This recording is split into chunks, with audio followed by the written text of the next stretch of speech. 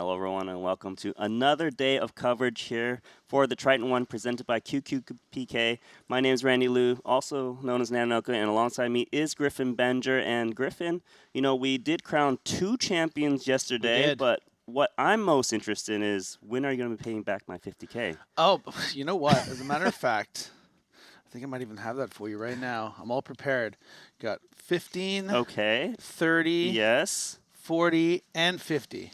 Wonderful. I got my money, got my food sorted out, and spare change for me to get some dumplings later, maybe. So yes, I did mention we did have crowned 2 champions yesterday. The opening event, the 3K Genesis, it had a whopping 1,236 entries, $3.3 million prize pool, and why don't we just take a look at what happened and see who was the eventual champion?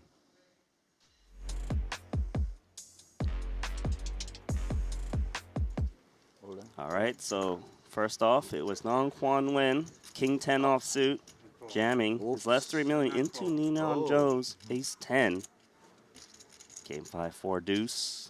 Needed a king to stay in here for Vietnam. 8 on the turn. Can he find that king?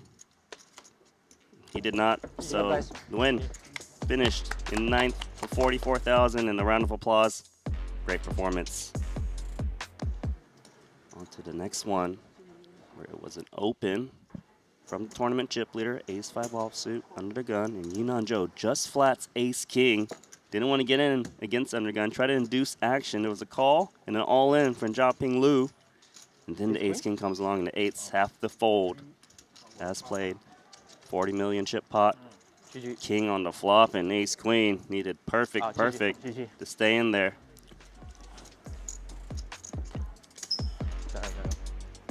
So another scalp, 8th place, 57K.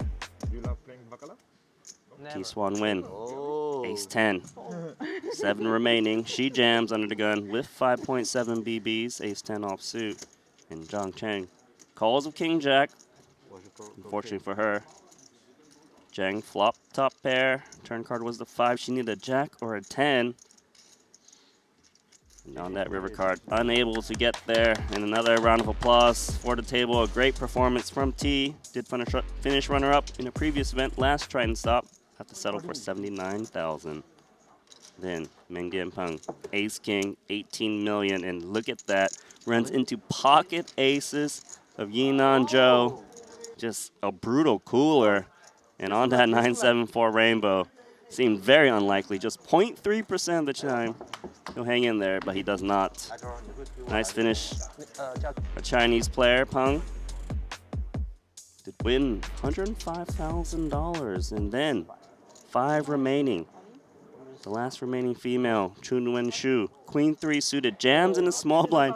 And then it's her turn to run into pocket aces. They flop a queen. A backdoor flush draw, perhaps? Turn card was the 5, so it was just going to be the 3 or the queen to save her tournament life. And unable to do so, the chip leader, 117 million chips, but congratulations to Shu. Going to win 138,000 for 5th. 4 players remaining, and it was the big one. Chuang Zhang, jack 10 suited, raises to 7 million. Gets 3-bet by pocket kings to 23, and he makes the call. So it was a 3-bet pot. This was number 1 and number 2 in chips, and top 2 pair was looking great for Chuang Zhang. As the pocket kings follow through with a C-bet. Slow play.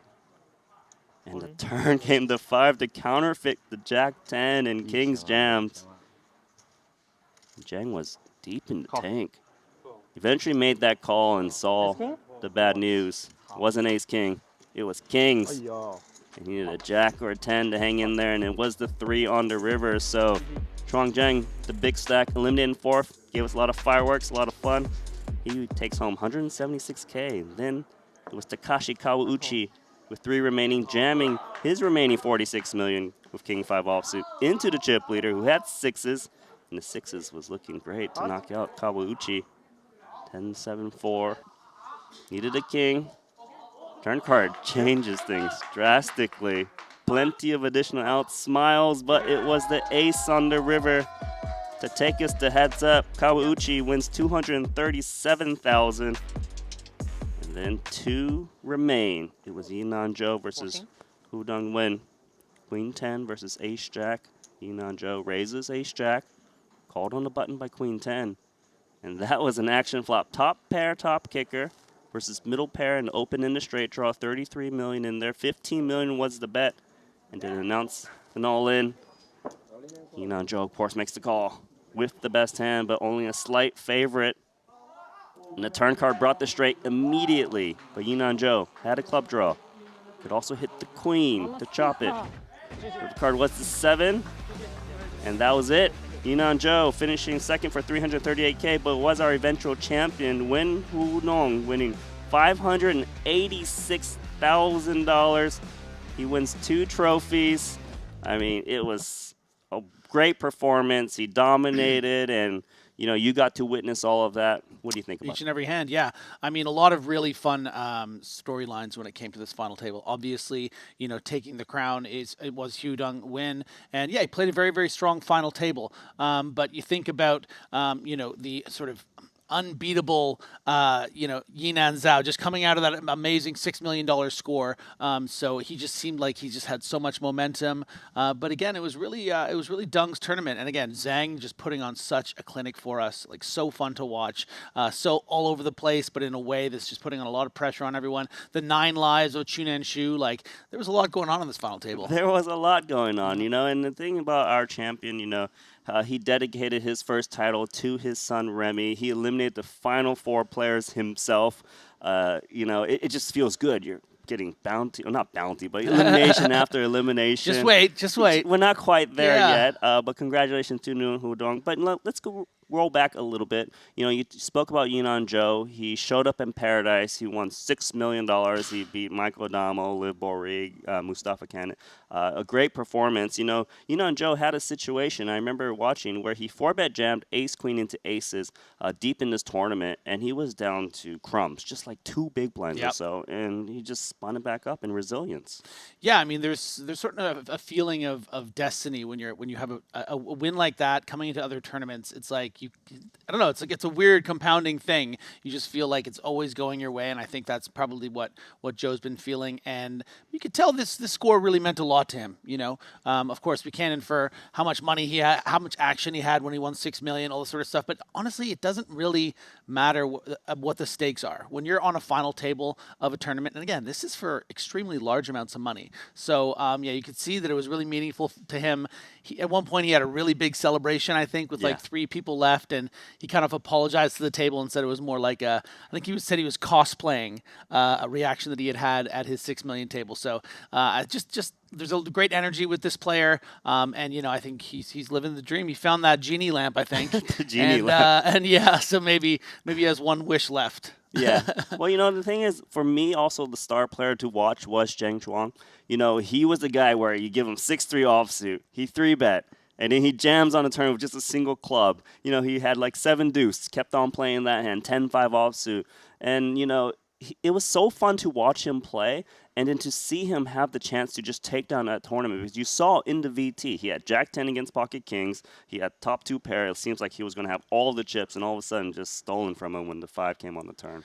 Yeah, I think the thing that's so fun about poker compared to, you can call it a mind sport, whatever you want, but if you compare it to something like tennis, it's like, it would be like watching someone play and then suddenly they just start to play left-handed, and you're like, why are you doing that? Or start using their feet, and you're just like, why is he doing that? And then it's working, and it's throwing off the other players. So I think that's the best way that I would describe Zhang. I mean, there were some times where someone would raise at the cutoff, and he just looked down at Jack 9 suited and like instantly muck it when they're playing really deep. But meanwhile, he'll 3-bet, a 6-3 off from the small blind or 7 deuce suited from the small blind. So I just love that unpredictable nature, and it's really what we love here at Triton ONE. Yeah, so that was the first title that we crowned, was in the Genesis event, the 3K.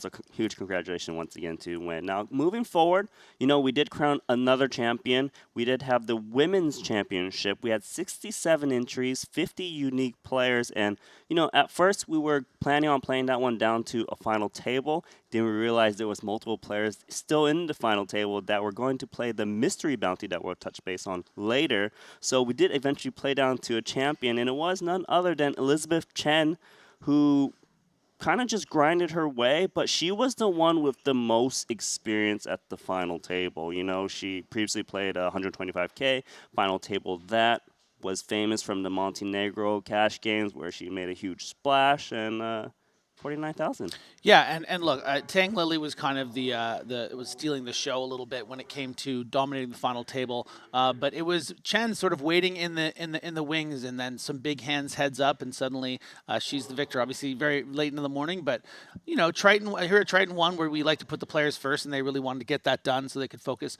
on this bounty today, which of course will be the next event we'll be covering today. Yeah, of course. And true love to Lily Tang. You know, she had a situation, final table bubble. She had a situation where she 3-bet king queen offsuit. She got 4-bet by ace jack. I saw that. And then she 5-bet stuffed it with king queen. That's impressive. Yeah, that was really impressive because the thing is, she used those chips and she navigated and was just dominating the final table. But then, you know, like Elizabeth Chen, she kind of came out of the waters and attacked at the right moment and took it down with heads up. So that was the second title. Congratulations to Chen. And then now, turn our attention to today. The Mystery Bounty, Day 2, we had a Day 1A flight, a Day 1B flight. 836 entries is the total, 208 players remaining. And we can see that there's actually, 209 envelopes, so one extra envelope. And I guess walk us through the bounty situation.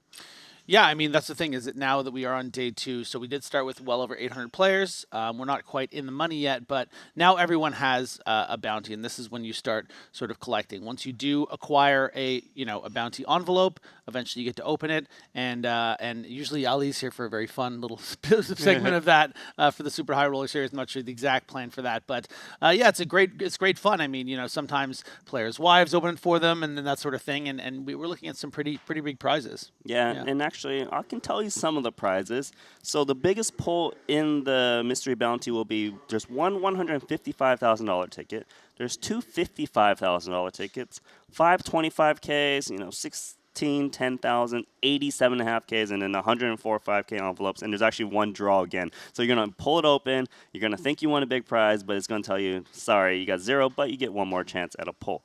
So right now, we do have the opportunities for all the players. Every time you eliminate a player, you'll have a chance to open the envelope, but we're not like in the money yet. Yeah. That's another different prize pool, so a very cool structure here. So why don't we go ahead and take a look at what's happening in terms of chip counts in the Mystery Bounty coming up. Seems like the chip leader is Chen Peng, who's got 2.75 million. See if we can see any familiar faces. Look at number 5, Griffin. Oh, yeah. DT, baby. DT baby. 5 titles, 1 season 3 of the Ivan Lau Player of the Year race. Also, scrolling down a little bit more, Winfred Yu. He's currently in 9th, a Triton OG. But might as well take a look at our feature table here.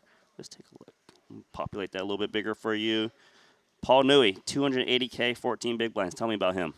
Yeah, Paul Newey's, I mean, look, he loves the game so much. He has a lot of history in super high roller bulls. I mean, he absolutely just loves it so much. You can see it even at breakfast. He's doing something sort of poker or gambling related. But so it's really great to see him. He loves Triton and he loves being here. And you can see how much he loves the game.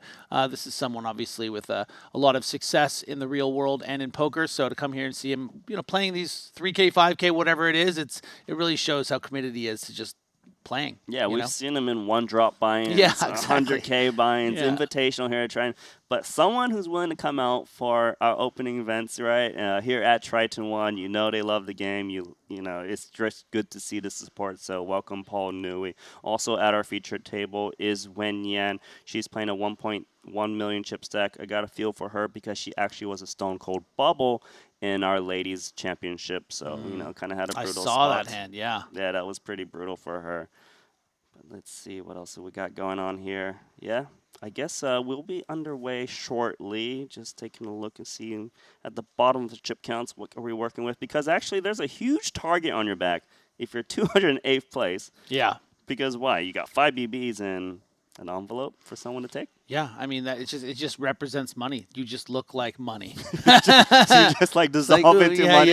yeah, pretty much. And look, expect something a little different today than the coverage you've seen before, because players are going to be, I mean, chasing people down. This is going to be the Wild West. They're going to be chasing them through the, the mountains to shoot them down and take their bounty. So it's gonna be really exciting. I think. Right, so they're Yeah. like hiding in the bushes, and Yeah, then like, yeah, hey, and hold on. fighting off each other, and like there'll be some big ISOs over all ins where someone will be like stuck. A third player will be stuck with like ace 10, being like, oh, I know this guy. It's just shoving these 50 big blinds to get this guy's bounty. So it's gonna be fast and furious. I think we'll see a lot of big action, and it's a great opportunity to make quite a bit of money.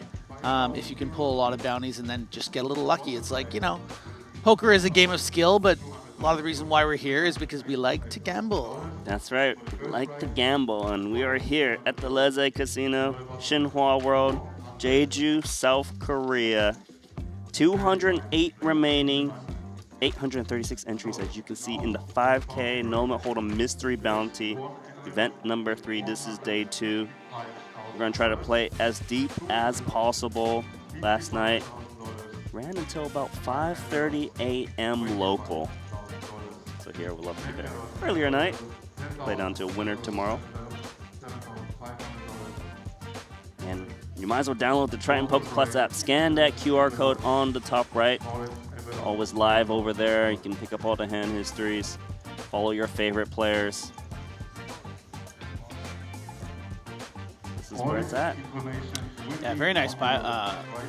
Very, very nice turnout for this 5K Mystery Bounty. Well over 800 players. Really goes to show how excited people are about Triton ONE here in Jeju. Just scanning the room before we get to our featured table. Scoreboard, please. Take a look, Griffin. What do you see? So up at the top we have Joshua Figueres, and no one over 60 big blinds, which is worth noting, which I think is great in this sort of bounty format. Nicer if it plays a little more shallow. We can see, Team Chuntan there with 28 big blinds all the way down. Of course, we talked about Paul Newey, and our short stack is going to be Cheng Huang, pardon me. So just look, keep an eye on what happens with these short stacks in particular. I think this is the dynamic that is most interesting in these bounties, because not only are there sort of, these coyotes circling this prey, but it's also just, what does that do to your range as a short stack? If you know you're going to be called, by Queen 9 offsuit when you shove 11 big blinds from the cutoff with your ace 5, maybe we need to be finding some better spots in that and shove a little tighter, as we see our, of course, bubbler of the women's event took that really well. I was watching that, and spot of unluckiness, just losing that flip, and really walked out of that room with her head held high, and is here now to avenge herself. Hopefully avenge herself. She's got a pretty good table draw. Only has one player that covers her stack. Yuri Oklovich, 29 bigs. Little monster gingerbread man or something there. It's so funny. Yeah, I remember in the early days of poker, like I always wanted to bring some sort of like little tiny plushie or something. But as we see, Paul Newey's 280,000. Spoke a lot about him there in seat 1. But then at some point, I think some floor man said it can't be higher than like your chips or something. And I feel like I've just been like, traumatized since. I don't know if it was like a World Series, but like I would love to bring something like that. I'm gonna start doing it. You're gonna start doing it. You know what? Apparently, if you come to Triton ONE, you guarantee could do it, because we can see you here. That's what I'm saying. Player first mentality here at Triton ONE. And one of the many reasons why so many people come out to play.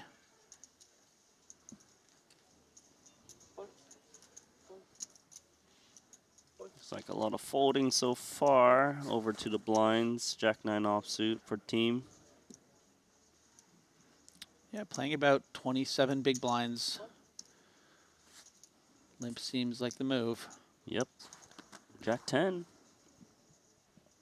Trong Min Ju. Jams Jack 10. And he'll take it. So, just to give you a little extra context, Griffin. So, we're 208 remaining, but we actually pay out 135 for the regular prize pool. We get a min cash of $4,200. So, I guess my question to you is, do we try to make the money? Do we fight for bounties first, et cetera, et cetera? Yeah, I mean, at this stage, I think your priorities do need to sort of lean to bounties. Like you mentioned, that min cash 4,200, it's actually less than the actual buy-in.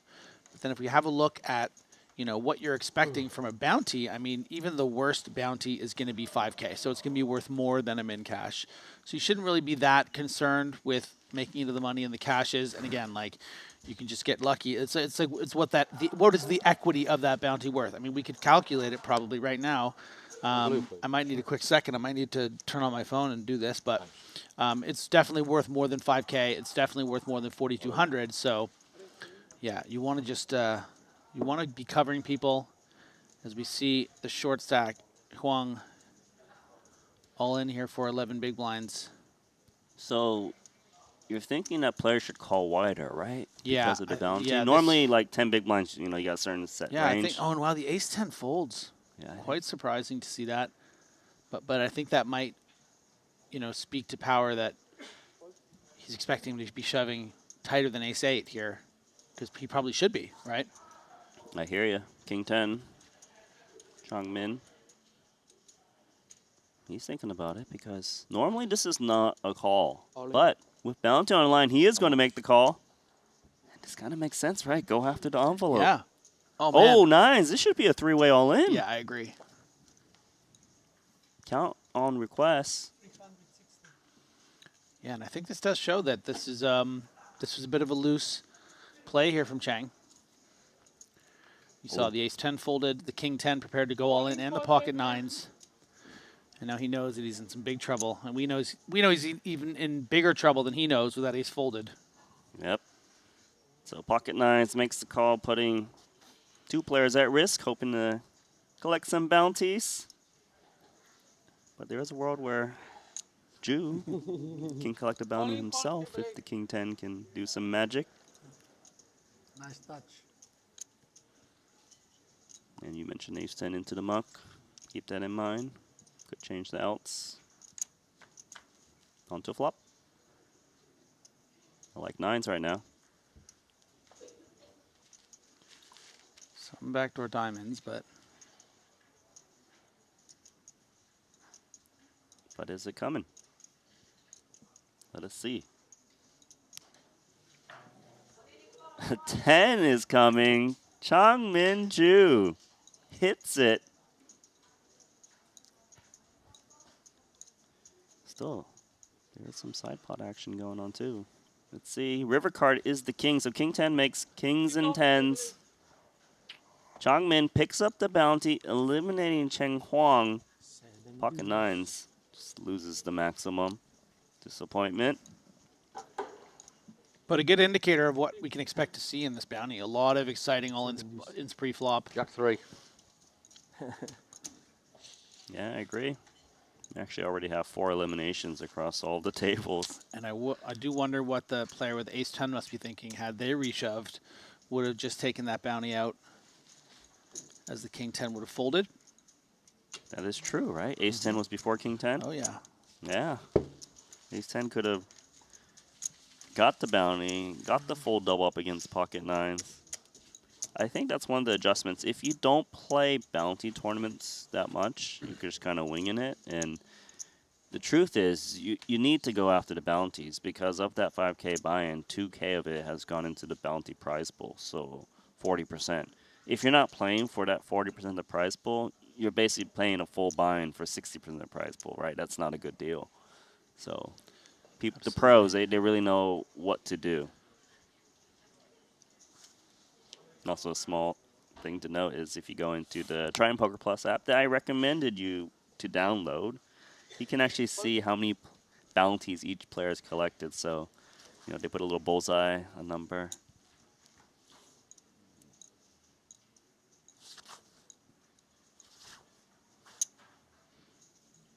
Eventual champion's going to get 395,000. Second will get 240K. And actually, I mentioned the biggest pool was 155,000. So that's just shy of third place. Ju, King Deuce.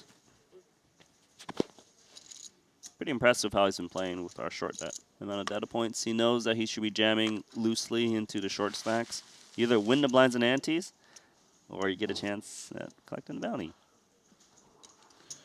Very nice.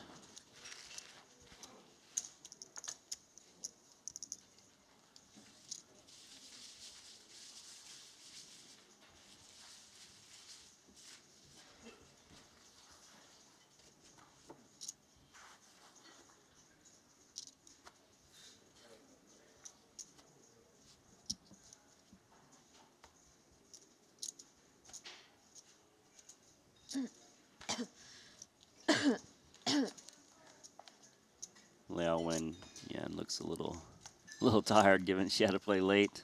Only the Stone Cold bubble that women's event. But it's all right. Really cool jacket she's got on there. So yeah, I just did some quick math Okay. with the all the bounties. So there's 208 bounties. Again, I think we went over 104 5Ks, 87 and a half, 16 10Ks, 5 25Ks, 2 55Ks, and the big coveted 155K. That came to about $1.6 million in bounties, divided by the 208 remaining when we started the day. That all have bounties. So each bounty is worth just under $8,000, $7,908. So that can really, that's almost twice as much as what the min cash is worth. So, how valuable it would have been to have reshoved that ace 10 and to have gotten that bounty and guaranteed on average around 8,000 compared to trying to survive another 70, 80 players just to get that min cash that doesn't even get your buy-in back. So the bounties are going to be front and center priority for a lot of these players, and it's going to create a lot of action, especially pre-flop. Well said. All in. Paul Nui, 6'5" suited, jams 12 bigs, and see the thing is, you can see Joshua's asking for a count with 8-4 offsuit, right? Because he's like, well, the money's in the bounties. Yeah, I mean, I think it's a call, and that's why I'm not crazy about this shove by Paul Nui. Right, I guess when you're just short stack, you kind of want to be jamming high cards more. Yeah. Just because you're supposed to get called more. Nui's going to be happy to take that one down. Yeah, basically, the way I see it is if you're a short stack, you widen your value range, right? You're just going to get called by random hands so much more. Yeah, I guess there's two ways to look at it, too. It's like, should you widen your value range because you're getting called weaker, or should you wait for more premiums because you want to create situations where you do have a massive advantage, right? If you get it in with jacks and someone's just calling you with 10-7 suited, like that's great, Yeah. But if you're always getting called by 10-7 suited and you shove every ace-5, they're gonna clip you eventually, I hear you.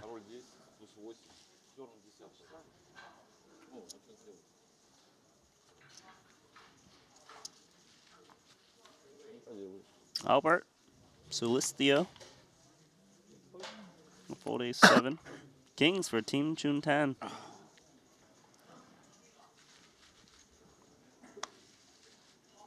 Tan from Malaysia. Race. 50. 50K.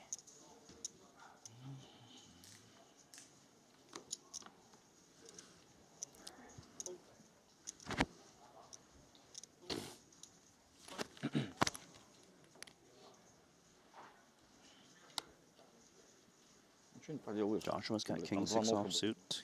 Will not call. Over to Liao Wayne Yan, ace 4 suited. Calls. Something to note, 2.5x was the pre-flop raise size. Yeah, bounty. No win. Bounty? This win. Oh, my bounty. What? Bounty. Top pair for ace 4. Kings got cracked.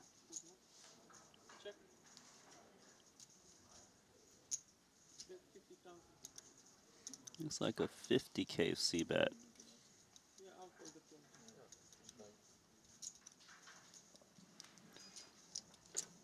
I think there's benefit in betting a bit smaller here, just because oftentimes when you do get called, you could be up against an ace. But if you make it small enough, you can, allow something like 9-10 to come in. If you bet like more like a quarter pot, which could then bluff the river. Maybe you can pick them off with the kings. Difficult river card, I think, for Wen Yan to go for value. Maybe something on a brick river she would have liked to bet. Maybe get called, expecting that she missed hearts, but 10 just maybe too much interaction with king jack, pocket tens, and the like. Yeah, Nice so hand. she'll collect that little pot. Hard to get value from worse, especially if not all queen X's bet flop.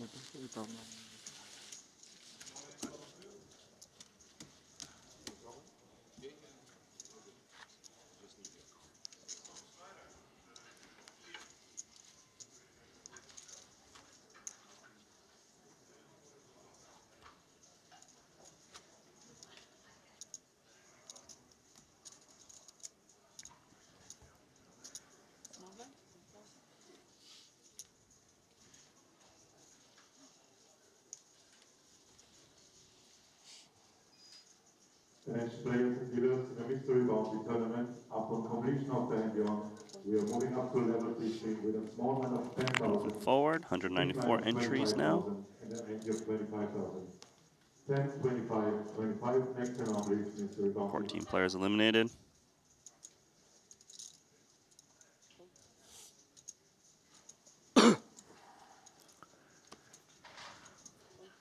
Nui gonna fold 7 deuce.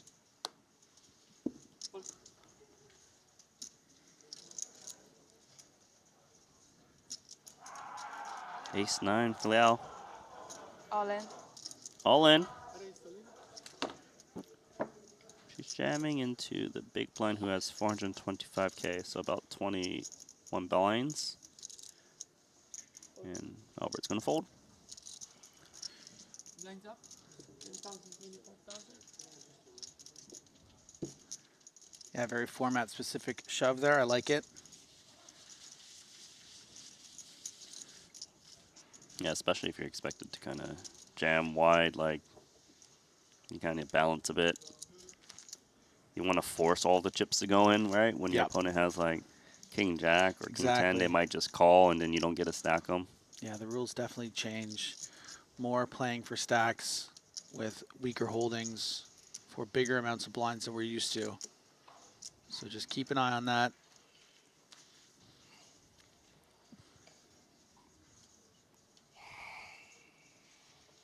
Okay, Jeju's got 8-7. Million chip stack.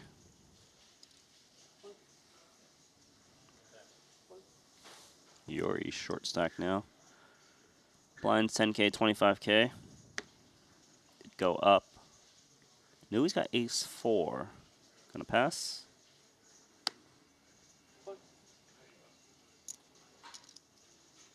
Okay, Tanaka. 10-9 suited. Please.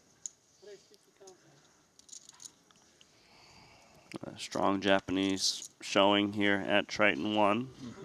Trying to follow in the footsteps of Takashi yesterday. Takashi got 3rd in the Albert Genesis. maybe having a little trouble putting his cards in the reader. Maybe a little nudge. Hey man, we're on, showing man. you show. Yeah, exactly. We're trying to put on a show here, baby. Jack 8 with the defense. Tanaka covering stack. See if that changes how he approaches the flop. The flop is Queen 9, 6-2 clubs. Middle pair for Tanaka. Gut shot for team. Yeah, I think I'd like to see a check back from Tanaka here. I don't necessarily think team will check raise, but if you do get check raised here and you're only playing about 17 big blinds effective, it can get really, really dicey. Whereas if you do a check back, you're very under-repped. Well, it looks like he's going to follow through with a bet. We'll see if it gets dicey for him if a check raise was to potentially come. It is also hard to check raise off of a stack like this with Jack 8 off. Perhaps Tanaka feels it's easier to just bet on the flop with his 30K. Looks like 30K is coming in for Jack 8. A 10. That would make things very problematic for Tanaka. And right there, the 10 shows up straight for team. Tanaka 2 pair. How can you not just laugh, right, Griffin? That's the game, baby. 45K now is the sizing. Two-tone. Do we play it fast or just call Jack 8? I think you run some risk if you don't raise here. Yep. Yeah. Instantly raise, instantly calls. 10-9. It's not Just good. Can't risk the board getting scarier in the form of a club or a spade or another straight card. It looks like your opponent's pretty strong with his 2-barrel. Don't let him get away. You unblock the board, right? So likely that your opponent has something like 2-pair. Yeah, that makes sense. You don't want to see a king or jack that kills action from 10-9. No, I really like the way that Chuntan played this. River card's the king, and that's a great example. If that river card came and you just check call Jack 8, like And 10-9 just spade. checks back. Yeah, and then you don't make that extra 250-odd thousand. So bit of a cooler, I will say, for Tanaka. You're going to have to shake that one off as he becomes one of the table chip leaders with about 14 big blinds. Yeah, for me, it's almost like you have your own little tournament in the sense that you want to be the table chip leader, more so in bounty format. Yeah. It doesn't matter as much if it's just a freeze out or regular tournament. 200 players like, oh, I'm table chip leader. It doesn't really change anything. But here, it matters so much. The more players you cover, the more access you have to the bounty prize pool. Yeah. So one thing, I'm going to ask you a question that I'm pretty sure I already know the answer to. Go for it. You know, one of the things that I lament about coming into commentary, mostly full-time in the last, 5, 6, 7, 8 years, is that the rise of these mystery bounties, I haven't really been able to play any. I played one I played one actually small buy-in in Montreal. I think I told this story on the stream the other day where I got to the final table at like 4 or 5 o'clock in the morning, finished 7th, but didn't get a mystery bounty. And it's just all I wanted because I've been covering these events, here on other tours, and it just looks so fun to rip a bounty, rip it out a mystery bounty. So my question to you was going to be, have you ever had the pleasure of playing one of these? And I assume not. No, I have not, yeah. But I wonder if there's one. I know you're thinking about playing in Australia. Maybe they'll have one there that you can play. But They I know probably will. Yeah. I know you're primarily focused on the main and not selling me action, but Oh, your guy didn't. no, didn't win. Tony Lynn. It's okay. I'll create some other outlandish free rolls. But Here, can I pick one player in this tournament? yeah, go ahead. You got Okay. to. Every tournament, you got to give me one guy that's in the bottom half of chips. Yeah, with Okay. 182 remaining. Yeah. So there's 182 remaining. So I need So to you be. didn't eliminate a single player. Huh? You didn't eliminate a single No. player. Wow. No. But Which you is know not what? really my style either. Someone eliminated you. That's true. Actually, I eliminated tons of players before the bounties came in, which was in the money. Like, Hold on here. Look at this. Chang Min-ju. Thinking about 10-4 offsuit. It's an 8 big blind total jam. He's in the big blind. do it. Look. Do it. This is exactly the situation you want. Yeah. This really should be a call. You can see he's very sharp, just the fact that he's even considering this, that he understands this format. I've made my selection. Have you? Okay, well, he's made his selection unfold. 114th in chips with 25 big blinds. Okay. Nacho Barbero. Okay. He's my man. He's my guy that's going to get me 10% of your Aussie Millions. Last time you said it was 5%. We're moving up. It's getting riskier. I like that. He didn't say no. Everyone heard that. How many blinds does he have? No, markup. 25. 25 blinds? Oh, Yeah. well, it's not impossible. I'll let you look. If he has a big final table chip lead, you can buy out for 5%.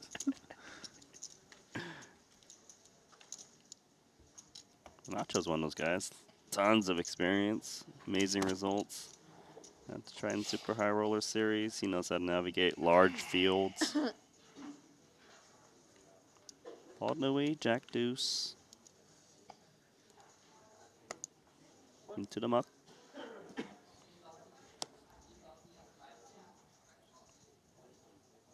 Joshua's got ace-4. It's like these hands start to become interesting when you've got the table covered, even from early position. pass this one. Tanaka's out. Or folding. Sulistio. Ace deuce suited. Sorry. Looks like he forgot which blind level it was, so Just 1 second. be forced to Cool, I raise. think. It's a call because you put 35. Yeah, yeah. Yeah, it's a call. I'll just call the floor to double check. Floor on 8, please. Interesting. So what happened here is he thought the blind level was the previous level, I assume. He threw out 35K, and it appears Floor that on 8, please. the dealer thinks it's not a big enough raise to qualify as a min raise to 50K. And the floor is being called over to check things out. So 35K, All these would he rules. try to little- click it Yeah, too? all these this little housekeeping.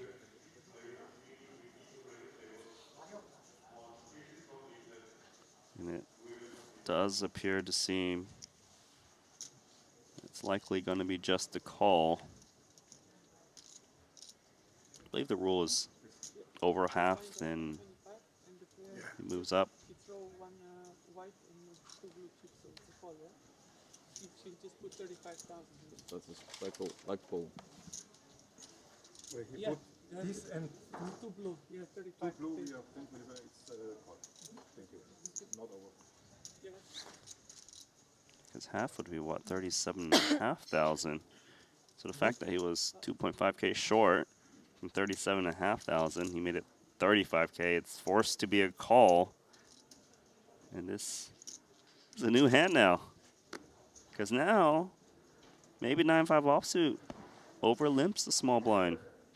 We'll Yeah. see. He's like, I don't want to be part of this nonsense. I'm out. This hand is cursed. Also, he's getting a little bit of a worse price with small blind being less than half, just 10K rather than 12.5. Gingerbread cookie monster man. I don't even know what he called that. Gingerbread monster man. When's the last time you had a gingerbread cookie? Ooh, too long. It's been a while.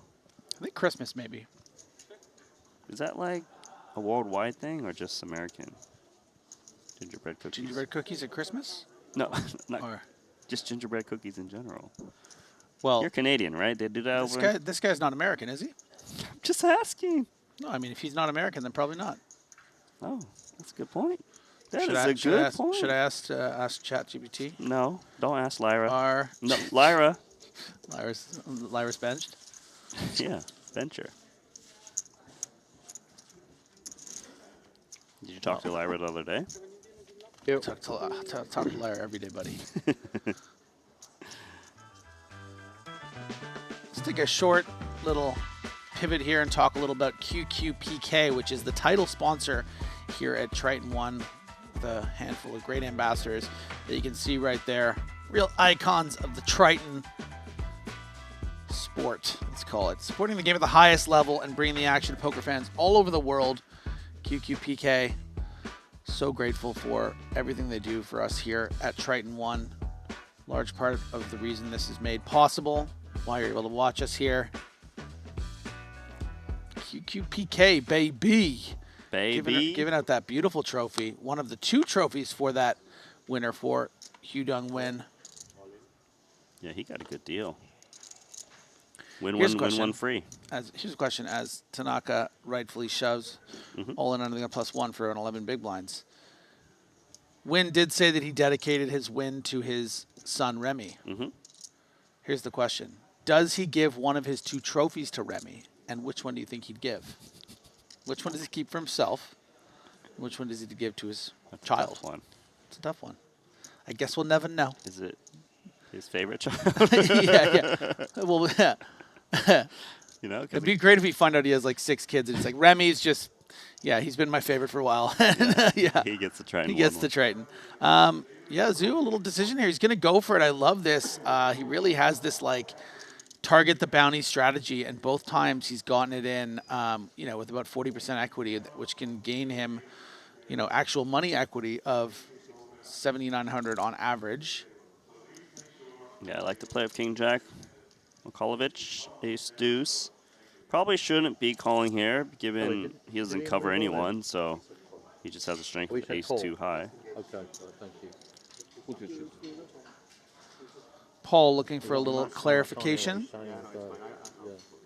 Yeah, same thing for Nui. He doesn't cover anyone here, so no need to gamble. King deuce. So Tanaka, Colonnade. pocket fives versus king jack. He would not like to see a king or a jack, but Jew would love to collect some more bounties.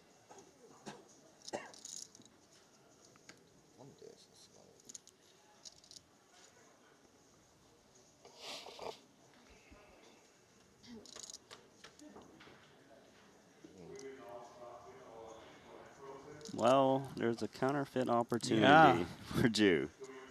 The queen.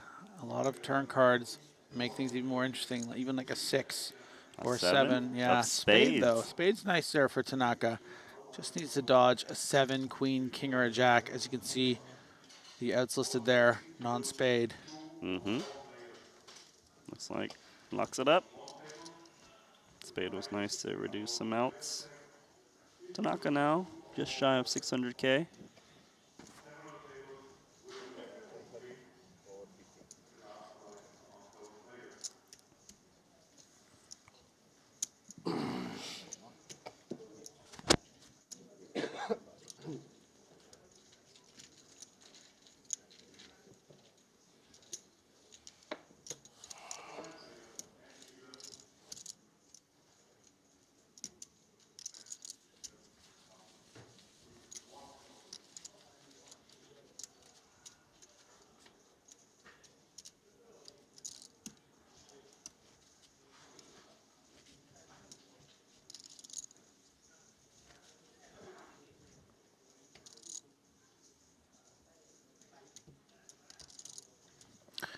If you're just joining us, this is the 5K No Limit Hold'em Mystery Bounty event number 10 here at Triton ONE.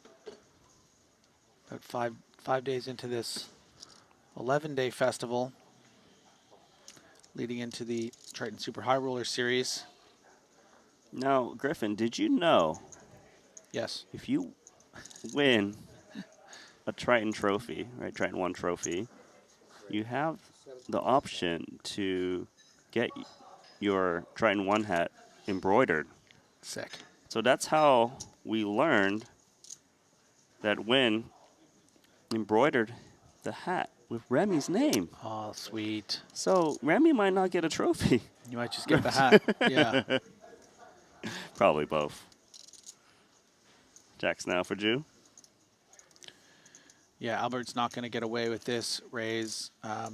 3x obviously a bit unconventional.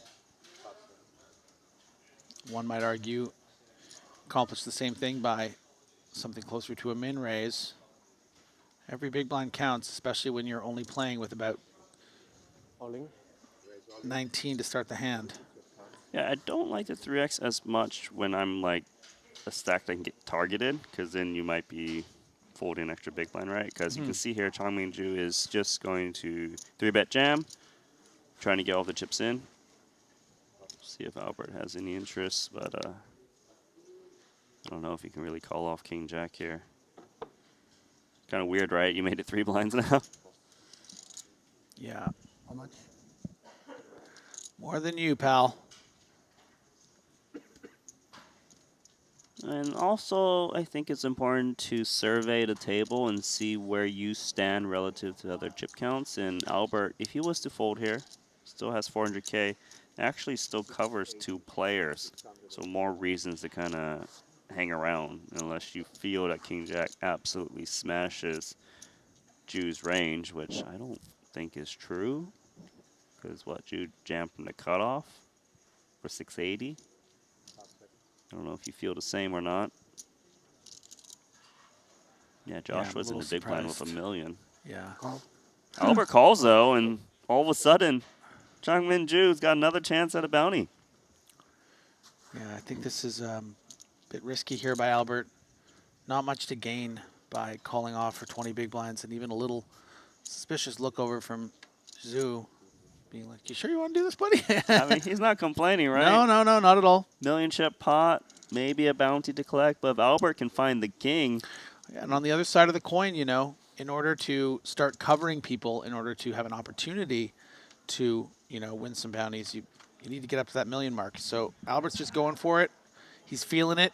he's feeling it, and he would love to see a 10 or a king to have a million chips. Yeah, and backdoor hearts as well. I mean, this is not that bad. 31% of the time, it works every time.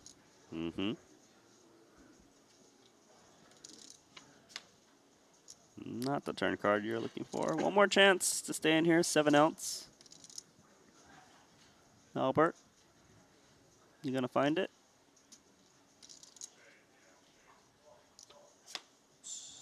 Bink. Yeah, gotcha, man. Yeah, that's annoying, of course. For John Mingju down to 205,000. Like, seriously? Now, Albert's got a game plan. He's got a million chips. He covers the majority of the players at the table. Life's good.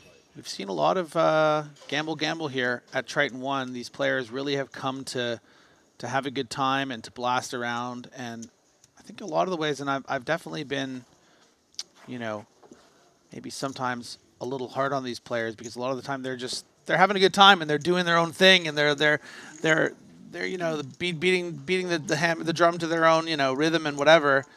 But this is a tournament where they really are justified in kind of doing that and just trying to build stacks and trying to get bounties. So, you know, let's let them do their thing. That's Obviously, you know, a 3x and call with 20 big blinds with King Jack off when you're not the covering stack is, you know, not something we're used to seeing.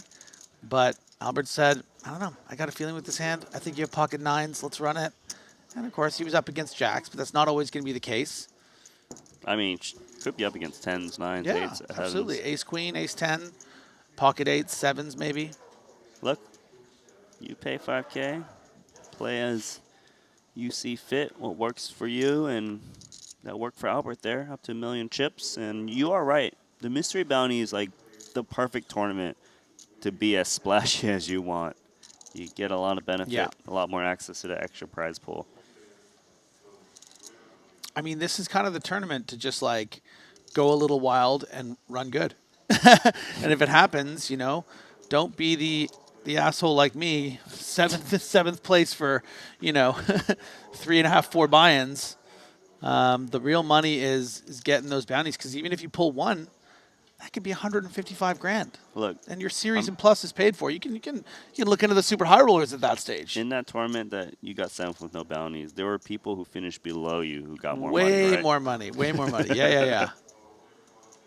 So I did tell this story the other day. So in fear of being redundant, I'll do the TLDR version. But basically, it was a tournament that started at 5 p.m. and I decided to flick it in because I never played a mystery bounty. Then around 11 p.m., I asked the floor because it was like 60 people left. I'm like, this is a 2-day event, right? They're like, no, we're playing until winter. I'm like, when do you think to finish? And they were like, oh, the last event that started at 5 p.m. finished at like 8 or 9 a.m. And I'm like, so I just started shoving in blind. I'm like, I'm not doing that to my schedule. I'm like, I'll burn the 500.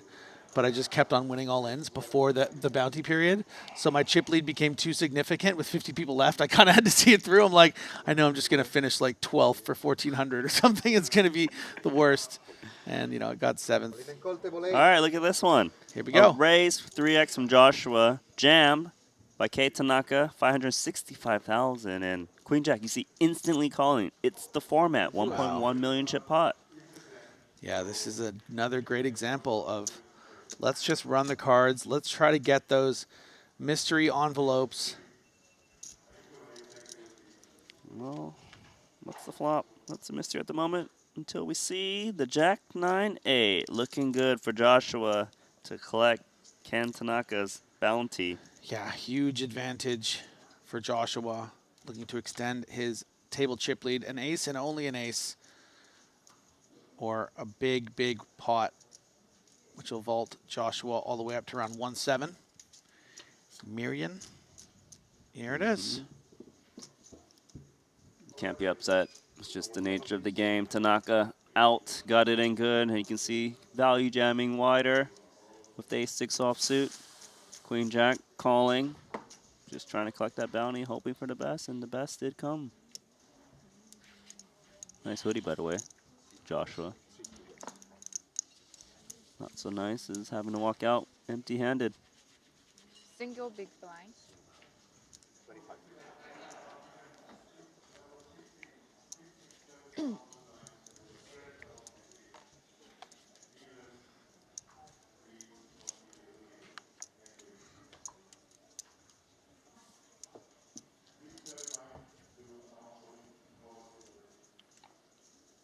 Oh my God, I could have picked Ding Biao. What have I done?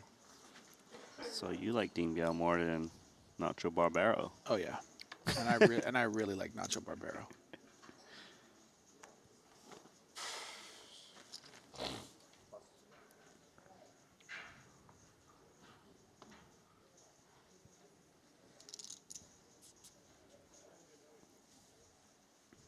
Okay. Over to Juice, got ace-8 offsuit and 8 big blinds. Yeah, I mean, I think it's enough. You know you're getting called, but you also know you're likely ahead. Yeah, I would jam here. But no, I think he's resisting. I would jam expecting the big blind just to call with any Yeah. two, you know, almost. Be And like, there- run it. And therein lies the paradox, right, of being a short stack. Does it make you feel like you can shove wider because you're going to get called wider, or does it make you feel like you want to wait for a bigger hand because you know you're getting called? Smelt the jacks over there. Yeah.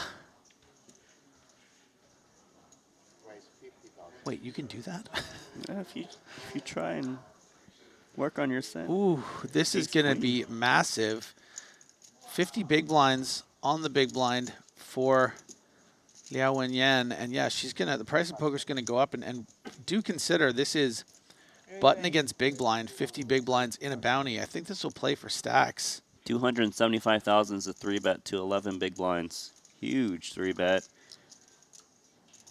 Yeah, I mean, all of a sudden we're just going to play, what, a 2.5 million. Yeah, absolutely. I think that if Wenyan had made it maybe 200, 220, we would see a 4-bet, but we might just see a shove. I think we can still see a 4-bet to like 475, 500, but it's more likely it's just going to be a shove and a quick call. Look at this Yeah. pot.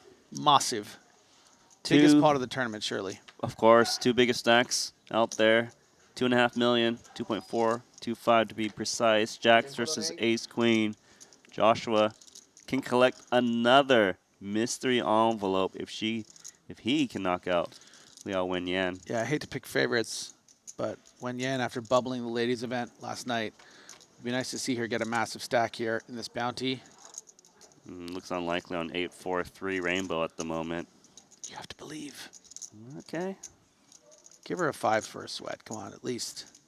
5 on request by Griffin Benger. Or a deuce. Or a deuce. Or an 8 for Joshua. Just an ace or a queen. Come on, Liao. Queen. You are a queen, and a queen will come. Send energy. No. We'll do so. Wow. Just like, I just feel Just the like that. pain. Do you not? And just like that. It's like It's pain. It's the game, but it's pain. she plays so late in the women's event. Stone Cold Bubbles. Has a big stack going into this feature table. Doesn't collect a single bounty. Has to D-mic once again. And just 1.2 million gone. Yeah, I hope for her sake she, keeps perspective. She's obviously playing well to build up these big stacks. It's just, variance is an unfair mistress sometimes. She did nothing wrong. No. Just lost to the man who's crushing. He's got 2 bounty chips now.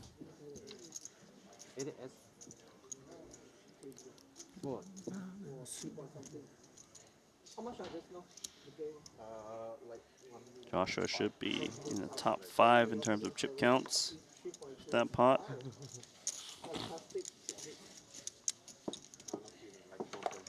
He was like, can I get a hand? I see the system. So we They might need another player at this Big blind, table. right? They're just falling over and over again. single big blind. 1 big blind. Small blind dead. Would have been Liao. 2.9.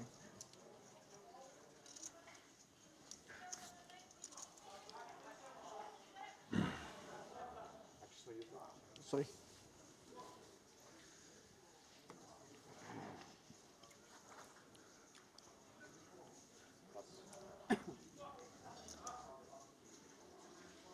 Well, if ace 8 offsuit doesn't qualify, I'm sure king 4 offsuit does not either. Fours or Yori. That's enough. 8 blinds. 4 plus But 4 boy, is 8. is it annoying when you get called by like Jack 9 off. Wow. For the 8 folded. bigs. I'm Yeah. pretty surprised here, to be honest. I don't know. I mean, I am too. But if you really start to think about it, if you're going to get called close to 100% of the time, it's pretty much always going to be a flip at bat. Like at least with something like ace 6 even, it's like you're 60-40 against all these random ranges, right? But maybe you just don't want to find yourself getting called by 6-8 suited or whatever, and you just, you know, maybe that's it's a good too point. small an edge, right? Small good pair. I'm sure there's like a real strategy there with that particular hand. Probably 5s or 6s too good. Maybe 4s is the line. I don't know. I guess my only problem with that is it makes sense what you're saying, but then if we just keep waiting, then we have 6 blinds because we eat the big blind and big blind ante, and then we have 4 blinds, and then we could have guaranteed a 50-50. Now we guarantee a 50-50 later with less. 8-7 suited. Like, do you rather have 8-7 suited or 4s right now? 4s for sure, yeah. Because you might get called by king 7 off, queen 7 suited. And then if you get called by like Jack 10, you know, Jack 10 has more equity against 8-7 suited and 4s. But this hand looks prettier. Doesn't really matter though. When you're short stacked, is it binding if you throw in the gingerbread monster as all in? That's a good question.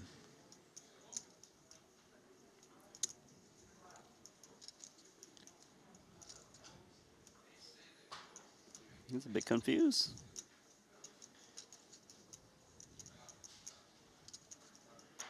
Kind of wish he took this much time on the last hand. We'll fold. Yeah. Fold Dewey, ace 7. Finally, something he can work with. See Joshua thinking about 10-9. He makes the call on the button. Talk to me. Yeah, this is a man chasing the bounties, and you kind of love to see it. 225. 0. Okay. I mean, let's try to break it down in a mathematical way that translates nicely, Randy. Okay. If you expect that your equity with this call on average is going to be about 35 to 42%, let's say, by being all in for this amount of chips, And you've seen the ace. and the bounty being worth 8K, that means this call in some way is like what? Potentially like 3,000, 3,500 equity. Like that's just like what you stand to gain by being in this situation. And it's only risking like, you know, he's sitting on 3 million. Yeah. He's risking like Less than 10%. less than 10% of his stack to gain $3,000 in equity. So I think this is probably correct. Yeah, Do you know what I mean? It's huge. And you also get that little extra overlay from the big blind. When you and break big it blind down like ante. that. I hear you. But the problem for him is he needs to still find a pair, a 10 or a 9. Doesn't really seem to be phase, win or lose. But he's got a way to win with 8s now. Yeah, interesting turn card. Technically improving Newey's hand, but not the one Paul wanted to see. Paul with a $500,000 in chips.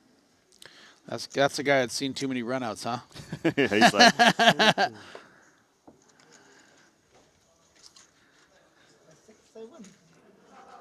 you've seen a lot of runouts on folk or felt slot machines.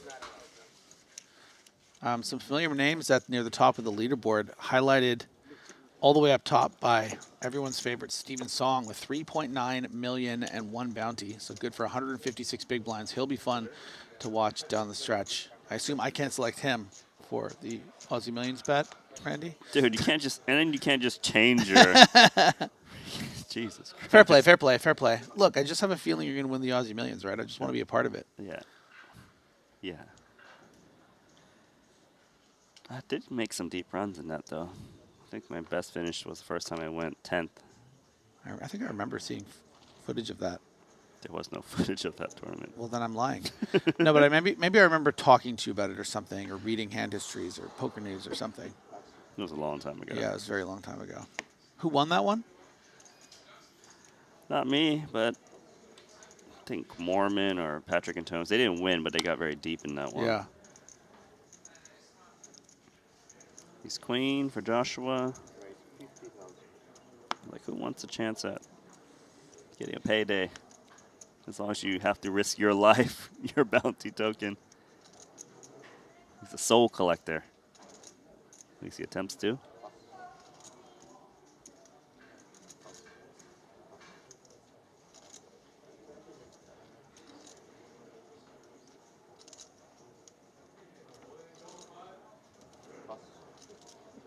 What you got, big blind? An 8-3 offsuit. Wrong game. I don't think you're supposed to double down here. Out. Well, I do want to highlight a comment in our YouTube chat from United We Stand. Thanks, Triton, for showcasing the best poker tournament and cash game footage. Thank you very much, and guys, I hope you guys are enjoying the stream. Give us a thumbs up, a little subscribe, comment in the chat. We are keeping an eye on it. And download the Triton Poker Plus app. It'll enhance your viewing experience. We thank you guys.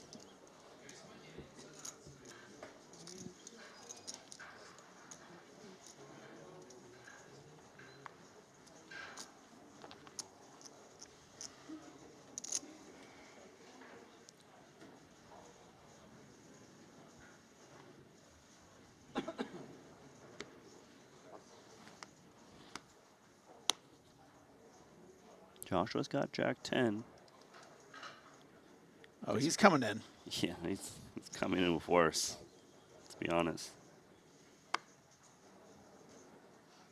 Zhao Yilin joins the table. Christopher Park also joining the table. Ace Jack. We in the jam camp? Oh, yeah. Looks like he's not in the same camp. He's in camp call. You know, I don't mind this. We're playing 23 bigs. We might get one of those shorties behind. I think what Park is really looking for is, you know, the small blind is sitting with, what, 6 big blinds, and the big blind's sitting with 8. So if either of those players get a hand that they feel like they want to shove, 100% of the time, Joshua Figueres will overshove, and Park can pretty comfortably call with ace-jack against that wide range. Very good point, because both blinds are sitting on that 150 And here we stack. go. Yeah. So in the case if Park had shoved here, I think that Oklovich would have called, and we would have just had a clean race. But instead, Christopher Park's going to get an opportunity for a full double on top of that 145,000. So this is really, really well played by the American. So you're expecting reshove from Joshua, Yes. snap call from Park. Well, I mean, maybe double check. Maybe not a snap, but he should. Yeah, he should know that this ace-jack is crushing Joshua's range. Yeah, and also Park covers Iori, so he gets a chance at a bounty if he can hold with ace-jack.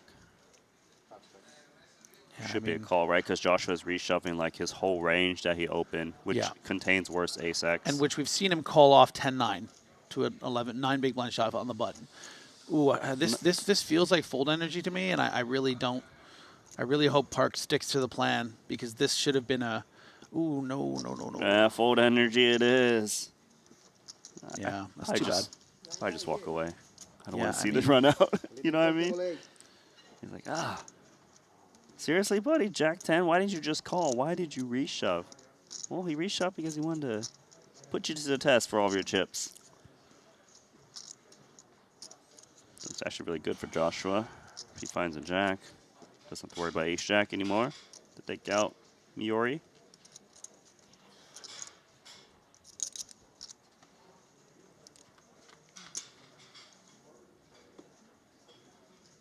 Ooh. Top set versus the open-ended straight draw. And Park probably feeling a little bit better, knowing that for all intents and purposes would not have beaten Oklovich for the bounty and would be at risk of getting eliminated by Joshua. But a lot of bricks can come on the river, and you would have had, Side pot. you know, a nice side pot. Well, let's see. River card determining Miori's fate. Would have been an ace-jack hold against a jack-10. Miori does get the double with 9s. He's happy. Honey beer.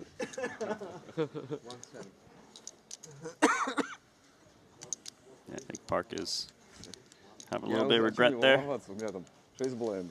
Yeah, I think it's just about checking in with yourself a bit and like recognizing that, okay, look, like I wouldn't normally flat off 23 big blinds and then call 2 shoves with ace jack ever. So it feels kind of, I think, foreign. And even if you're telling yourself to adjust your perspective in this format, sometimes you need reminders like that hand to be like, okay, the rules are different. Yeah. I need to change my pips. I need to really understand that the ranges are much different.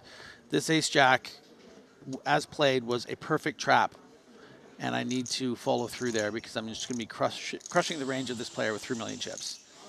And he's prepared to play for 600 because he doesn't really think I'm going to call. But I have the can I can. You know, if I'm flatting there with king queen off, maybe king jack suited, maybe even those hands beating jack 10. But you know, I think that's more of a justification than folding a hand as strong as ace jack. Yeah, I think Park is going to realize and recalibrate. Yeah, No shame in it. I mean, most he's a great people, player. So I mean, I think he will. But most players, right, don't have as much data points, history, playing mystery bounties, and you know, you just need to adjust. And that is allowed. Hopefully sooner rather than later, as we fold over to Team Chun 10, Queen 9 of Spades.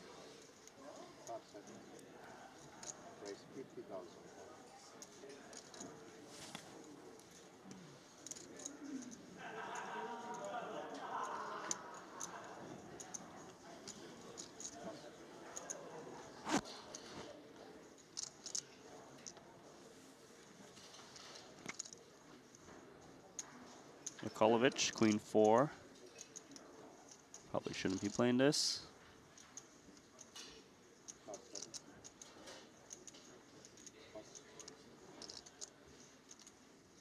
Paul Nui. No, thank you. Attention players and dealers in the mystery bounty upon completion of the hand, please raise your hand. 15 and 30,000 to the next of 30. 15, 30, next and only. so I just want to say, in the updates portion of the Triton poker app, as the blinds are raised to 15,000, 30,000, 30,000 here on day 2 of this Mystery Bounty 5K, you can really get an indication in the updates section of the app of how wet and wild some of the action is on the tables with these bounties in plays. You know, we see, for instance, a, 57 big blind pot between jack 3 off, ace jack, ace king suited, or a 32 big blind pot, king jack, king 7, pocket 2s. A lot of 3-way all-ins. A lot of, there's a heads up all in here for 36 big blinds, ace 7 to ace queen. You know, another one, 52 big blinds, queens, kings, and 5s. Like, it really gets wet and wild out there. Look, I'm looking at the update tab, and I see that Danny Tang, who was 5th at the start of the day, he's been eliminated. He jammed 280K, with the big blind being 25K, with pocket aces, gets called in the big blind by Seasvin, who's got king 8 offsuit, and pocket aces flops top set, but it comes 4 diamonds, and 8 of diamonds scoops it. Like, this is that tournament. Thank you. Like, Like, if you like putting bad beats on people, you should play the mystery Yeah, bounty. exactly. Because it's kind of, the rules are, you can really bend them, right? You get rewarded, too. Yeah. I'm actually looking at the leaderboard, too. Our chip leader, Woo Jun Hao, he's got 3.8 million. He might be doing what you're thinking. get to the deep run with no bounty. 'Cause he Yeah, actually hasn't notice collected that. a How is bounty that yet. possible? It's pretty amazing. He's like, you know how some people like to leave like the one chip behind? He's like the guy that collects all of the chips but that last Yeah, chip. yeah, yeah.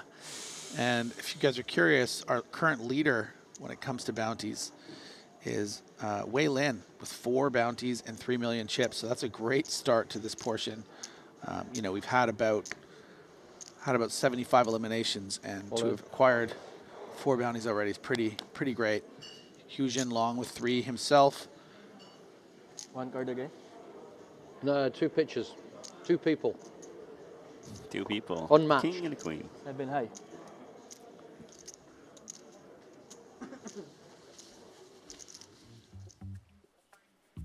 Well, let's take a second and take a look at the chip counts. Joshua, 86 big blinds, 2.5 million, courtesy of that huge pot jacks versus ace queen against Wen Lian.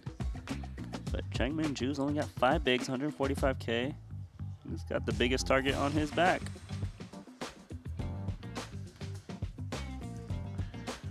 Yeah, nice chip ups from Paul Newey. You can see now that the blinds are going up. Christopher Park down to 18 big blinds. Might have missed an opportunity there with that ace jack, but as we alluded to, I think we'll probably adjust a little bit now that he has a really good understanding of how much Joshua wants to chase down these bounties. I think that he's going to be prepared to play for pretty much any one of these 4 bottom stacks, Randy.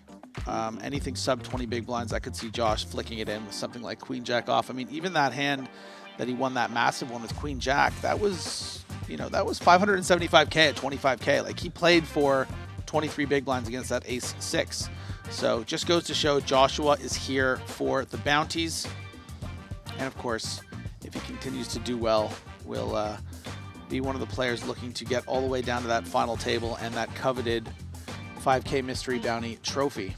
Yeah, and the thing is, like, of course, there is a point, though, and it's usually at the final table when going after the bounty so hard is not really as advised anymore, right? Yeah. Because we're playing for 395,000 for first. Significant. You know, and if you're still going after those, what you calculated, 8K envelopes when there's 100K pay jumps or 50K pay jumps, you might be making a mistake. But that's why right now is the time to strike when it comes to bounties, because the deeper we get, the less they matter. So that's why it's a really fun period of the tournament. Usually when we're like 140 people left, it can be a bit of the dog days of the tournament, you know, just a lot of, we're just sort of seeing who's pulling away, we're getting closer and closer to the money, etc. But in this particular format, it's like, okay, no, this is the wet and wild portion. This is really, in some ways, the most exciting. And of course, it's always going to be the most exciting to see who can win the Triton title. But this is a pretty good, you know, consolation to that. It's the silver medal, if you will. That's right, because now you get access to this EV envelope of 8K, which is like top 40 in terms of payout, but there's 142 left. It's like you get early access as long as you go for bounties. Yeah.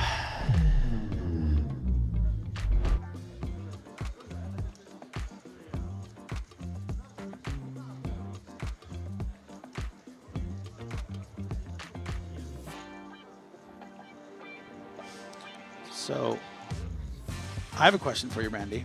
Yeah, go for it, buddy. I know you love when I say that. Yeah, I You really just get don't, but ready. go for it. Okay, so when you're pulling the bounties, and for anyone at home that hasn't seen a bounty pull before, as we see Ding Biao, No, my you could have favorite. picked them. You could have picked them. You didn't. Could have picked them. Do you really like them? Because you didn't pick them. So, Randy, when players are going to be pulling that bounty, they're going to slide it out, and the first thing they're going to see is the last number of the amount. Okay, as discussed, the average pull you're going to get is $7,908, right? If I did my math correctly. Now, every single one of the pulled bounties ends in 5, except the 10,000 ones. So there's an X amount of 10,000s. I think it's like, I can check right here, 16 10,000s, okay?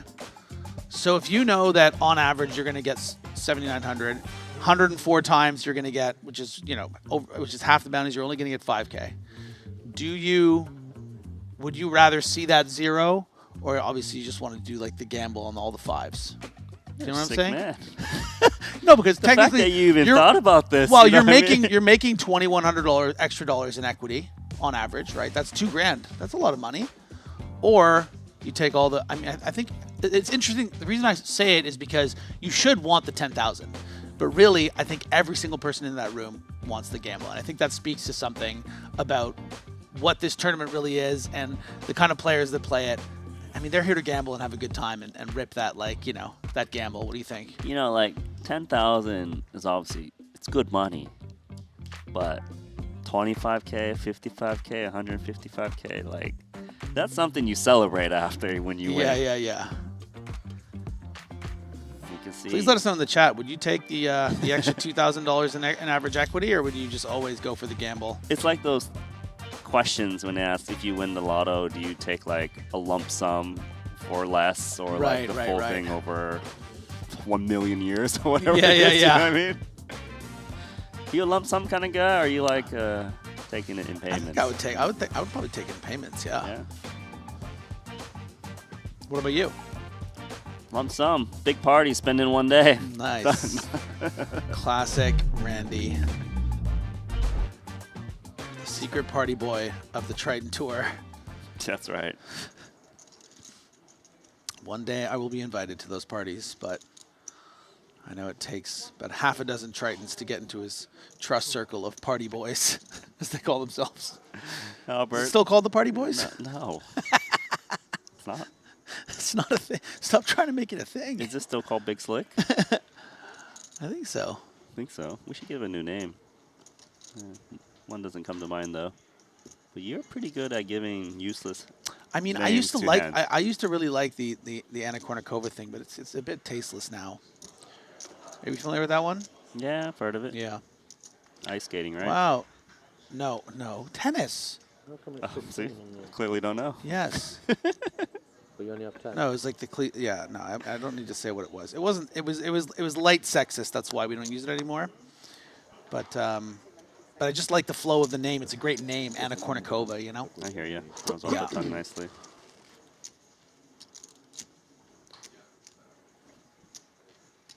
Let's see. Queen 9.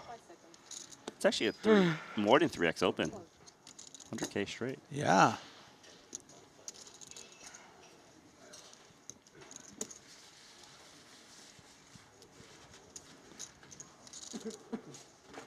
Wow. Oops.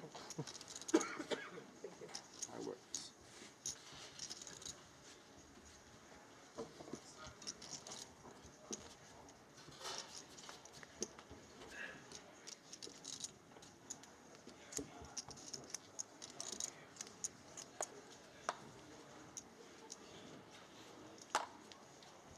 You follow tennis though?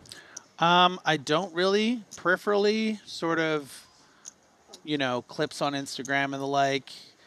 Obviously, I'm like loosely familiar with what's his name? The young Spanish guy, I think, that's just like Alcaraz. Yeah, is he Spanish, Portuguese? He's really good. Last time I checked, he was Spanish. Yeah. Don't think he's changed it. I don't think so. I only watch tennis when it's the Australian Open, given I'm in Australia, and then I just sprinkle some money. I always try to bet on Djokovic, Yeah, just because the Joker. I'm like, Do- I'm getting do- good do value, you you go know? to- do you go to watch? Do you take your? I've been, but I haven't as of late. Yeah. Zhao Yilin, but go on. Did you want to say something? Yeah, I just wanted to ask if you've been to any like professional like pickleball stuff. I know- haven't. That's more of an American thing. Okay. Like, that's where all the good stuff is. Let's see. Any chance of a call? May 7 suited. This is a bit different, right? A lot more chips. There's always a chance. He does technically cover, but we are dealing with 25 big blinds in a range that crushes ace 7 suited. You know, this is not the gun plus 1 open. You're looking at a range that looks like ace king, ace queen, maybe ace jack suited, all the pairs that have you, you know, sort of 70-30. So you know you just need to let this one go, and it's too bad. Yeah, I think it's also you raise from early position. Lynn's not supposed to be jamming recklessly for 735K. You're basically never in good shape. in my opinion, with these stacks and positions. Plus, 785k is a solid stack relative to the table. Still cover at least 4 players. I'd pass. So does he.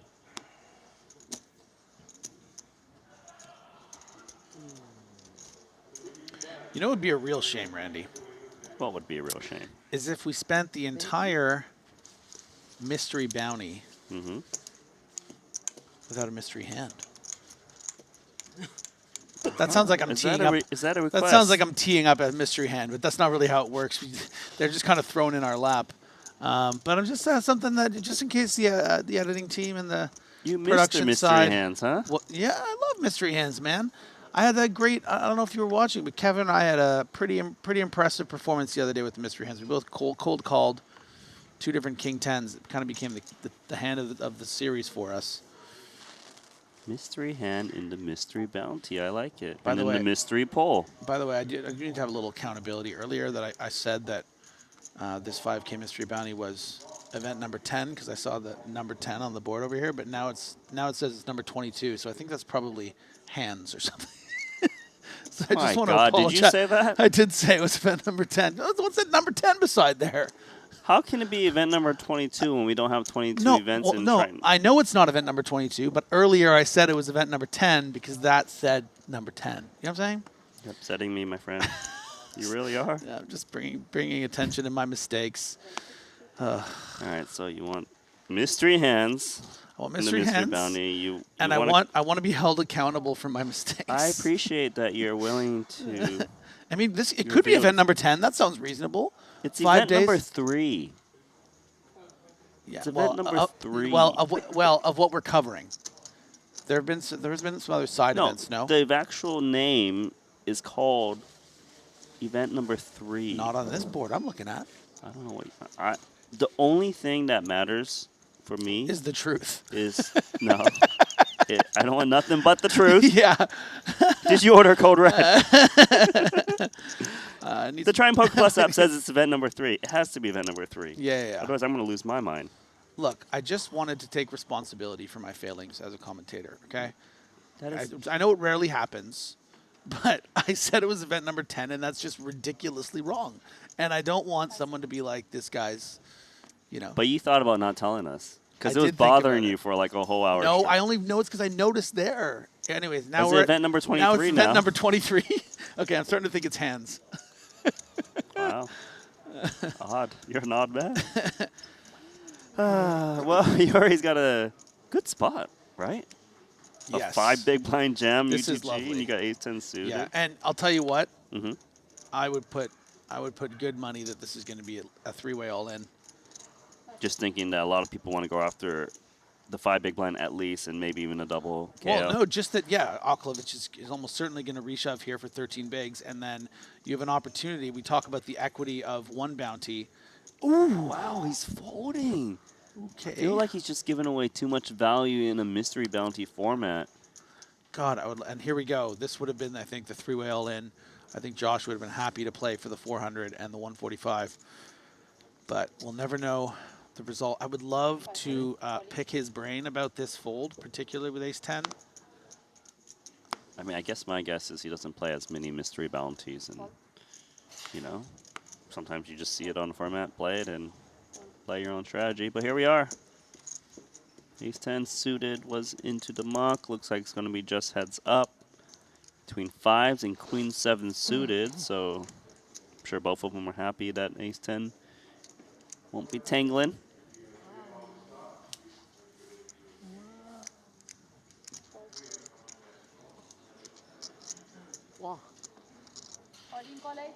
Joshua, another chance 最希望看到的。 to collect more.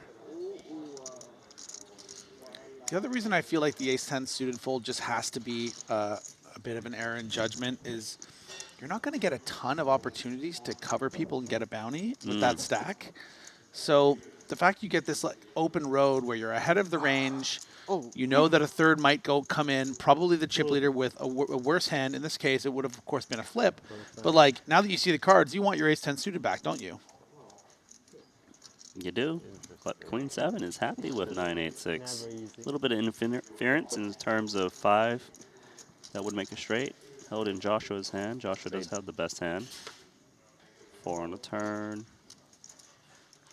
Look, ace 10 is going to get eliminated at the moment unless river card comes. That changes things. And river card's the 5. Wing. Set versus straight. Yeah, and would have been the elimination of Okulovic had he put in those 14 big blinds with the ace 10. So, you know, we try not to be too results oriented here. It's process is very important. And I think we did suggest that maybe that ace 10 would be a good shove, but, you know, has dodged the elimination from that man right there with those pocket 5s. But when Joshua loses all-ins, like, he's losing like 5 or 10 big blinds, they don't hurt. And he gets himself the opportunity to collect more bounties. But this time he shot and shot nobody. Unloaded gun.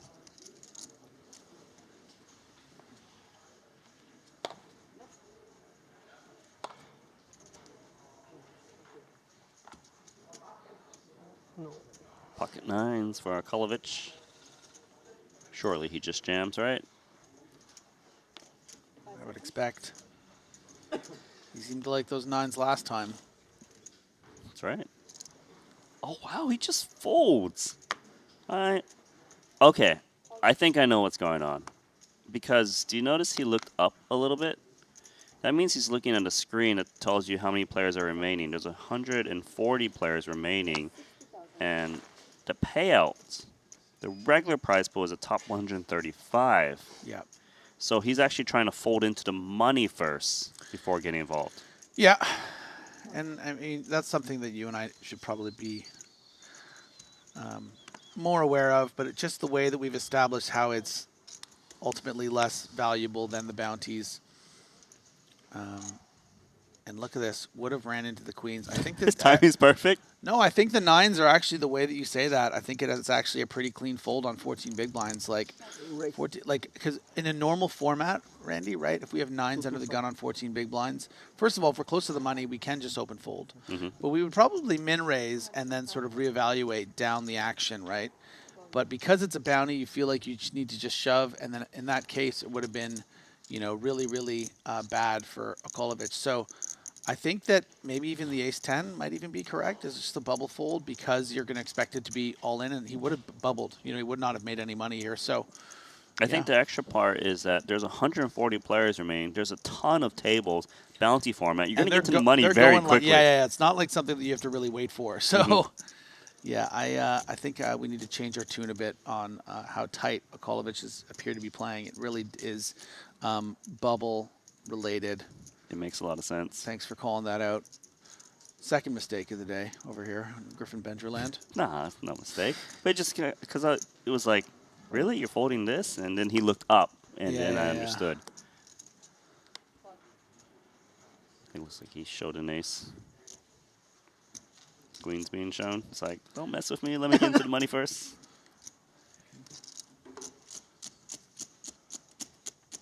Takes that down.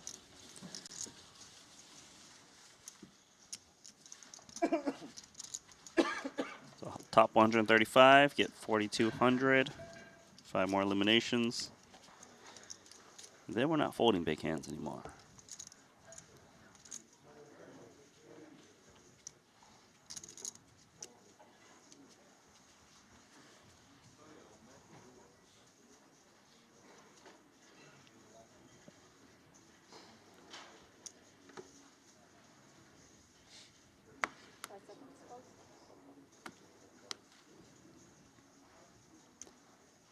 So what's this called? Frosty Frosty? Frost Snowmen's. Frost? You never heard the I Snowmen's know, thing? but Yeah. I'm just going off of your Jack Oh, Frost.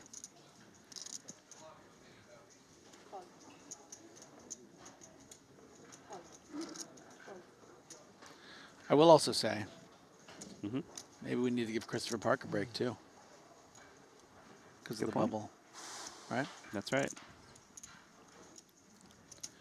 Maybe you and I are just bounty junkies. Just And that's adrenaline, all we yeah. care about. You know, on my And downtime. there's people watching at home screaming at us, being like, "It's obviously close to the bubble. You expect Christopher Park to call off with 23 big blinds with ace jack up." I just try to look for scratchers whenever I can. Yeah, I have noticed that about you, actually. Ace I king. always find you to be such Okay. an enigma. Yeah, this is interesting. So he doesn't jam here. That means for 100% right, he's trying to squeeze into money. But at least he can call. Yeah. But He he's not jams. going to, yeah. This is different. This is going to be weird, actually, because Joshua's going to reshove his pocket eights.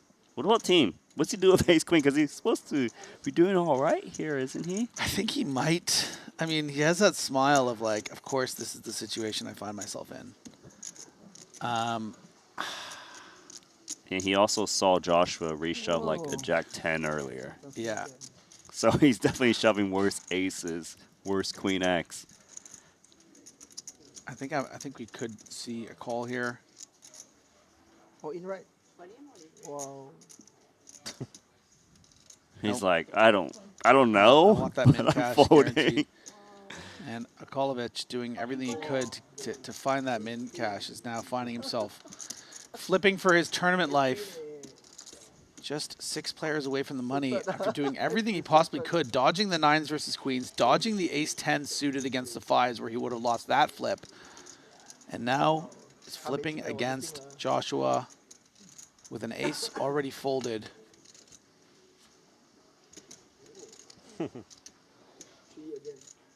One ace folded.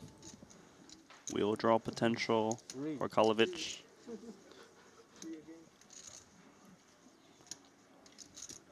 Sometimes it just comes 9-10, doesn't it? Sometimes it comes 6. Killing the wheel outs. Could chop with the wheel though. Still. Oh yeah. Just no longer a clean win. Here cards the 5, and Akolovich tried to squeeze into the money. Didn't go for some of the bounties. Just walks home with nothing. That's when the poker gods, you know, they're really after you. Mm-hmm. Just like, tried to cooler him 3 times, and finally he's like, all right, fine, I have ace king. I guess we'll go all in against the chip leader opening every head of the bubble. Oh, he has pocket 8s? Really? Like, I know. yeah. And then you give me a wheel draw. Unbelievable. And the rich get richer, not only in the form of chips, but in bounties. Joshua Figueres now with 3 bounties and just under 100 big blinds. 3 bounties. Okay, does anyone have 5 bounties yet is the question. You know, You're we saw one scanning? with 4. I'm scanning. What kind of operating system are you working on where it's buzzing? Is it like Windows You XP? wouldn't understand. No, we still have the 4 for Lynn. And that is the long and short of it. A couple people with 3.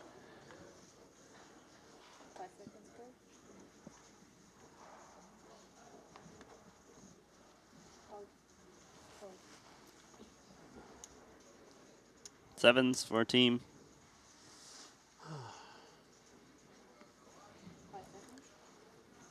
Race. Gonna raise it. Ace 10 suited for Ooh. Chang Minju on the button. This is a interesting one, isn't it? Yeah, I mean, certainly arguments to fold with no fold equity on just under 10 big blinds, but I don't know. In flow, can you ever really see yourself folding? Probably not, especially with how wide T must be opening. Looks like we could have a big flip here at the bubble. Yep. He will be jamming. He's looking for a double. And team's going to have to call this, especially when you find out it's 290K. Be a team player, Chun Tan. 290.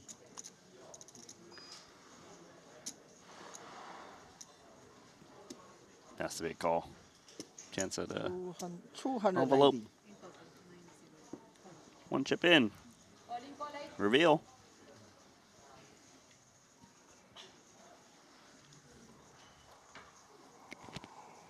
Ace 10 suited versus 7s.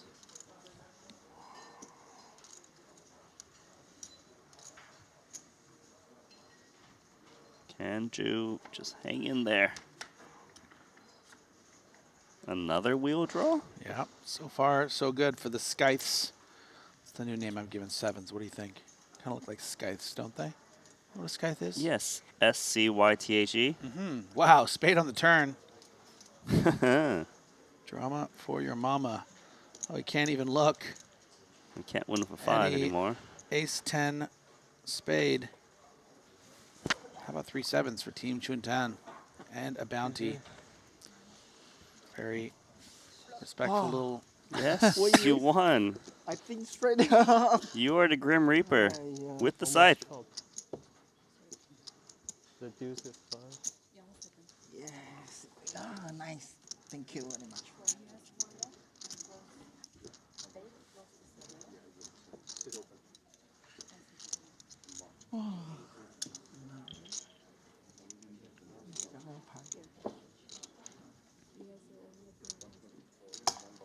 Sorry. Well, at least Ju got a bounty chip with before he got eliminated outside of the money prior. That means we're very close to the money. Just to give you a heads up, this is actually officially our largest Triton bounty field ever with 836 entries. Looks like previously at a Triton ONE, we had a 10K with 273 entries. Super High Roller Series, a 40K bounty with 223 entries. So this format's got demand, Griffin. I mean, yeah, that's very, very impressive. So I guess there wasn't a Triton ONE at this price point for the mystery bounties in the first. Last time it was a 10K. Yeah, yeah, that's gonna draw. Still a good crowd, close to 300, but makes a lot of sense that this would bring in so many players. So you might say this field was bountiful. Yeah, it's bountiful. That's right. Whatever you say, Griff. Yeah. You keep it coming. You keep it coming. Chat loves you. Just don't look. No, just kidding. Yeah. I never do, baby. I never do.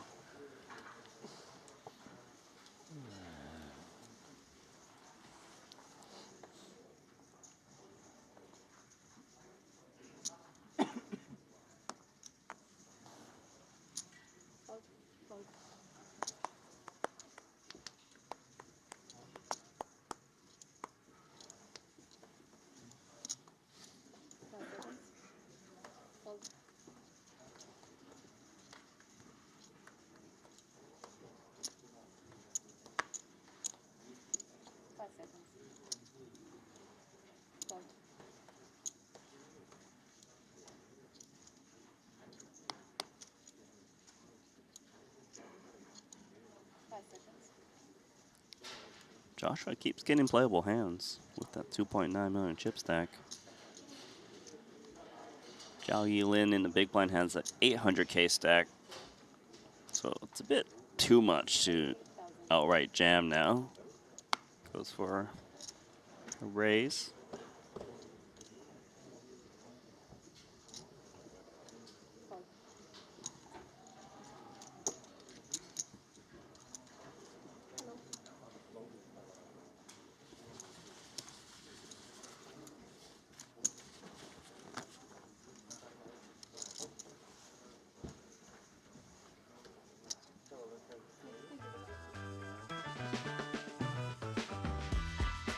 See Winford Yu joining the table. How about QQPK, everyone? Our Triton ONE coverage is proudly backed by QQPK, supporting elite competition on poker's biggest stage. High stakes, sharp minds, absolutely no margin for error. There's Punat Punsri, Danny Tang, some usual suspects, Webster Lim. Of course, we have Nishant Sharma from India, representing QQPK. Triton ONE, where poker legends are made. And that is a lot of thanks to QQPK for helping support us here at Triton ONE.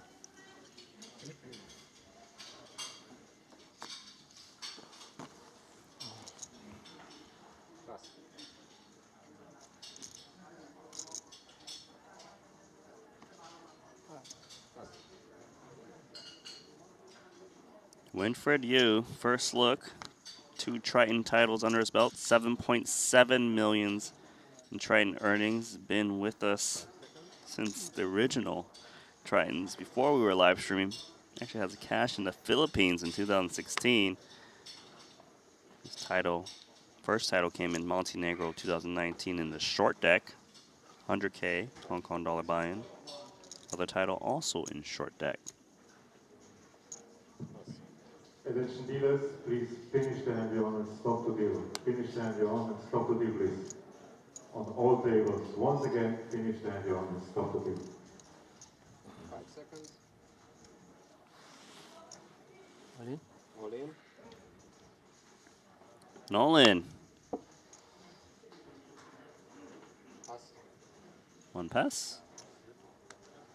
1 more, I assume. You heard the tournament director say. Pause the dealing, because I assume we're hand for hand. So close to the money.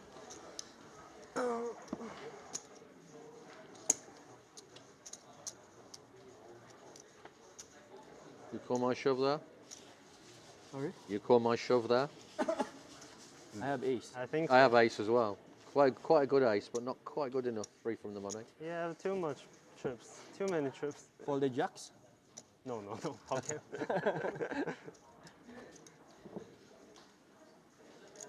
Pocket 9 I maybe fold.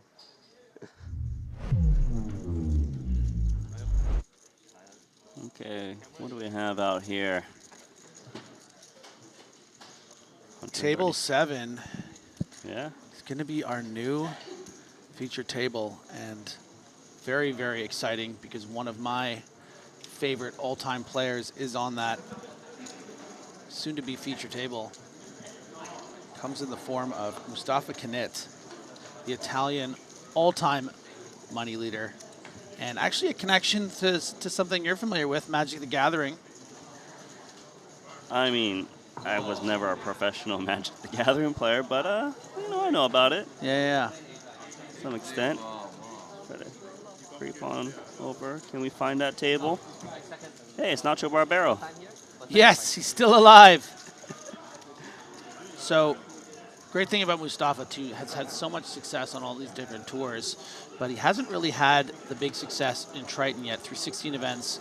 Does have a cash rate of 25%, but only 309K and 1 FT, and I can promise you that that is something that will likely change. There he is, in that little Winamax sweater, always looking cozy and comfy, always goofing around, but also has a little edge to him, a bit of a shadow side. Yeah. Like he'll get it in with you if you're a ball breaker. We've seen him clash with some big people on big stages. Yeah, we know about that. All right, well, let's send it down to ads, and we'll be back to the feature table. Here is where legends reside. Only a few stand in the spotlight. Honsui's just won his 5th. But most begin at a different table, a stage of its own. A path you must take. The distance to the top isn't talent. It's the path. QQPK, your new poker path. The best players don't leave chips sitting on the table, and you shouldn't leave crypto sitting still either. With Jupiter Lend, put your crypto to work. Earn passive returns or borrow against what you own without having to sell a thing. It's your crypto. Make it work for you. Just use Jupiter Lend at jupe.ag.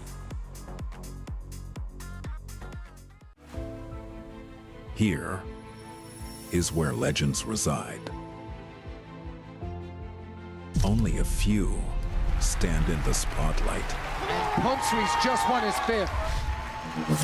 But most begin at a different table, a stage of its own. A path you must take. The distance to the top isn't talent. It's the path. QQPK, your new poker path. Hello and welcome back to the booth. Randy Liu alongside Griffin Benger, and we got a little bit of time as we are hand for hand. They need to sort out the particulars and let all the players know how that's going to work out. So you did catch a glimpse of our next featured table. It's going to have Mustafa Kenet, Manuel Fritz. These are two big names. Maybe get some stats on them. Yeah, so I mean, I could wax poetic about Mustafa for all day, the live long day. But Manuel Fritz, I mean, he's only been a pro for about 5 years, but has a very big online background. And the big win for him, third place in the Paradise main event for a career high, $2.3 million. So he's, definitely a force. The other big name on this feature table. But yeah, I'm really curious to see what kind of mood Mustafa's in, because if he's sort of in his bombastic sort of Wario kind of energy, it's like really, really infectious, really fun. And I think because we're playing this, fun event, this bounty, as we take a look at this sort of Sith Lord photo here, we can see not an incredible amount of Triton success, but simply hasn't really come out to that many events. I remember sort of following him on social media in the last Jeju, and it seemed like he just wasn't really running very well, and he was video blogging everything, and that was really great, I think, to engage with the fans out there, because I think a lot of people really see what a special character Mustafa is. Yeah, he's loud, he's fun, he's a very action-heavy player, and like you saw earlier, he hasn't translated his skills over to the Triton Super High Roller Series just yet, or here at Triton ONE, just 300K in earnings, and I'm just kind of looking between Manuel Fritz and Mustafa Kenet's record resume here at the Triton Series. They've actually played 11 events where both of them have registered, and Manuel Fritz has actually finished higher than Mustafa Kenet 6 times, whereas Kenet has gotten higher than Fritz 5 times. So, a big difference, but it doesn't mean that Kenet doesn't really know what he's doing. It's just a matter of time with Mustafa, and that's something that I will definitely live and die by. He is just one of the greatest tournament talents, in my opinion, ever. And to see him here playing Triton ONE in an event where we can see him have some fun and splash around and call big all-ins, I would just love to see him make a run towards the final table as we really get right down to that money here in this event. Yeah, well, why don't we also take a look at the leaderboard while we got some time. Current chip leader belongs to Anton Whoopsov, who's got 4 million in chips, 1 bounty. As you can see that little target there next to 133 BBs. Yeah. Also in the top count. Well, Steven Song, man, 3.2 million, 2 bounties. That's a guy who just loves playing these large fields, Anyone else catching your eye? Yeah, I mean, I'm so fixated on the bounties thing. I want to see that, as we see Sisvin Abraham Abdullah with 4 there, 5th in chips. So, a lot of great players in this field we can see. We can see Wang Yang there as well. As we keep scrolling, Aran Bezanyan, obviously, the Armenian, we've seen some really good things from. So, look, there's a lot of talented players. We can see Joe, Yinan Joe, 2.3 million with a bounty, so he is playing the rush. And yeah, all the way down we can see Manuel Fritz there, of course. Mustafa. There's a lot of great players in this event splashing around. I'm trying to get all the way down to the very bottom. There's 100. There we go. This guy's got 0 big blinds.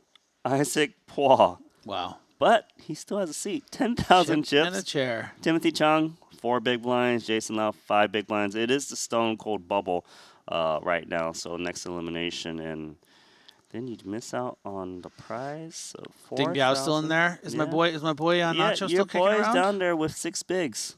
Nacho has 6 bigs. Oh, I mean Ding Biao okay. is down there, but this is find me some Nacho. Nacho's 16 bigs. He's in there. No bounties.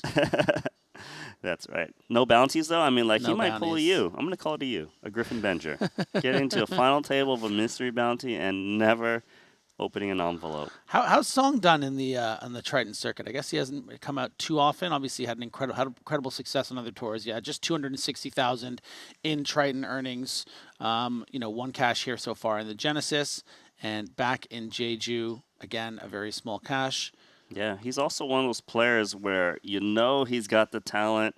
Yeah, just hasn't translated just yet. Although he did cash his very first event he's ever played, Paradise 2024, in that 100K main.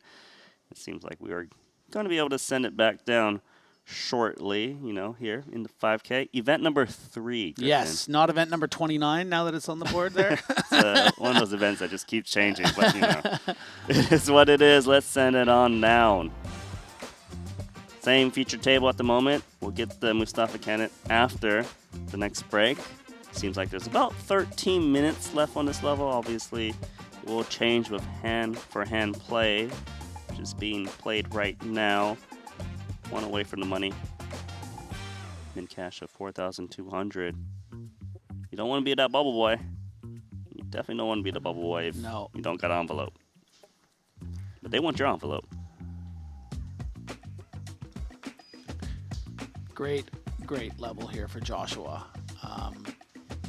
You know, came in with a chip lead at around 60 big blinds, and then now has all the way up to 100 here towards the end of 15K, 30K, and gotten some bounties. We've seen it. Take a quick look. 3 bounties. Yeah, 3 bounties, and those chips good for 6th place on the leaderboard, as cards are in the air. How many bounties do you think for the top earner by the end of this tournament? Just guess. I mean, I feel like every time I've seen these, it's never something like too crazy, right? It's usually maybe something like around 10, right? Is that fair? We've had someone had 10 in a smaller field, you know? Yeah. Juno Barra had a ton, and he won over $1 million when he did it. So you going with 10? That seems low, given someoo's already got 4. Yeah, no, fair play. 15, maybe. I'll give a real answer. Okay. Oh, wow. I'll go with 14. 14? Yeah. Okay.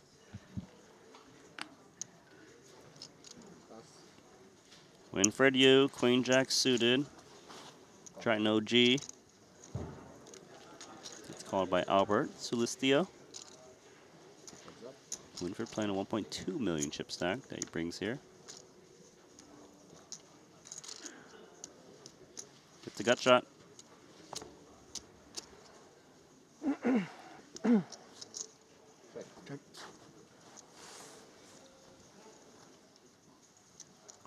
Rocking the Triton gear. A check back from Winfred Yu. A little bit surprised with his gut shot. Let's see what kind of plans he's got. Turn cards to deuce.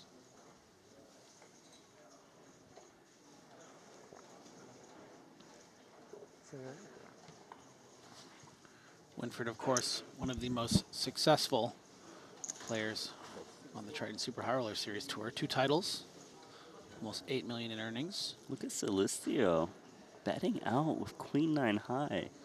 After Winfred with the bigger stack checks it back on a board which he's perceived to see bet in. Winfred lets Albert take that one.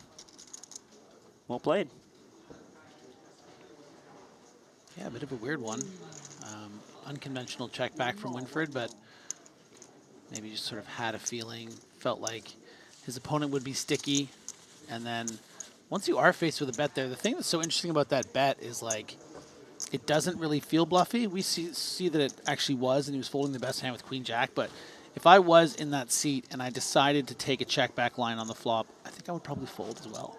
Because it's just like, it doesn't seem like a very successful bluff. It looks like when I'm checking back as the aggressor, it's because I have a king or a weak ace. So the fact the bet comes in, I think it's okay if Winfred's folding there.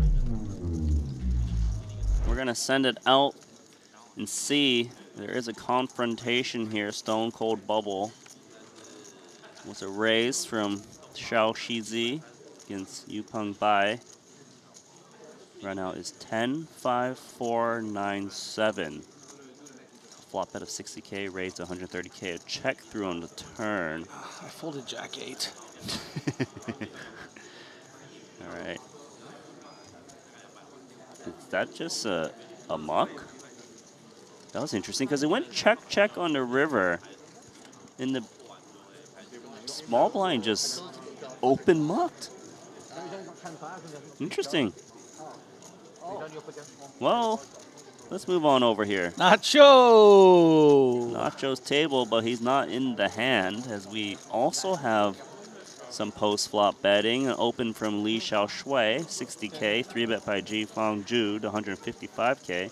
King 10-6, 125K bet on the flop. And call, and then double barrel to 470K from Ju. Will win it. Nacho didn't notice. He's like, whatever, I'm looking at some social media or sports. He looks confused, doesn't he? He's concerned about something. Yeah. Let's walk on over to more outer table action. I have a prediction of what he was looking at. Okay, He meant to bet 25K on a game, and he bet 250, and he's like, oh, that didn't mean to bet that much. Yeah. Nacho loves the gamble. An extra 0. It's like, oh, an extra 0. Well, all right. I'm rich enough. More action here. Cards are being shown. I presume this is an all-in call. As the cards are revealed, it looks like a forced all-in potentially, given the way those cards were shown. 7, 9, and a deuce. 2 hearts out there. 3, 5 off. Which is our only player and has been called by Queen 6 of suits. Once again, So, 2, 7, 9. weekends. Third card, please. 8 of clubs. Oh, 8 of spades, actually, on the turn. We pick up one open-ender and the only player needs help. So, river card, please. Should I just squeeze it? Are we going to burst the bubble? So the river card There it is. We lost one player. We're down to 135, but we still have one more opponent. So Isaac Poir, the guy we said had 0 BBs, who had 10,000 chips, forced to get in 5-3 offsuit, loses to Gary Thompson, who has Queen 6 high. He'll collect a mystery envelope. That's Gary Thompson there. But if there's more eliminations on other tables, we could have a situation where we share the min cash. So let's take a look here.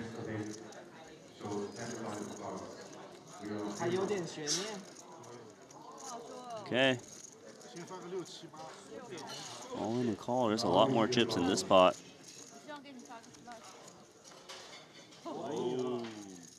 Excitement. Yeah. An audible ooh. Mm-hmm. All in is for 800K. That's right. From Sedlak. Pang with the call. Jack 9, 5. Ocho on the turn. 8 of clubs. 2 clubs now. Whether that's relevant to the 2 cards, hard to say from here. River card. Look at the faces.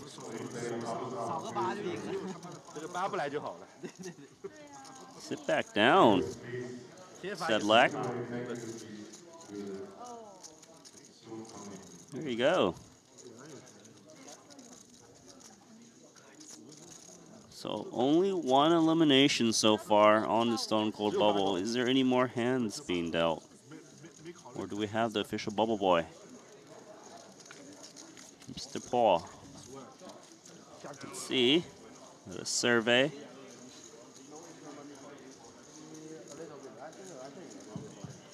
Any more hands to be dealt? All right, players. We lost 1 player. We lost 1 player. Officially, we're in the money. That's all we needed, baby. That's all we needed. Back to the story of our feature table. And the biggest story has been the continued rise of Joshua Figueres with 102 big blinds, well over 3 million. Pretty impressive. Win for you coming to the table with a comfortable stack of 1.16 at 39 big blinds. Team is over that million mark. Paul Newey has been just chilling with Christopher Park at the bottom, trying to get into that money. Now I think we'll be happy to open things up a bit now that they've secured that minimum cash. Yeah, minimum cash guaranteed for all 135 players remaining, and Timothy Chung got into the money with just 2 big blinds. Life's good over there for the Brit. Winford definitely likes what he sees here with the ace jack of diamonds. Going to start with a min raise.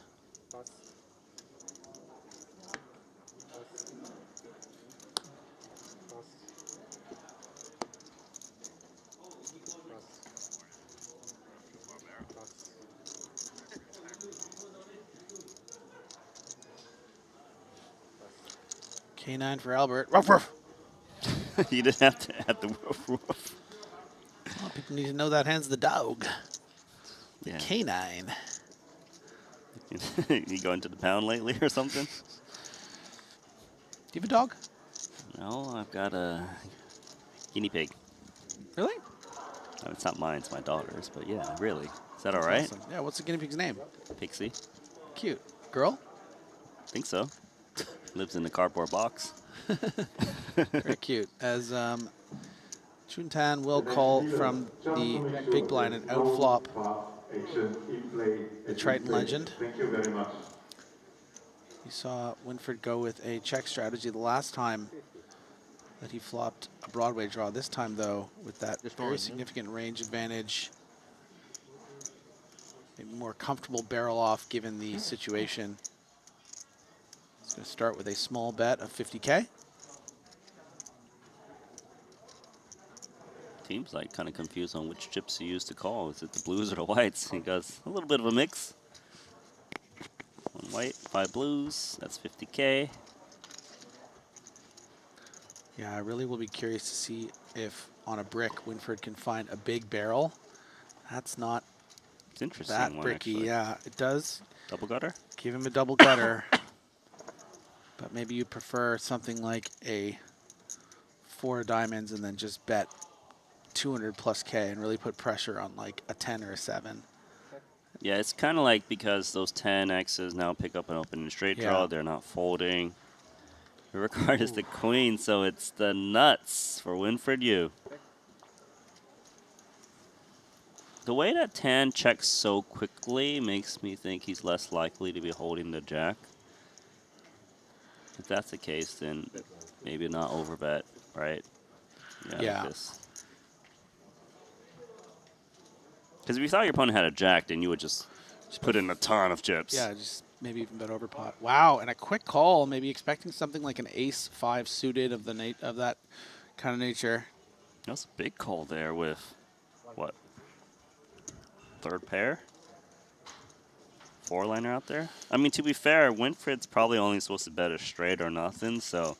And if Winfred had, like, a better 1 pair, he's probably just going to take the free showdown. Maybe he just assumed Winfred had, like, ace rag or, like, pocket little. Yeah. No, I understand where the call comes from. It is you're repping a thin range by value betting the river, but I also will say, I don't know if I entirely agree that he's only betting a straight because of that timing tell, right? Like if he just rivered a set of queens, for instance, which would likely play at the same line, small bet on the king high board, check back the turn. You know, I think he could also bet king queen there to that size. So I think there's a little more value than we're giving Winfred Yu credit for, and largely because of the timing tell of that check. And if we put in all those other strong hands, then maybe that 10-8 is a bit of a loose call. Yeah, I hear you. Makes a lot of sense. Kind of like you're calling that, and you guess you're calling everything. Yeah. That might be a little bit too much if we're going to add more value hands than just a straight.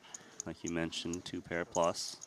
Also, I think that Winfred, you know, yeah, has a comfortable amount of like 40 big blinds, but we're playing full 8-handed. I don't think he's raising all the like suited ace littles, certainly not the unsuited ones.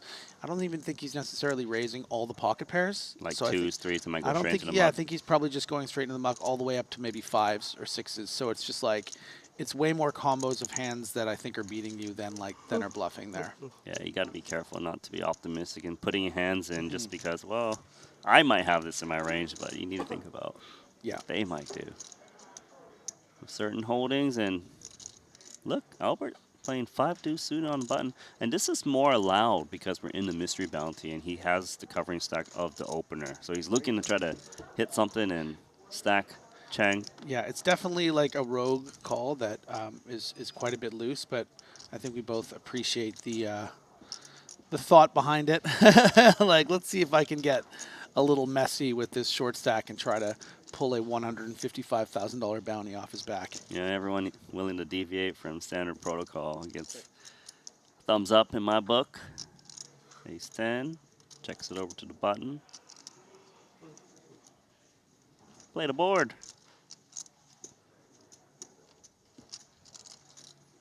What a check here from Cheng. He's actually induced a big bet of 150K from his opponent who's practically drawing dead against ace-10.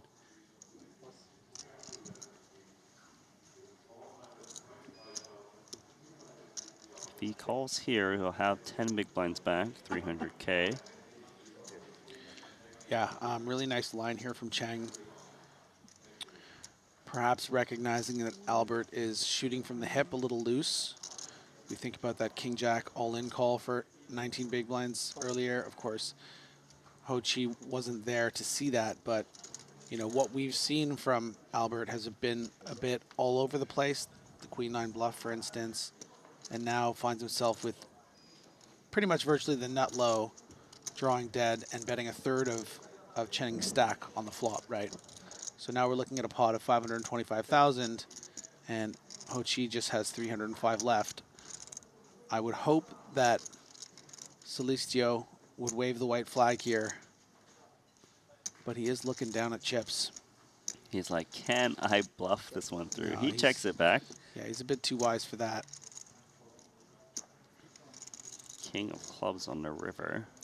I'd love to see another check here from Zhang. I don't think that he's ever going to expect to shove here and get called by a rivered king or anything like that. So let's give our opponent another chance here to represent. Maybe, you know, Albert will think, okay, at this point, maybe he has pocket queens or, you know, Jack 10 suited or Queen Jack. Maybe I can blow him off it. Give your opponent the rope. Might see also maybe like a block bet type thing, but I don't think a value shove is the right move. Even if you're pretty sure you have the best hand. Yeah, very nice check. More value in inducing rather than betting yourself. Yeah, and I don't know if Albert is going to be able to resist. He knows he can't win if he checks this one back. And by the way, I don't even necessarily, if you find yourself here in this situation, I don't necessarily know if it is a bad thing to go for it because of the range that I just broke down. Because it's not always something like ace-10. I mean, he's given that face, the give-up face. Yeah. Yeah, really nice hand by Chang and good good temperament, I think, from Albert, who probably thinks, okay, I gave it a shot, but maybe I can tighten up a little bit. But I don't know what he's thinking. He might just be like, I'll try again next time. I'm trying to make some hands. Not this time, but next time I'll get you. Yeah.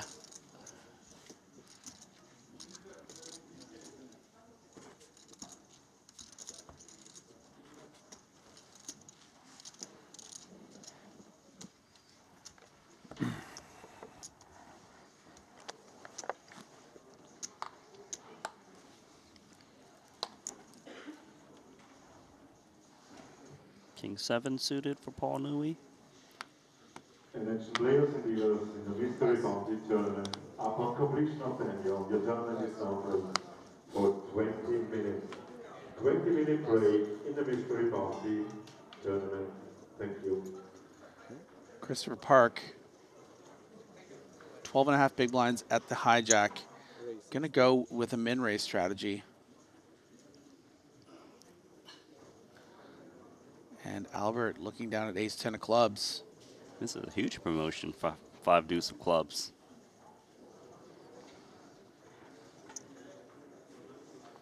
Gonna make a call against Christopher Park. This one gonna be the last hand before break.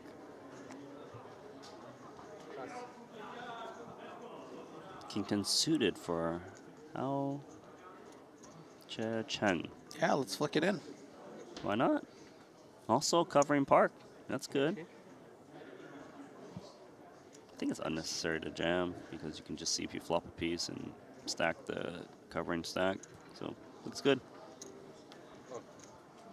Yeah, and actually slightly covering both, so would be nice to somehow cooler one of them.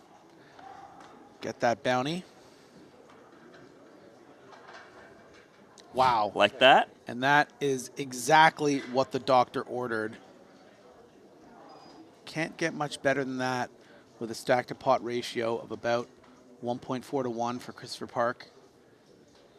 I mean, for Park, this looks like a nutted hand. Oh, yeah. You've got this top is pair, practically nutty kicker. You basically think you can't be losing here. You would have heard from pocket tens. So hard to have sixes here.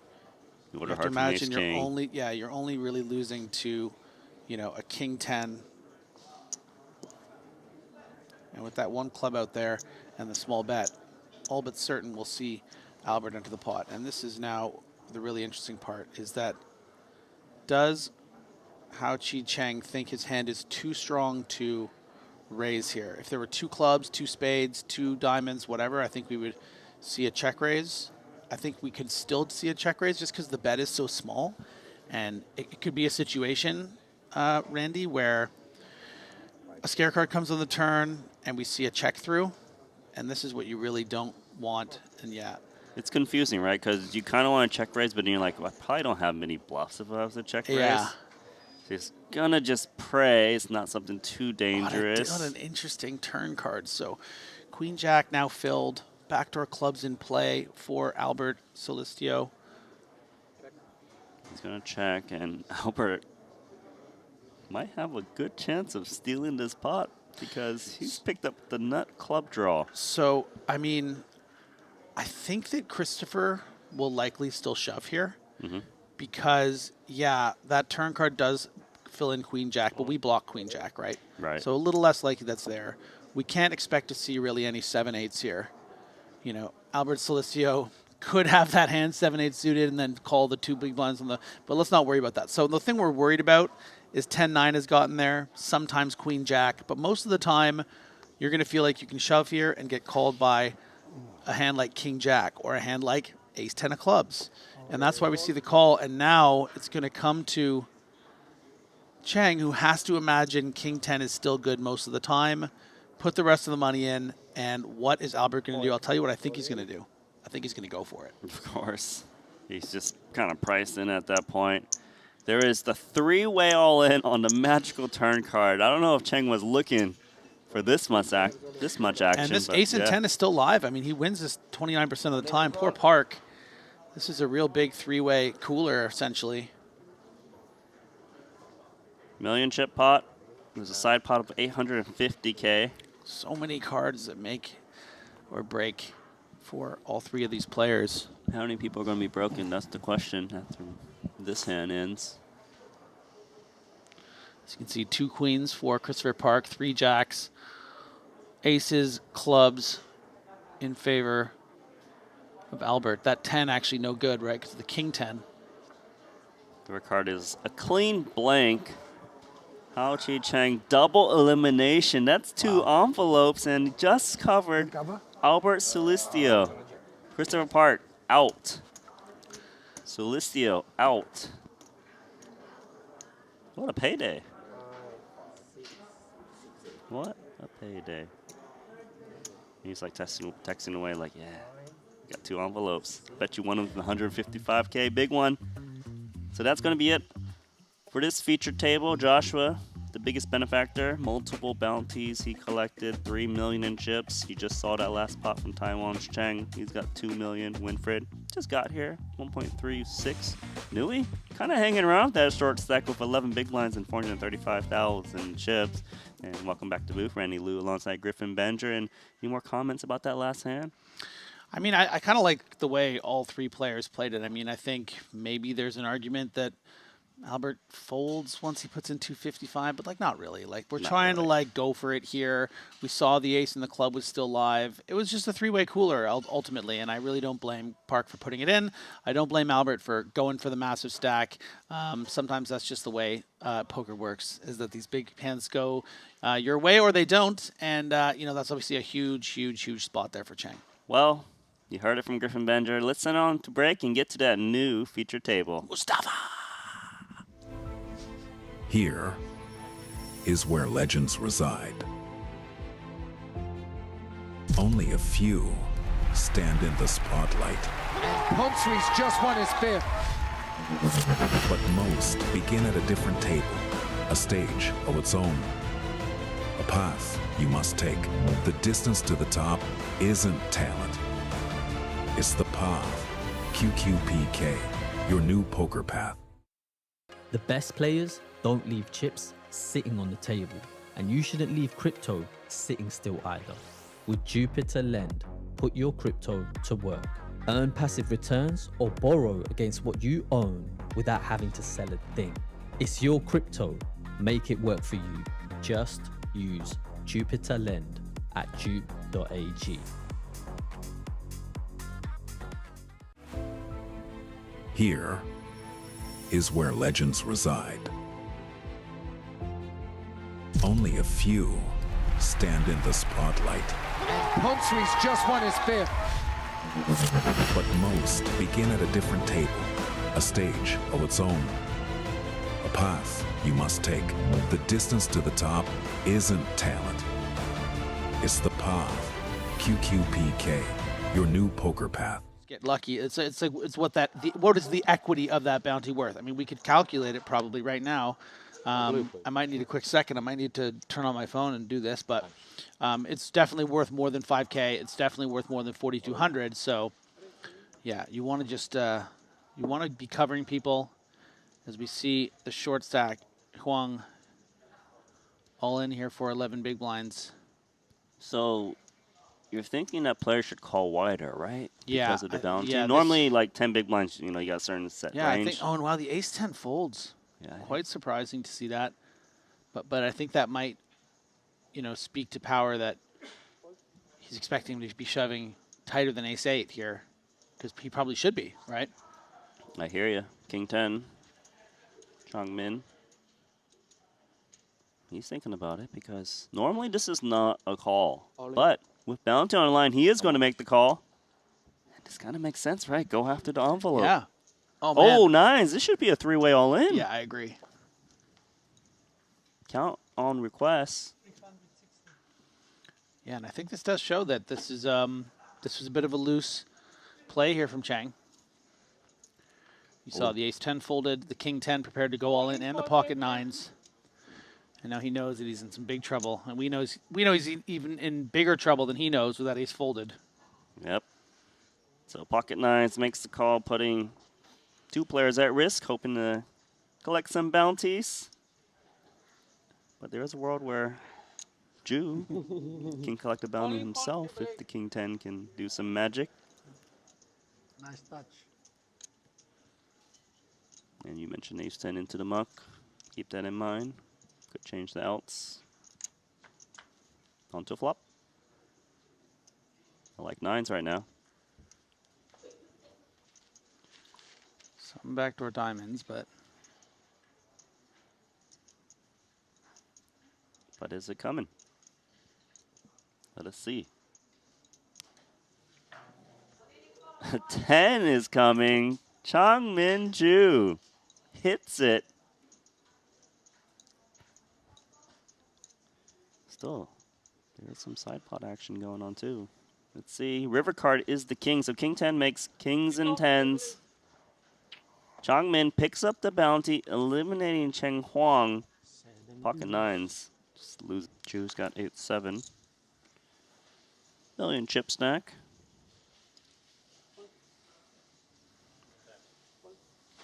Yori short stack now. Blinds 10K, 25K. Go up. Knew he's got ace 4. Gonna pass.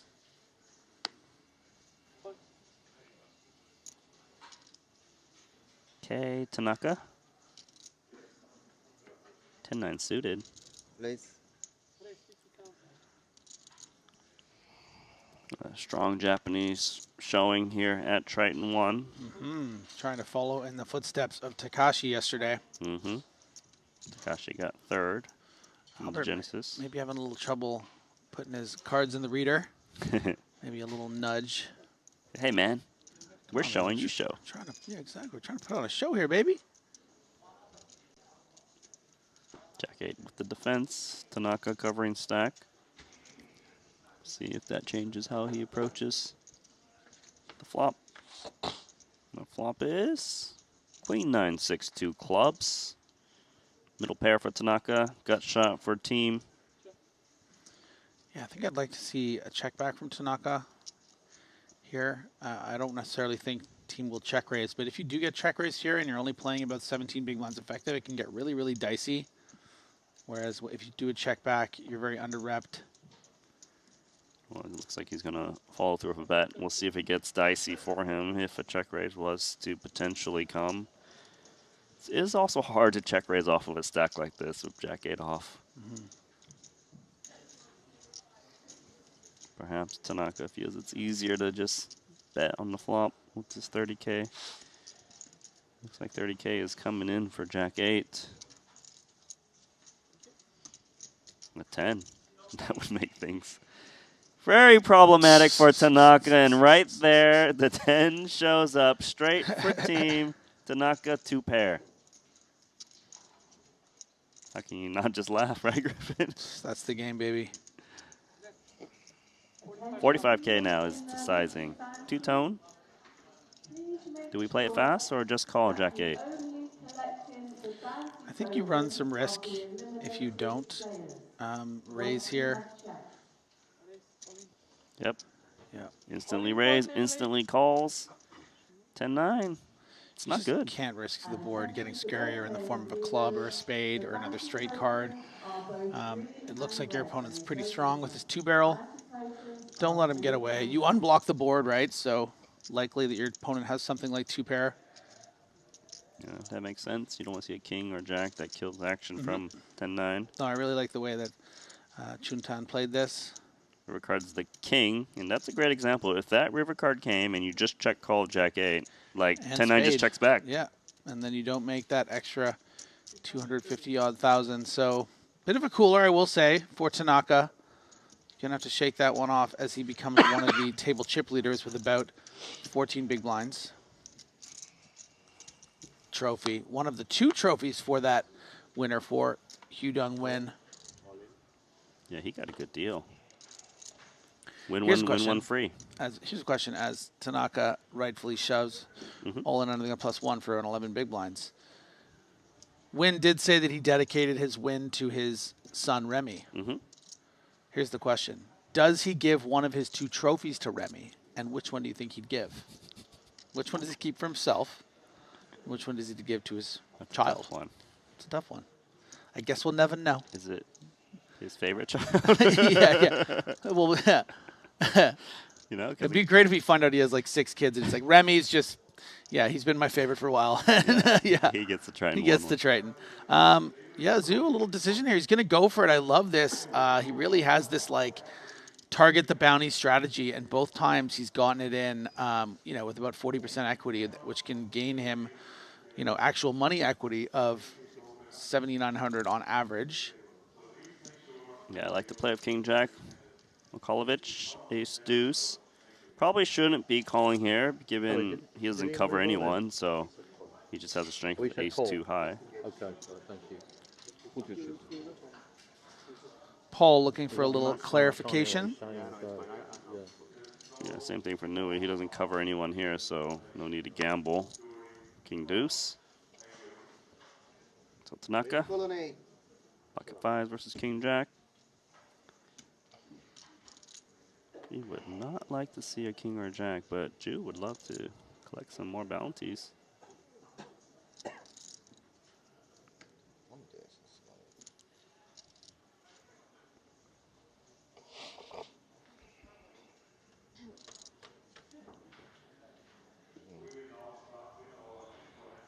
Well, there's a counterfeit opportunity for Jew. The queen.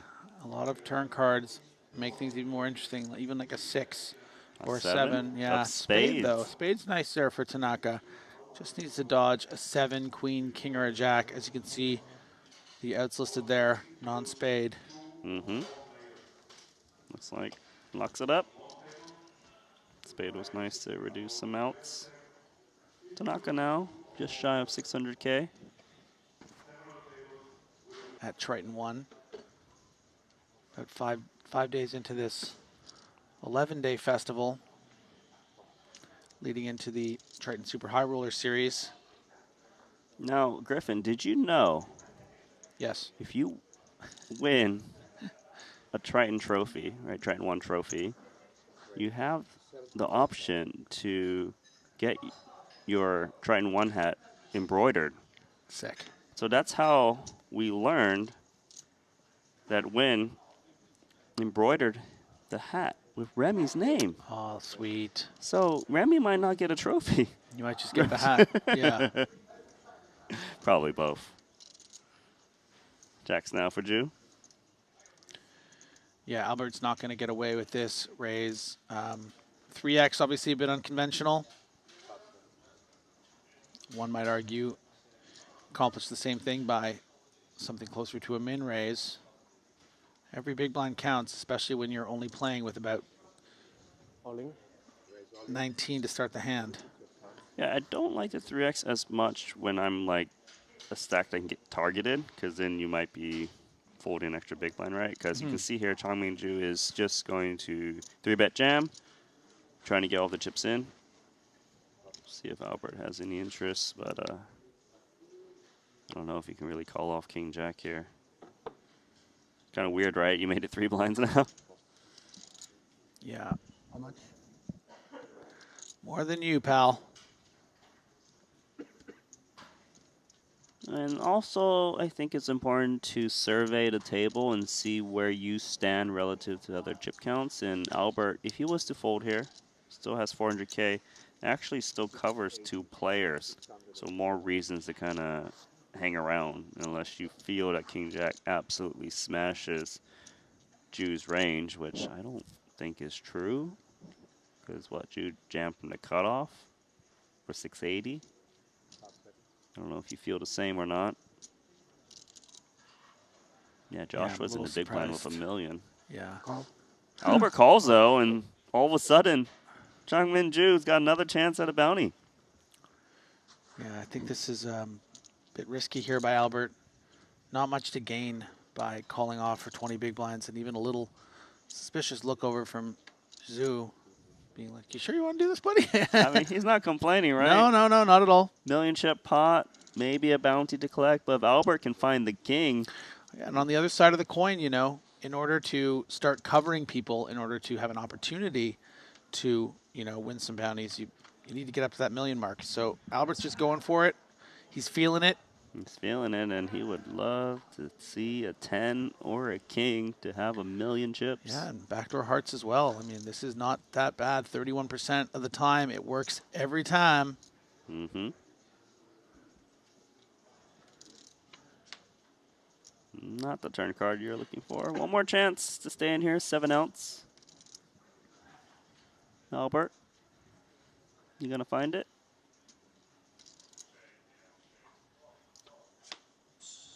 Bink.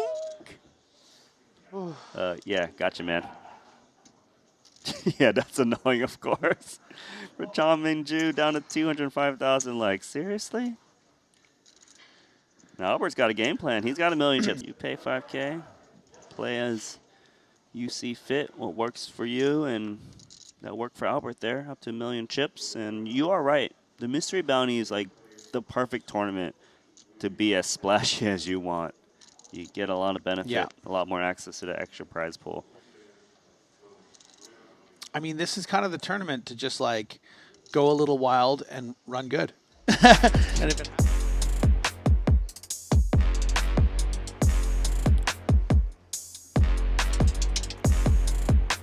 Welcome back, everyone. Randy Nanokalu here alongside Griffin Benger in this 5K Mystery Bounty event number 3. And during your downtime, during that last break, did you try to find a way to open the envelope, maybe find a scratcher or anything? I have been feeling the itch a little bit. A little bit? Like, yeah, but they wouldn't let me open one, unfortunately. Rules are rules here at Triton ONE. But, yeah, no, this is obviously very, very exciting for the players to be playing in this format.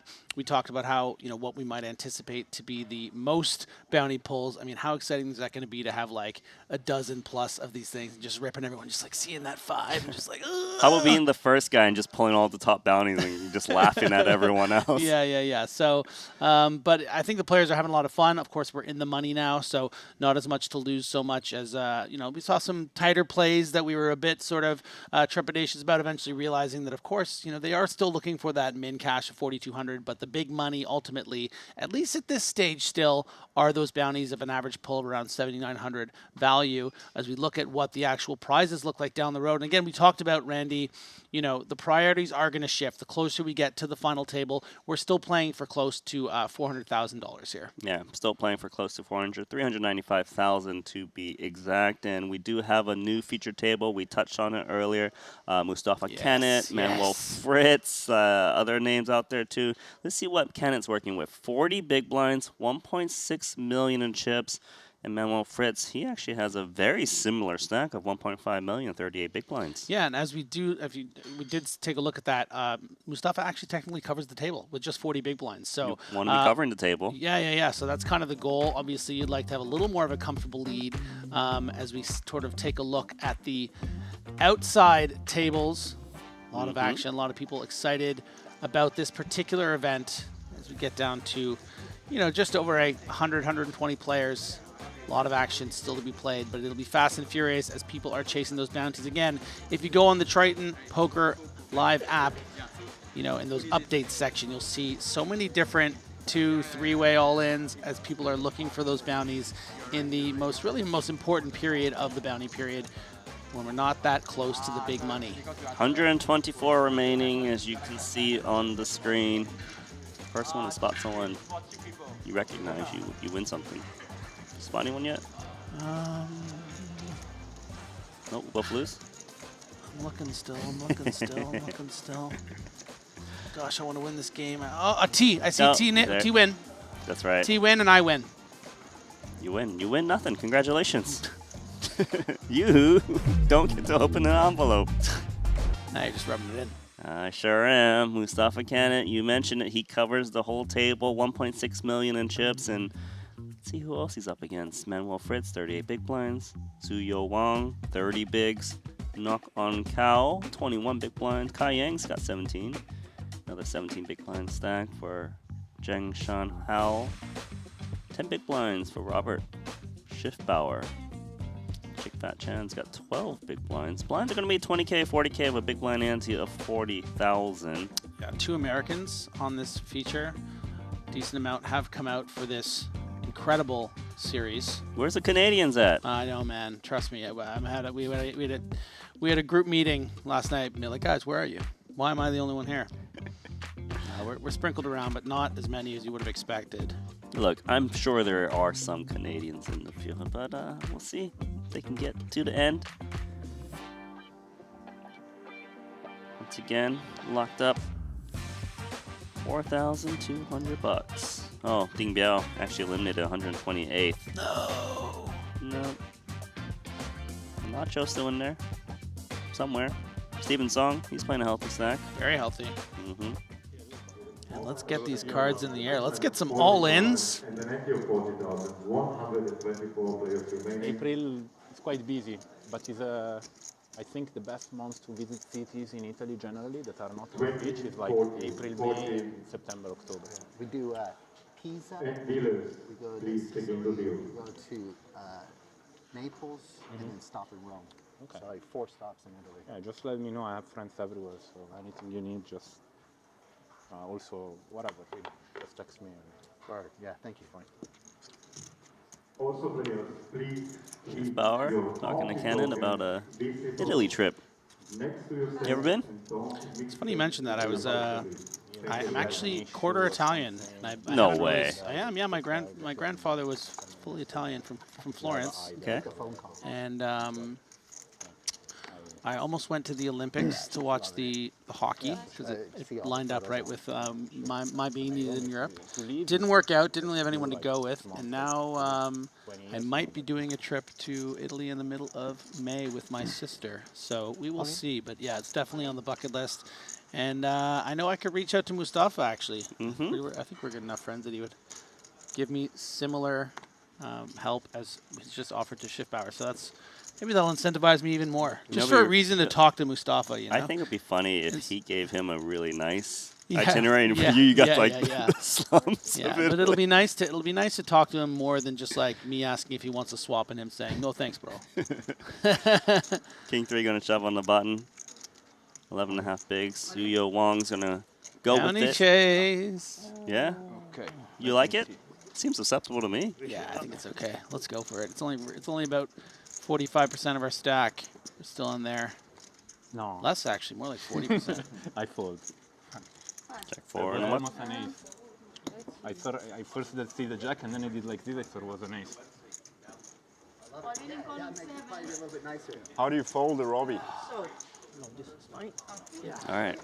A little reference I to Robbie J. was Liu. like 80% sure it was like a ace, the second one. You know, The hand that shocked the world a few years ago. Okay. If you see their cards, you're still fine. Yeah, definitely. But I don't see their cards, unfortunately. That's skill issue.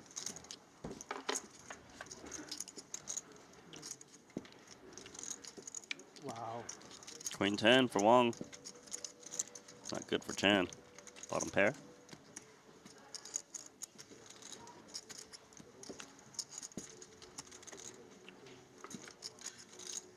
Looks like he's gonna need one of those 5 outs to stay in here, or Wong is gonna collect Chan's bounty token.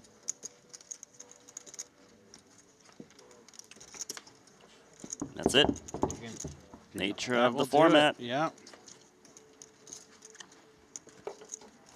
Good game, sir, but at least you're inside of the money, so you'll collect 4,200.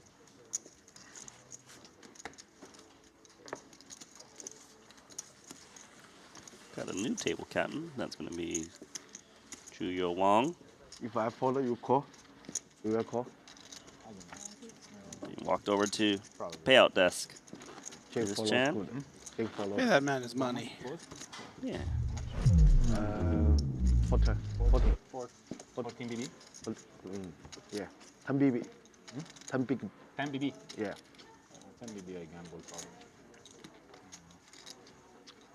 If I had ace jack, I call for sure. You lose. Yeah, I know. That's right. Thanks, bro. Pass. Pass. Pass.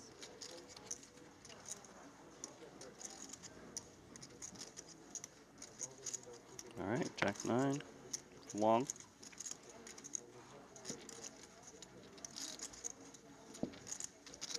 Play the rush, perhaps? Play it a rush. Field a rush. Raise 80. Yeah. All right, let's see. Only 10 big blinds here for Robert. Might decide to flick in the chip to see a flop, but instead elects to fold. Yeah, it seems fine for me Yeah, with 4 deuce of clubs. Like, you've got a bounty on your head, so stop and goes don't work as much. You know what I mean? It's like, oh, I flop a gut shot. Let me go all in. This guy calls me with, like, jack high. You call me with jack high. You have in your dinner, Robert, a blood injury. Great job. Okay.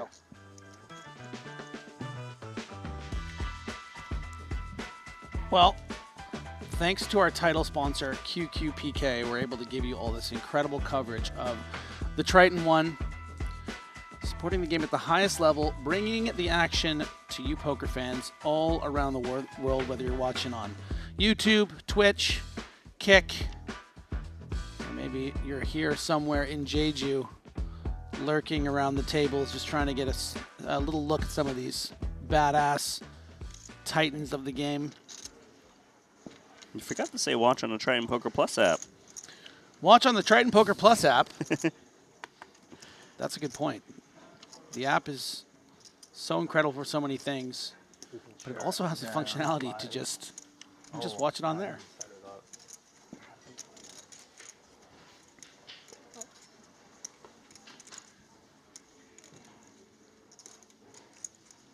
All right, Mustafa can it. Ace 9. More than happy to play for stacks against Robert, especially with the bounty. King deuce suited, not going to be good enough, but Robert is reaching for chips. Maybe thinking a suited king is not doing that badly against Mustafa, who's going to be willing to call 100% of range, but yeah, wisely lets it go, and uh-oh. Jacks for a knock on cow. This is actually a very complicated spot here, I think, for Mustafa. You know, were this a shove of, assuming he goes all in, were this a shove of somewhere between 400 to 600, I think he just snaps it off and sees that he's been coolered. Once we get to that sort of 20 big blind range, I think it just becomes very, very difficult. Well, it's not a 3-bet all in. It's actually a 3-bet to 240K. This actually changes things. There's obviously a little bit less 3-bet bluffing, not all in from covered stacks, just because they get played back at more. Yeah, I mean, I think this would be a pretty impressive fold if Mustafa can do it, but I wouldn't blame him if he just goes He's all going in. all Yeah. in. Jacks are calling. Let us play a massive one. 1.6 million is the pot size. And Mustafa's not thrilled, but again, 28% of the time he's going to get a bounty. Have to make a real sick sort of soul read to just raise fold here when we're talking about the amount of money you can make from getting lucky if they do wake up with a big hand. No, he paired the 9. Paired the wrong one. 9-9.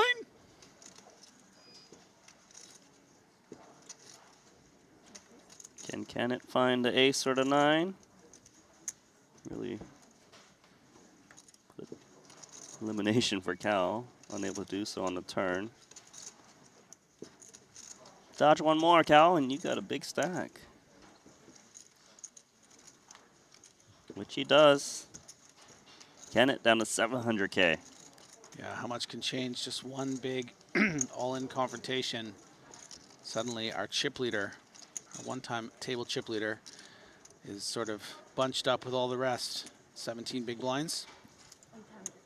Yeah, what's even better, icing on the cake for Nyok, is that he's cut down the table chip leader to 800K or so, and he's got position. You always want position on these smaller stacks. Played to Jack's good.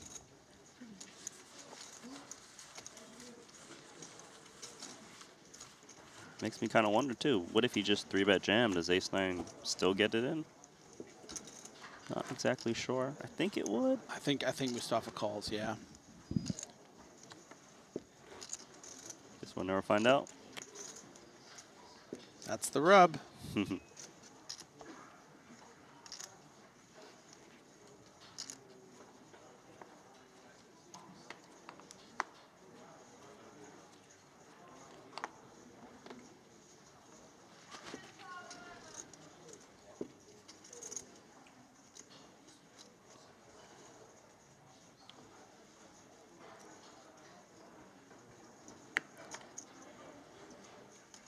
Studio Wang, Queen 5, gonna fold, Ace-7 suited. From Ace-9 to Ace-7, in the cutoff, less chips. Mustafa weighing his two options between raise and shove. Okay, looks like Yeah, the way he's moving effective. chips, that's shove, right? Mm-hmm.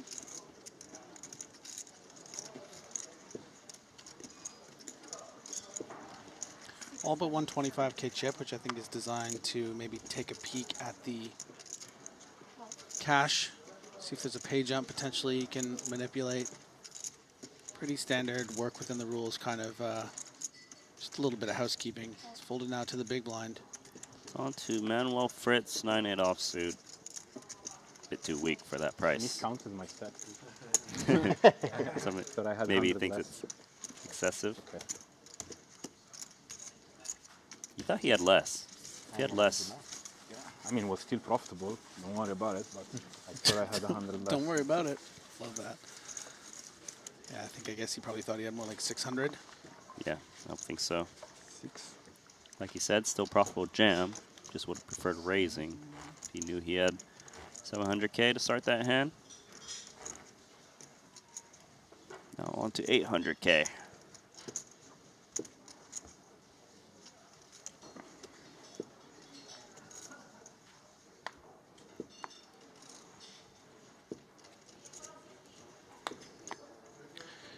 We just check in on the leaderboard right now. We are down to 118 players.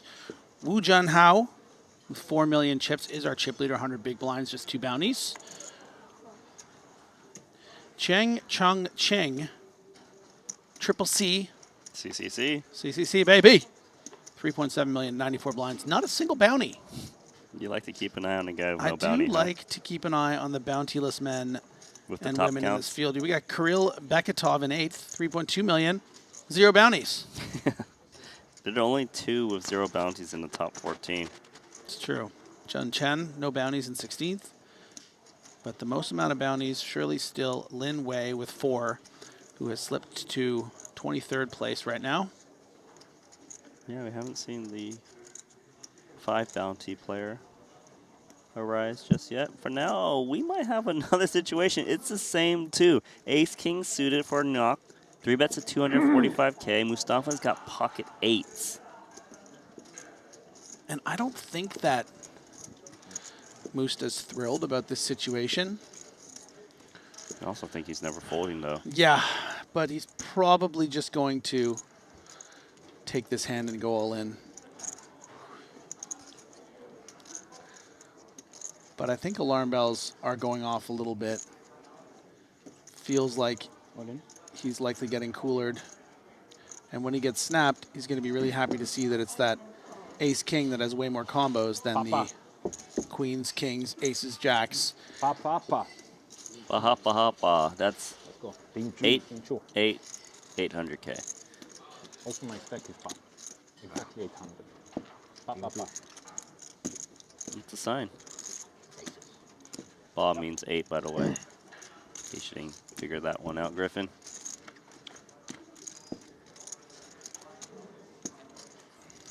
Good start.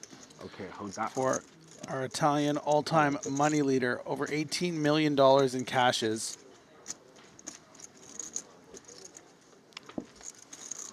Continue. Hold down. Is he going to get his chips back? Yes, he is. Mustafa. I have top 2 pair.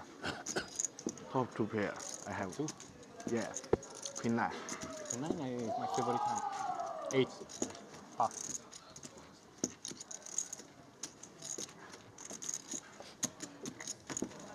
All right, so Mustafa loses half his stack to Nyok, and then next hand he getting your 8 legs back. There was no chance, you know. Everything was like, I was like, I cannot fold these, you know. I'm in Asia, like it will be the worst, an insult if I fold 800, 8 with 800. You know. Yeah, he didn't really, I don't think he was that light, but a bit too strong to be raised folding off 20 big blinds in this format. Okay. We take it.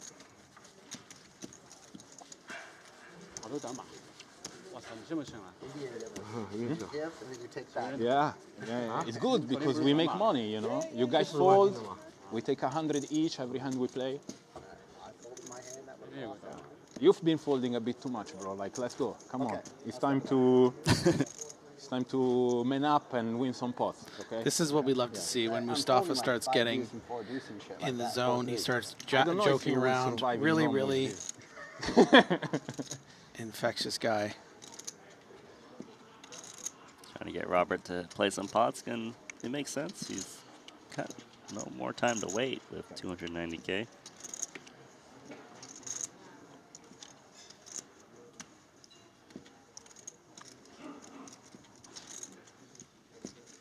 It's your turn, Chao Wei.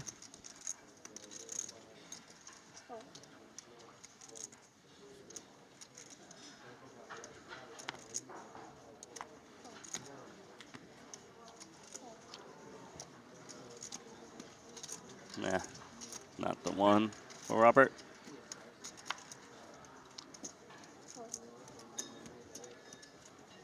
More raising from Nyok. King 10. Fritz has got King Queen. Pretty good hand. Definitely a candidate, depending on the stacks behind, to just effectively shove here. And yeah, he does do that. So you can see both Kai Yang and Hao Zhengshan with sub 20 big blinds in the small and big blind. And then, of course, the cutoff open on 20 big blinds himself. So this is a really nice little spot found by Manuel Fritz. Yeah, and you know, he sees that the blinds are rather shallow. Now he puts the pressure on Vietnam's Cow. You know, he takes it down a lot of times with good blockers, king, queen. If he gets called, he might even be flipping against some pocket pairs. Just what you need to do. That's some good clean poker right there.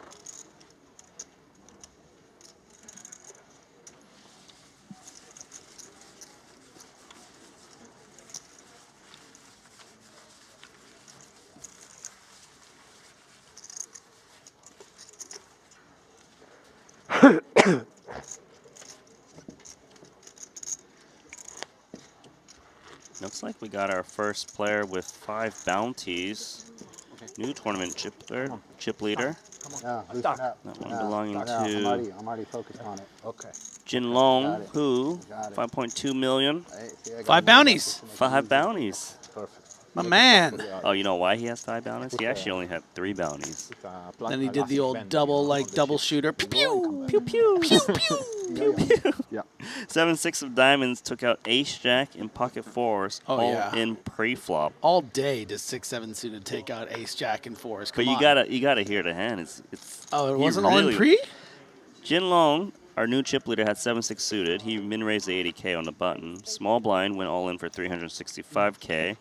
And then the big blind reshoved for 1.2 million. He didn't. And he called off 1.2 Good for million you. with 7-6 suited. The Huge reshover and had long. ace jack. And it came 7-6 deuce. So he got game and gamble, Huge yeah? and long. Good job. Good job, sir. He earned it. Yeah, He earned it. he paid the troll toll. You know what I would do?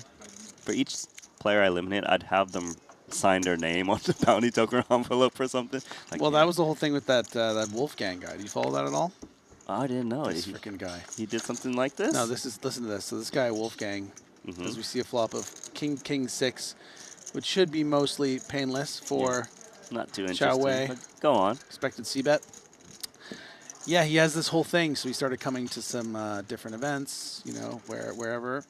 And every time he eliminates a player, he has this little bang patch. So it's sort of like almost like from the Batman series, you know, like bang, like Oh, it's okay. like an animated little thing, and he would put it on the player when he eliminated them. Like, it's Are you like, serious? I swear to God, it's like his YouTube like thing, like bang, like gotcha.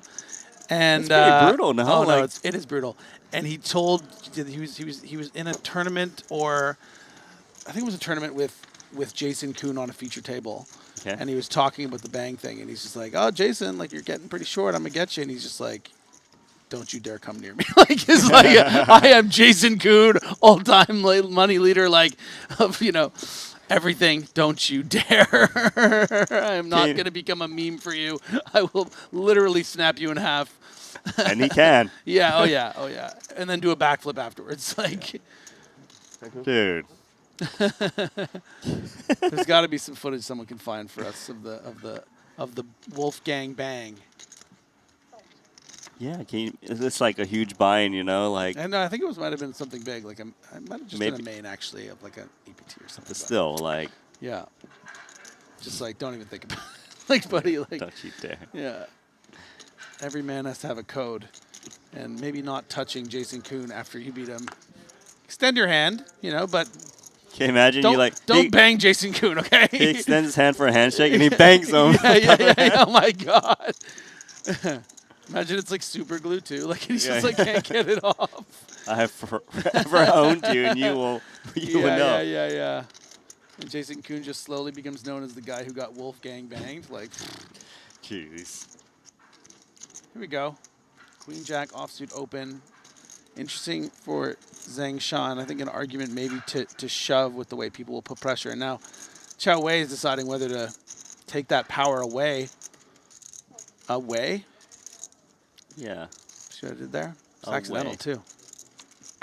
You keep doing that. Play on words. Well, passed. Pass it away. Queen 4 suited. Well, I'd see a flop here, right? Suited queen, min raise. Yeah. Your opponent doesn't have many chips left. Let's do it.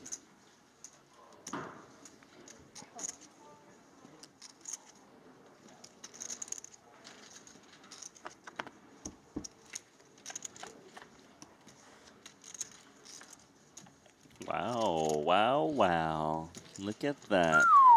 That is messed up. That's pretty messed up.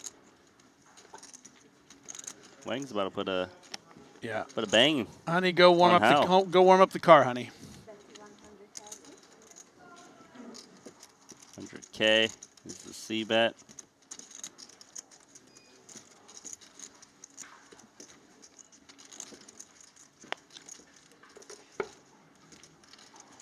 Guess the question is, does he fast play or not? Yeah, He'll it's just a- call. I think the bottom top is just a bit too strong. You kind of want, you know, in the case that Howe has something, oh wow, like an ace jack to maybe turn a king and then shove on it. And, you know, you got the board pretty pipped here. Let's just make sure we get all the money, which we will here on the turn.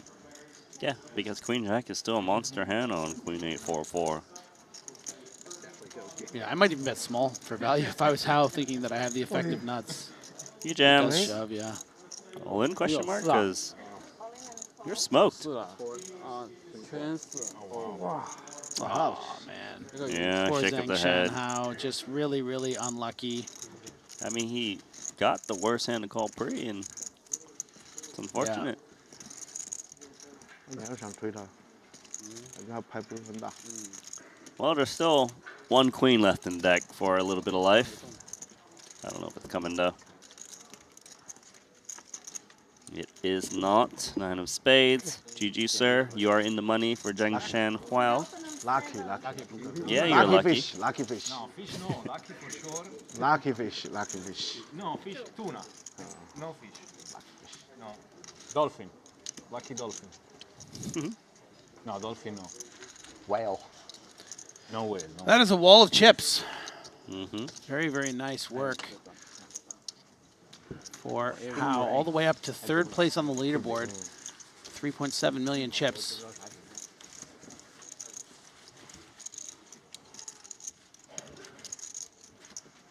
Forgot to put the bang patch on his opponent. 主要是你损失 Roll like that. 也很痛啊。对不对 Good game. The lonely walk of getting unlucky Practicing the motion. in a poker tournament. Well, at least he gets to walk to the payout desk. Some It's others true. did not. It's true.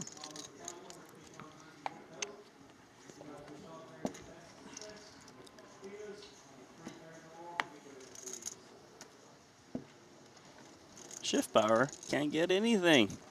Let's get 2 little number cards.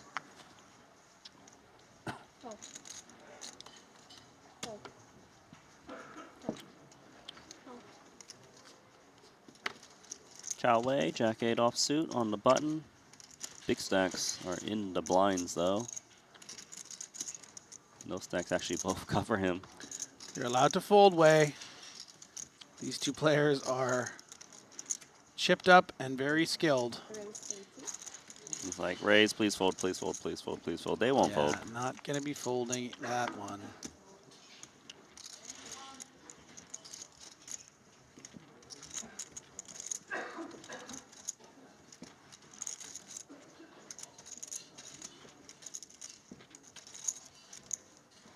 We've seen an ace queen 3-bet and call it off earlier on our previous featured table for 1.2 mil.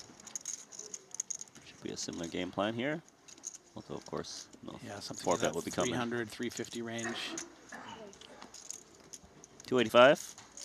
285,000. Chow Wei's like, man, why did I raise? I should be allowed to steal on the button.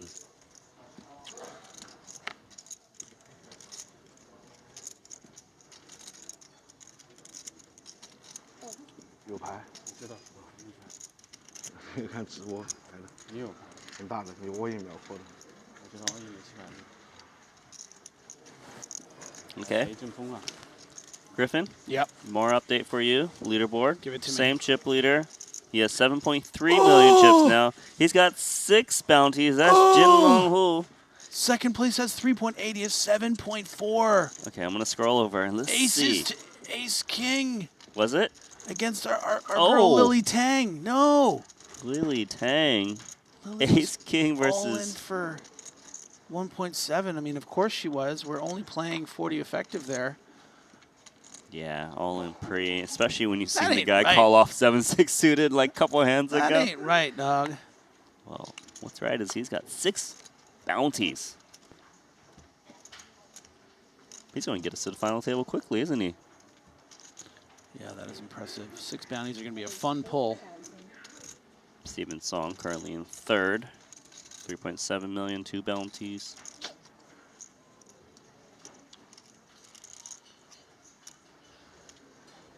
Meanwhile, Manuel Fritz, he's going to raise it.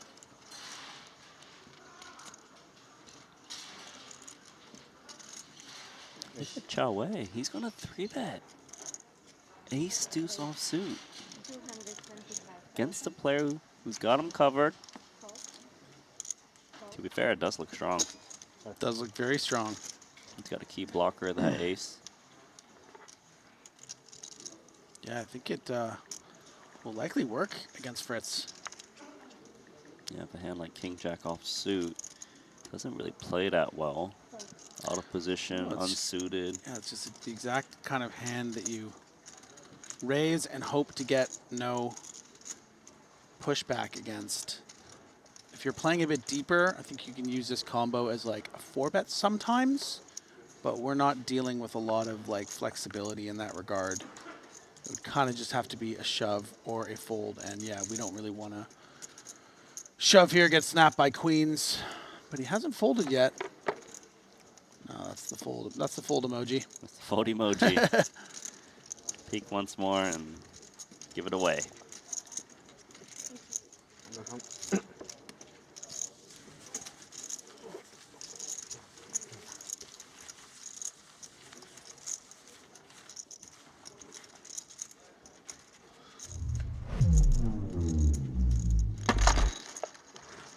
That is the trophy they're playing for.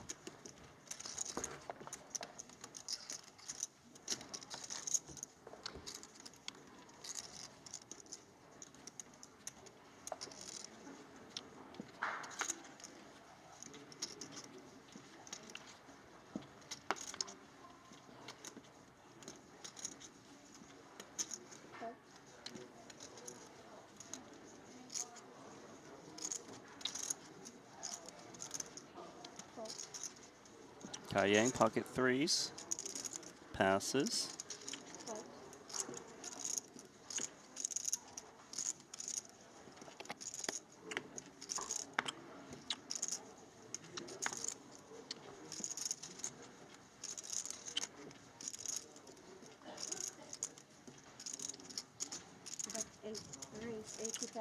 All right, Zuyo's got a 7. Doing his job here with the cutoff, with that ace and that big stack. You know he's rooting for Robert to just play anything. It's like, come on, you only got 200K. I wanna try to get your bounty token. So a bit of a correction. What's the correction? Well, Zuyuan Wang actually in 14th place with 2.7 million. I confused him on the leaderboard for a second there with Wu John Hao. It's all good? All good, all good. It's going to happen. A lot of similar looking names, similar stacks. Steven Song actually moved up to 2nd in chips. Yeah, 3, and he has 1 more bounty, so I'm going to take a look. Yeah, let's see it. Let's see it. All right, so Steven Song had ace queen. He raises. Then there was a squeeze after. Steven Song jammed it in.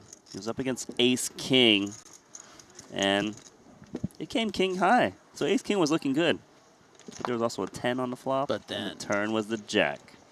He got Steven Songed.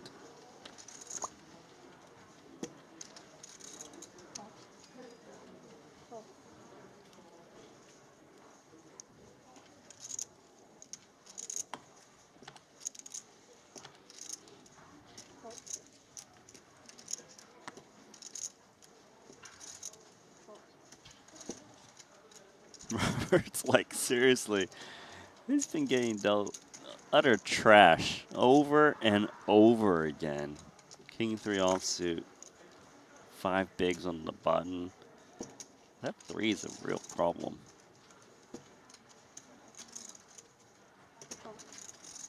He will pass.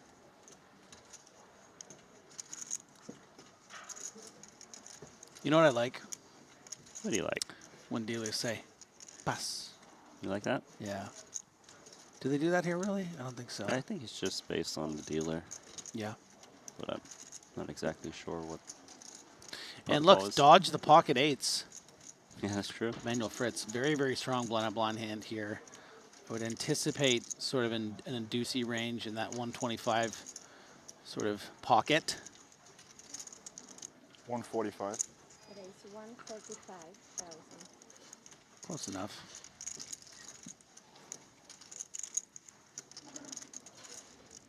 Seven, 5 offsuits in the world of hurt against pocket eights. Yeah, I actually don't mind the size up because maybe you kind of want to dissuade like limp calls with things like Jack 9, whereas you want to maybe induce more limp shoves from something like an Ace 5. You want to, force limp shoves mainly also with that bounty Yeah, aspect. you want to make it look kind of bluffier with the bigger sizing.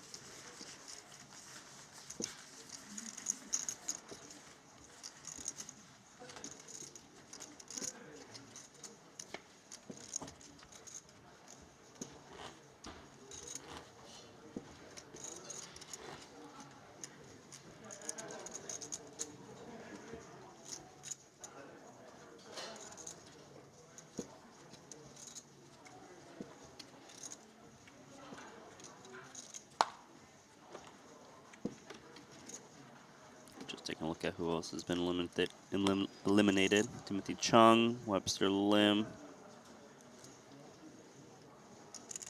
There, Busto. David Wings, Busto. Jason Lau, Busto.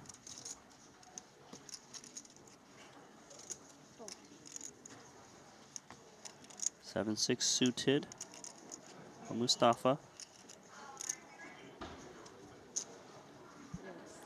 Bring it in. The bring in. Oh, Ace 9 finally There for we Robert go. Schiffbauer. But this is why Mustafa raised his hand, is because he wants to get all in against Robert and have an opportunity to get what I imagine is one of his first bounties.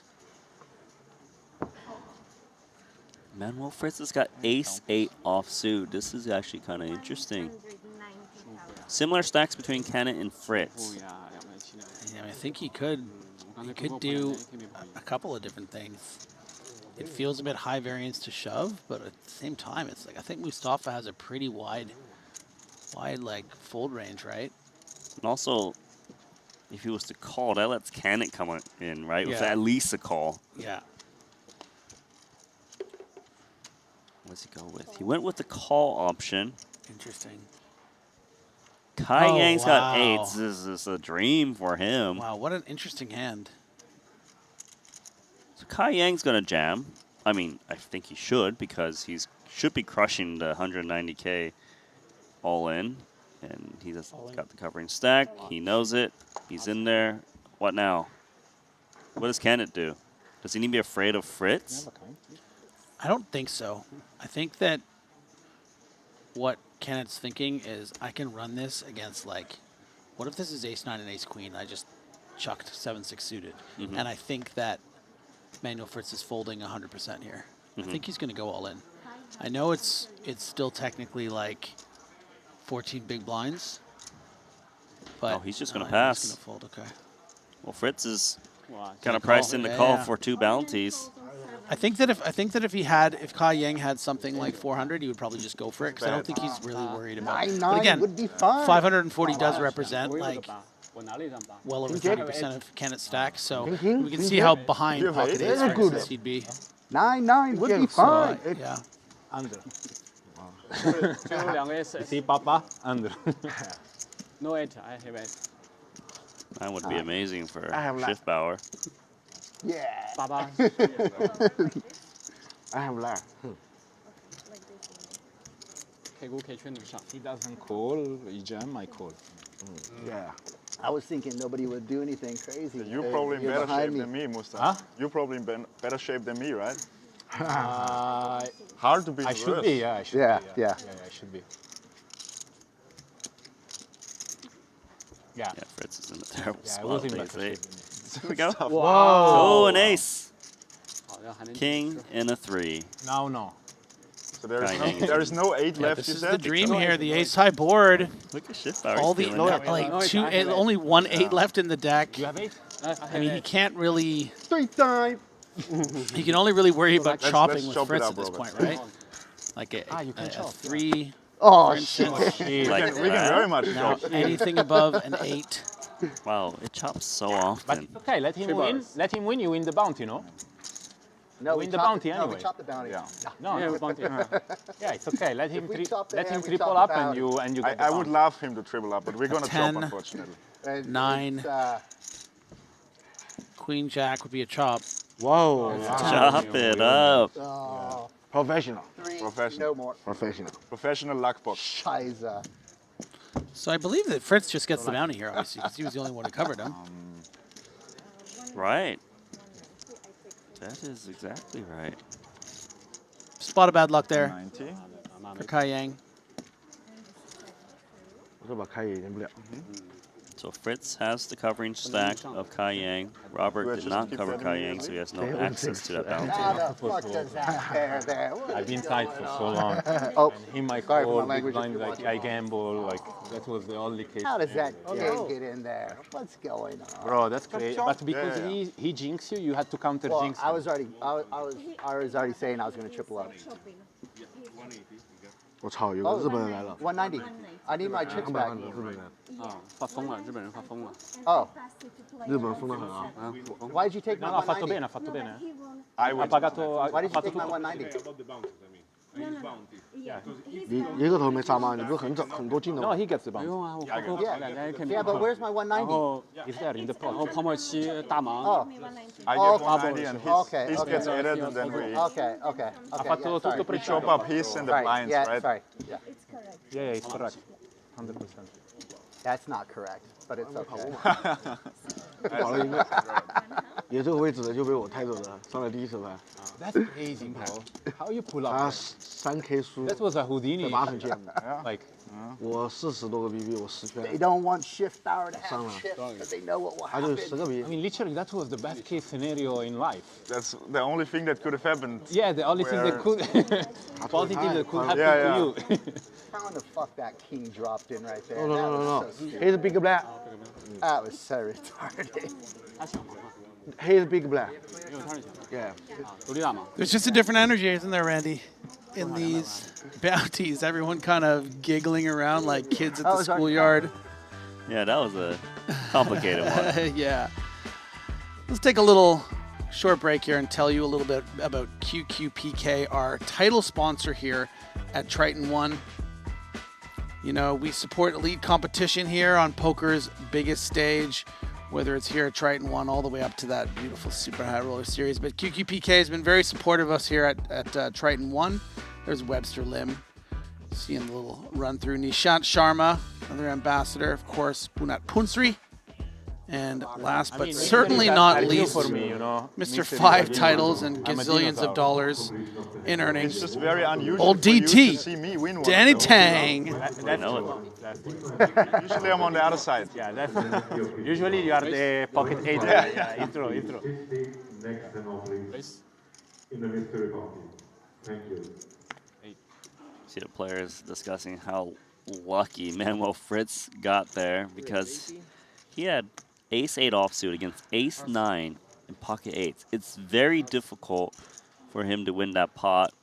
It's a good spot with those 8s. He ended up chopping with the better ace, but he also had a situation where the chips were in a way where he gets the full bounty from the pocket 8. So that's why Wang and Mustafa was basically saying that's some Manuel are Houdini unplayable stuff.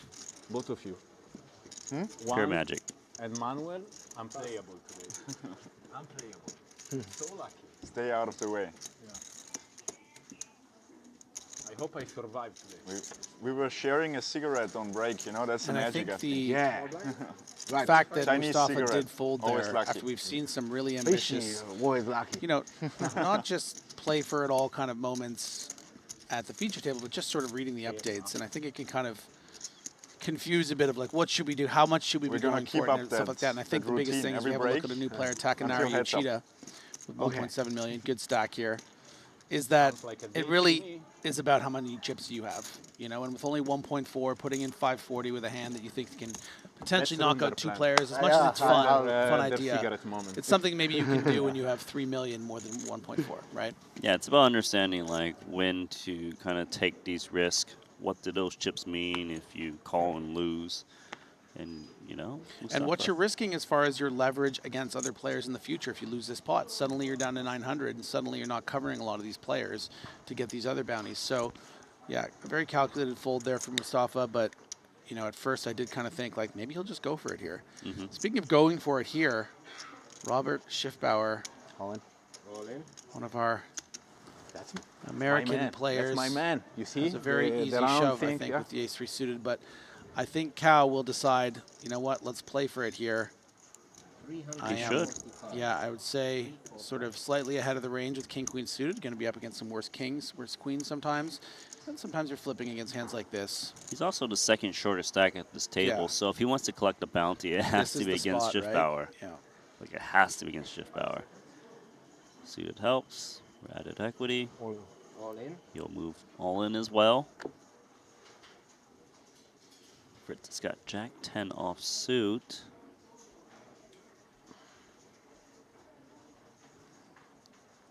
This might be a bit excessive, right? Jack 10 offsuit, 2 big stacks in the blinds. I mean, but the fact that he's even considering it, we're talking about a total all-in between, you know, 640 is only 13 big blinds, so he is thinking about it in the same way that Mustafa was thinking about it with 6-7. You know, 2 bounties are so deliciously tempting, and we could see it would have been very live. If you could see the cards, he'd be flicking that Jack 10 in, I can tell you that. The break without him. Of course, he has to be a bit Doesn't wary. care about you, bro. He Against, like, just an went ace for jack, a ace 10. cigarette break by himself. Wow.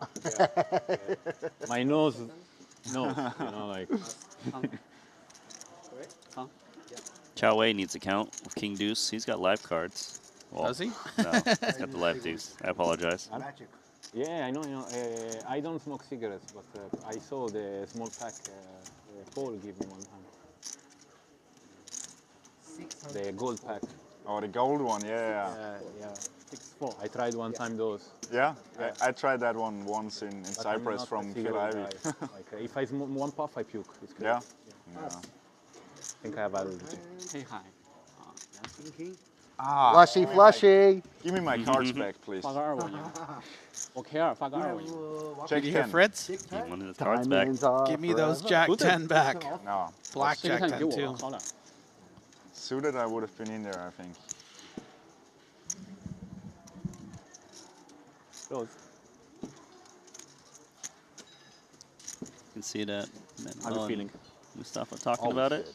No, this time. Yeah, a little strategy talk about that Jack 10. Talking about how close it was despite being 13 big blinds all in. The rules change here in the 5K mystery bounty.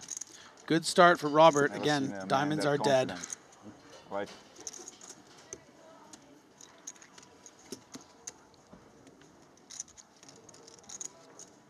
Wow. Lock it up. Lock it up. That'll make Cal. Our significant short stack. Money in the bank. Schiffbauer, the American. 45. 9 lives.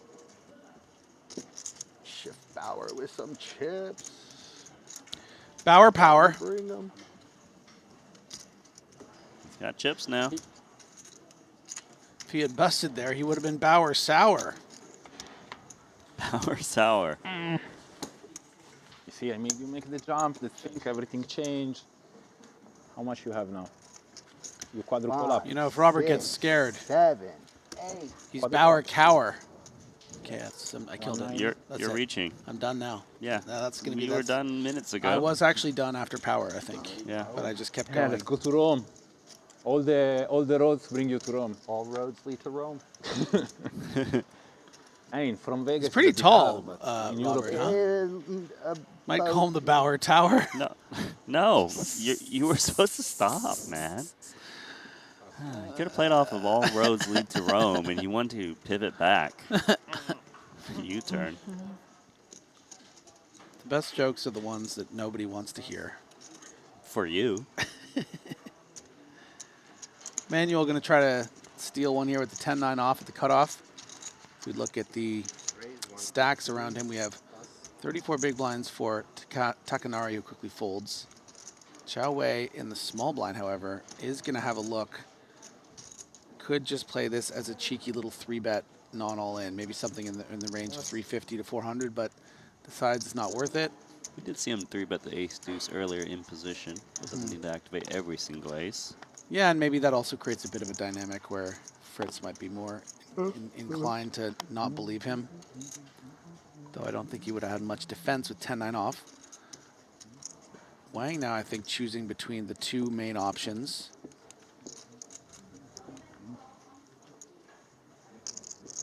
Calling chips.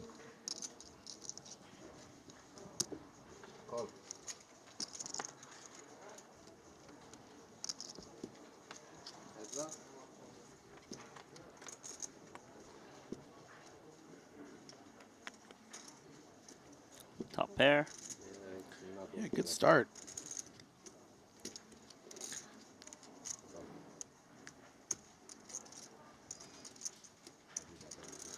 And Manuel Fritz, in many ways, at the stone bottom of his range with 10-9 off. But a combo that can potentially pick up some equity and continue to bet, something like an 8 or a 7 on the turn, although the 7 would be difficult with that 4-liner to the 4, which will, of course, hit Wang's range more often. It's a healthy bet of 205,000. Suppose the bigger sizing helps kick out some of these like weaker draws, like gut shots or high cards with back doors. Yeah, I think it's just maybe like a, let's have one bullet in this pot and let's make it one where we're not going to get floated by, you know, king, queen, or even just like put a lot of pressure on, I don't know, maybe even something like an ace-8, right? It's going to be hard to continue on 3-6-5. But Wang, of course, the top pair will continue. Let's see if Fritz gets something to barrel on. Maybe a big spade or an 8. How about a 9? Is pretty darn good. Top pair. Yeah. Two-tone. Pretty darn good. Above average or what? Second best card in the deck. 10, a little more protection as a top pair. The 7-8 isn't filled. But he's feeling pretty confident here. Yeah, he doesn't have to worry about bigger kickers. Unless it was some kind of 9x of spades. Yeah, something like king 9 of spades, certainly. Yeah, and I actually quite like this check. It just gets really murky if we find ourselves getting check raised on the turn here. Again, our opponent can still have like 7-8. We're going to induce a lot of bluffs on the river with this check back from something like a, let's say a jack 4 of clubs, right? Is going to flat pre, call on the flop, and then bluff the river if the 2 doesn't come. Now, Fritz can very comfortably go for value. It's also nice we have that 10 of diamonds in hand, which creates less diamond combos. Like speaking to like something like a 10-7 of diamonds, 10-5 of diamonds don't exist, right? Ooh, bit of a tight check back. Yeah, gonna let the ace-6 off easy. Like, huh, you see bet 10-9 that big? Get you later. Yeah, there's some justification, surely, but not wanting to get check raised there. But maybe it would have been nice to find a little value on the river from the perceived 5x, 6x holdings. But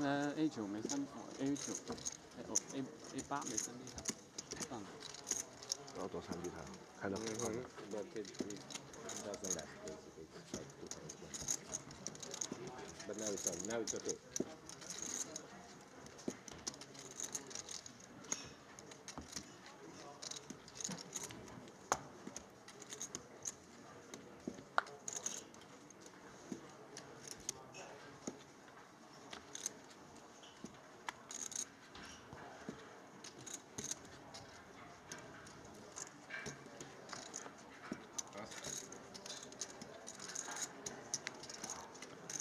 This is the table short stack.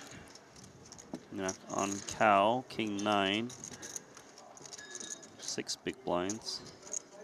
A little bit confusing on how to approach. Yeah, I think a shove's fine. We're running out of options here. We're going to have a third of our stack in with the 6 big blinds. and a couple of hands. King 9. Yeah, we're going to get called by some better kings, but we're also going to get called by hands like this, which we're pretty live against. We need to get moving here, right? We need to start forcing some all-ins. We need to start doubling up. Wow, yeah. Ace and king. look at the instincts. Wow, this is a bit unfortunate.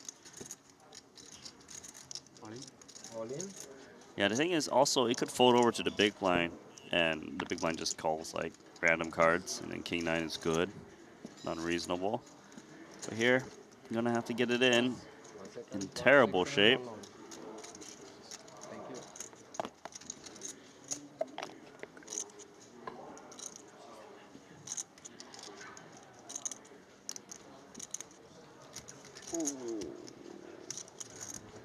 Page up.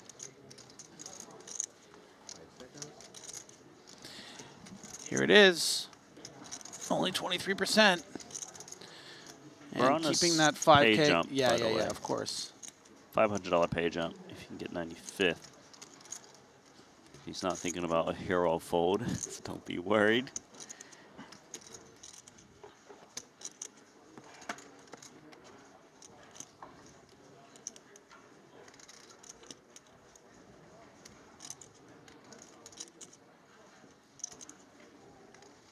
Just taking his time. Call. And then calls. Ace king versus king 9.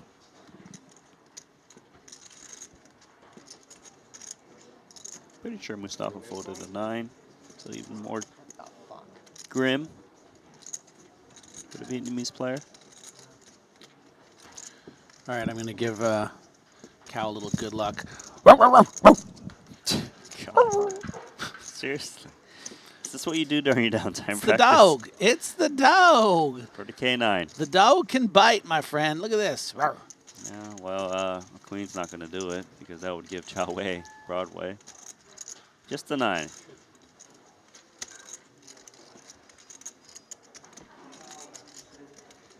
Seven or an 8 would make it interesting. Nothing's changed.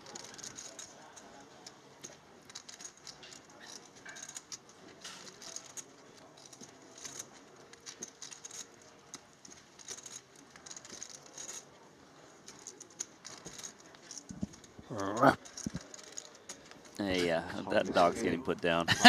Yeah. Yeah. Nice playing with you. Good game, sir. Like the spots he took. Just didn't happen to win them. He still had a lot of time, no? He still had like a minute and a half, no? Huh?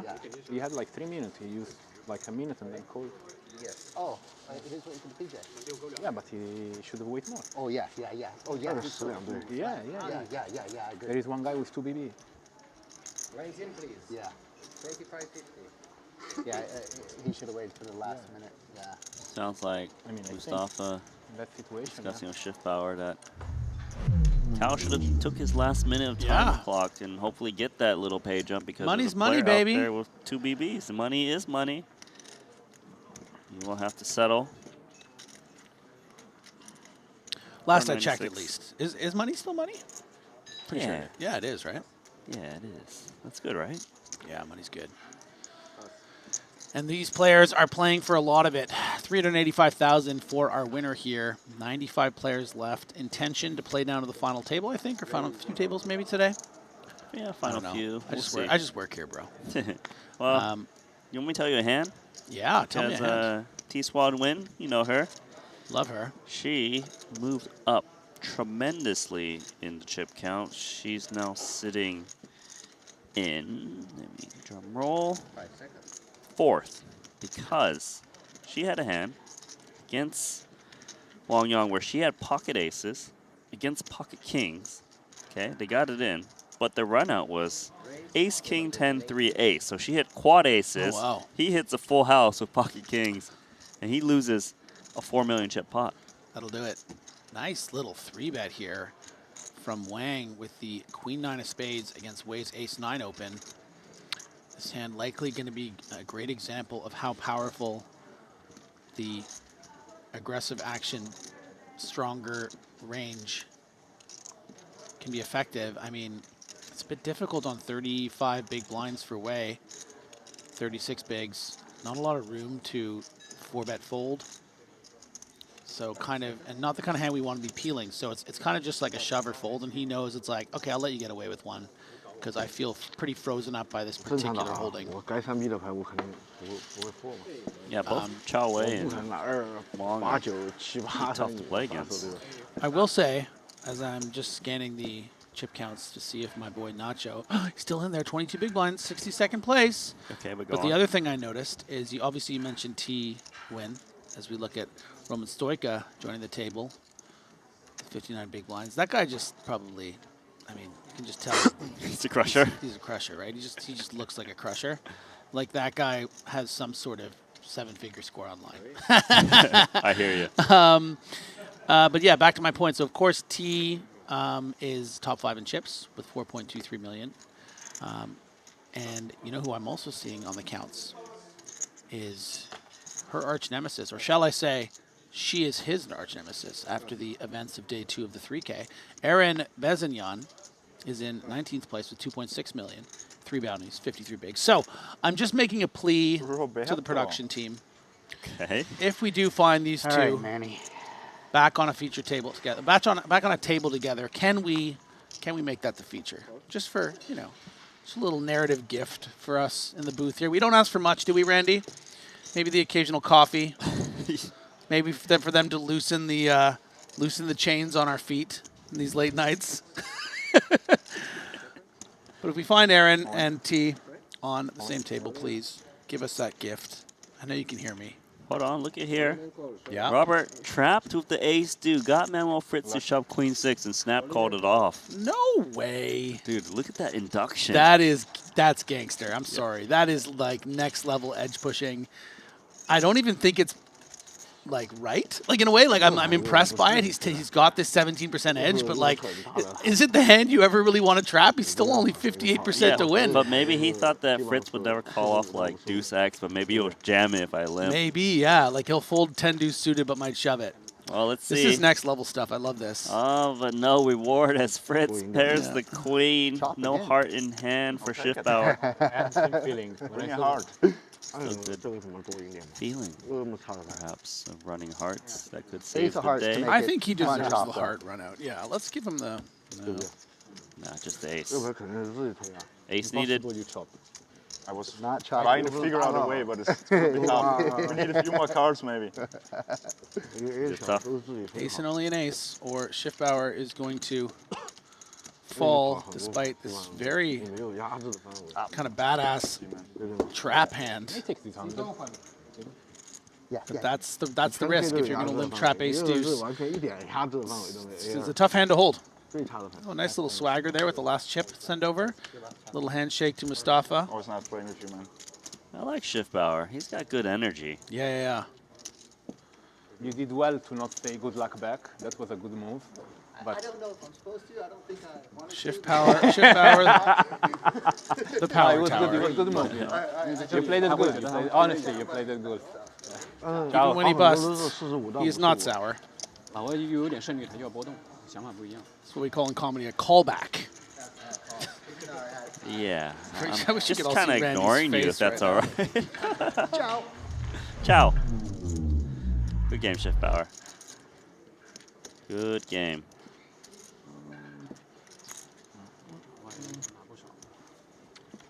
Yes. Nice rise here for Manuel Fritz, who gets that coveted bounty. All the way up to 63 big blinds now, as we see Takanari with a bit of a tight fold under the gun. Again, we are 6-handed now, so I would have liked to have seen an open with that hand. Got a new big name making it to the top of the chip counts. In second is Johannes Strava, 5.4 million, 3 bounties. He did the good old double elimination. He got ace-jack suited in against pocket queens and queen 10 of hearts of Dominicus Michaelitis, and he hit a runner flush. Scoops a huge one. It's just going to happen. What's going to happen here is that Fritz is going to try to tangle with Kennett. Flats the small blind. Yeah, I find this hand kind of interesting because I think if the big blind was short, Randy, we would have seen a shove from the ace-3 suited. All right. You know what I mean? Because Cannett's only playing about 27 big blinds, going to have some raised folds, and you're kind of like ace-3 suited when you get called is like, it has options, you know? Right, but he doesn't want to jam He here doesn't and wanna- have yeah. Roman show up with And he doesn't something want that to can 3-bet call off ace-3, right? Of course. Top pair, top kicker versus bottom pair Roman.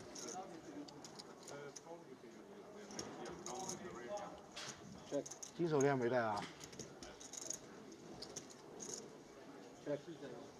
See what sizing Kennett goes for. 3 ways.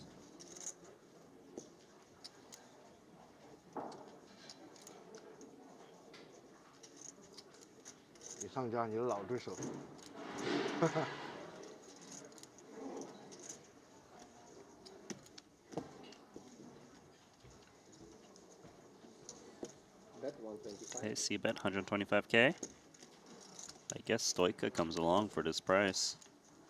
Covering stack. Backdoor straight draw as well.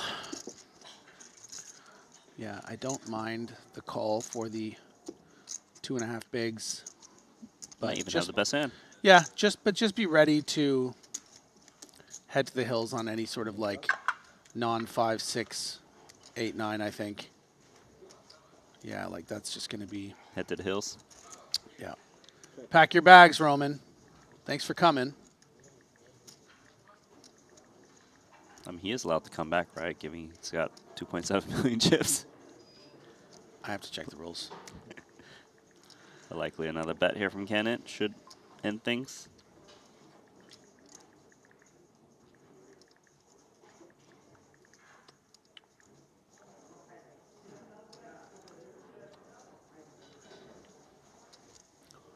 Okay, can I guess the sizing? Yeah, hurry up. Hurry up. 325. Did you look at him grab 3 No. black chips? No. Because he didn't. He only grabbed 2. 265. Okay with that? Mm-hmm. Cool. Now we're in trouble, Musta. China #1. Ooh! number This is why I won the pot, bro. This is why I won the pot. Yeah. I don't too short. I'm gonna be the bounty. I'm gonna be the bounty. Before we talk about the So Yeah, we just talked to him Big on dog. break, and now he's He's spawned. your friend? Yeah. Right. Yeah, he plays okay, but very bad English. I can translate it. I have Big bad dog English getting to the too. table. Nah. Those I'm unfamiliar. good at Japanese. Konnichiwa. Arigato gozaimasu. Oh shit, I don't know. I just know one sentence. Me too. Big dog come to the table. Go Musta. Joe, Ina and Joe, fresh off his second place finish yesterday for well over $300,000. Nice. This table But of just course, got legendary. most famous. All of a sudden. Wow, I haven't looked at the table. Most famous for his $6 million score out in the Bahamas. What's even more special about that is that Mustafa That's Kennett right. was at that final table. That's right. I'm a bit the most Chinese player, not Chinese. Oh yeah. They live in like Europe or No, me. I'm the most Chinese player, not Chinese. Why? The way I play, I'm very Chinese. Yeah, no, but I never fold Papa. I never fold Pa. No, Chinese players play in different styles. Some were in it, some were different. Not only one style. Yeah. Or it's different. Me, but I'm a bit Chinese. In the way, a bit. Yeah, your English is bad. Your English is bad. No, I know.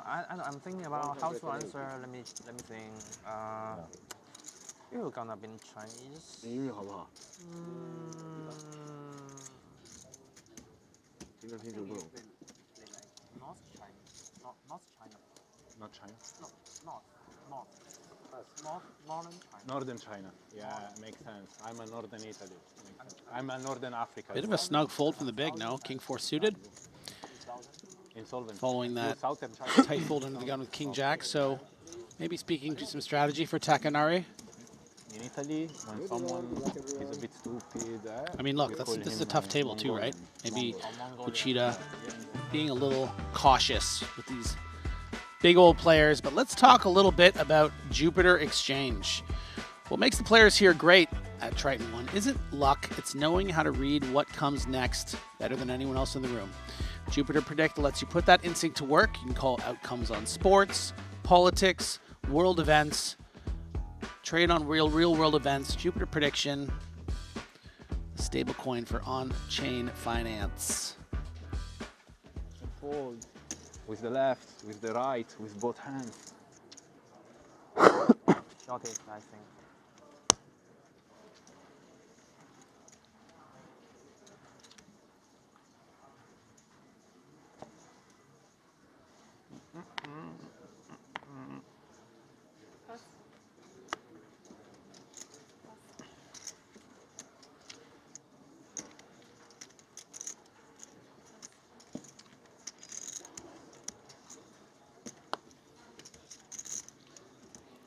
It's like Elmer. Yeah, Also Elmer joined the Fudd, table. new player. This guy Yeah. from Kalaquian. Chengdu. Sounds about right. You know Panda? Freaking badass name, right? I like it. Have you met my friend? Elmer Kalaquian. He's got a 9 Star suited. Wars character. Badass. Badass. He's got a big stack. And the foot style in Big this stack one and a is big always name, and spicy. Manuel Fritz Ah, maybe she wants was to spicy. slow him down a little bit. Be like, hey, listen, this is actually a pretty tough table here, and we're kind of, we're not really opening 9-7 suited at the hijack. Ooh. Yeah, and then Uchida's like, yeah, we're not really 3-betting ace-9 offsuit. I mean, we've seen some tight folds from Uchida in the last couple of hands. I hope he's not going to follow the same strategy here. He should be 4-betting. Yeah. He knows this is a good hand. Well, he went with call. He's taking it to post. Now what does Elmer do with 9-7 suited? I think he flicks it in here. He covers both players. He has the kind of hand that can crack big hands. It's only going to cost him 250 on top of the 100 that he's put in. I think this is a very easy flick in, and let's see 3, but you know, obviously he expects at least Takanari's range to be quite strong. Yeah, Takanari with cold call 3-bet has a lot of what? Ace, queen, 10s, jacks. Yeah, I mean, maybe 9-7 suit doesn't perform that well. Yeah, as a general rule here, I mean, we need to be shoving here with jacks. I think this is a bit, you know, It's dangerous. You're letting 2 people see a flop. Yeah. Like you're oh my God. Puts himself in the guessing game and just flops absolute gin. If he had shoved for 1.2, would have gone fold. Instead, he looks like a genius for this unconventional overcall. And yeah, it's very tricky for Fritz because he blocks any like trap hands like an aces with the ace-9. So he probably puts Takanari on something like a better ace, maybe like an ace-queen of clubs that didn't really know how to play, or something like a pocket 10s that didn't want to shove all in pre. So if you can fold out the ace-queen range and you have that ace of diamonds, it's hard not to just start this with a bet. You can see how it'll clear out Elmer. And then I think his alarm bells will really go off once Uchida calls off, you know, 35% of his stack on this flop. Yeah, also Fritz holding an ace of diamonds helps. It blocks a lot of the, you know, flush draws, like that might cold call from the small blind, like ace queen suited. Yeah. Right, ace 10 suited if it really got that ambitious. It's a great point. But like you said, once he check calls a third of his stack, Fritz has got to be like, this guy probably just flopped the boat.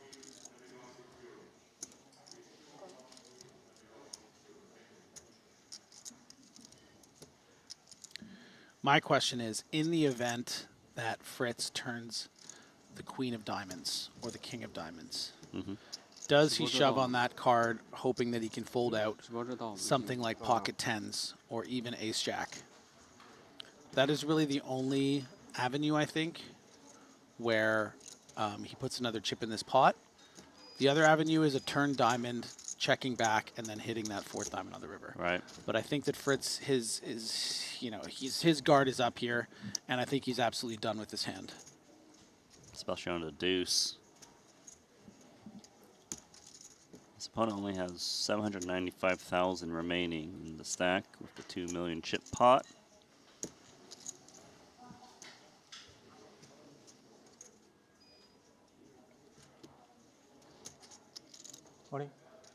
Wow, Uchida all of a sudden jams himself. Odd line. Doesn't give Fritz the chance to put in the last 800K. I just feel like you can still get value from Queens Plus if you just check, so no reason to jam now. Guess he just doesn't give Fritz credit for having something weak.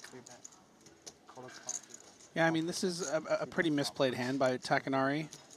But having said that, he has acquired more chips taking this obscure line than other players would have. The standard would have been to 4-bet shove pre because of the 2 big stacks raising and 3-betting in late position. Very standard to just go all in with jacks, take it all down. He has taken a strange line, but he got a little value on the flop. And then it's just an unnecessary shove on the turn, of course, for, you know, 40% pot. But he is going to take down a nice pot there. And his stack going all the way up to a very comfortable 57 big blinds. But certainly someone to watch out for. Probably playing a bit too tight and maybe face up in some ways. And I think that players will probably be able to take advantage of that down the road. But for now, I mean, that's a great thing about Triton ONE and tournament poker in general is that you can be playing a little, maybe not the most GTO, and the cards can just go your way. Yeah, a bit unorthodox, but his play did earn him the additional 250,000 pre from Elmer, 450 on the flop from Fritz. Actually already has 2 bounties. I'm just here trying to don't get killed. And it's working for me. I'm not getting killed, but, you know. I should play worry tight. Yes. Nothing I can do. I fold. And wait.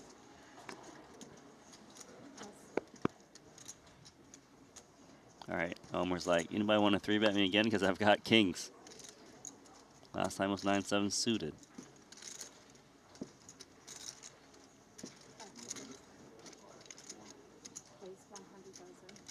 Try to 3-bet me this time, Shay.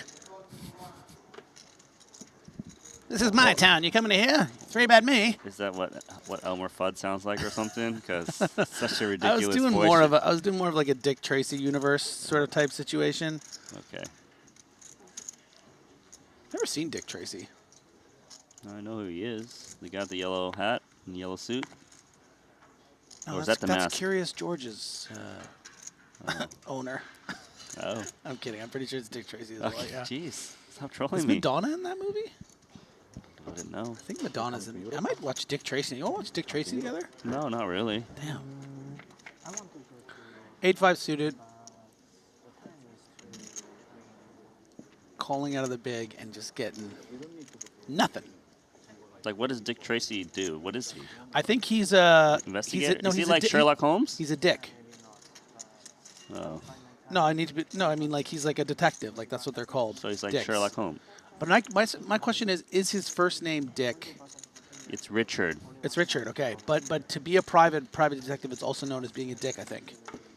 This is not. I'm not trying to be funny here, or crude. I think that's what they're called.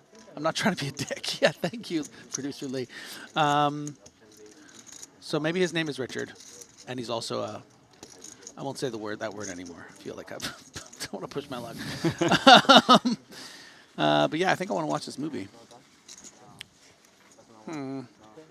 Tommy guns and talking like this, eh? Oh, I'm so glad I don't read the chat. No, they're loving. They would love you to keep going with it. Yep, that's right. All right. I will ban them all for you. Is anyone calling for any more Bauer puns? That's what I want to know. I feel like that's... I think I've gone... That's too far up in the void. But if you need them, happy to. I think they're loving it. That's right. Just don't look and check and verify. Yeah, no, I want it all. Let's have a look at the leaderboard instead of my bad jokes. You going to use normal voice or are you going to do the Dick Tracy? Well, we got Hugh Jin Long up top, see? 7.2 million. Good for 6 bounties. Dude, Kirill Beketov, by the way, he's playing above the rim. He has no bounties and 5.5 million. Like, what is happening? Is he just, like, messing people up? But he doesn't, like, go for the kill? No, he's just, like, he leaves them, you know. Leaves them their heartbeat. Yeah, he lets them live. Yeah. We have 2 women in the top 7. Yuna Kanezumi from Japan, sitting at 4.1 million, 1 bounty. We have our girl T Win, 4.1 as well, no bounties. And So we got to that's see both of them in the last I'm past few just days. so happy with the women turnout here at Triton ONE, and they're just kind of kicking ass. Yeah, I agree. And now I'm curious. I'm scanning through to see if we have any more. So far, just the two. Oh, Wing Hei Karen Chung in 40th.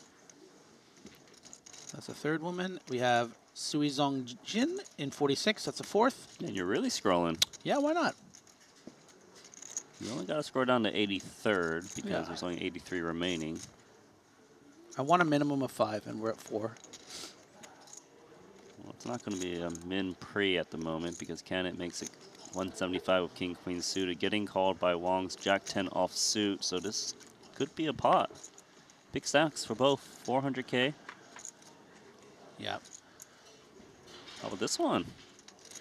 Hold on tight, Wang. That's all I'll say. He finds a jack. He makes 2 pair, but Canet would have a straight.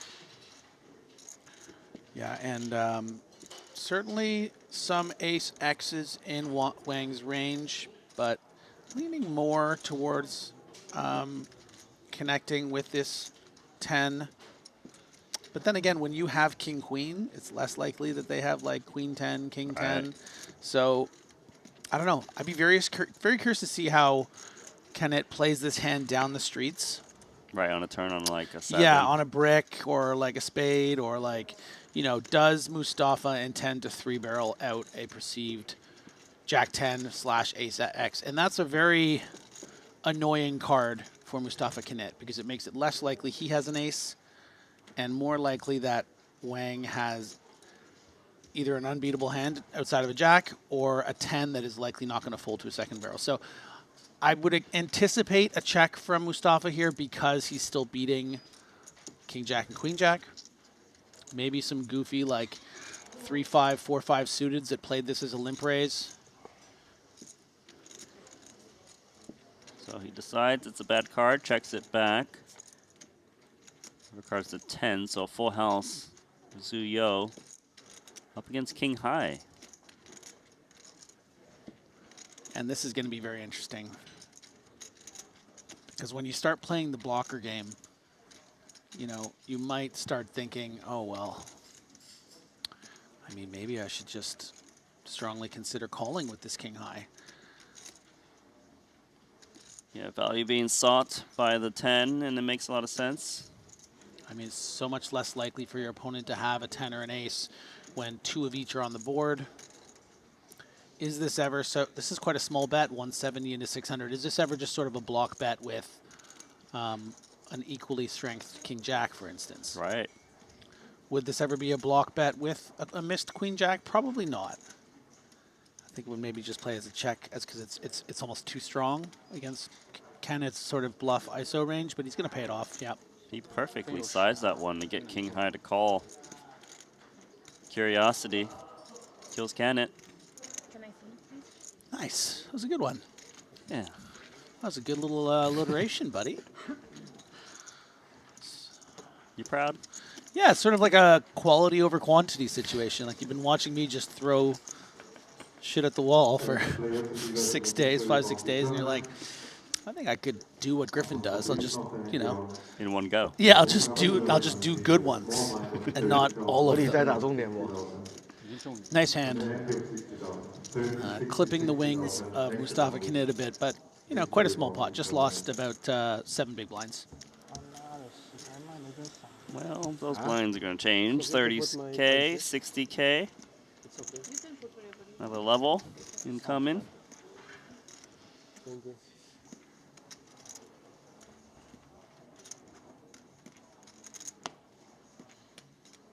Levels are 40 minutes long. Good break after this one. Elmer brought to the table about 3 million chips. Passes on 8-5 suited. Manuel Fritz got Queen Jack of Hearts. Solid holding.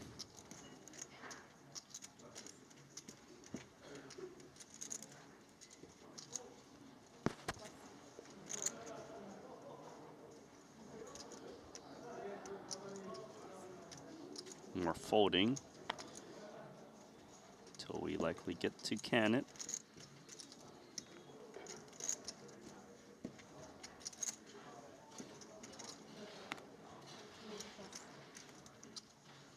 Sixes for Mustafa.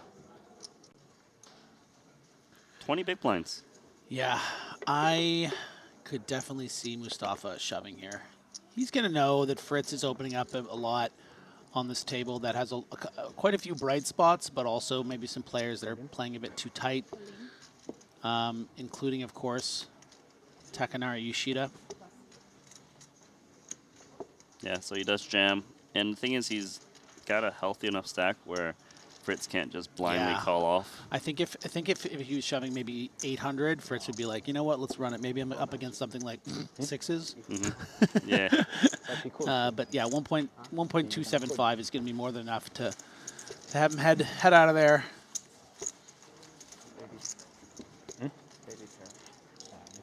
Maybe you are bigger than me. Yeah, I'm bigger. Must. Not too big. I'm pocket three. Really big. Jin Long Hu. He's got Mine wasn't too big. 8 million in chips. I don't think you. Too bad. And in that elimination, he got sixes. I have a great client. Downing the ace king of Ondong Twin, all in pre-flop.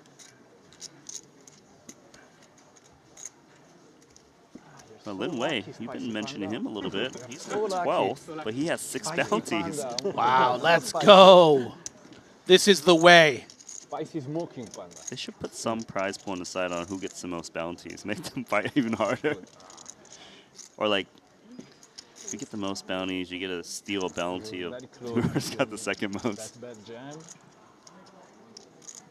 Bad check jam. Or bluff catch. Okay. Ayah.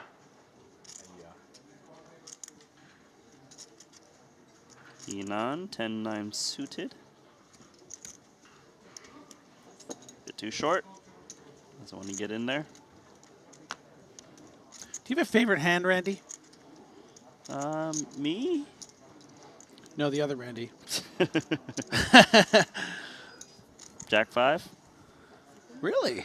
Yeah, I had a misclick a long time ago. I think I was telling Vitter about the story. In a tournament? Nah, it was a cash game. Really? I tried to bluff raise the guy and accidentally went all in for like $600, and the guy had top pair. He's like, "Really? You got a set?" He calls, like ace queen, and he came runner flush, right?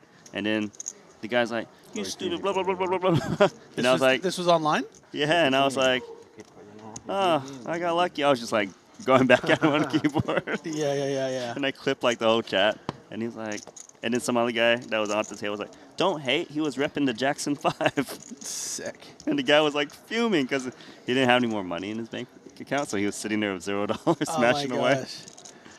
Those are good times. That's great, man. Actually, I'm really glad I asked you that. That's a great story. Thank you for sharing.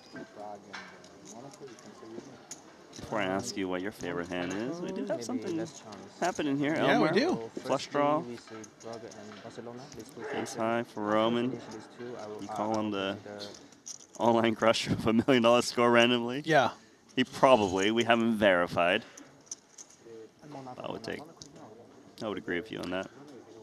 He just has 7-figure online face, you know? Mm-hmm. And that's a compliment. He looks confident and accomplished.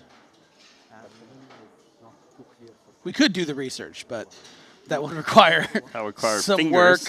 work. And I'm busy. I'm working. Yeah, that's right. I have other responsibilities. True that. 275 now. See, that's what a 7-figure online crusher would do. Multi-barrel with the gut shot. And the ironic thing is he'll probably blast the river if it's a spade to try to target something like Jack 10, Queen 10, maybe King Rag. Yeah, it kind of almost looks like it's set up for a multi 3-street barrel. Yeah. Because he expects like Jack 10, Queen 10, right, to come along once more and maybe not handle the heat. But 6-4 suited folds. Good job from Stoika. Compared to 10 years ago, Barcelona and Monaco. All right, favorite hand.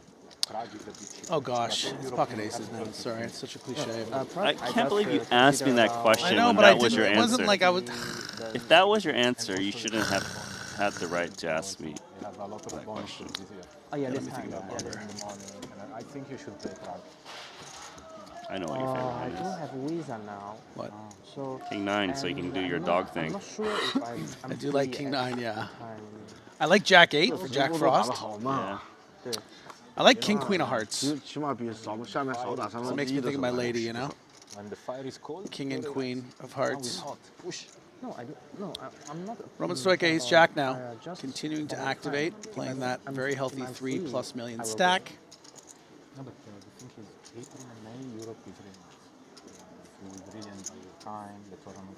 Yeah, last time I went in August and the soccer game stopped. I love watching soccer. April and May is the best time for soccer. You have all the Yeah, time. April and May is good. And this year World Cup in In the US. yes during the WSOP. Yeah. Think about it. I think you're gonna like both Prague and Monaco. You're gonna like everything good. Food good, people good, tournament good, everything good. If only care about tournaments, I think Prague WSOPE the first one. So I believe The Elmer's first actually choice in the for big me. blind here. And, No, maybe not. I will Where the visit puck's at. every station. Oh, okay, yeah. At It's least because I once. confuse Stoica with Come on, I think. Fritz. Largely because they have the same hand. I mean, Barcelona, yes, but with Battle the Days taxes, Jack. and, No, I don't. No, I don't need to pay the tax, so it's okay for me every station. But for me, the best. Advantage God. Stoica. Oh, everything. It's a nice place. In terms of having the betting lead, Exactly, yeah. But assume that's what you yeah, meant. but Fritz, of course, that ace of spades will likely continue for one. Let's see what kind of rollout we get, and if there are additional bullets I think 10 days in 10 Roman's days chamber. gap between Prague and Monaco. Yeah, 10 days. go, I don't know, go holiday, work remote, take an apartment in Amsterdam, in Italy. I will not play Triton Montenegro. Much harder than here. Yeah, for sure. I also don't think I'm gonna play. Not because I'm busy that days. I have a Dynamo tournament in Okay, blank I on will- the I will turn. consider about player pool, and especially the time for Triton Montenegro is very close to WSOP. I want to prepare. Nice to overhear a little chatter between two players that obviously, in some fashion, are bonded for life for being on a final table where they're playing for $6 million with each other. That's right. 15 or 20 days. Not 50. 50 is too long. 50. Whether I like it or not, I am forever bound to people like Key Win on my main event final table. Whatever happened to Key Win? Won the main and didn't see him. Oh yeah. Can tend to happen. Seems fair. I know if you won the main, we'd never see you again. No, you love the booth too damn much, Randy. That's right. Too much of a natural. Queen Win was definitely one of the most epic, like, players who just kind of bulldoze players down at that final table. Yeah. I like that one. I actually didn't play against him much. No? Is that the one you made a deep? So that's the one you made a deep run? That's where I got 7th, yeah. That was the one you went off on Kasuf, right? I don't know. I don't really know what you're talking about. Is that went off on Kasuf? Who? I think I managed to bring up Kasuf every single day. I was going to see if I could get away with it this time. I'll do it, but if you're going to throw up an alley-oop, I'm going to slam it home, Randy. That's what makes us such a good team here at Triton ONE. Mm-hmm.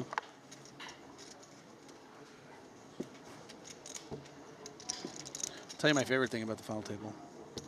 Tell me. There was a Czech player named Wojtek. Forget what his full name was. Rajicki, yeah, Ruzicka.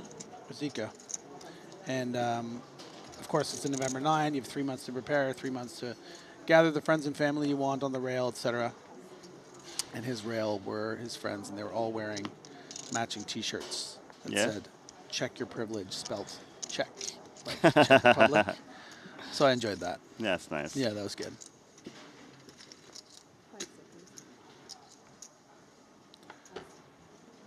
Chow Wei, ace queen off, under the gun +1. Manuel Fritz with an interesting ace queen off himself.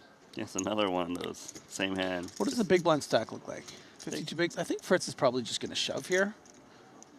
But is it going to elect to go the more passive route and allow Stoika to get in there with a very nice queen jack suited? I think this is like okay. It's interesting because, of course, only 26 bigs for Chow.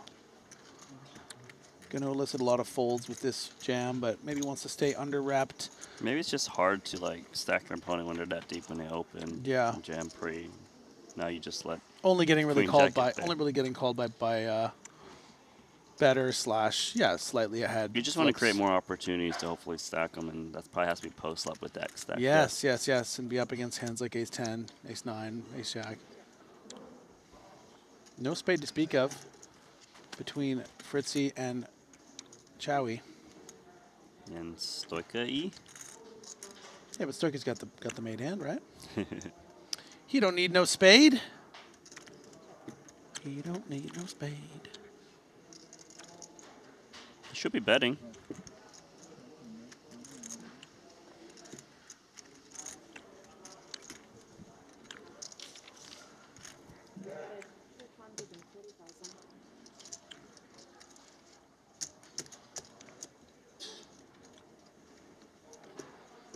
$240,000.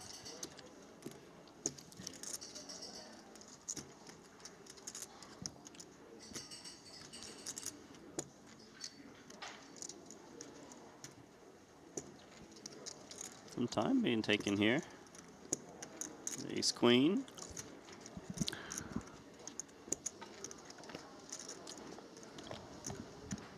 Extra, read all about it. Yuna Kanezumi from Japan, our runaway chip leader. Just one bounty, but 6.5 million chips, good for 108 blinds. Meanwhile, T-Win also climbing the charts up to 5th in chips. So the women are here to play. As Stoika takes down that nice little 3-way pot. I got to say, Randy, you know, I've always been impressed by the Triton merch, but the Triton ONE gear might be my favorite. Got some new styles, a lot of different options for you. Really creative, beautiful stuff. So please go over and check that out. I highly recommend. I mean, look at this stuff. Look at how cool those guys look. Don't you want to be cool like them? New style. The quality is Get amazing. yourself a hat. Too. It really is.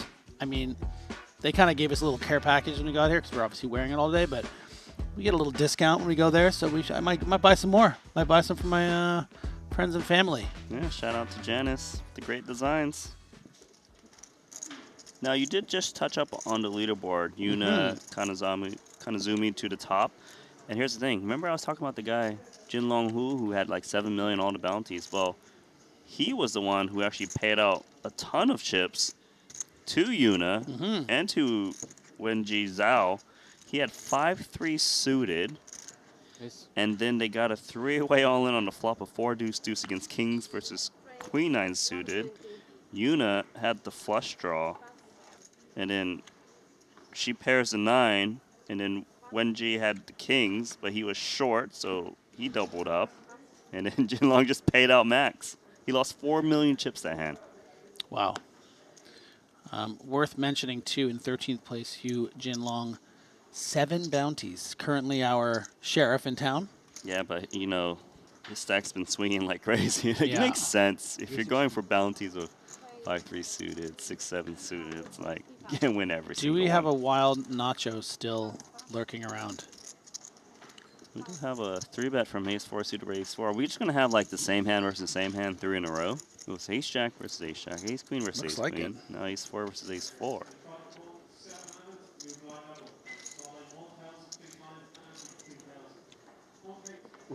你的那个赏金要高级一点啊，怎么会有Python的标志？我这是真没有。 Checking out his own stack.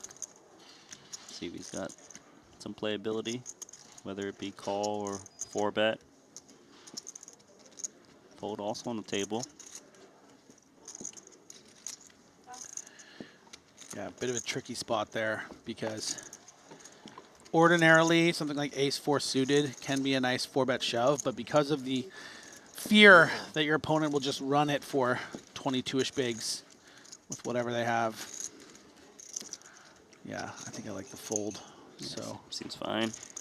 Aggressive action has the edge once again. Triton ONE.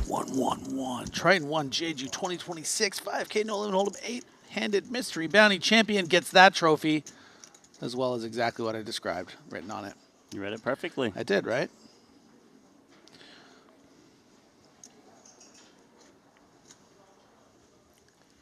Ace Jack now.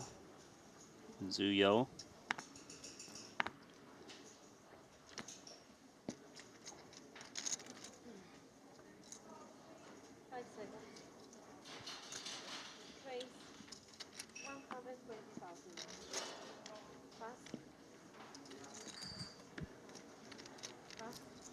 Yinan's gonna fold.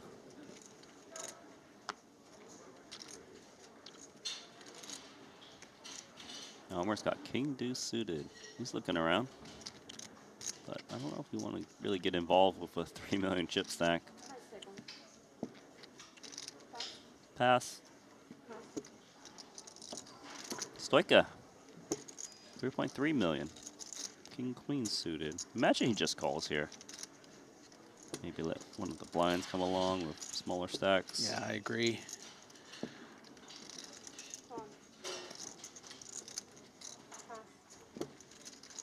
Ace 9 of clubs folded by Uchida. Ace 10 now for Chao Wei. Yeah, I don't know, man. I mean, you can definitely flick it in with the ace 9 suited, no? I think so. I think it's reasonable. I just decided to pass. And It's not an automatic call or anything, but it does speak to a very, very tight strategy from Takanari. It's playable. Yeah. I'd rather have ace 9 suited than ace 10 off, I'll tell you that much. Well, ace 9 of There clubs. are the clubs, and look at the potential cooler that I know, would have right? developed had Takanari been in this pot. I mean, Roman's happy. He's got top 2 pair. Doesn't have to deal with a flush draw. He's up against 2 gut shots, whether it be ace jack or ace 10. Yeah, I'd expect a smallish bet here from our aggressor under the gun. Not really any reason to bet large, and the reason I say that is because you're never going to fold out a king or a queen. So you may as well start small, and then that should scare out the other kind of flats that comprise the range, like pocket 7s, pocket 8s, especially with the player back. And curious to see if Wei wants to flick in, you know, 10% of his stack here, drawing to the nuts. Maybe my ace is still live. Of course, we can see it's not. So yeah, I don't mind this just because of the price of what's already out there, but you're not loving your situation. What about now? You think he loves it? The nuts? And the person I'm most curious about in this pot, actually, is Stoika. How is he going to value this top 2 pair now that, and look at this pause from Chao Wei. This is a little scary, especially as we see this lead. I mean, Stoika's got to imagine that this isn't Queen Jack. It would be a weird kind of line to take. What Chao Wei's repping is really like something like 9-10 of clubs, 9-10 of spades, which would be the 2, I think, or an ace-10 off, of course, which would be the 3 kind of gutters that would continue. I don't think he's just calling any 9-10 or, you know. Yeah, right. Can't be, yeah, any 9-10 probably not going for it. But the thing is, Chao Wei's only got 750,000 back, and Roman might be thinking, I hope you have King Jack, and is just trying to lead now. Hope you have Queen Jack. Yeah, I'll tell you what, he might jam. Stoika's not thrilled, though, about this spot. No, of course not. Because this doesn't really feel like it can ever be a bluff. I mean, look at the kind of ranges he's betting into, right? An under the gun open and c-bet on King Queen 2. And a button flat call on the flop. Both players all over this texture.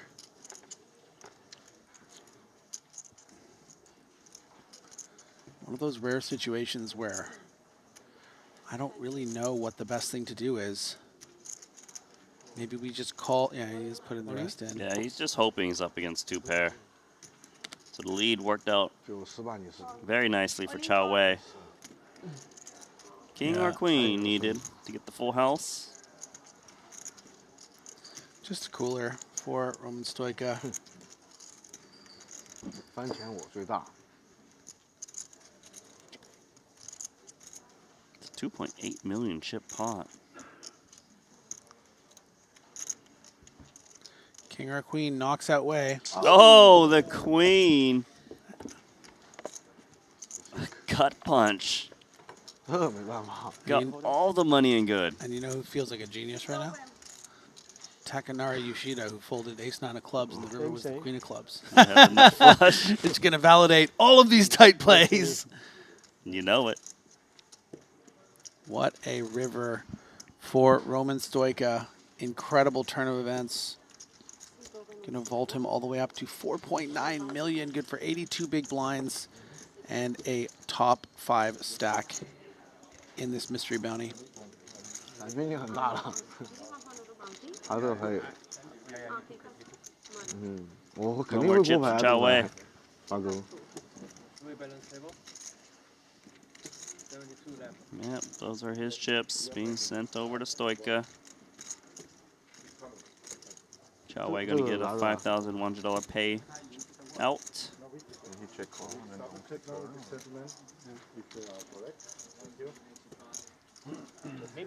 There it is, 4.9 million, 82 big blinds.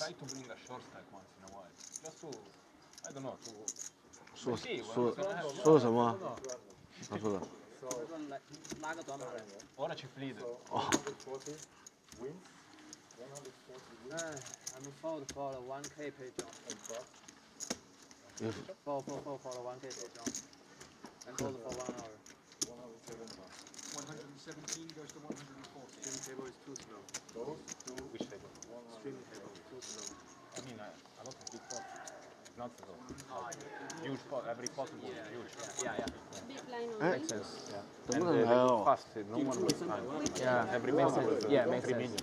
有没有打错？ When I caught that, this table feels very boring. Yeah, a bit of a brutal walk-off there.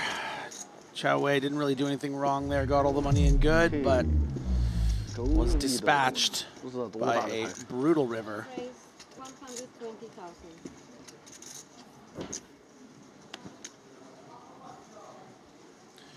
Woo! Soda pops.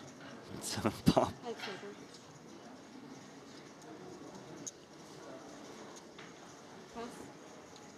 The sorting hats. Sorting hats? The ladders. I'm just looking at it and seeing what other things I can think of. Ladder's pretty good. Yeah, ladder's It's the first time I've ever seen ladder. I've never heard ladder either. It's really good. It's pretty good, right? It's pretty good. We do that next. Pocket ladders.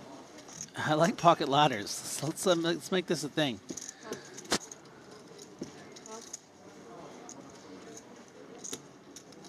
Oh, poor Musta. Okay, I'll bet you $5 he shows. What do you think? You want? No, let's bet. Okay, let's bet 10,000 boon credits. Look, I know Quickly, you really quickly. want to go ahead. Go ahead. Yes, sure. Okay. Ah! No! Oh my God! I actually wanted the show too. But I was like, all right, I'll do it for you. I'm gonna pay you just so everyone sees. I don't want anyone to think I'm not good for it.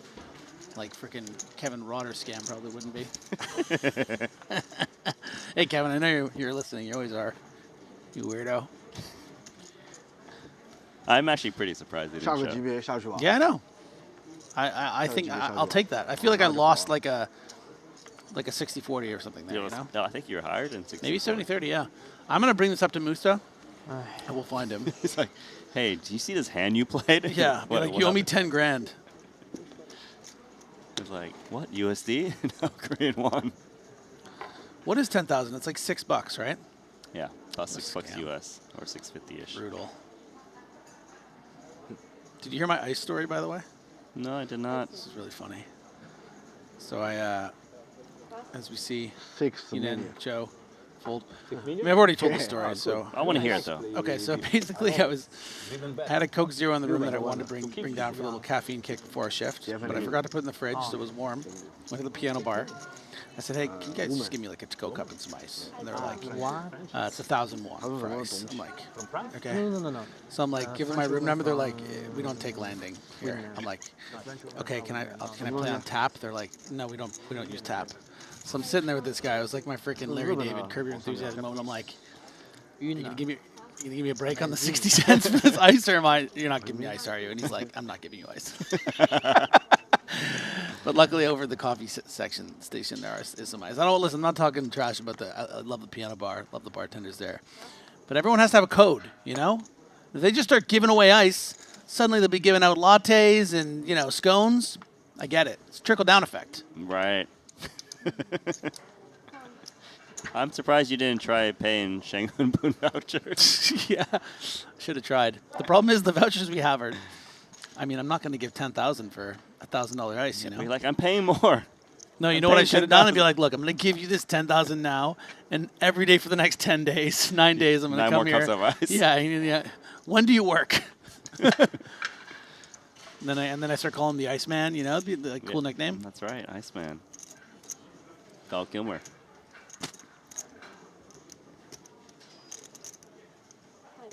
Okay, what are we working with here? Just a seabed and take, I would imagine.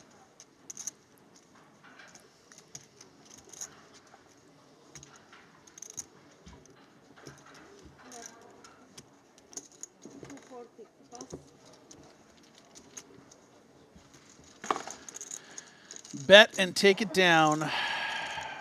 Forfeit, see.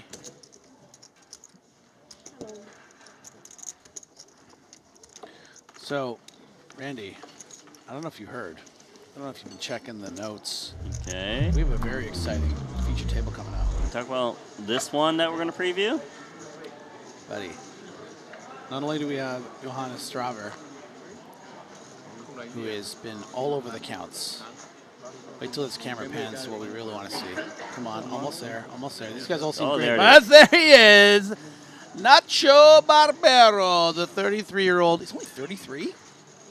Figured he was more my age. The Argentinian all-time money earner with $30 million, 17.5 of which playing in Triton. I mean, incredible 33% cash record, 18 FTs, 12 podiums, 4 titles. Been heads up for a Triton title 10 times, Randy. I know. And he's a part of a very serious bet with Randy and I. So I assume that's why he's coming on the feature. So I appreciate that. It's going to be a good feature. Let's just say that. Let's just say we're ready to feature it. And Yuna. Yes. Kanazumi. Yes, Yuna, our chip leader. Looking like an absolute vibe. Yeah, she's dressed the glasses and the whole get-up. It's business time. Yeah, this is great.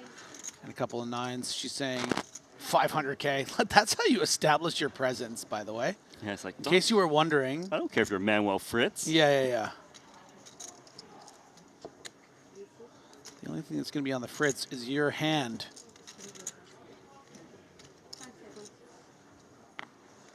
Yeah, Wang knows better, but he is a bit suspicious from this monster sizing to kick off the proceedings.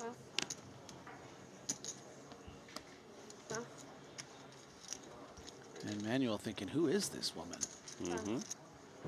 She's a star. That's Yuna. Kanazumi. Looking good. Nice play. I was going to say she's a tournament chip leader, but she actually got dethroned ever so slightly from Steven Song. Steven Song's got $6.5 million. Yeah. Steven Song.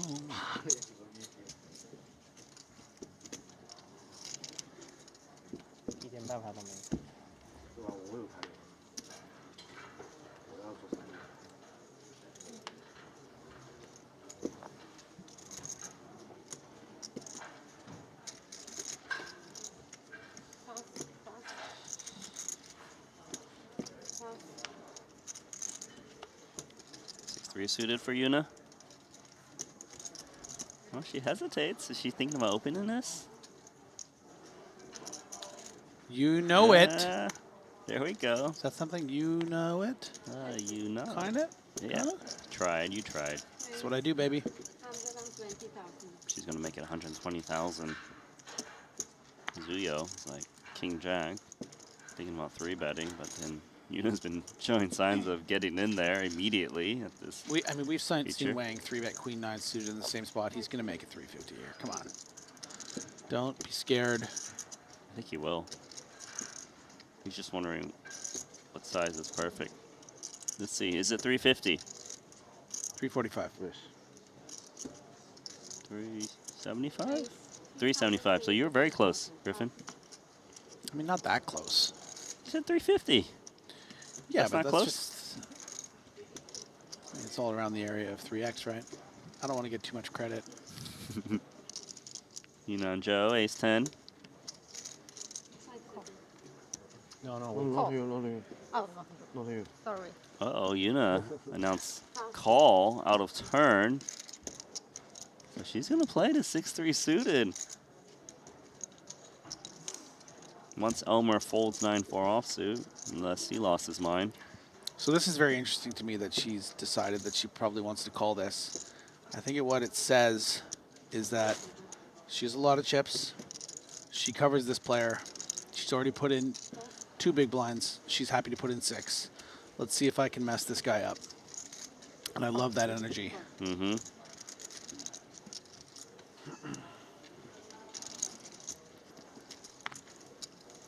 $900K pot. And Wang just like a little peer over, like, really? Come on. Can't give me a break here? Well, he does pick up a flush draw with the King of Hearts. 2 overs to the board. Gut shot for Yuna. Baby gutter. I think we can anticipate probably a smaller size here, and maybe Yuna will be like, well, I'm only drawing dead if he has 2 hearts in his hand. Could be good even if I hit a 6 or a 3. So let's see what sizing Wang goes with. That's very small that he's picking Yeah. up right now. 220K into 900. Quarter pot. Yeah, and I know you're scared. Yeah, so I think maybe she should consider peeling there just because the price is so good. We're looking at a 23% bet or something like that. But I don't falter for folding. I mean, there's so many cards he's just barreling on. You don't know if you're good on your 6 or your 3. I mean, some of your outs bring the 4th heart. Yeah. She wasn't looking for red. She was looking for black. I mean, if one of those hearts wasn't a heart, Oh, then yeah, no, she's always calling. Right? In there. She's in there. Yes, she can. Yuna has 1 bounty at the moment.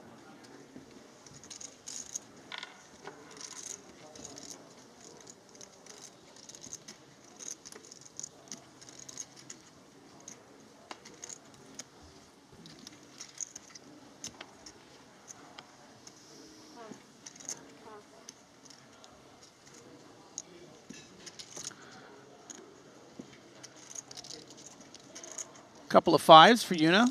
Certainly going to be starting this hand with a raise, as she did with her 6-3.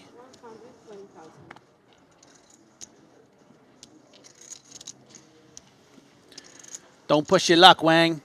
This is still Yuna's table. 5 folded by Musta. Relevant. If we do end up seeing a flop. Not at the moment. Folded to Elmer.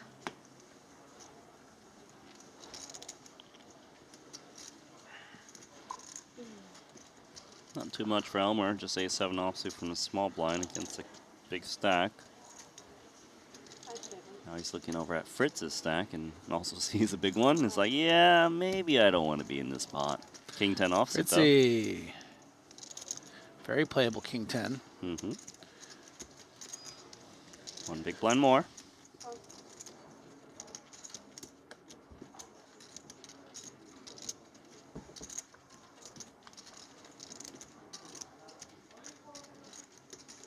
Looks like top pair. Converts. If it looks like top pair, it smells like top pair. Probably is. That's why you check it when you got 2 5s on a board that you could have c-bet. Oh, yeah, man. I think it plays much cleaner just c-betting here. You don't want to allow him, like, you know, let's just say Jack 10 that would fold to a bet to hit a 10 or a Jack on the turn or get some more equity. In this case, of course, it may have saved her some money if the turn card didn't pair the king. Sneaky check there by Fritz, by the way. Yeah. Feels like he has such a hammerlock on this hand and wants to allow Yuna to start betting, but she doesn't take the bait. There's been no chips going in so far. If I can make a suggestion as what I think I would expect from this hand for the river, I think we'll see a pretty sizable bet from Manuel, maybe something in that 200, 250 range, and just a snap call from Yuna. Well, let's see if you're right. I feel like it's a spot that he wouldn't That's really more than 200. Really bluff in. Yeah, It's now it's going to give her some pause.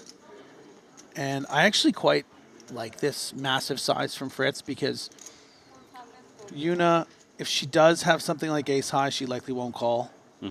So let's just target that, like, you know, the kind of hands she does have here.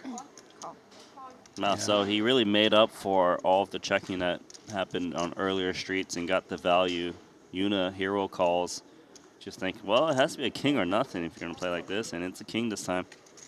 Very nice bet by Manuel Fritz, making more money than I think either of us would have made, and a lot of players at home. So maybe a little indication of one of the ways in one of the ways in which this player has a pro sticker on his body. You know, that's right. It's a pro bet. Yeah, because if it wasn't a pro, he wouldn't be wearing a pro. You know what I'm saying? That's right. That's how you can spot him, by the way. If you see a pro, little stitching, little patch. So you're saying he's the only pro at this table? He's the only pro at this particular table, yeah. But if you look around the room and find other pros, look for the patch that says pro. So Mustafa not pro? No. Well, he might have a pro patch. Yeah, well, he has a Winamax patch, which is an implication of a pro, but you can never be too sure. He could just be a fan. Ah, got it.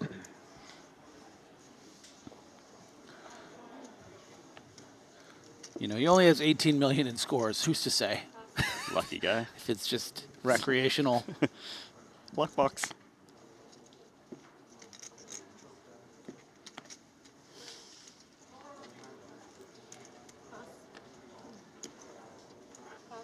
Okay.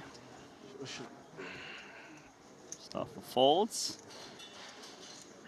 You know, it's just been playing the... Yeah, Joe's going to have to get a shove spot soon, but this isn't it. Oh. So got 505K. Been very boring for him. But that's all right. He nursed a short stack in the Genesis and turned it into a second place score for over $300,000. Information for the players in the mystery bounty. Elmer keeps looking to his left like, seriously, is this guy? It's the same guy every time I look over. Fritz.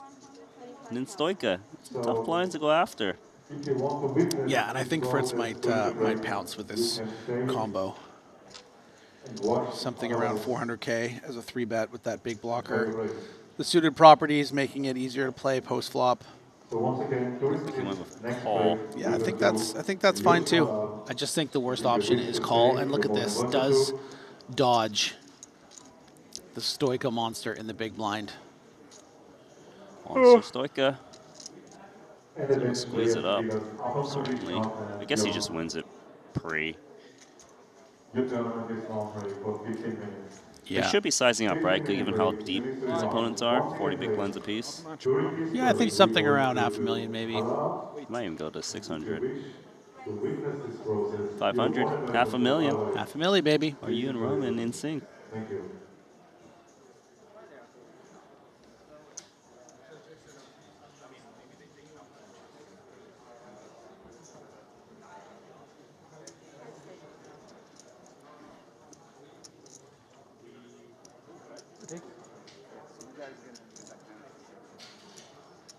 Omar? He wants to play a pot. I get that energy from him. But it's just like, man. Elmer befuddled. Yeah. Looks like he's no longer confused. Going with the fold. And you got it, Stoika. Been a good session for him when he got that king-queen against that ace-10. Break. We're going to move out. We'll take a look at the damage done at this feature table. Yuna brought a lot of chips over, has 5.6 million. Stoika, 5.2. Yuna and Joe, only 500,000. Not the greatest table performance from Kennett, 1.4 million, but still has 18 big blinds. Taking a look at the next feature shortly, but welcome back to the booth. Randy Liu alongside Griffin Benger. And I don't know, talk to me about what you just witnessed. Yeah, it was a pretty great level. I mean, a lot of talented players on the table between Fritz, Mustafa Kennett. You know, of course, it was great to see just out of nowhere the chip leader Yuna show sort of maybe the way she's been playing on these other tables, getting really involved. But again, in that hand against Fritz, obviously, that was pretty impressive what Manuel was managed to do to her. Check down to the river, bet. You know, we don't see a ton of overbets, and when they come, it's nice to sort of analyze why a sizing's been chosen by a professional like that, and so that was really nice. But look, I'm really excited about this next feature table coming up. Nacho Barbera is such a you know, fixture here on Triton. Super High Roller Series, just one of the most successful players of all time in the series, trying to find some success here at Triton ONE. Yeah, what's really cool is that Nacho's coming in with a lot of chips, 4 million, that's 51 big blinds, and the other name we mentioned was Johannes Strava. He has 5 million in chips, so that's what you want. You don't want to see these big names come in with like 5 big blinds, they get it all in. Oh, you're paying out? I'm paying out, yeah. You're just dropping your room yeah, I'll key just in there? relax. I can pick it up. There's your Pay 10,000. Look at that, 10,000 this guy's getting. Can we zoom in? Well, I'll be using this on break, and we're going to go to break now. See you later, and let's go. Here is where legends reside. Only a few stand in the spotlight, Humphrey's just won his 5th. but most begin at a different table, a stage of its own. A path you must take. The distance to the top isn't talent. It's the path. QQPK, your new poker path. The best players don't leave chips sitting on the table, and you shouldn't leave crypto sitting still either. With Jupiter Lend, put your crypto to work. Earn passive returns or borrow against what you own without having to sell a thing. It's your crypto. Make it work for you. Just use Jupiter Lend at jupe.ag. Here is where legends reside. Only a few stand in the spotlight, Humphrey's just won his 5th. but most begin at a different table, a stage of its own. A path you must take. The distance to the top isn't talent. It's the path. QQPK, your new poker path. Stop in Rome. Okay. So like 4 stops in Italy. Yeah, just let me know. I have friends everywhere, so anything you need, just also whatever. Just text me. Right. Yeah. Thank you. Fine. Also, players, please. Chief Bauer talking to Kenan about a Italy trip. You ever been? It's funny you mentioned that. I'm actually quarter Italian. And No way. I am. Yeah, my grandfather was fully Italian from Florence. Okay. And I almost went to the Olympics to watch the hockey because it lined up right with my being needed in Europe. Didn't work out. Didn't really have anyone to go with. And now I might be doing a trip to Italy in the middle of May with my sister. So we will see. But yeah, it's definitely on the bucket list. And I know I could reach out to Mustafa, actually. I think we're good enough friends that he would give me similar help as he's just offered to Shift Bauer. So that's maybe that'll incentivize me even more. Just for a reason to talk to Mustafa, you know? I think it would be funny if he gave him a really nice itinerary, and for you got the slums. Yeah, but it'll be nice to talk to him more than just like me asking if he wants to swap and him saying, no thanks, bro. King 3 going to shove on the button. 11.5 bigs. Yu-Yo Wong's going to go with it. Chase. Yeah? Okay. You like it? Seems acceptable to me. Yeah, I think it's okay. Let's go for it. It's only about 45% of our stack. We're still in there. No. Less actually, more like 40%. I fold. Jack 4 and It was what? almost an ace. I thought I first did see the jack and then I did like this. I thought it was an ace. How do you fold the Robbie? All right.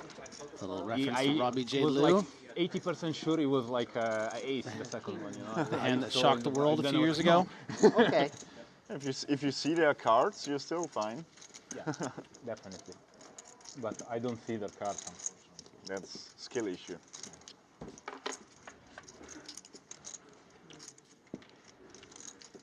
Wow. Queen 10 for Wong. Not good for Chan. Bottom pair.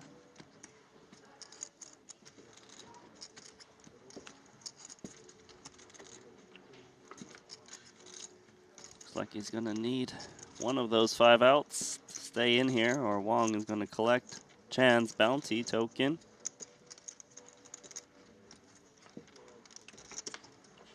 That's it.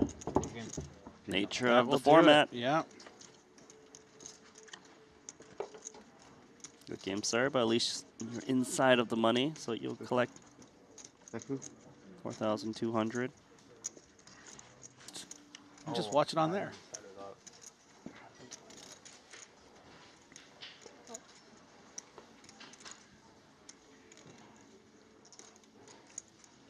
All right, Mustafa can it. Ace 9. More than happy to play for stacks against Robert, especially with the bounty. King deuce suited, not going to be good enough, but Robert is reaching for chips.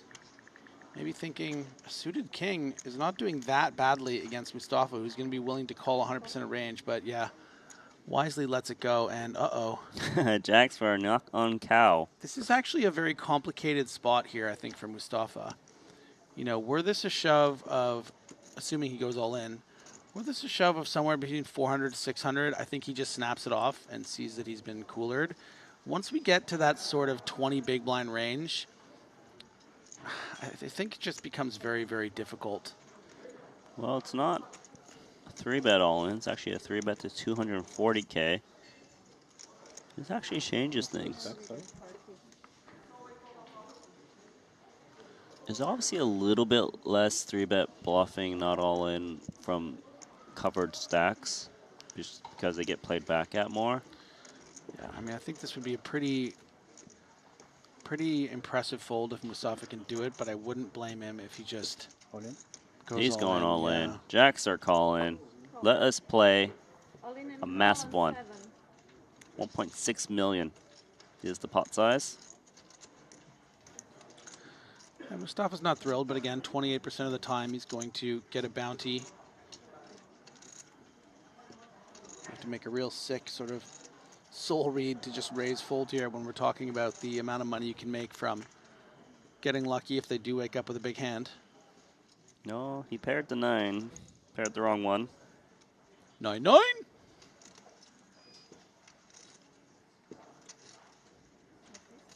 Can it find the ace or the 9? Really put elimination for Cal. Unable to do so on the turn. Dodge one more, Cal, and you got a big stack. Which he does. Can it down to 700K. Yeah, how much can change just one big all-in confrontation? Suddenly our chip leader, our one-time table chip leader, is sort of bunched up with all the rest. 17 big blinds. You know, like. And I think it might have been something big. Like I might have just Maybe. been a main actually of like an EPT or something. But still, like. Yeah. Just like don't even think about it. Like buddy, like. Don't you dare. Yeah. Every man has to have a code, and maybe not touching Jason Kuhn after you beat him. Extend your hand, you know, but. Can you imagine Don't, you like. don't bang Jason Kuhn, okay? He extends his hand for a handshake and he bangs him. yeah. Oh my God. Imagine it's like super glue too. Like he's just like can't get it off. I have forever owned you, and you will know. Yeah. And Jason Kuhn just slowly becomes known as the guy who got Wolfgang banged. Like, jeez. Here we go. Queen Jack offsuit open. Interesting for Zhang Shan. I think an argument maybe to shove with the way people will put pressure. And now Chao Wei is deciding whether to take that power away. Away? Yeah. See what I did there? It's Away. accidental, too. You keep doing that. Play on words. Well, passed. Pass it away. Queen 4 suited. Well, I'd see the flop here, right? Suited queen, min raise. Yeah. If your opponent doesn't have many chips left. Let's do it.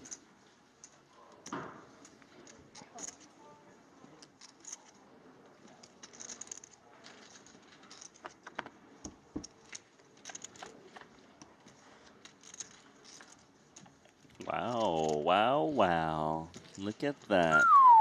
That is messed up. That's pretty messed up.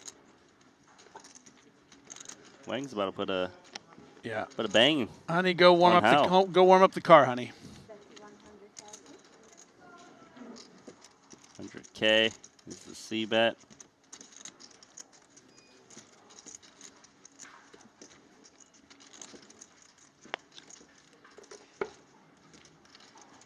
Guess the question is, does he pass play or not? Yeah, He'll it's just call. I think the bottom top is just a bit too strong. You kind of want, you know, in the case that Hao has something, oh wow, like an ace jack to maybe turn a king and then shove on it. And, you know, you got the board pretty pipped here. Let's just make sure we get all the money, which we will here on the turn.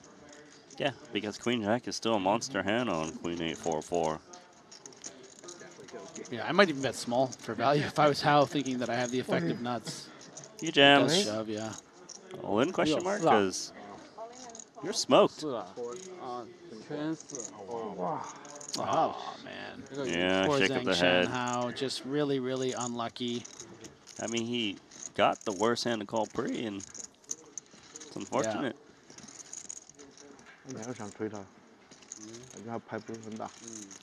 Well, there's still one queen left in deck for a little bit of life. I don't know if it's coming, though. It is not. 9 of spades. GG, sir. You are in the money for Zhang Shanhua. Lucky. Yeah, you're lucky. Lucky fish. No, fish no. Lucky for sure. Lucky fish. No, fish, tuna. No fish.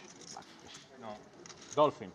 Lucky dolphin. But yeah, back to my point. So, of course, T is top 5 in chips with 4.23 million. And you know who I'm also seeing on the counts is her arch nemesis, or shall I say, she is his arch nemesis after the events of day 2 of the 3K. Aaron Bezanyan is in 19th place with 2.6 million, 3 bounties, 53 bigs. So I'm just making a plea to the production team. Okay. If we do find these two back on a feature table together, back on a table together, can we make that the feature? Just for, you know, just a little narrative gift for us in the booth here. We don't ask for much, do we, Randy? Maybe the occasional coffee. Maybe for them to loosen the chains on our feet in these late nights. But if we find Aaron and T on the same table, please give us that gift. I know you can hear me. Hold on, look at here. Yeah. Robert trapped with the ace dude, got Manuel Fritz to shove queen 6 and Snap called it off. No way. Dude, look at that induction. That's gangster. I'm sorry. That is like next level edge pushing. I don't even think it's like right. Like in a way, like I'm impressed by it. He's got this 17% edge, but like, is it the hand you ever really want to trap? He's still only 58% to win. But maybe he thought that Fritz would never call off like deuce X, but maybe he'll jam it if I limp. Maybe, yeah. Like he'll fold 10 deuce suited, but might shove it. Well, let's see. This is next level stuff. I love this. Oh, but no reward as Fritz pairs the queen. No heart in hand for shift power. Bring a heart. Still good feeling, perhaps, of running hearts that could save the day. I think he deserves the heart run out. Yeah, let's give him the... No. Nah, just the ace. Ace needed. I was trying to figure out a way, but it's pretty tough. We need a few more cards, maybe. It's tough. Ace and only an ace, or shift power is going to fall despite this very kind of badass trap hand. But that's the risk if you're going to limp trap ace deuce. It's a tough hand to hold. Oh, nice little swagger there with the last chip send over. Little handshake to Mustafa. I was not playing with you, man. I like Schiffbauer. He's got good energy. Yeah.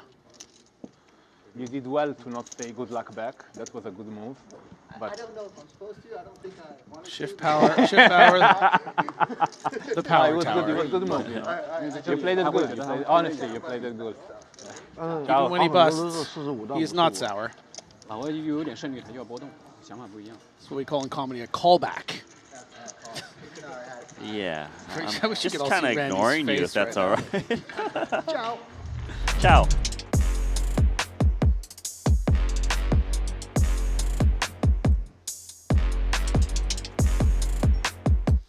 Welcome back, everyone, to the 5th day already of Triton ONE, where we are, of course, in the middle of the 5K Mystery Bounty. It is day 2, technically day 3, because they split up the day once across 2 days.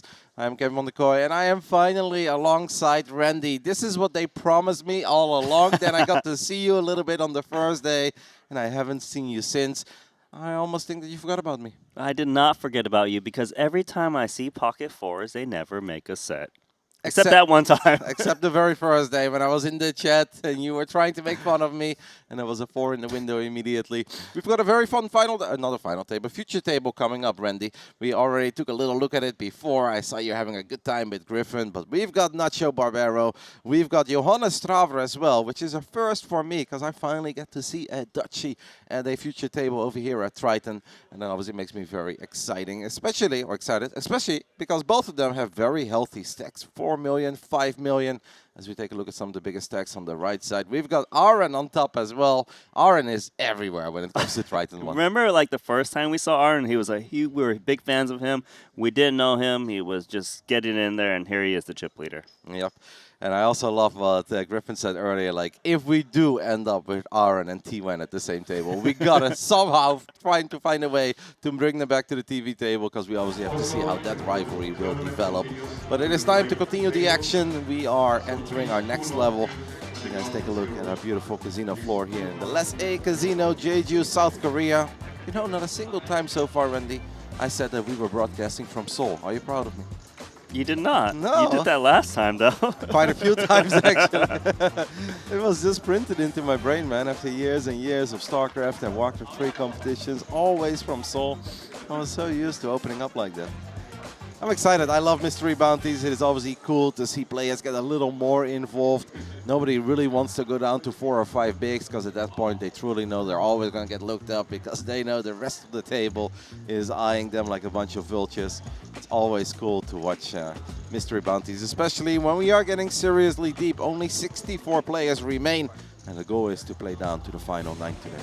Yeah, the thing is that mystery bounties, they are a lot of fun, mainly because players are going after bounties. We've seen a lot of big calls that normally wouldn't happen in a normal structure, but look, if each envelope is probably expected to be worth 8K in expected value, you need to go for it. That's more than one buy-in.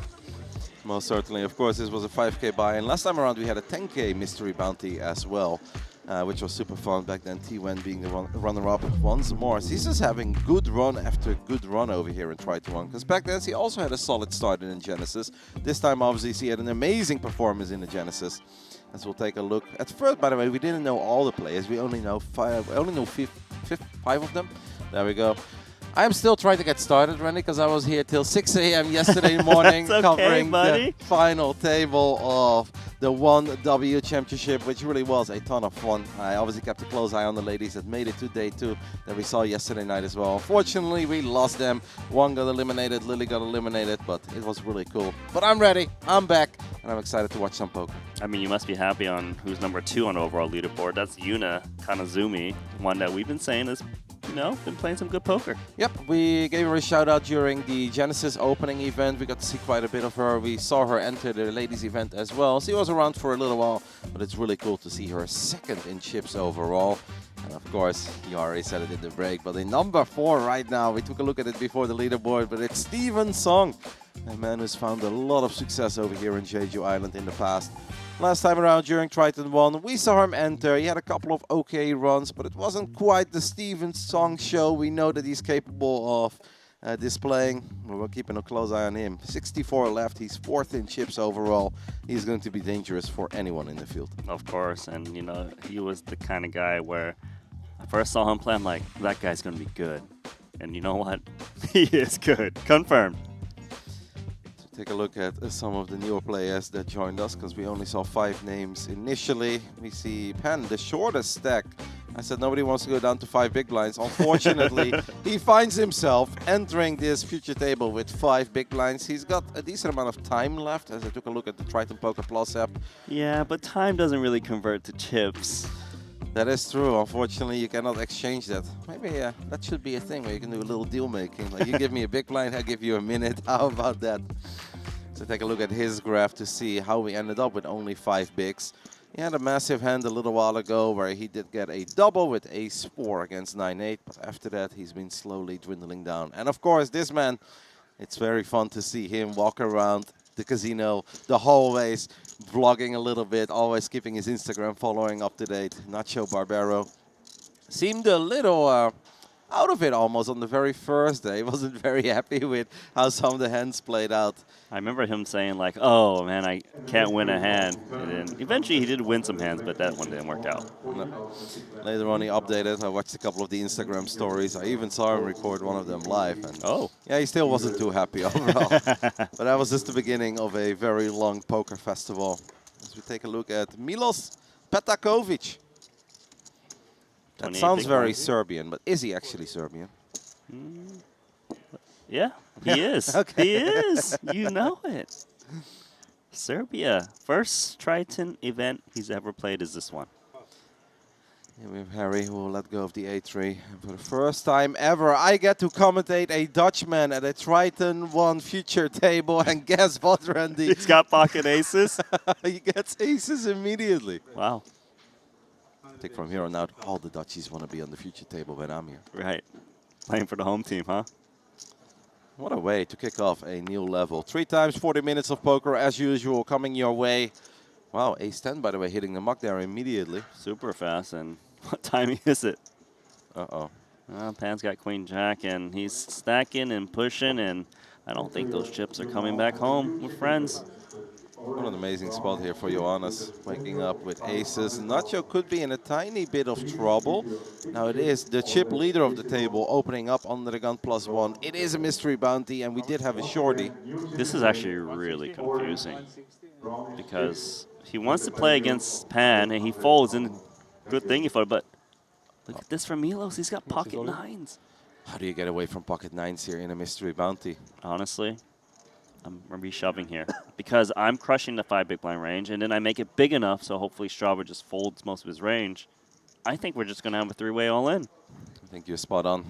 Milos is going over it. Of course, the tournament life is precious, but pocket 9s is a lot of hand, as Alex Livingston would say. And he is going to go for all of it. And of course, we've got the snap call coming out of the aces of Johannes.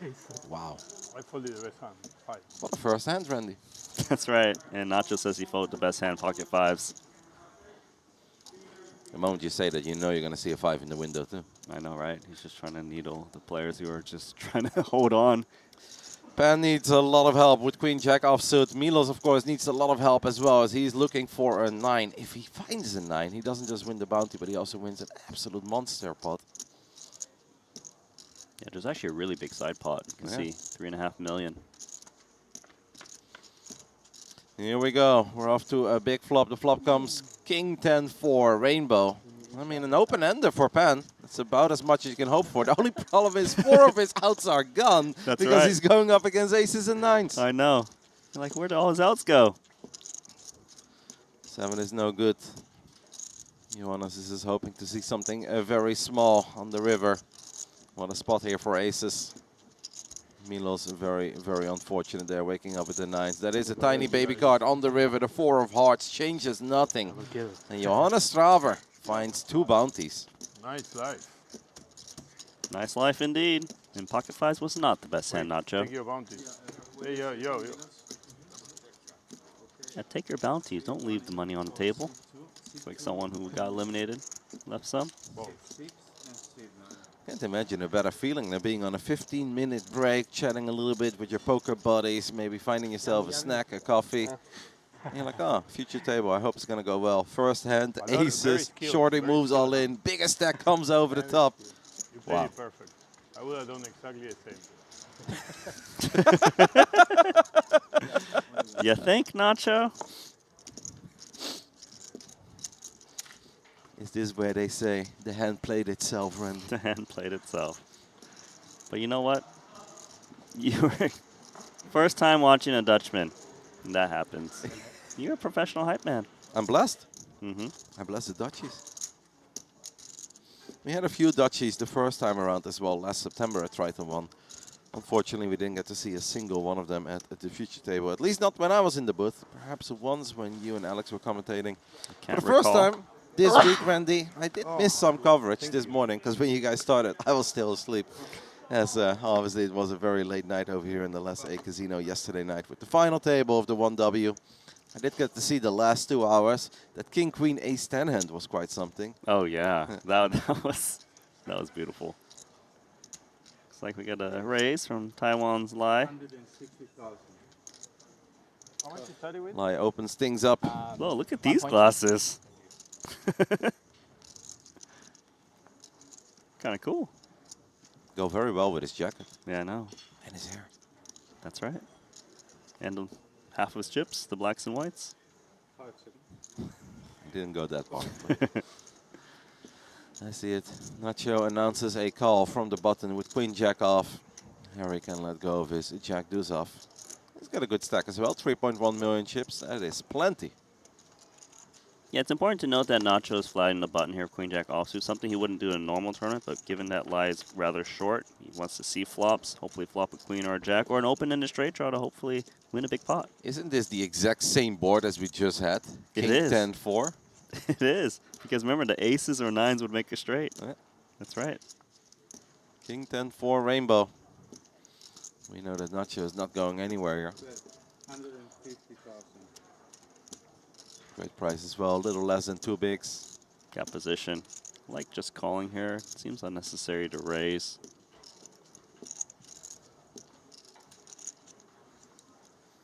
Nacho taking his time. He does toss in the calling chips. And he's hoping to see an ace or a 9 on the turn. A queen actually is bad news for Nacho. Is really bad news. Yeah, it improved them, but the thing is, Broadway is lurking over in Lai's shoes. Wow, that's the worst card that Nacho could have found. I like betting small again if I was to bet again for Lai, because my opponent, if he's got like 2 pair, they're going to jam on me anyways, but then if they're holding something like this, you don't want them to fold when they're drawing dead. What a picture perfect turn card here for Lai. Rainbow board as well, doesn't really get any better. 350,000. Decides to size up a tiny bit, but is obviously still keeping the price. Somewhat appealing for Nacho. And I think Nacho knows he's likely not ahead, but he perceives to have, you know, outs to the straight. He's getting good price. He's got position. He covers the opponent, which is very important in a format like this where you want to try to bust players to get those bounties. And the 350k doesn't really cripple him, right? Even if he does not end up winning this hand. Chips Very are true. very valuable, but this is a call that Nacho can most certainly make. Wow, that's a grateful. That's world class. That's why he's Nacho Barbaro. That like, is stunning. To improve and to fold for that price. How do you do that? That is insane. He's the best. A rainbow board as well. That is very impressive. Nacho decides that it's not worth it. And if he looks back at that one, he's going to be quite proud of himself. Last hand he told Johannes, you played it perfect. This one, I think Nacho actually played perfect. Actually played it perfect. There's a little bit of sarcasm there around the aces, but stunning by Nacho. Very well done. I'd lose more chips there, like 100% of the time. I'd lose 350 more guaranteed. And on a lot of rivers, I'd be willing to lose a lot more. On a queen or a 9. Yep, there's We're plenty. giving him the full double.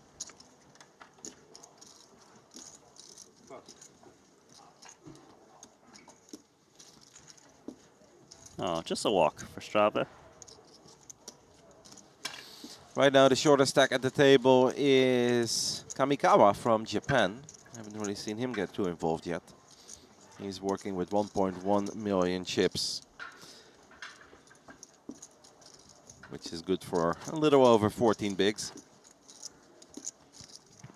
Shortest stack of the field currently, Ben Lu Soon Young. We saw quite a bit of him from Malaysia during the opening event, our QQPK 3K Genesis. I actually really enjoyed his play. He was in seed 8 back then at the future table. Had a couple of really cool moves. He stole a few pots that you really didn't think he could get away with. But he wasn't mega out of line. He wasn't just lighting chips on fire. Just well timed. Yeah, he picked his spots incredibly well. Hey, Yuna. Welcome back. She got moved back to the feature table. She was at her feature table just last frame. Now she looks really cool. She does. It's all business. Nice glasses to go with it. She's been going hard over here at Triton ONE. Has been getting involved each and every single day. I saw the hand that Yuna played with the 6-3. I don't know if it was spades or clubs or offsuit when the all hard board came, and she had I got a ball, but she let go of it immediately against the king jack of her opponent. You don't get a big stack from just stepping aside, right? Got to get involved. Speaking of the shortest stack at the table, here he is, Kamikawa from Japan. Looks down at a suited king. It's a big fold in the big blind for a min raise. But actually pretty good because he would have been up against bigger hearts. Johannes, of course, was happy to see 2 bounties heading his way with his aces, but as you mentioned, it was a big pot as well when it just came down to chips, and Johannes Straver has now improved to 2nd on the leaderboard overall. 7.8 million chips and almost 100 bigs. Now, Yuna still has a very serious stack as well. 71 big blinds, almost 6 million chips. Could have some fireworks. No, we will. We will. We already had. Yeah, that's true. 60 players remaining of the 836 entries. Mystery Bounty kicked off 2 days ago. Yesterday we had day 1B, and this is day 2 of the event. Tomorrow we're going to have our final table. As the action gets folded to Nacho Barbero, King Queen offsuit in the hijack. I'm still impressed by that fold of Queen Jack there on the turn. That's so good. He's going to impress you some more by the end of this frame. Let's see. Strava's got Queen 10 offsuit.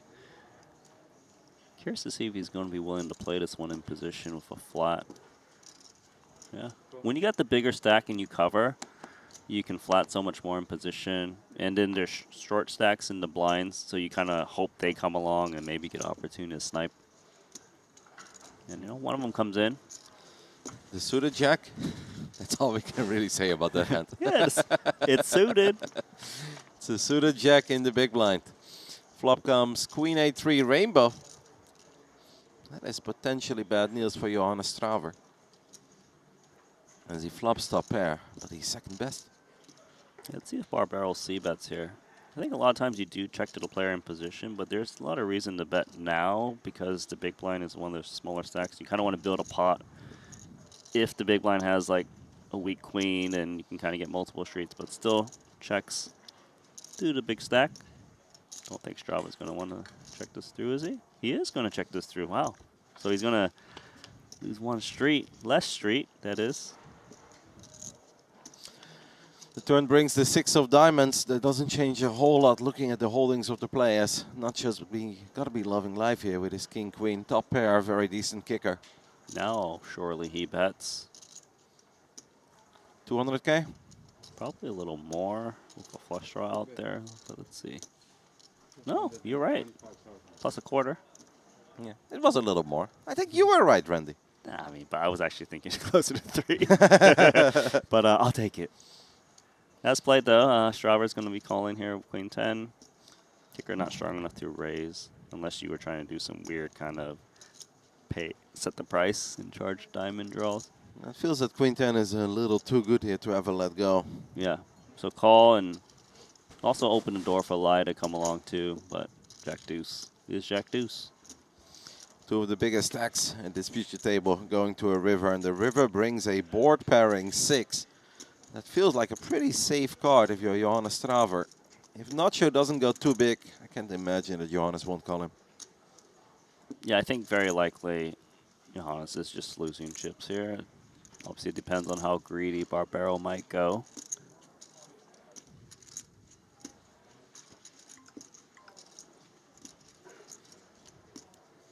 Feeling 400K around that ballpark. Oh, he's checking. So he doesn't think that Strava's got a hand that can call. More likely that Strava's got a hand like diamonds that called and wants to bluff when checked too. Like a Jack 10 of diamonds, something along those lines? That's what I'm thinking. He probably expected Johannes to bet a lot of queens on the flop when checked too, so it kind of leaves more busted hands. And to no surprise, Queen 10 is going for value now. Usually, it is the best hand. 750 is big. Wow, that's very big. Yeah. I think this check has actually earned Barbero more chips. Because if he was to bet himself, I don't think he was going to bet 750. And there's a very large bet coming out of the Dutchman on the button. Not sure he's taking his time because it is a lot of chips, but I can't imagine him ever folding the king-queen here. Yeah, he's always calling. Feels so much like pocket eights. Wow. That's so insane. Not sure going over it. Seems a little worried. He mentioned pocket eights there, Randy. I can't fold. He can't fold. What is it? Sorry, no slow roll.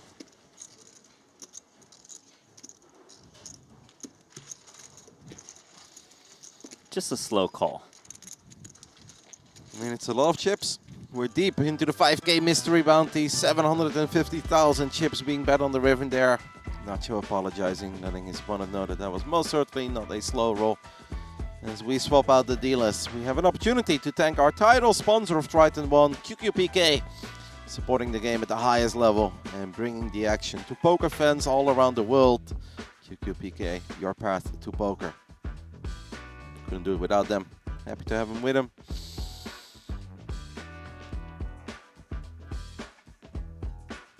With us, of course. I'm still recovering from that very late night, Randy. You're still recovering. 6 a.m. I need a couple coffees, you know, that's where it goes wrong with me. I don't function before I'm on coffee number 3 or 4. But you did 2 final tables, right? Yep. Yeah, It was a good day. It was kind of funny because I had a couple of my StarCraft friends that watch a bit of poker, but are obviously not watching all of it. And they watched me cover a bit of the Genesis final table. And then they opened the stream randomly like 15 hours later and they're like, are they keeping our boy there for 17 hours? I was like, no, we just started at 1 p.m. We wrapped up the Genesis, and that was supposed to be the end. But then, yeah, at midnight, we decided to run the final table of the ONE championship as well, the 1W. But I did generally enjoy it. I really thought it was a fantastic final table. It was super fun to have Vider with me as well. He is a lover of the game, Randy. He loves the game. Like, I was saying you love the game the most, but he's getting up there, you know what I mean? It was a super cool time. It was really awesome to see the ladies have an amazing final table on International Women's Day, as that is what it was yesterday. What do we have here? King 7. Bottom pair. Would you open things up under the gun? King 7 as an open of a middling stack at best, if we're being generous. I'm a little bit surprised to see him open King 7 there. Yeah, I'm also a little bit surprised. Sometimes people get a little antsy when, you know, they haven't played a pot in a while. Ace on the turn for Yuna, which is amazing because if there was a bet on a flop, she would have folded. What does Jia Mingju do now? Probably just keep checking because you got showdown value, but if he was playing a high card, he probably would try to represent the ace. It does go check, check on the turn, and the river brings the 8 of hearts. Yuna, her ace, is still best. Still checking. This is good for Jeju. Might as well just see a free showdown. Can't really get called by worse when you're holding the 7. Yeah, betting doesn't accomplish a whole lot. That No. is what I often think back of when I'm in similar spots. Like, what would Randy do here? And Randy would tell me that I'm never getting called by worse, so it doesn't really make a lot of sense. Too bad here. As Yuna will immediately flip over her ace, knowing that the ace is most likely good. takes down a tiny one. See chips up to over 6 million chips. 56 players remaining over here at day 2 of the 5K Mystery Bounty. As we take a look at the chip counts overall, of course, Johannes Strauer came into this future table as one of the biggest stacks. And after winning that big 3-way with aces, he's still on top. Did make a little donation to Nacho Barbero by betting 750,000 chips on the river with the Queen 10. It was a tough call for Nacho. He went over all of it, took his time, and in the end said the words, "I can't fold here." And that's not what you want to hear sometimes when you get shown the winner after. But you know, we started today with 208 players. It's been, what, 5-6 hours and 56 players remaining. So we've been losing a ton, and mainly because it's a mystery bounty. People have been trying to collect. There we go. All right, here we're going to go ahead and take a 2-minute break. Is where legends we'll reside. Only a few stand in the spotlight. Humphrey's just won his 5th. But most begin at a different table, a stage of its own. A path you must take. The distance to the top isn't talent. It's the path. QQPK, your new poker path. The best players don't leave chips sitting on the table, and you shouldn't leave crypto sitting still either. With Jupiter Lend, put your crypto to work. Earn passive returns or borrow against what you own without having to sell a thing. It's your crypto. Make it work for you. Just use Jupiter Lend at jupe.ag.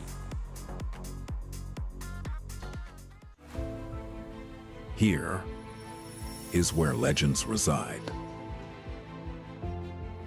Only a few stand in the spotlight. Humphrey's just won his 5th. But most begin at a different table, a stage of its own. A path you must take. The distance to the top isn't talent. It's the path. QQPK, your new poker path.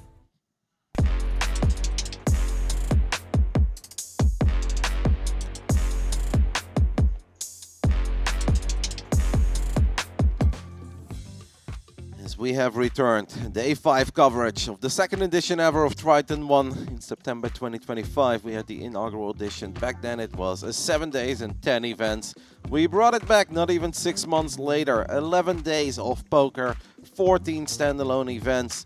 And you know what, Randy? After watching that promo quite a few times, I truly believe that it's time for Punat Punsri to win his 6th because I cannot hear it anymore. Yeah, and you know he's certainly going to try, because remember, last Triton ONE stop, he almost won a Triton ONE main event. He got second. The runner-up back then, Heads Up versus Joshua Gabisa, who's been here as well. Ran into him in one of the hallways. Made me happy when he recognized me. I was like, oh, the champ, the champ. The unknown German. The mystery German. Not so unknown anymore. We've been hyping him up since the very first day. And rightfully so. Still have 8 players over here at our future table. You guys can see it. Our Japanese player, Kamikawa, at the bottom of the leaderboard, 11 bigs. He knows that if he's going to get involved in a hand, it is most likely for all of it. And that is just the way that these bounty tournaments play out. Yeah, so that means that he should widen his value range and don't speculate with hands that don't have high cards in it, because he's going to get called very wide as they want to open an envelope.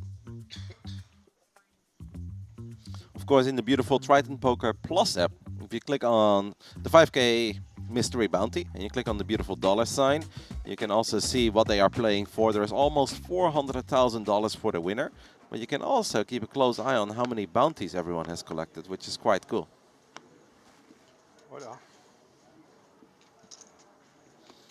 As the action will continues, we have found Wu with pocket 10s over here. It's a lot of hand. It's the winning hand of our 1W championship yesterday night. So you're saying if someone gets kings, they should fold? I mean, I'd love to say it, but then it gets clipped, taken out of context, and that is the end of me at Triton ONE. So I won't say it. Oh no, but I said it. But I'm feeling it. No one got kings though, Randy. We're safe. Ooh. He's got a nice hoodie too. He's been to the merch shop.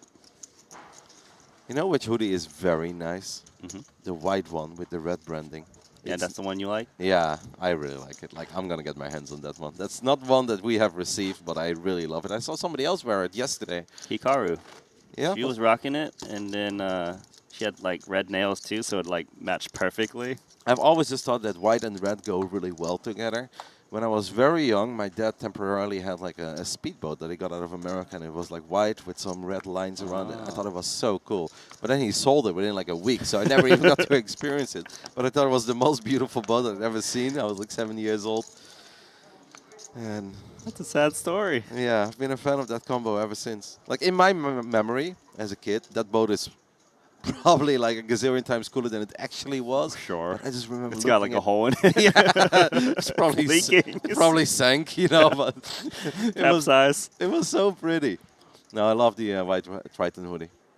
That is one that I will most certainly pick up on my way home. And I might even get a DM or two. The Europeans requesting if I can ship a couple over. Well, good news for you is you don't have to go home yet. We got plenty of coverage to go. I'm sticking around a little bit as well. Yeah, you told me. I'm excited. Always nice to see you guys do your thing over at the Triton Super High Roller Series. And it's just a fun place to be. This is different. Ja Mingju, Queen Jack offsuit with a 3-bet against Yuna. She's got a suit of days. She's got a lot of chips. But it is just ace-deuce in the end. It doesn't feel good, but then when you have the covering stack, you can always make excuses to at least see a flop and maybe try to flop a flush draw. Wow. Oh, she just says all in. She's taking it one step further. This is why Yuna has become one of my favorites to watch. Did she earn a star yet in your Triton Poker Plus app? I better get in there. That is an amazing shove with the suited ace here. She's not scared. She was like, seriously? Yeah, you must have like ace king or something, right, to jam? Nope. Let it go, let it go. Let it go.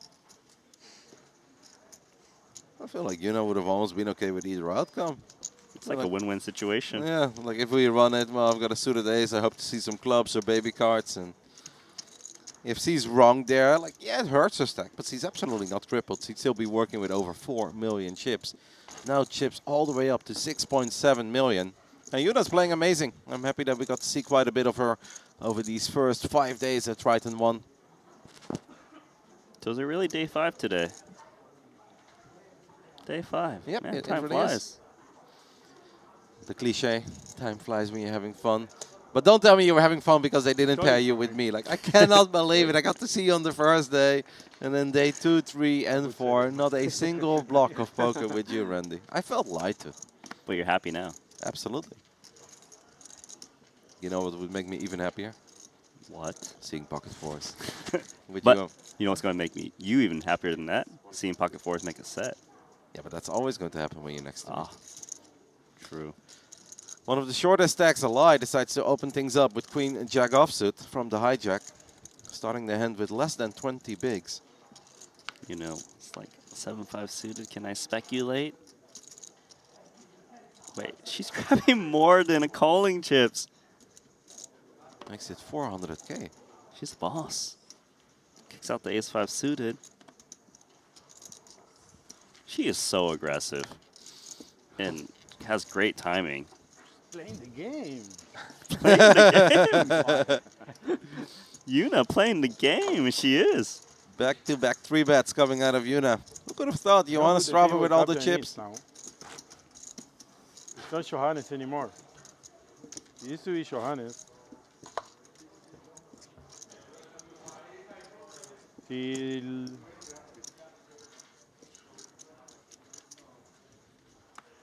Yuna arrived. Oh, she's the chip leader too. Wow. He is indeed the Neil chip leader of this table. After Johannes obviously lost some chips to Nacho Barbero earlier. And look at this, Randy Lou. We've got our first mystery hand of these 3 levels. As once more, this Lai is going to open things up. Makes it 160k as he started the hand with only 1.4 million. I'm here for a mystery hand and the mystery bounty. What's next? Mystery commentators? I want to be here for this. Looks like we got a call from the small blind, Junhao Wu.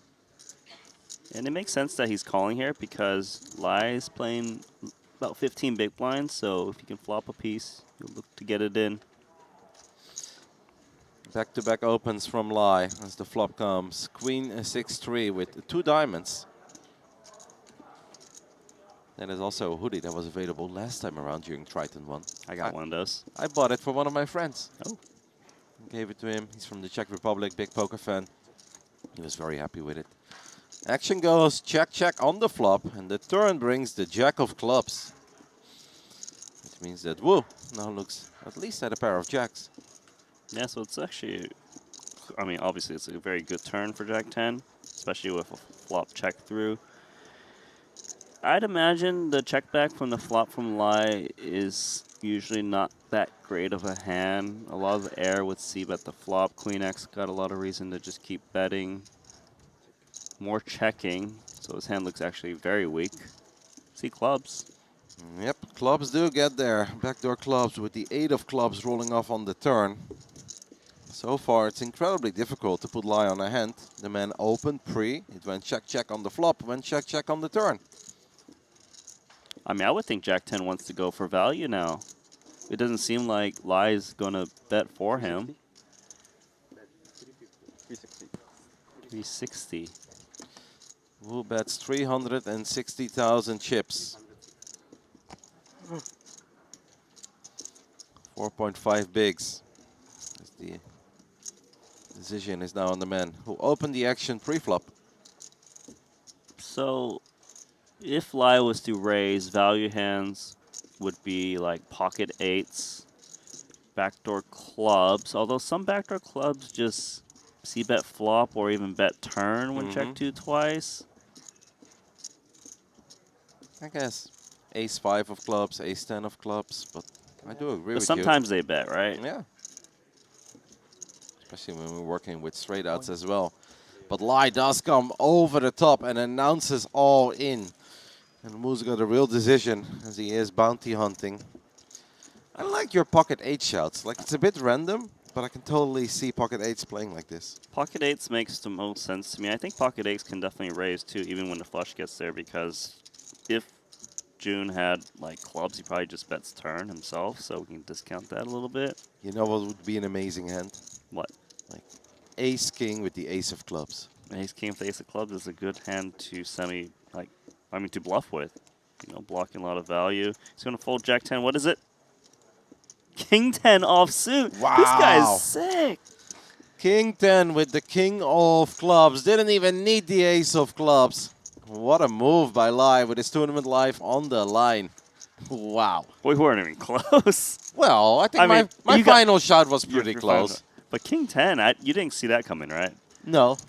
No, I did not see King 10 coming, because I also think that King 10 could potentially bet turn, because we do pick up the open-ender.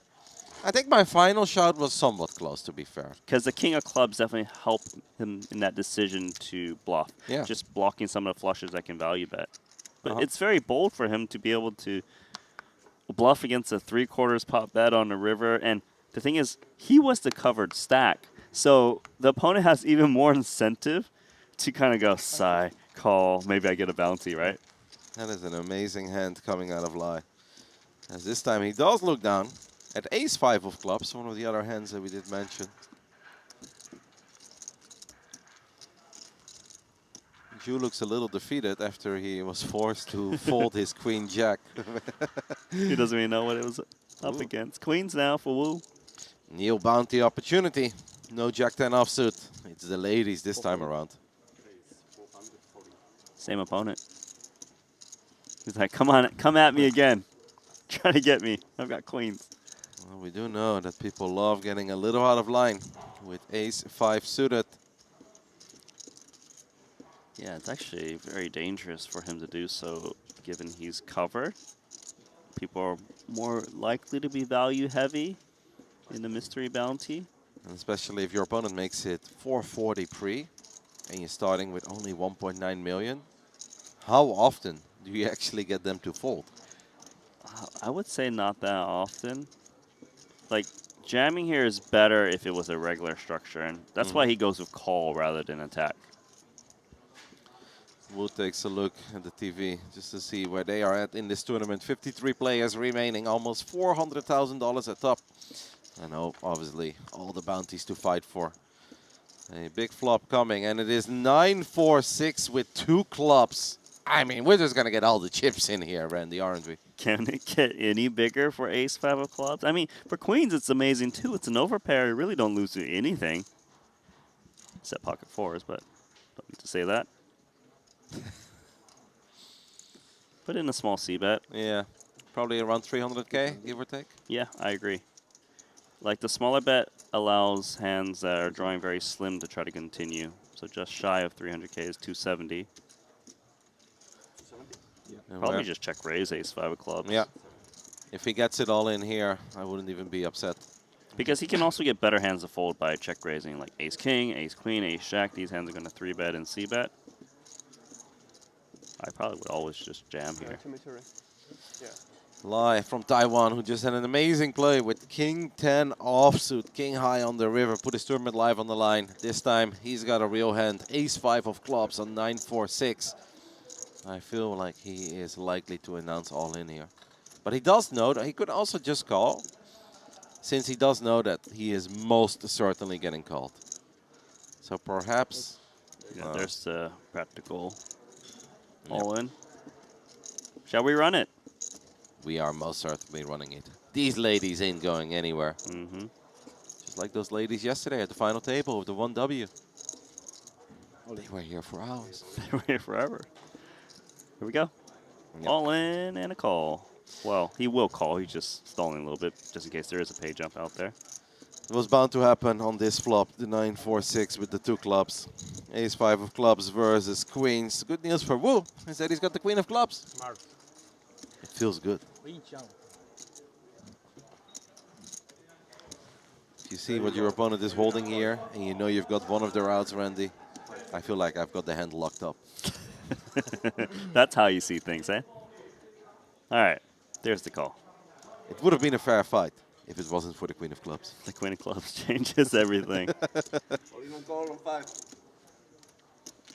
Big pot, of course, 4.1 million chips in the middle. Wu is looking 51 to win it. Wu is looking for that bounty of Lai, who just had an amazing play.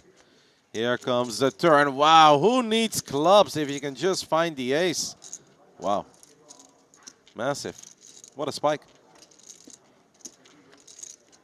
Oh, nut flush, he improved. Do you want to lose to the ace or the nut flush? You choose, Wu. That would be a really good needle. Like, if you really can't stand anyone on the table, be like, all right, sir, what would you like to lose against? Oh, that is a good way to create a mortal enemy. 1.5. Lie on a heater. Takes one down with a bluff, and then gets there with the ace-5 of clubs. Very brutal for Wu there in seat 8. I mean, he's got Wu's number. I mean, Wu did nothing wrong there. He did nothing wrong there. Wrong. We got nothing. He did something wrong the last time when he got bluffed. Yeah, but can we really blame him for that one? That was an almost impossible call, right, with the Jack-10 off. I know. Unfortunate for Wu. But it's Lai who's flying high. 2 fantastic hands for him. All the chips right now. Feels like it belongs to Yuna, Lai, and of course Johannes still has a lot of chips. You know, when I saw Johannes Traver making it to this table, I was so excited because I thought that you were going to go for like the most American pronunciation ever of his name. And you're going to go, Johannes Traver. And I could finally, for the first time in my life, be like, Randy, it's probably just Traver. But now you guys just nailed it. I was listening to you and Griffin. I was like, oh my goodness. I only know it because of him showing up to Super High Roller Series and being told by the other commentators. But yes, I would have went Johannes Traver, like you said. Yeah, I was listening. I was like, man, you guys are doing such a good job in pronouncing this Dutch name. Speaking of, he's going to let go of the 5-4 offsuit. Ji Mingju getting involved once more with the beautiful Queen 10 of diamonds, opening things up under the gun +2. He is very short, but he's raising the big blind of the shortest of them all. Kamikawa just not getting any playable hands. No. 10 bigs. He's clearly looking for something that he can run it with. Just gonna have to be patient. A chip and a chair most certainly exist in bounty tournaments as well, but it's so much more difficult in the bounties to run up a stack that goes down to 3, 4, 5 bigs, because you know your tournament life is going to be on the line over and over again.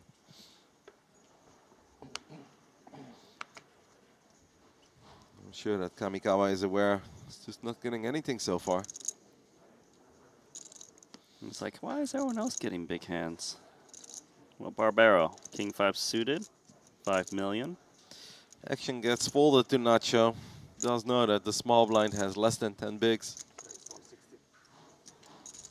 Opening things up.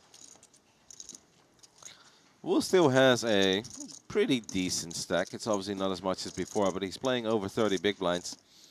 Tough spot here with sixes. Yeah, gonna call here. Like, you can flop a set, maybe some short stacks jam behind you, or just call and then you can try to collect a bounty that way. Yep. Call's pretty good. But the problem is that if one of the short stacks does jam and Nacho calls or comes over the top, what do you do then with your sixes? Hopefully that doesn't happen, so you don't have to deal with it. Like maybe this one, right? Yeah. This is the situation. Ace-10 probably should be going with it. Nacho's supposed to be raising a lot worse. I actually love this play. That's not an easy play with Nacho opening and a cold call of the sixes. And now it's just tough for everyone. Like, this is literally tough for everyone. It was tough for ace-10, but Kamikawa got the right decision real quick.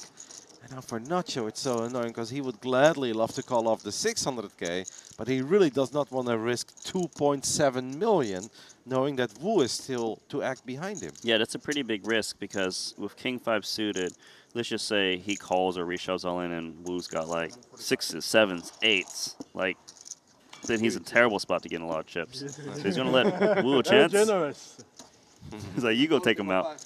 It's funny, right? Because if Nacho does call, then I think the sixes get out of the way. But if Nacho folds, then the sixes will gladly cut it off. You like?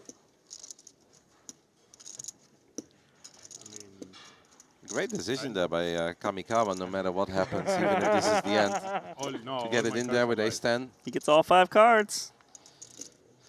He's going to need it. That would have been a nice flop for Nacho. He would have picked up the king-high flush draw. Queen 7-4. The sixes of Wu are still best. There's the king of clubs as well. That does mean that Kamikawa picks up some additional outs, as any jack would improve him to Broadway. Our Japanese short stack is looking for an ace, jack, or a 10 on the river. The king is no good. Nacho with the eye roll. He would have won the pot with King 5 suited. And of course, on that flop, Nacho would never go anywhere. Good game, Kamikawa. You did nothing wrong. Got ace-10, short stack, push it in. Got to go home, but with a payday. Obviously knew he was going to be at risk there with 2 players opening before him. They are never folding in a mystery bounty for that price. I'd be pleasantly surprised to see that I'm going up against pocket sixes there.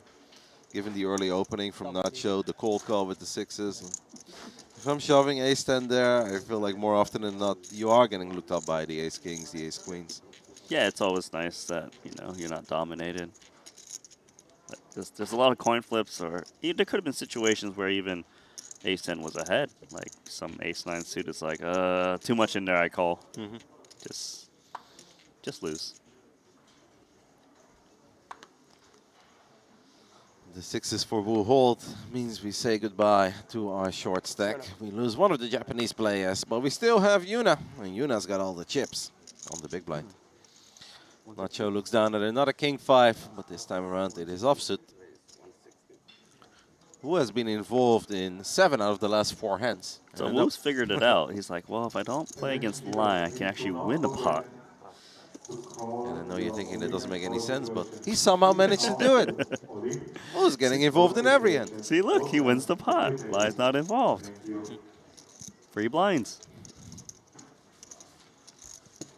Perhaps Lai should pick up on the fact that he can't lose if he's playing against Wu. He's like, all right, this hand doesn't look good, but I'm going to call. I'm his arch nemesis. I believe that is going to be the end of that level. 40 minutes of poker have flown by. We had an explosive start with Johannes Strauver finding the three-way all-in with his aces. Lost a few chips later on.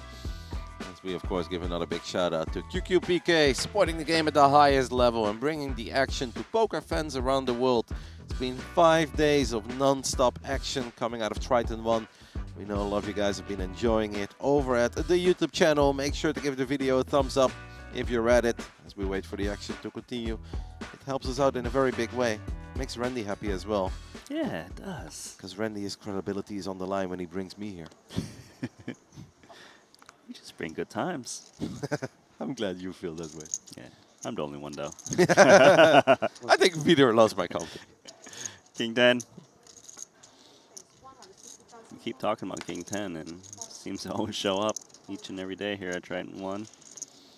Yeah, the first 3 days, it was not during the Genesis, it was nothing but King 10. I feel like it slowed down a little, starting that final table. And didn't really get to talk about it at all during the other final table that we covered yesterday night until the early hours of the morning. As the 1W Championship came to a conclusion. Elizabeth Chen lifting that trophy in the end. She played damn well. Very, very impressive. The 6 is going to play damn well. Strip sixes. I feel like I did this to you in the past. And then you're like, yeah, but what do you think is going to happen, Roddy? What do you think King 10 is going to do here? Apparently bet. Apparently bet. Let's see if the 6-5 slow plays or check raise. There's a lot of people who like to check raise their trips very fast because it looks a little more bluffy. When they check call, they look like they've got a queen at least anyways, so they feel like they get more value from check raising. But goes with the call. Nothing wrong with that, of course. Very hard to lose. Maybe your opponent picks up a pair. Wow. That pair? Okay, you were right to get excited, Randy, because now Wu is in a bit of trouble. The man who's getting involved in each and every single hand improves to top pair.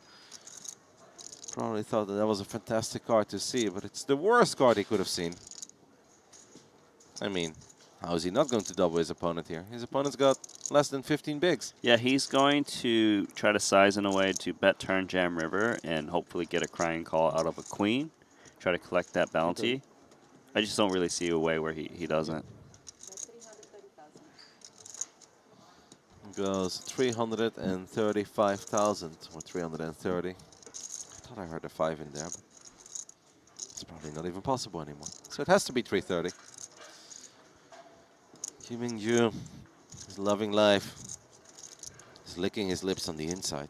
Yeah, not the outside, obviously. Can you imagine you did that on the outside? I'm going to open fold.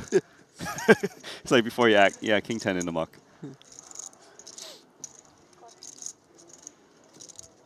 Does announce the call. SPR less than 1 right now. 905K behind, 1.3 million in the middle. Yeah, I mean, I think that Will was always going to run it anyway, but might feel even better now about his King 10. That's right. Just in case your opponent was check call, I don't know, King Jack. You beat that. How about that check with 900K behind, 1.3 million in the middle. Sneaky, sneaky. It's super sneaky.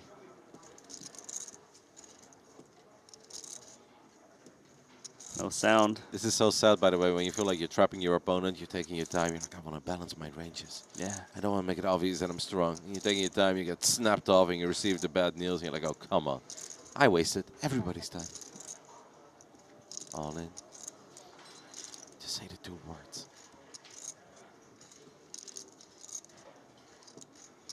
How much time does he have? 2 minutes and 7 seconds. Okay, here he is. Snap call. Mm-hmm. 6. I think Wu knows it. Wow. That's rough. What a turn. And obviously the river. Just to rub some salt in the wounds. I don't think the river changed a whole lot. Maybe there are some other river cards where the action could slow down. But you're feeling real good about King 10 there when you're betting on Queen 6-6 and you're turning the king. Yeah, and you can see also when your opponent only has 900K back, you can't really just side check it back because what if they have a queen and they do hero call you, then you miss out on that bounty and the chips. There's nothing you can do. And hats off to the slow play on the flop with the 6-5 because it allowed the opponent to hit that king and get stacked. If he check raises, there is a good chance that king 10 will just let go of it because the board is queen 6-6. I mean, there are in a lot of turns and we get very excited over there with king 10 off. That's true. No flush draw on that flop. Blinds up. Woo, his roller coaster continues. It's not going to slow him down, though. All right, so he's got 2 nemesises now, right? He can't beat Lai, can't beat Jeju. He's got to look for more new targets. That last hand would definitely tilt me a little bit just because of the run out. This would have never happened if I didn't get the king. I mean, the 10 on the river I don't think changes a whole lot, but just makes it extra annoying. Salty. But then also the fact that you really took your time on the river, you're like, all right, I really want to get called. I really want to get called. And Yeah. You burn a couple of the seconds of the chess clock, as you like to call it. He was just trying to show his, you know, his movie casting talent, and it's like, yeah, but you got called by the 6. Wasted all your time. I wonder if there is a way that we can phrase that. Perhaps. How many miles from here to Hollywood? Anyone knows? From Jeju? I think it's 6,184. I swear, if it's 6,184, you might as well buy a lotto ticket. I looked it up a couple days ago. I just may have forgot the exact You looked number. it up? Yeah, of course, because Griffin Bencher was talking about it. Oh. So I was like, just in case he asked me, I need to know. You're ready for him? Well, you're a sick man. 9-8 versus 9-7. Eunice decided to limp the button. Perhaps it's because Barbero is so deep.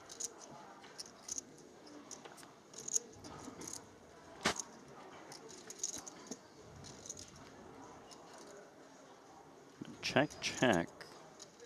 Would like to see Eunice stab if she gets check 2 once again. Should be able to fold out a lot of better hands. Like 10 high, jack high, queen high. She's going to continue to check.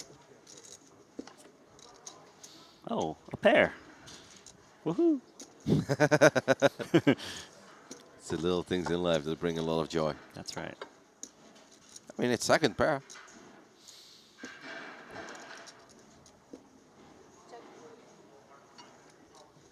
Try to get called by like king high or a 3. Oh, she just checks it back. Okay. Minor pot heading Yuna's way. I was off by 60, by the way. It is 6,124 miles. Wow, you're so close. Yeah. But you looked it up, so it doesn't really count. Yeah, exactly. I'm still disappointed. It's okay, it's okay. I think my original guess, if I wouldn't have looked it up, would have been there, but I would have gone a little higher. I would have guessed. I honestly would have no, I would say like 10,000. Miles or kilometers? Because 10,000 miles is a very long. It's very far. There are not kilometers. Yeah, it's weird because I used to think in terms of miles, right? Yeah. But then ever since living in Australia, it's been kilometers, just because I'm forced to. But I still don't know, like, oh, turn left in, you know, 200 meters. I don't know what that means. I just don't. And I get yelled at by my wife. Do you know how tall you are in meters? No, I don't. No, really? I really don't. And weight? I don't know. I only know because I recently looked it up, but like, it's confusing. it makes no sense. But you know how long a yard is, right? Yeah, 3 feet. Yeah, well, a meter is basically a yard. No one's ever told me that. There's not a whole lot between them. Wow, you should be a teacher, a professor. Nacho Barbero getting a little creative here in the small blind as he makes it 900K with king 9 off. Wow, it's a huge 3-bet too against what, the 31 big blind open. Making a statement here is like, look, if I put in 900, you can't 4-bet bluff me because, well, I put in most of my stack. So it's kind of a little bit reverse psychology there. I take it.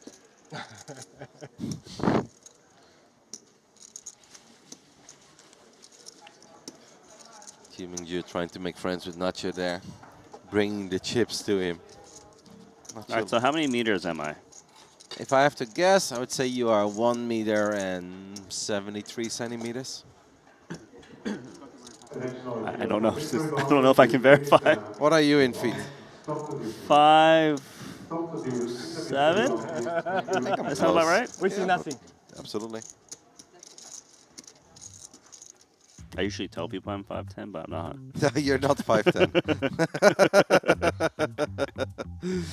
So take a look at the overall chip counts of this future table. We are losing players quickly here at day 2 of the Mystery Bounty, a 5K buy-in.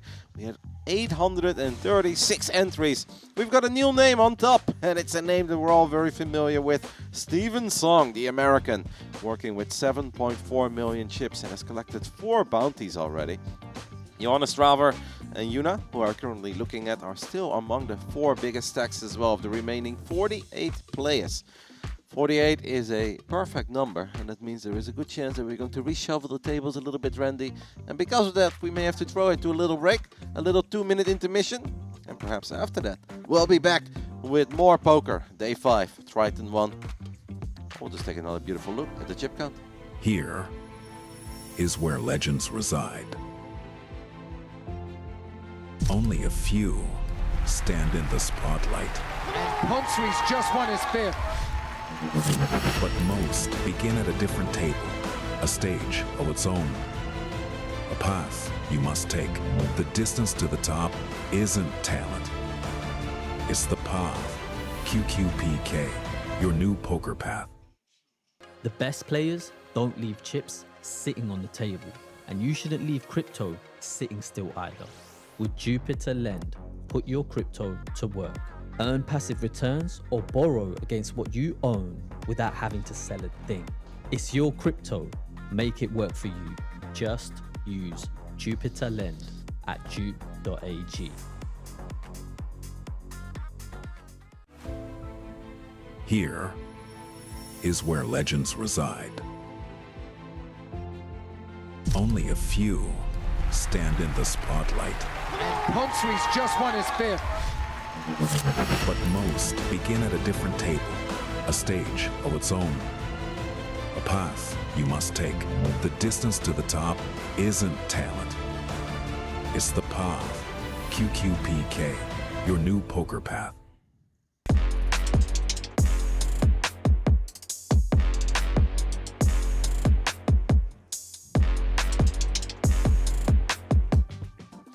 Welcome back to day 2 of the 5K Mystery Bounty here live from Jeju, South Korea.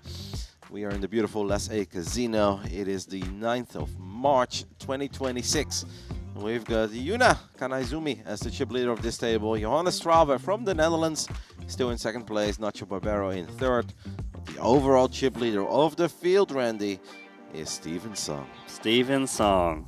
Can't wait to get him on the feature table. He really is one of my favorite players. He's also my nemesis. I will never forget the dirty he did to me way back when I was heads up for like a circuit ring.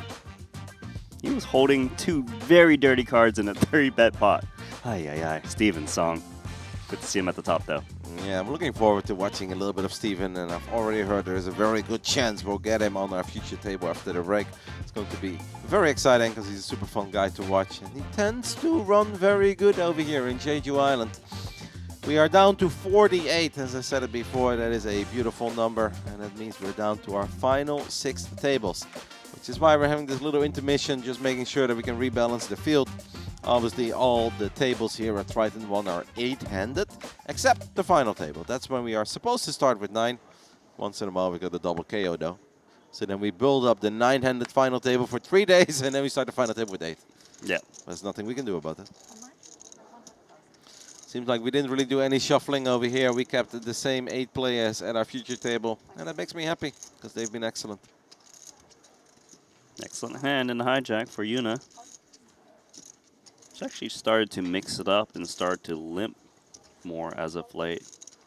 Curious to see what the strategy adjustment is for. You know, who also has a top 10 stack in one of the other tables? Tell me. Winty. Oh, yeah. You're right. I think Griffin won a see a feature table with Arin as well. Yeah, but I don't know if Arin is still around. He should No, be, because he was the chip leader not too long ago. Arin's 5th in chips. Oh. You went past him. That's probably why. Yeah, because he's still way up there. Little 3-way action here as the board comes ace, queen, 4 with 2 diamonds. See 2 diamonds in Jun Hao Wu's holdings.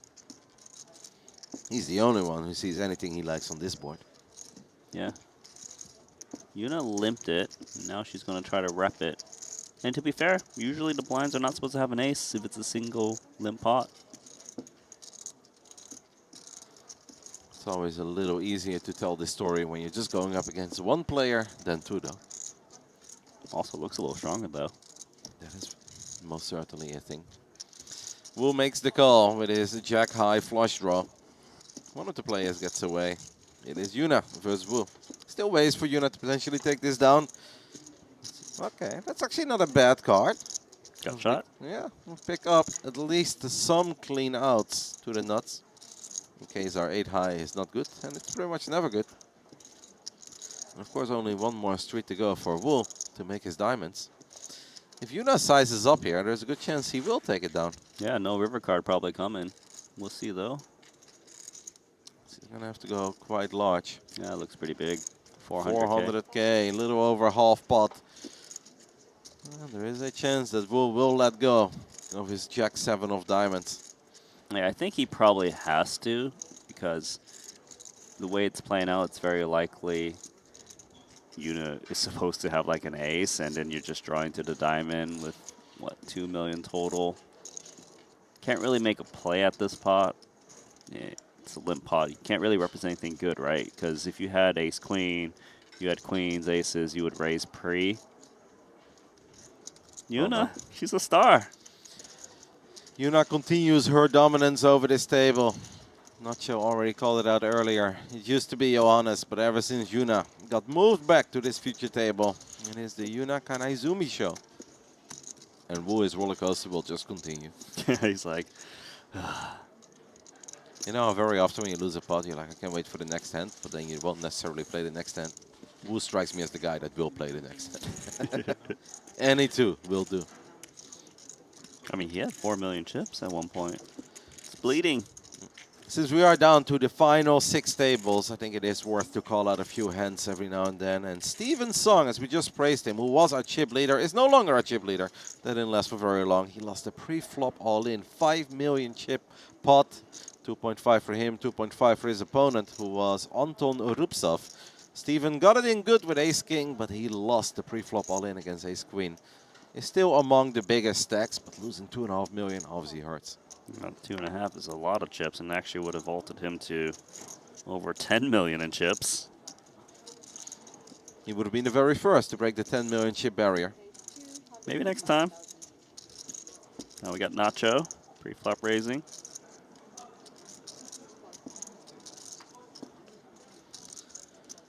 Haven't seen a lot yet from Harry. Harry Holm. He's been forced to fold the majority of his hands. Hasn't really picked up anything that's been very playable or exciting. Blackjack.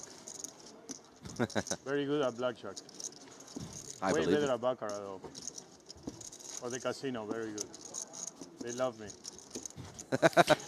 If they love you, are you good? That means you're this bad. Is insane. The other day I was at the feature here, and I never seen this guy. And there is a flip, and I told him pick a hand for 1,000. And I said, I mean, I was fucking around, but obviously he say, okay, he pick ace queen. I had 8 tens. I won. He comes to the break. He says, I owe you 1,000. He sends me 1,000, and he goes and win the tournament. The first one, the 3K. The guy that won it was. So he lost a flip for 1K against me, but it was a lucky flip, then he won the tournament. Wow. So you're asking people for sending you 1,000? No, I told him that. So there was a flip, and I told him, I let you pick one hand. Yeah, I know. I mean, if we send you 1,000, we're gonna in the tournament, right? Yeah. That's a good business. How about the next all in? If it's a flip, then we choose one hand. No, you choose. I choose? No, I'm gonna choose because that guy won the tournament. Oh, okay, this time I choose then. I love the lie just confirmed itself. If I sent you 1,000, I'm going to win the tournament. That's just like, yeah, that's a great story. I didn't know it. Yeah, so the guy who don't win? Yeah. Is the guy they're talking about? So he lost a flip against me on TV, and then we went to win the tournament. you found the story amusing. So did all of us. It was a good story. Absolutely. It's also indeed a fantastic business model. It's like, hey guys, you send me 1,000, you win the tournament. It's like, but how would this happen if like 10 people Yeah, do I it? know. Doesn't matter. So Nacho could get 46 other people to send 1,000. He's got 46,000 in the pocket. He's like, guys, and if I win the tournament, you get your 1,000 back. Oh, there we go. It'd be a good deal because he would get 400K for first, plus bounties. King Jack versus Jack 9 on King 10-5 with 2 spades. Nacho Barbero flops top pair with a pretty decent kicker. Lai does have a gut shot, but it's the bottom end.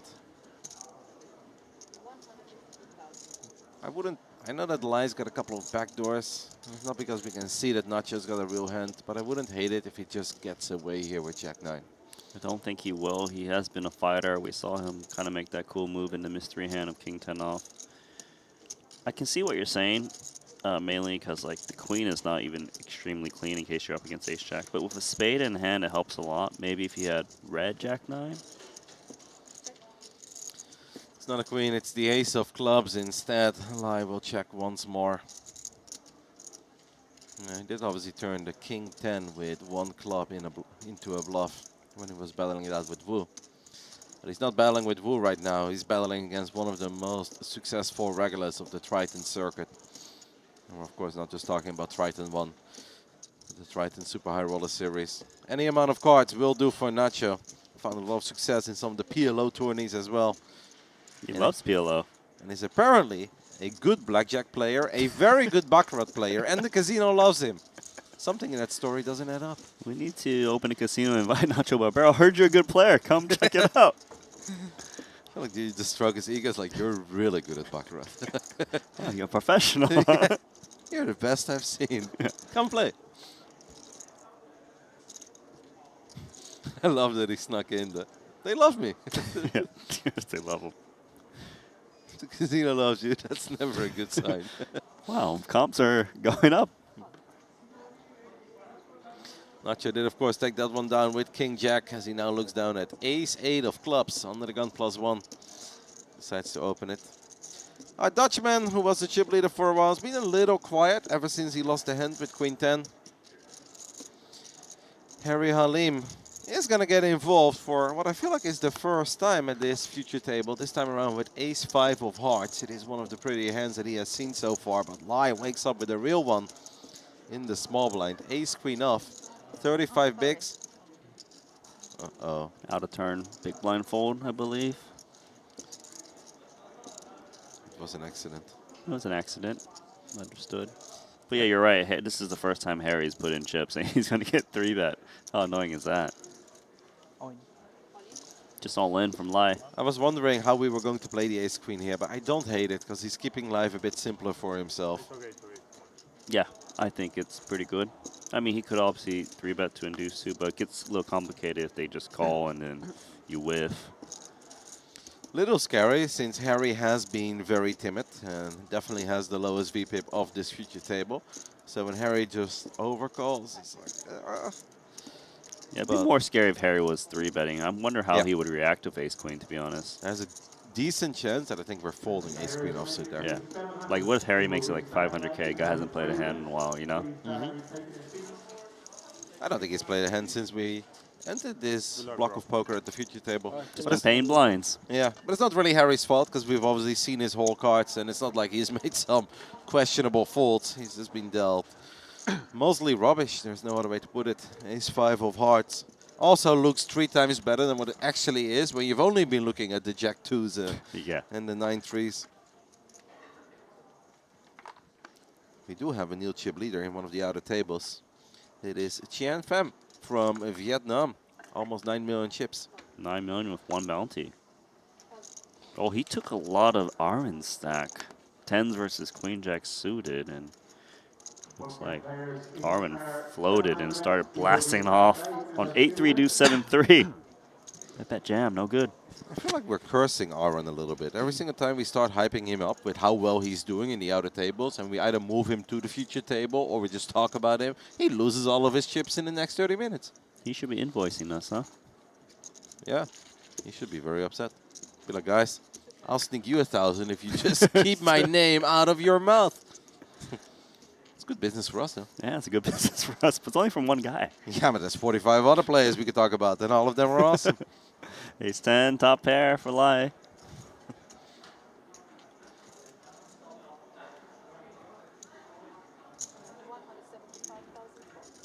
Lai looks fresh. He does not look like someone who was here till 6 a.m. yesterday. He got his rest. Yeah. Don't think he was playing the 1W.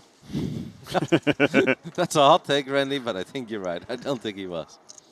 It was very cool to see Punat Punsri actually stop by all the way till 5 a.m. Oh, did he? Yeah, because Matavi from Thailand was at the final 3. So Punat was there to support his fellow Thai. A couple of other players stopping by as well. Saw Josh McCauley, the original player 1 of the last Triton ONE festival.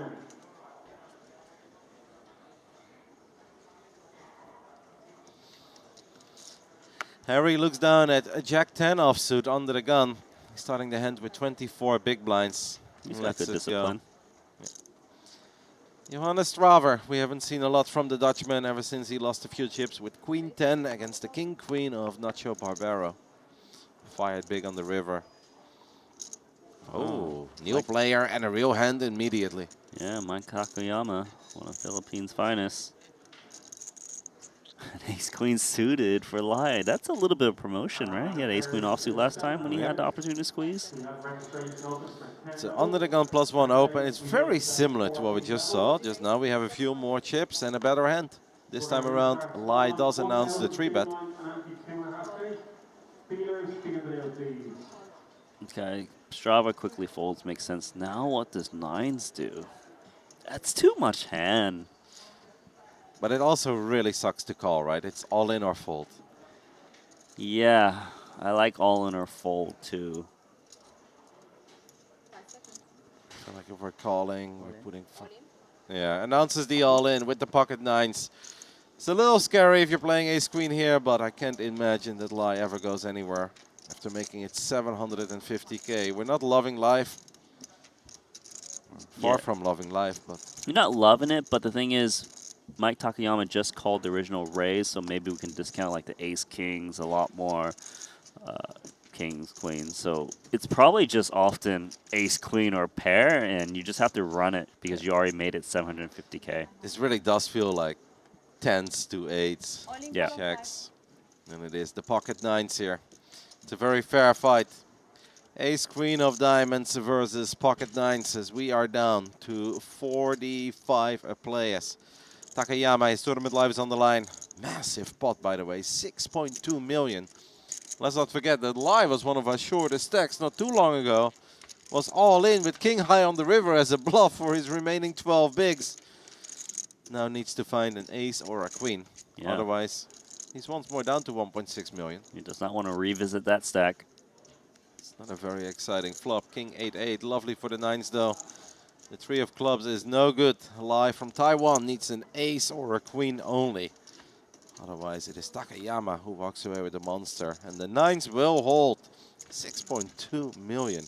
That is good for 3rd place on the leaderboard overall right now, Randy. Wow, Takayama just got to this table getting a massage and gets it done with pocket 9s, and all that hard work from Lai sent 1 seat over. Lovely table you guys got going on over here. That's what he's thinking right now. Wow, big pot, 6.2 million chips. Heading to one of the Philippines' finest, as you called him. As we take a second to once more give a big shout out to QQPK. Supporting the game at the highest level and bringing the action to the poker fans all around the world for 11 days straight. Here from Triton ONE, and of course once Triton ONE is done, don't think that the poker coverage stops, as that is when we kick off the Triton Super High Roller Series. Kevin Rabichow, Alex Livingston, Henry Kilbane and Randy Nananoko Lu will be bringing you guys all the action of the Triton Super High Roller Series. I'm so proud of you. You said Nanonoko right. You said it right. How would I say it wrong? I don't know. There's some people out there that always say wrong. You know who? No. Daniel Negreanu. Every time he says it in many different ways. He's like, Nanoko. No. I'm so, oh my God, I'm a fucking genius. You don't want to see that on TV. Wow. I think He Nacho turned just the saw face. his queen jack fold. Wow. Yeah. How He's did- like, Yeah. let me I tell never all of you seen a guys. call against you at the beginning. King 10. Then he turned the queen.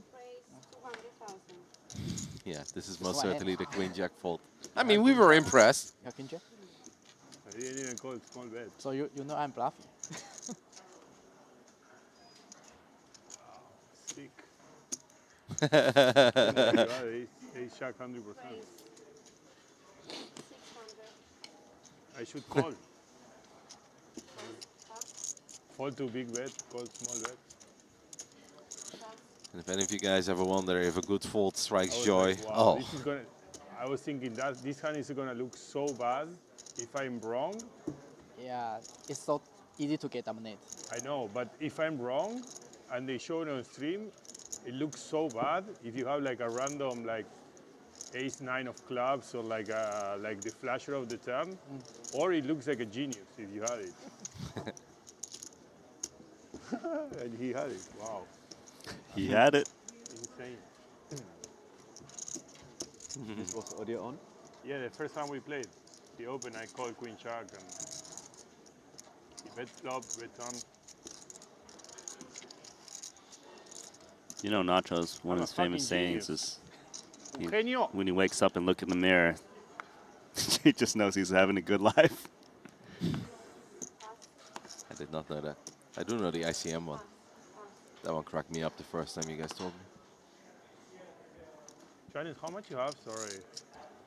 More or less. I think like 5.5 on account as well.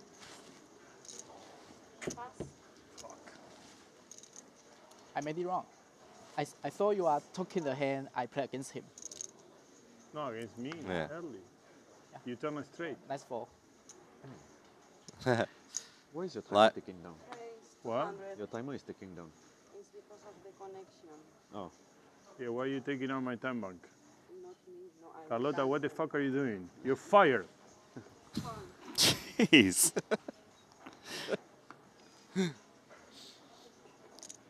No one's fired, okay? No one is getting fired here. Harry looks down at a decent hand in the small blind with ace 9 of clubs. Was maybe hoping that Johannes was going to make a move on him. He could come over the top. And instead, we are off to see a flop. Queen 7-4 rainbow with 1 club. Poor Harry continues not to be able to make a real hand. But he does still have ace high here in a blind versus blind battle. And just enough to continue in case Strava does bet. You know, ace 9 could be good. Backdoor clubs you just mentioned. 2 overs to the 7.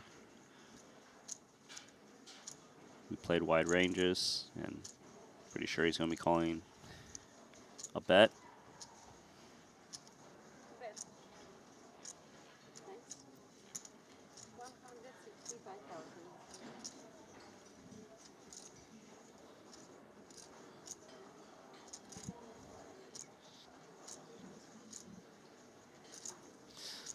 We've got a bet from Johannes with Jack Deuce of diamonds. Backdoor diamonds alive for the Dutchman. Harry makes the call. Looks good so far. Yeah, a little confusion there in the table talk between Nacho and Lai. Lai was thinking back of the hand where he bluffed, our mystery hand with the King 10, and that's why you know I was bluffing, but they were talking about 2 different hands, obviously. Lai bluffed with King High, but Nacho was very proud of his fold with the Queen, where we were very impressed by that fold as well. It is indeed a genius play. Had the open ender, turned the Queen. I like the way that Nacho put it. If I'm wrong there, it looks so bad. But if I'm right, I am an effing genius. And the man once more proved us that he's a Confirmed. genius. He's confirmed the genius. Strava with the check back, the ace on the turn. And even though the ace is scary to the board, it makes sense that he's checking back because he's probably expected to raise an ace pre-flop once Harry limps. So it's actually not very credible if Strava was to bet once more on the turn. It's been a long time coming, but Harry should be able to take down his first spot here. 630,000 chips in the middle. Harry bets $500,000, almost a pot-sized bet. And Johannes will get out of the way. Johannes Straber had a very explosive start to these three levels of poker, where he woke up with aces in his first hand, three-way all-in, the aces held. I don't really care. I barely use time. I only use it to stall when patient. Nacho is letting us know what his strategy is in regards of the shot clocks that we are using here. He said he doesn't need it. He only uses it to stall when it comes to a patient. Yeah, that's all right. It is allowed. But, you know, it's just all about trusting your instincts in poker. Obviously, a player as experienced as him just trust intuition. Taking a look at the bottom of the leaderboard, as we have just lost a couple of players. We have to say goodbye to Germany's Martin Michael Sadlak. He got eliminated in 46th place. We also lost Evgeny Sishenko in 49th place. The man who opened folded Queen 10 of diamonds. And Griffin Bencher is still a little upset about that one. Also lost Lin Wei in 48th. He actually collected at least 6 bounties. So Wow. I guess he tried to hunt one more, and that was his last one. It's got an exciting morning to look forward to, though. 6 envelopes. Woo! Our chip leader, Yuna Kanaizumi, opens things up with King, Queen of clubs. Nacho Barbero comes along for the ride with Ace, Queen offsuit. Yeah, Nacho just has to respect that Yuna has a ton of chips. He's not really looking to play a 10 million chip pot all of a sudden with a 3-bet. So strong hands, single raise pot.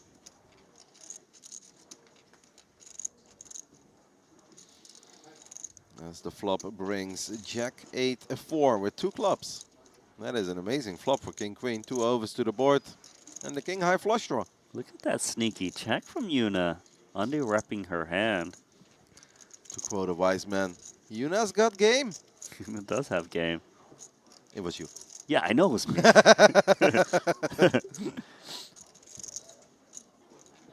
By the way, I looked it up. You are 170 in centimeters, so I was only off by 3 centimeters. Well, congratulations, you can convert. Thank you. Okay, so 200K bet from Nacho. And look at this, immediately check raise. Nacho's got something to say, I'm sure.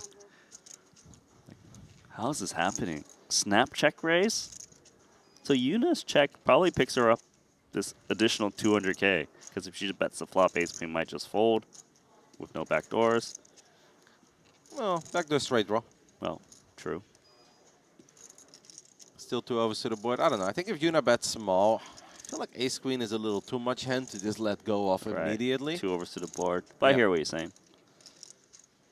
Obviously, if Yuna would have gone big, then there is a chance that Nacho would have let go of it. But the snap check raise, King Queen of clubs takes it down. Yuna Kainuzumi is the name. King Queen takes it down. And Yuna continues to chip up. Got to see a lot of Yuna over the last few days here at Triton ONE. If she continues like this, there is a good chance that we're going to see her tomorrow at the final table. Long ways to go. She's playing well, running good. She's got 7.7 million chips to work with. Second in chips overall. She 8.3 million after that hand. You know, this is also quite a tough table that's remaining in the field, you know, and she's able to just maneuver, you know, throw the opponents off their game. Nacho's like, all right, I'm going to battle someone else. Maybe I'll win a pot. Yeah, sometimes you say like, oh, they're holding their own. I feel like Yuna's not just holding her own. She's kind of dominating. True. Johanna's looking a little annoyed there as he looked down at 10-7 off. He's going to have to let go of that I was one. not calling you. Big fair. Cool story. Who was he talking to? Guess he's just telling the short stacks like I'm snap really? calling. Check raise, huh? Not nice. Not nice. Check raise, I guess we're referring to the previous hand? Yes, Bluff? she was saying Yuna. No bluff? Okay. Nice hand. Not nice. It's not a bluff, it was a semi-bluff. I believe you. I never believe girls, but I believe you. Japanese very honest. He never believes girls. It's going to be tough to have a relationship. He asked if she was bluffing. Yuna said no bluff. Kind of true, but technically she was behind with king high. Semi-bluff. She had a lot to work with. Nacho Barbero opens things up once more after pocket nines. Now looks down at queen nine of spades. And Harry has still been running a little cold. Looks down at the beautiful jack 10 of clubs. Makes the call. We're going to see a flop. And Johannes looks down at the best starting hand in poker. That's right. The best hand, if pocket fours was the largest pair you could be dealt. I mean, it's very powerful to have a set pre-flop, Randy. It's not bad. Oh my goodness. Wow. We might not get to see a flop. Because Takayama's got a lot of reasons to squeeze, and squeeze big because Johannes Strava's sitting there with 5 million. Opener has 5 million. Big, big squeeze. The price of poker has... Oh my god, it's Yuna No. with pocket kings. Look at the stacks. This is going to be the biggest pot of the tournament. By far. By Not even far. close. Ace king is not going anywhere, and of course these kings will never go anywhere. Wow. Yuna looks down at the Cowboys after a lot of action leading up to her big blind. That's unbelievable. 200.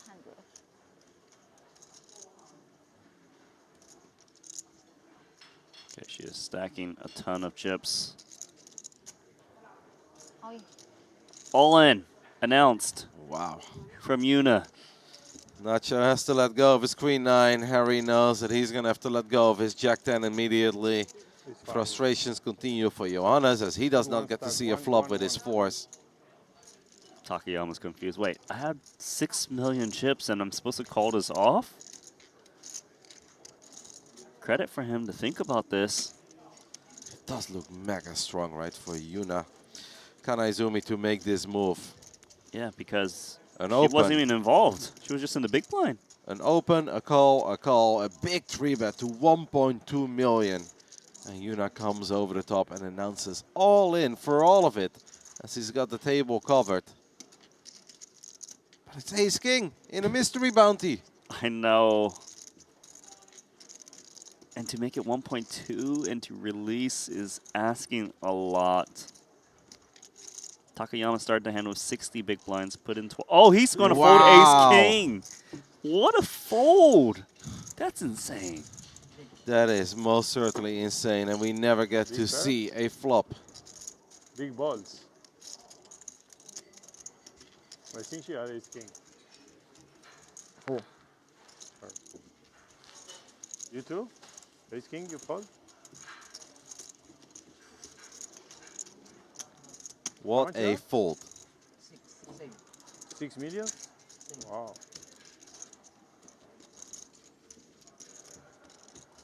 I don't fold ace king.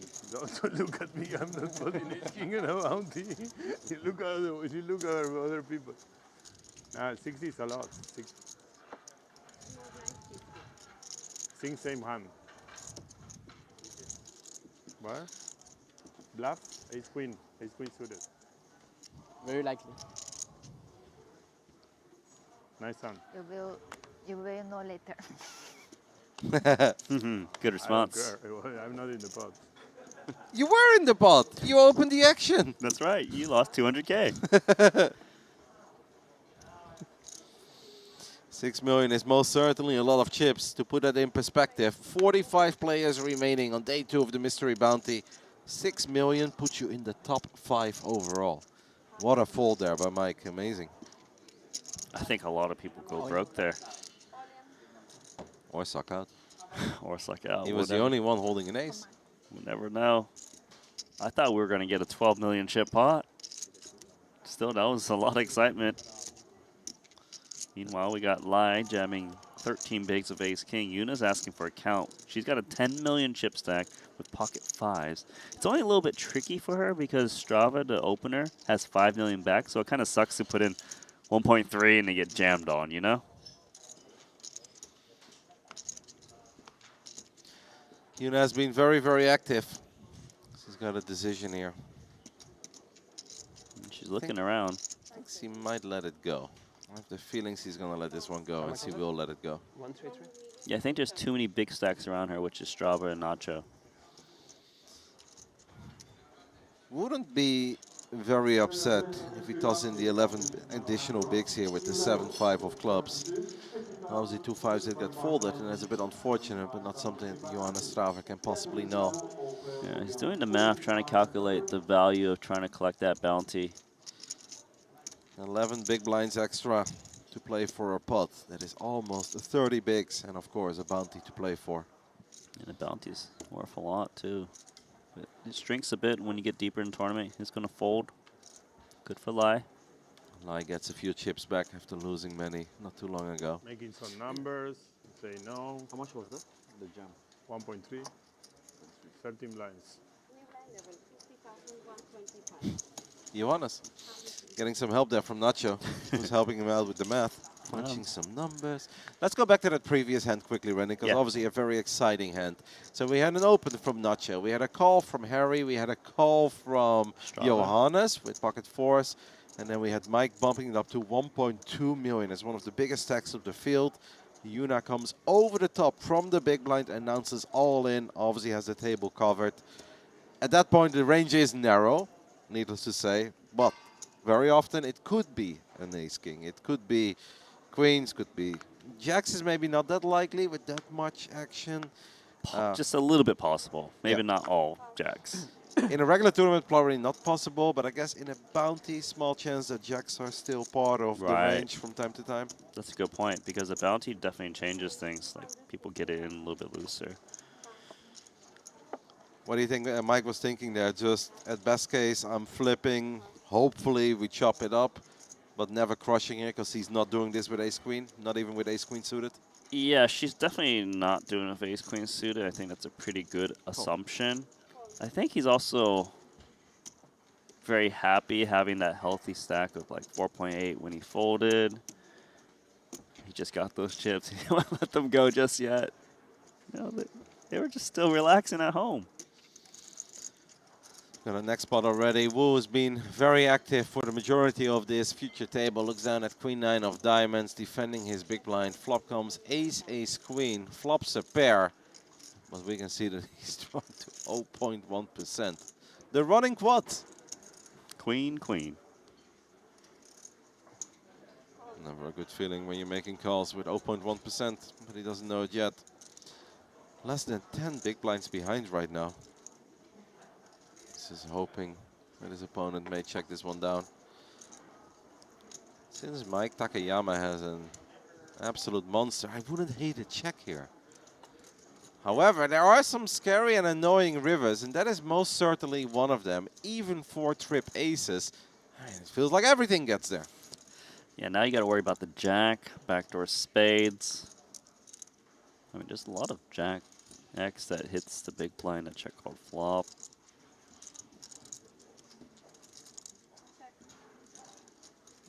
I guess you just have to check it back now with this run out. Was most certainly looking for all of it, but that is one of the worst river cards that Takayama could have seen. Wow, he's actually value betting the ace. He must be saying, look, if Wu had a straight, he'd always bet out into me. Full house impossible from the big blind.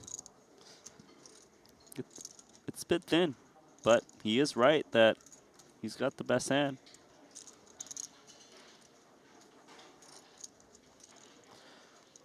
Mike Takayama is earning a star, not just in my Triton Poker Plus app right now, but I think in the app of many fans around the world. He's playing some sick poker ever since they moved him to this future table. Takes down another one. Has cashed a mystery bounty in the past over at Triton in Vietnam, 2023, all the way back then. Also cashed the mystery bounty last time around in Jeju during Triton ONE. Finished in 19th place, won 12,800, but also won 90K in bounties. So he finished in 19th place. He got $13,000, but he won 90K in bounties. Pulled a big one. Or he just pulled many. Yeah, I told you. See, back when I used to go to Macau and play like 5Ks and 10K tournaments, like Mike Takayama was there, and he was grinding. He was just always holding the trophy. And he really is one of Philippines' finest. So it's cool to see him out here at Triton ONE. He's playing his game. You know, he felt very confident about folding that ace king. He didn't actually take that much time, too. He's playing good. He's playing amazing. He deserves that seat. Playing absolutely amazing so far. The Lie, who obviously had his great hand earlier with the mystery guess, where he had the king of clubs. Didn't even hold the ace of clubs, but he held the king of clubs, turned his hand into a bluff. Was flying high for a little while, then lost a lot of chips. He's trying to get a few back. Poor Harry looks down at 8-3 offsuit.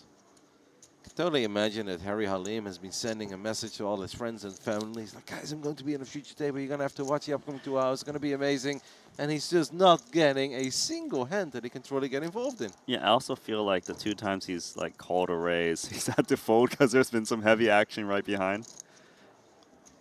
Yeah, it's not even that he has a decision to make there. I mean, like, the man calls with Jack 10 of clubs. Like, all right, pretty hand, take a flop with. You see a monstrous squeeze to 1.2 million. Someone comes over the top. It's like, we're not calling off a tournament live here with Jack 10. So, very unfortunate little 80 minutes of poker for Harry Halim from Indonesia, who did have a 1 previous Triton cash for 8,200. Not totally certain where it was. What's certain is that Yuna is feeling it because she is grabbing chips with Jack 6 of hearts into hijack. Why not?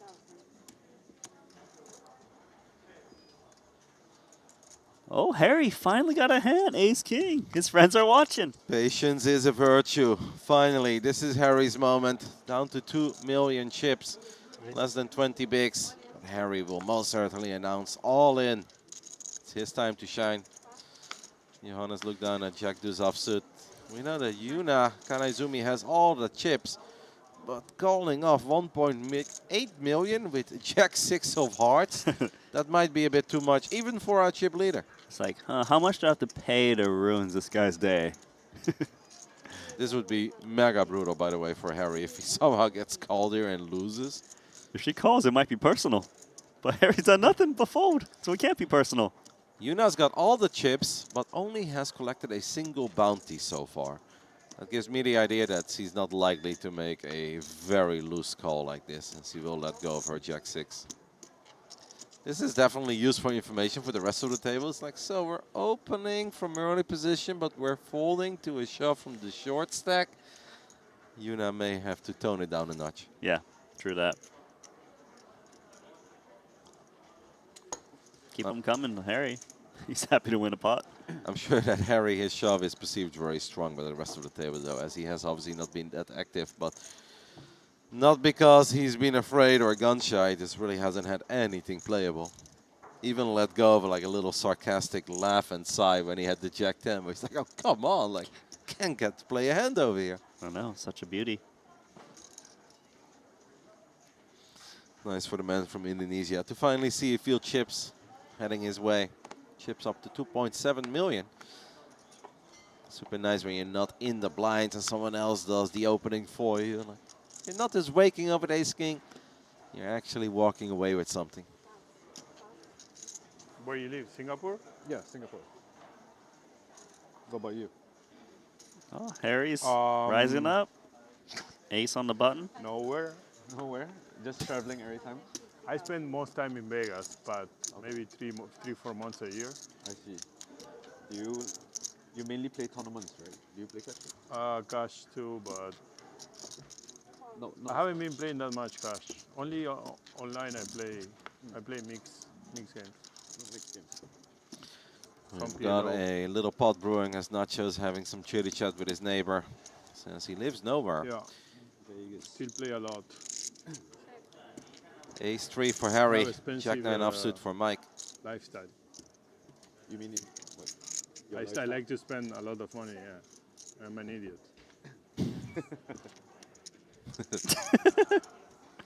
I like to spend a lot of money. I'm an idiot. And board pairing 4 on the turn as the third heart rolls off. I play mainly cash. Cash? But every now and then it's just like Triton ONE and I come and play. Where you play? I stay at home play online. Online? What do you play? Takayama got the 9. 4-5. Very invested in the story of Nacho. Volume screen? Nacho and his neighbor are not interested in this spot at all. Getting to know one another. Allowed. Okay. Tough spot here for Harry as he finds himself with ace high on the river. Oh, I'm really bad. I haven't played much. Since Mike Takayama hasn't shown a lot of interest in this hand, till we made it to the river, it kind of feels like it's a 9 or nothing. Right, I would have expected to hear from a king on the turn. Yeah. It looks like I played sometimes cutting here, out the chips. big game they used to make. Those are calling chips. And Harry will receive the bad news that Takayama did pair his 9 on the river. Yeah, then I play sometimes. The rich get richer. Don't hate the call there, to be fair, because you know that these guys are going to try to steal some of these spots away from you. You're going to have to make a stance every now and then. Yeah, if you never call with ace high, then But not much. I'm the pretty opponent bad, can I just think. blindly bet whenever you check back twice Yeah. because you always have ace high. Yeah, I know. I haven't studied it at all. Need to study a little bit. Nacho's neighbor asking him where Nacho lives. Nacho said nowhere. Spends his time traveling. Said he spends the majority of his time in Vegas, but just kind of likes to spend a lot of money. He likes to spend a lot of money. Also spending 1 month in Jeju, I suppose. Where hopefully for Nacho, he's not doing a lot of spending, I said she was but You he's don't wanna- making a lot. Yeah, you don't want to be spending if you don't have to. I would have opened. I know she folded.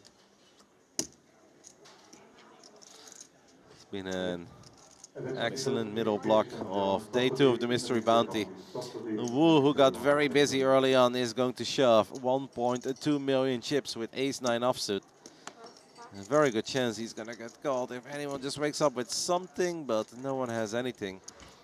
I wonder what live folded there, because for a split second that looked like it was Queen-Jack on the big blind.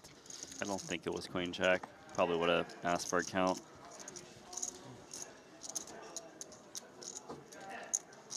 Yeah, because, I mean, then again, Lai doesn't have a whole lot either, right? What is Lai currently working with? Production will show us. Okay, that would have basically been for his own tournament life.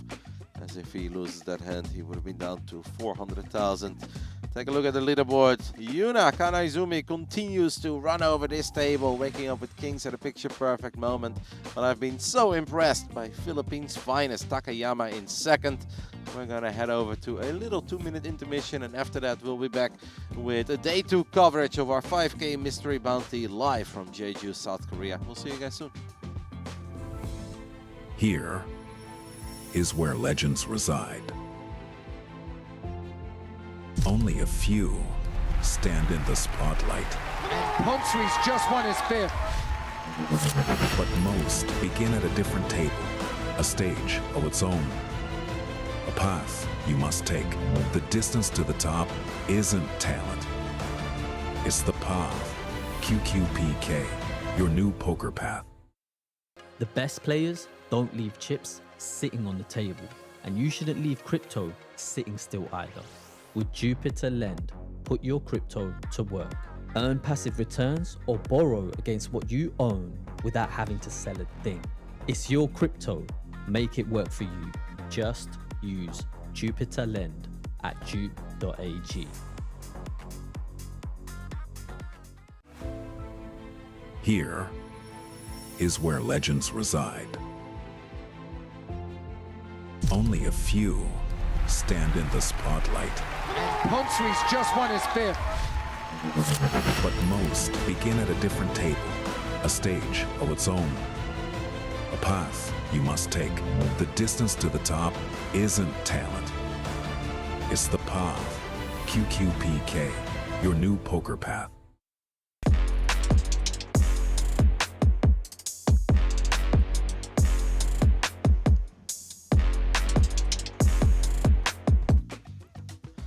Welcome back to day 2 of the Mystery Bounty, the 5K buy-in. We are down to our last 39 players. We've had 836 entries, and it's been the Yuna Kanaizumi show. Even though Takayama has been fantastic. What a fold there with Ace King. Would have loved to see that flop, by the way, because of all the other hands that were in there. Well, the fours, of course, the Jack 10 of clubs, but we will never know. What we do know is that Kanaizumi found a lot of chips without having to be at risk of anything. We've got a new player over at our future table as well. We've seen him before, Roman Stoika from Russia, as he comes with 7.4 million chips. And we are, I guess we got, who did we get rid of? Who did they move? Or is it? Did we? Maybe they just filled a seat. Is that possible? You know what? Have the power to rewind. That is definitely always possible, but we had a full table before. Oh. At least for a while. I mean, we lost Jeju a while ago, right? No, I think it was just an empty seat. Okay. We were Yeah. working with 7 for a bit, and we're back to 8. I mean, we obviously started that previous segment with 48 players, perfect 6 tables. Now we've lost a bunch, we're down to 39, only 5 tables remaining. You're reaching that phase in the tournament where you can actually have all 5 tables open. We're close. On the beautiful Triton Poker Plus app, and it will be really fun and easy to follow. Let's take a look at some of the guys and girls that we have lost. Aren Bezanyen has unfortunately been eliminated in 44th place. Another very strong run by Aren. But it does sting for him that he gets so far, runs deep, but then right before the tournaments get very exciting, unfortunately things went down south for him real quickly. Yeah, seems like we just started talking about him and he just busts. Yeah, we were hyping him up. The storyline of round 2 between Aren and T-Wen. We'll never get to see it, at least not here. We have a few more events, of course, coming your way, including, and perhaps the biggest one of all of them, the Triton ONE main event starting tomorrow. We'll be covering that. I'm excited for all of it, but you know there is one part, Randy. I'm just going to say it. Say it. I'm going to risk my entire career here on the broadcast that I'm absolutely not excited over. What? Yeah. You want to know? I want to know. I am not excited that we are no longer able to wear our Triton ONE merch, and we're going to have to wear a suit and a tie and a jacket instead. Like, I hate it. A shirt, a jacket, a tie. I want to rock the Triton ONE merch forever. You can wear it under the shirt. Yeah, but then I'll just be sweating. I feel so much happier in my Triton ONE merch than I will ever feel wearing a tie. Maybe we can put the shirt over the tie. Are we allowed? That would be cool. I'm just not a tie guy. I've never been. You don't know how to tie a tie. Definitely not. No, I don't. But they just don't look good on me. It's all good. All right, back to poker. Triton ONE merch forever, baby. 978, 2 hearts. Johanna Straver finally flops a something, but this could potentially turn into a very interesting hand, Randy. Top pair versus middle pair. The thing is, Straver might not even see bet the flop, fearing a check raise. If you get check raise when you bet here, it shrivels up tremendously, right? Your opponent might even just flop a straight, or you can semi-bluff. Looks like he is still going to bet, but I imagine if he was to get check raise, he would really hate it. Yep, it's a very wet board. 987, 2 hearts. And we know that Yuna Kanaizumi can be all over this board. In a weird way, I mean, she has connected. Well, fortunately for Johanna Straver, not in the biggest way, but we know that Yuna's got game. She is capable of making lots of moves. Yeah, her hand shouldn't need to raise. It's just a pair of 8s, connected board. Backdoor hearts. See what happens. The backdoor hearts are no good, but it's always still nice to look at something. Let's see what the turn brings. Oh my goodness. The 4 line at a 10 of clubs. And this just becomes a really difficult hand for both players to play.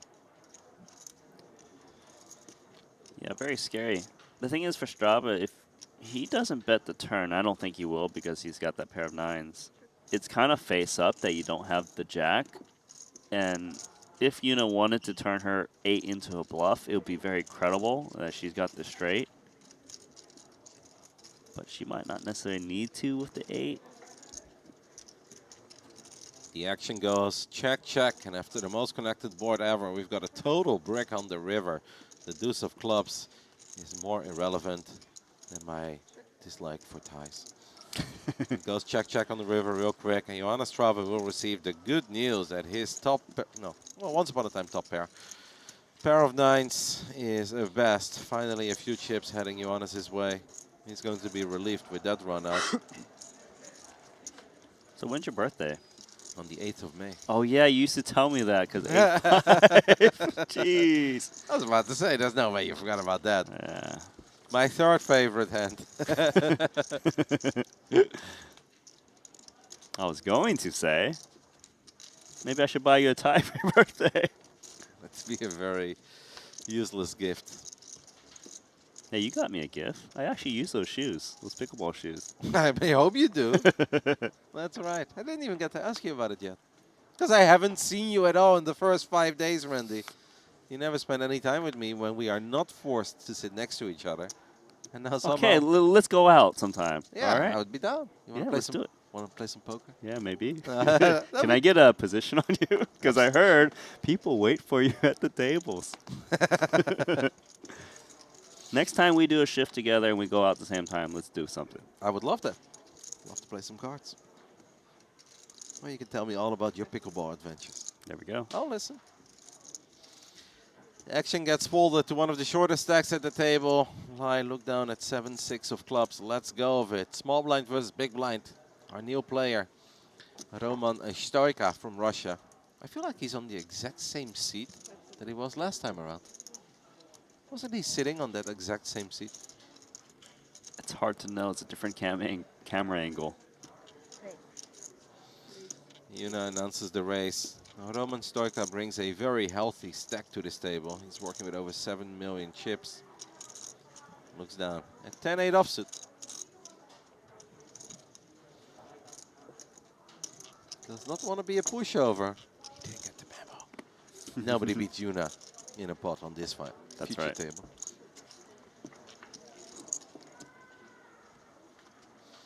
He might do it on this one. Open-ended. Ace high for Yuna. Open-ended straight draw for Stoika. Tiny bet could get it done here already.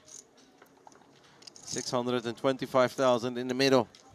Yeah, it's worth fighting for. The only thing that would be very annoying if you do bet here and you get raised, you'll continue. You don't love it. Yeah, it's good to bet small so that if you do get check raised, you get a nice price to try to bink the straight.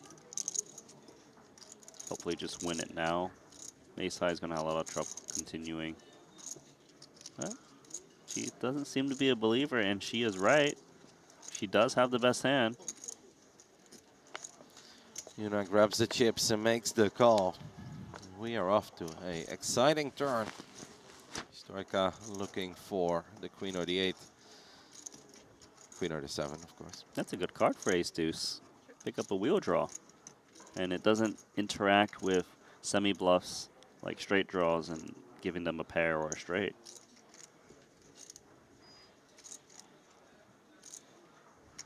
Bit of a brick indeed. Stoika will continue. Seems like we're sizing up 450,000. No, it's 800,000 instead. Wow, that's a big bet. Yeah, he's probably reading Yuna to be relatively weak to pre-flop raise and then check call Jack 9-5. Like a Jack plus probably just bets itself. So sizing up to just put a lot of heat on ace highs, middle pairs, some weaker draws or draws that can't really check call. This would be something if she could call once more of just ace high. That's almost impossible, but she could make an even crazier place. He's got all the chips, but he will let it go. There is no need to make life this hard when we are doing well. So don't lose a few chips. Welcome back, Roman Stoika, to our future table. Wins a nice one immediately. Nice bet on the turn there.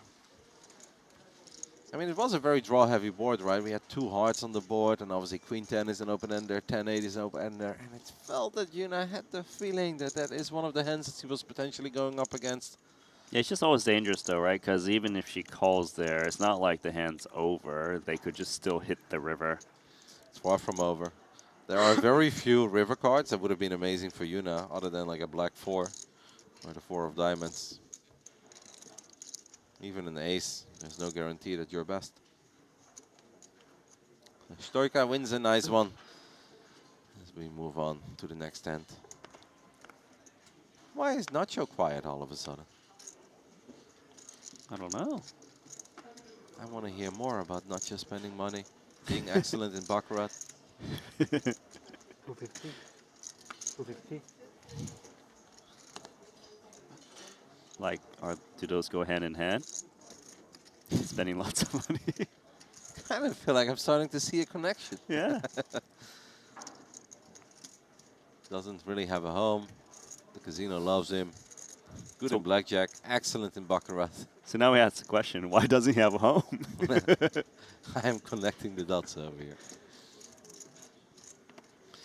Harry has a look down at King 10 offsuit under the gun +1. And knows that he's got probably a rather tight image at this table. He's just not been able to play a lot of hands, but Yuna is not showing any love, any respect. Announces the 3-bet with King 5 of hearts. He's a non-believer and sees right.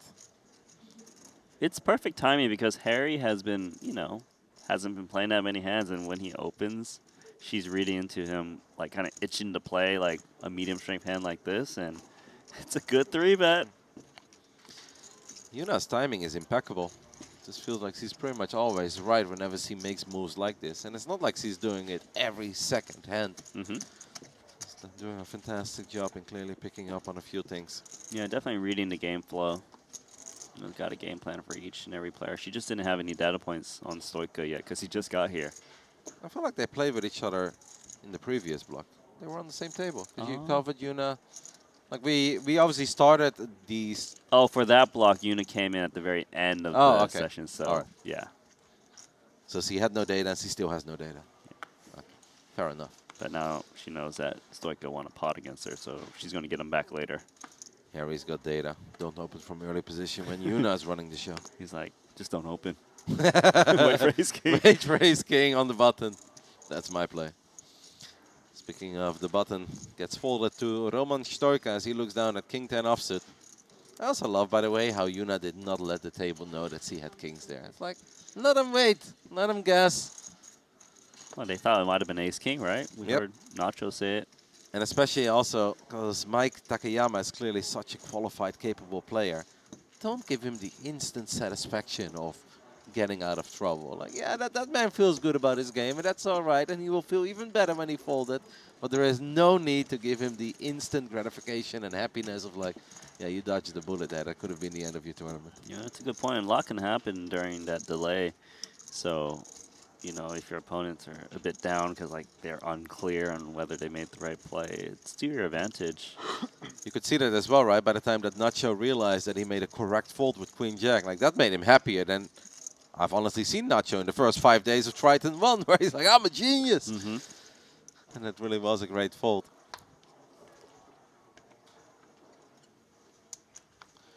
Jonas Raver had the most exciting start ever to these 2 hours of poker. 3 levels, 3 times 40 minutes. As he woke up with aces in the very first hand, collected 2 bounties, but has been kind of chipping down ever since. I actually can't recall a pot he's won since that one. And here he's going to lose another pot, potentially. He won a tiny one. He won literally one tiny one. Let's see. Problems here. Stoika, ace, queen. Goes with call. A little bit too deep to want a 3-bet.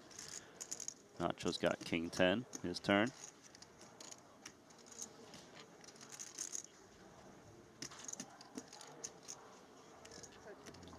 We've got no data on that one, but it was legit like a open and a 1-bet. A raise and take, yeah, something along those lines. As small as they come, Harry, short a stack at this table, looks down at 10-6 off. So don't do it, Harry. No, he's saying things that aren't really there. I understand the frustration. He's been very patient, but very, very little reason to get involved with 10-6 off, unless we flop bottom pair and we're still behind. Yeah, this is how you lose more chips. Especially 3-ways. I could get behind defending more if your head's up, because you only have to beat one opponent, but here there's more ways to be dominated or just bad shape. Suited maybe, 10-7, a bit more playable. Yeah. 10-6, oh, probably just a little bit too loose. Johannes Traver is looking for his third W in 2 hours of poker. The first one was massive, the second one tiny. The third one is probably not happening here, as there is a close to 0% chance that Roman Stoica is going to let go of ace-queen here on queen 7-6 rainbow. Life is good for Roman Stoica. They let him gather all the chips on the outer table, they move him to the future table, and all the man has done so far is winning. Well, good news for Harry. After it was a bet and a call, didn't want to come along with that bottom pair, so save some chippies. When you started that sentence, I was like, oh my goodness, we're going to see the 6 of clubs on the turn, aren't we? You can't just say it's good news like that after the man already got involved.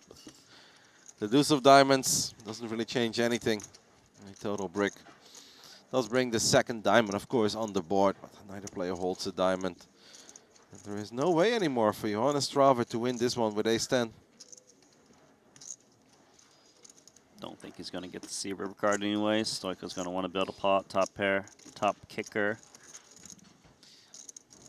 Top. Top. Got top. Bets 750,000, and that is going to be the end of this one. Harry knows that he lost a few more chips than he had to there with 10-6 offsuit. Life is good for Roman Stoica, who storms into the top 5 of the leaderboard overall, as we are down to 37 players on day 2 of this 5K mystery bounty. Well, he's won every pot since joining the table. As soon as we get closer to a break, he will say, no, let's continue. Yeah, let us play on. That fold of ace-king by Mike is still living rent-free in my head. What a fold that was. And you heard Nacho even say himself, like... He's like, yeah, I'm not folding that. I'm not folding that. Obviously, it's different if it's not a mystery bounty, but in the mystery bounties, you do really want to start playing for them. And ace-king is as good as it gets when it comes to the bounty hunting. Fantastic fold. Speaking of the devil, Mike Takayama from the Philippines opens things up with ace-queen off, takes it down pre. He's actually built his stack back up to 6.2. That's what he had when he squeezed ace-king against Yuna, or when Yuna took the pot, I mean. You guys can see the TV there in the top right side. 12 minutes to go until the third level is over. We always cover 3 straight levels, and then we and all the players go on a little break. The players get longer breaks than we do. You know what that means, though? Tell me. It's your last 12 minutes with me. Yeah, until like day 10 of Triton ONE. It's going to be fantastic. You know what? Vitor and Griffin are pretty freaking awesome, Randy. Hey, I'm getting jealous. From here on out, I'm going to make a full 180 on you. I will no longer be hungry and needy for more Randy in my life. I am happy with the way that things are. Do you think Harry's happy with the way things are? 10-9 offsuit on the button. He's like, finally got the button. I get this hand? Can't even jam. I mean, he could have. Yeah, could have ran into Jack 10. Difficult to call off Jack 10 over $1 million, like $1.5 million, and you still have the big blind to worry about, and you also know who you've got in the big blind. You're right, unless you know the guy never wins a hand.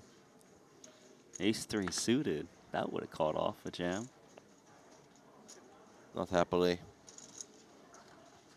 Earlier I heard you and Griffin discuss, and I don't know what it was about, because I was devouring some beef noodles. He said, you look at him, and he just looks good. He looks like he's good at poker. You know who it was? No? Stoica. Oh, really?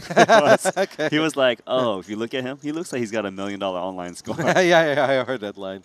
I feel like this definitely applies to Mike Takayama as well. I look at him and be like, this guy plays. Yeah. He doesn't look like a nit, does he? All right, there we go. He looks like a man who has seen some flops, turns, and rivers in his life. He's playing, and he's playing that turn card. Johannes Traver tried to take it down with a Jack 10, very similar to this position he found himself in not too long ago with ace 10. He can't really flop anything, can't really turn anything, and is forced to check. And there is a chance that with a sizable bet, Mike Takayama will take this one down. Oh, he's sneaky. He's gone check. I mean, he's sitting on ace high, Randy. That's true. Sneaky wasn't really the right word. I mean, he's got the best of it, but...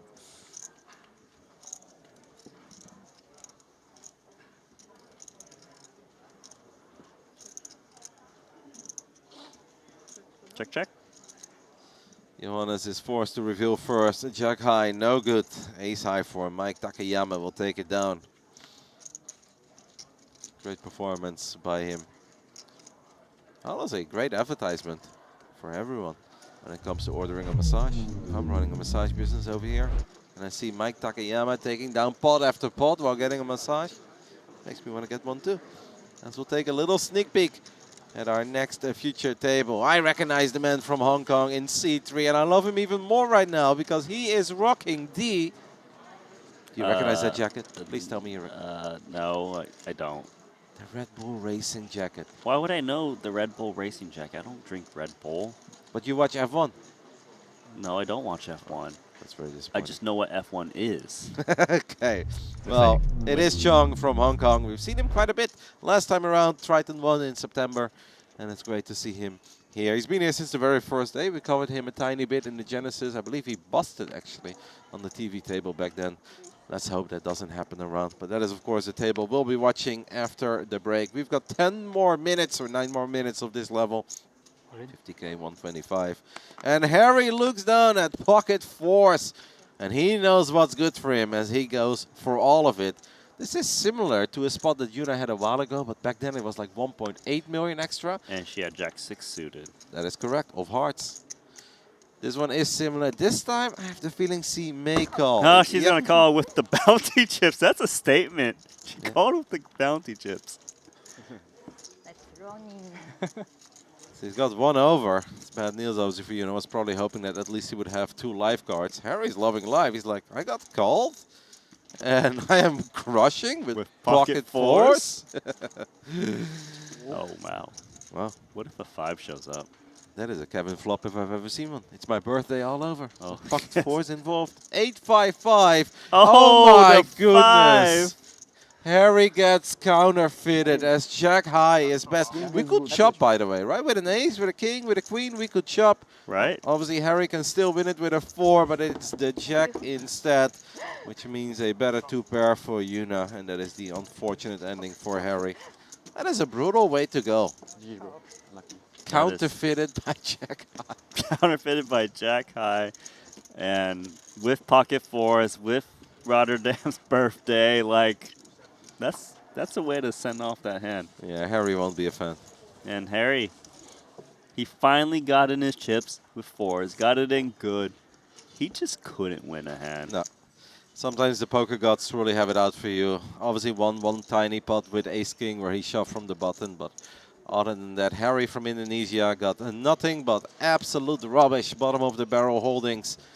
And decided to go for it in the end there. Got it in real good, 65% with pocket fours. You don't get to see that too often. But Yuna, her run good will continue. Also, really good timing by her. Obviously, this time because we are being result-oriented here. But making the call with the Jack 3, but it's just because it was a little bit less. With Jack 6, it was like 1.7, 1.8 million extra. This time it was just a little over a million. And clearly she wasn't loving it. A little embarrassed there. It's like, okay. It's like, I got to get this guy eventually. Yeah. I'm going to have to flip it over. But next hand, as Roman Storka has already opened the action. Queen 10 offsuit under the gun, showing us that he is not afraid to get involved.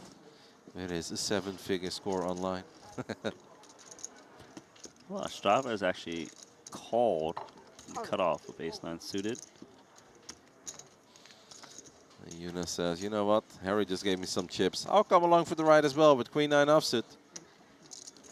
I think he specifically picked out Harry's chips there.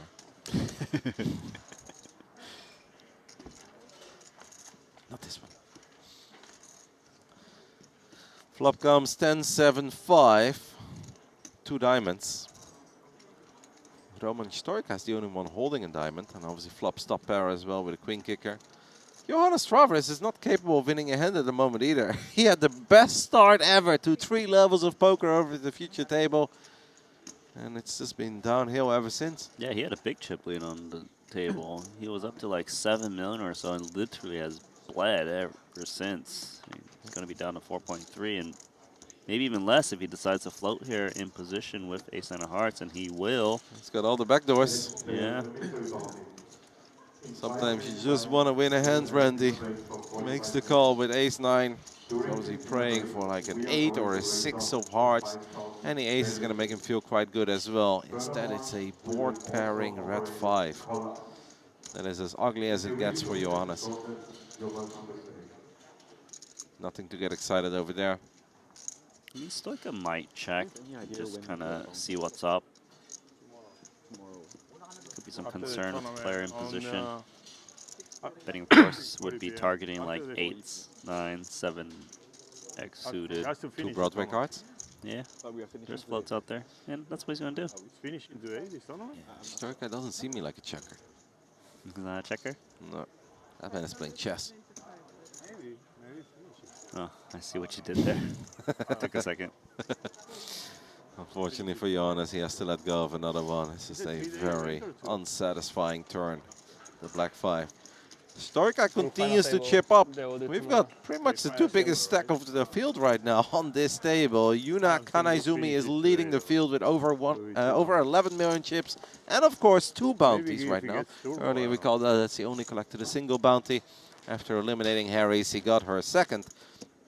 Roman Stoika has now improved to a top 4 stack of the field. Fenshi Wei is actually our nil chip leader from Taiwan, as he just won a hand as we started that. I don't know how he got there, Randy. The last one he won was Queen 10 versus Ace Jack. He clearly got lucky. Pre-flop all in. I don't even want to give him kudos for being the chip leader. Looks like he won a big pot. Or he won 5 million in chips with a set. That's like 4s? over the corner there. Over there. Yeah. I would have told you it was Come on. 10K2. Shandong in the top 10 as well. Working with 6.4 million chips. Winty still going strong, 13th overall, over 5 million. Nacho Barbera looking down at 4.3 million. As Johannes Strauer lets go of the 9-8. Does not believe it is going to happen before the next break. We've got 3 minutes until the end of level 22. Of course, by the time we return, the blinds have gone up. And we'll swap you out, Randy, because you've been going for a little while today. Yesterday, I saw you put in a couple hours. You looked a little bit tired, and I was starting to get worried. I was like, does Randy Nana Noko Lu still has it? But today, you've lived up to the hype. Look, I had a late night. You had a late night yesterday? Just kidding. I mean, you were here till midnight, to be fair. You had a serious shift yesterday. Yeah, not a 5:30 night. But you missed out. The ladies were insane. My favorite part, I think, so far of this festival really was a super fun final table. But I'm sure that more highlights are yet to come as the mystery bounty is getting more and more exciting the deeper we get. We started the day with how many players? Day 2? 208. 208, and we're down to the last 35. So Lai has decided to open things up from the bottom, and look at that. He flops top and bottom pair. Yeah, he actually limped the button this time. Allowing Stoika to pick up a little gut shot on the flop. It is nice when you're limping a suited king and you flop top and bottom pair.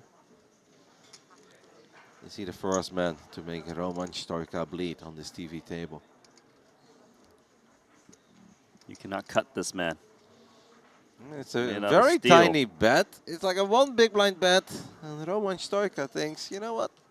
I've got a gut shot. He might be thinking if I call 125K, I might get a bounty and 1.2 million more chips, right? Just need to drill the 7. That looks like a race to me. As Roman Stoika has announced a race to 335,000.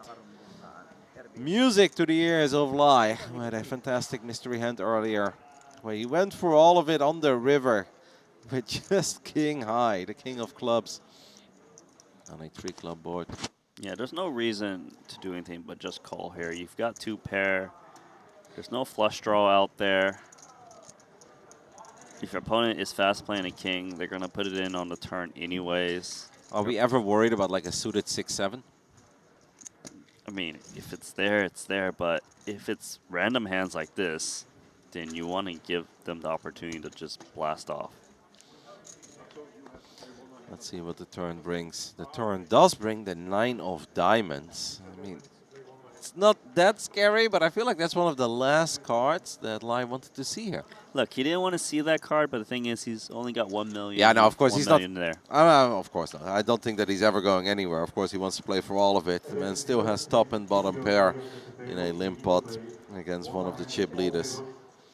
But it's still annoying. You're probably sitting there like, just don't put like a 9 or a 4 out there. That'd be kind of annoying. And then that's the first card you see. It's so difficult to check back here on the turn when there's like 3-2 straight. You know, 6 or 7 might kill your action. He's going to bet. Yeah. He's most certainly going to bet. I've been enjoying Lai's play. I feel like he's been very fun to watch. He's a very good player.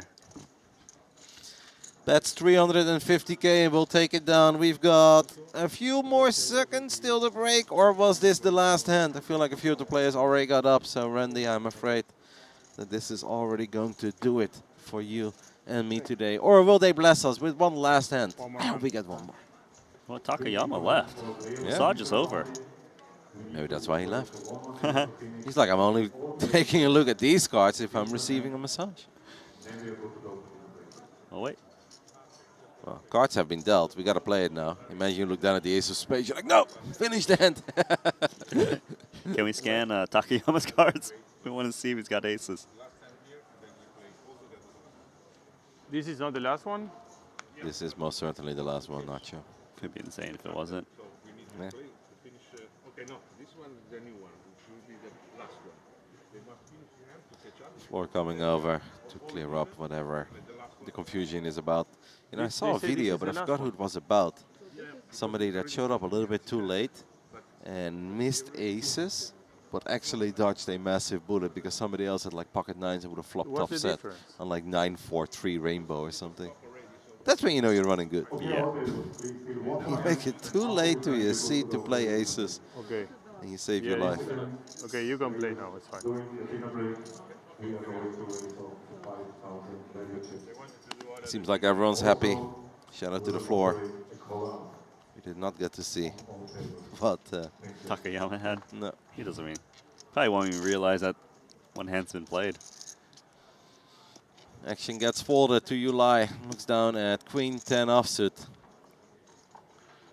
Been a roller coaster, 2 hours of poker for this man. Ups and downs, has been involved, had a great bluff. Was obviously playing the ace-jack hand as well, where Nacho had that fantastic fold with Queen-jack. Great session, of course, for our Japanese chip leader. Shout out to Yuna Kanaizumi. Remember the name, because there is a very good chance we get to see a lot more of her in the remaining bits of day 2 of the Mystery Bounty. Here live from Jeju, South Korea. As Roman Stoika looks down at the beautiful Jack 10 of clubs, and he just smashed this board. just a pair. Oh, just a flush draw with it. How good is that for Stoika? That's very good. So Lai limped the cutoff. He's got a gut shot. Probably doesn't rate for his opponents to have an ace too often. They would probably want to isolate against his shallow stack in the cutoff. When you check your 9-4 on your big blind here, but you know that everybody else is enjoying the break, but you have to wait for the small blind. Nacho is dying on the inside right now. He's like, get it over with, please. Like, look how... Yeah, he folded so fast. He was so mad, he aggressively folded. Yeah. Those were the longest 7 seconds of Nacho's life. He was so ready to get out of there. Had to play the 9-4, and then he had to wait for the small blind to make its move. Roman Stoika does increase the price of poker to 600,000. That was funny. Wow, Queen 10 is hanging tight. No club in hand. All right, I'll Does stop not laughing believe. now about Nacho being a little upset about being in that hand. We got a real pot. We've got a real pot, but that is a mega surprising and a bit of a confusing call to me. Yula has been so solid as the deuce of clubs completes the jack high flush for Roman Stoika. What are we hoping for there with Queen 10? I don't really know because it was such a big check raise too, where it just looks less likely Stoika was just doing it with nothing and just going to give up. I mean, the obvious answer is obviously the red king, but that's not a good enough reason Yeah. to put in all those chips. It seemed a bit ambitious. And now he's going to fold. And that is going to be the end of this hand. And it's going to be the end of these 3 40-minute levels. It's been a really fun show. A super explosive opening to the future table for the Dutchman, Johannes Strauver. First hand, aces, triple, well, not really triple up, but a three-way all-in, got 2 bounties. After that, just didn't really get anything playable and has chipped down all the way to 3.9 million. It has been the Yuna show, Randy. He played amazing, had some good moves. Got a little lucky there with the Jack 3 of hearts against the pocket 4s of Harry, but I enjoyed it. Yeah, I certainly enjoy watching Yuna play, and then obviously that amazing hand from Mike Takayama folding ace-king against the 2 kings. It's been a delight. 35 remaining. And of course, we had the Queen Jack, Ace Jack hand where Nacho was very proud of himself, and rightfully so. He said it, I'm a genius. I do believe that we have a poll to take a look at, and I'm very excited because I've been enjoying the polls. A couple of days ago, you guys were able to predict which nation was going to be the chip leader at the end of the Genesis Day 2. After that, we ran a poll for the player of the day. And now we've got another poll running. You guys can play in the polls. If you just take a look at the Triton Poker Plus app at the home screen, there is a little button on the top right side that says Vote Now. And it is a similar question to what we had before. Which nation will end the day with a chip lead? And we're not counting all the chips of all the remaining players. It is about the nationality of the chip leader. I feel like we can work on the phrasing there. Yeah, we could work on the phrasing. Because now you look at the field, you're like, well, China, they've got they've got 27 It's runners. a big edge. Yeah. All right, we're going to go ahead and take a little break. And after this break, we'll be back and we'll continue the coverage of this 5K Mystery Bounty live from Jeju, South Korea. We hope you guys are having as much fun as we have over here. And I hope I get to see Randy before day 10. Otherwise, I'll be in tears. We'll see you soon. Here is where legends reside. Only a few stand in the spotlight, Humphreys just won his 5th. but most begin at a different table, a stage of its own. A path you must take. The distance to the top isn't talent. It's the path. QQPK, your new poker path. The best players don't leave chips sitting on the table, and you shouldn't leave crypto sitting still either. With Jupiter Lend, put your crypto to work. Earn passive returns or borrow against what you own without having to sell a thing. It's your crypto. Make it work for you. Just use Jupiter Lend at jupe.ag. Here is where legends reside. Only a few stand in the spotlight, Humphreys just won his 5th. but most begin at a different table, a stage of its own. A path you must take. The distance to the top isn't talent. It's the path. QQPK, your new poker path. Event he's ever played is this one. Here we have Harry, who will let go of the A3. And for the first time ever, I get to commentate a Dutchman at a Triton ONE future table. And guess what, Randy? He's got pocket aces. He gets aces immediately. Wow. I think from here on out, all the Dutchies want to be on the future table when I'm here. Right. Playing for the home team, huh? What a way to kick off a new level. 3 times 40 minutes of poker, as usual, coming your way. Wow, ace-10, by the way, hitting the muck there immediately. Super fast, and what timing is it? Uh-oh. Pan's got Queen Jack, and he's stacking and pushing, and I don't think those chips are coming back home with friends. What an amazing spot here for Johannes, waking up with aces. Nacho could be in a tiny bit of trouble. Now it is the chip leader of the table opening up under the gun +1. It is a mystery bounty, and we did have a shorty. This is actually really confusing because he wants to play against Pan, and he folds, and good thing he folded, but look at this from Milos. He's got pocket 9s. How do you get away from pocket 9s here in a mystery bounty? Honestly, I'm reshoving here because I'm crushing the 5 big blind range, and then I make it big enough so hopefully Strauber just folds most of his range. I think we're just going to have a 3-way all-in. I think you're spot on. Milos is going over it. Of course, the tournament life is precious, but pocket 9s is a lot of hand, as Alex Livingston would say. And he is Gonna go for all of it, and of course we've got the snap call coming out of the aces of Johannes. Wow. I folded the best hand. 5. What a first hand, Randy. That's right. And Nacho says he folded the best hand, pocket 5s. The moment you say that, you know you're going to see a 5 in the window, too. I know, right? He's just trying to needle the players who are just trying to hold on.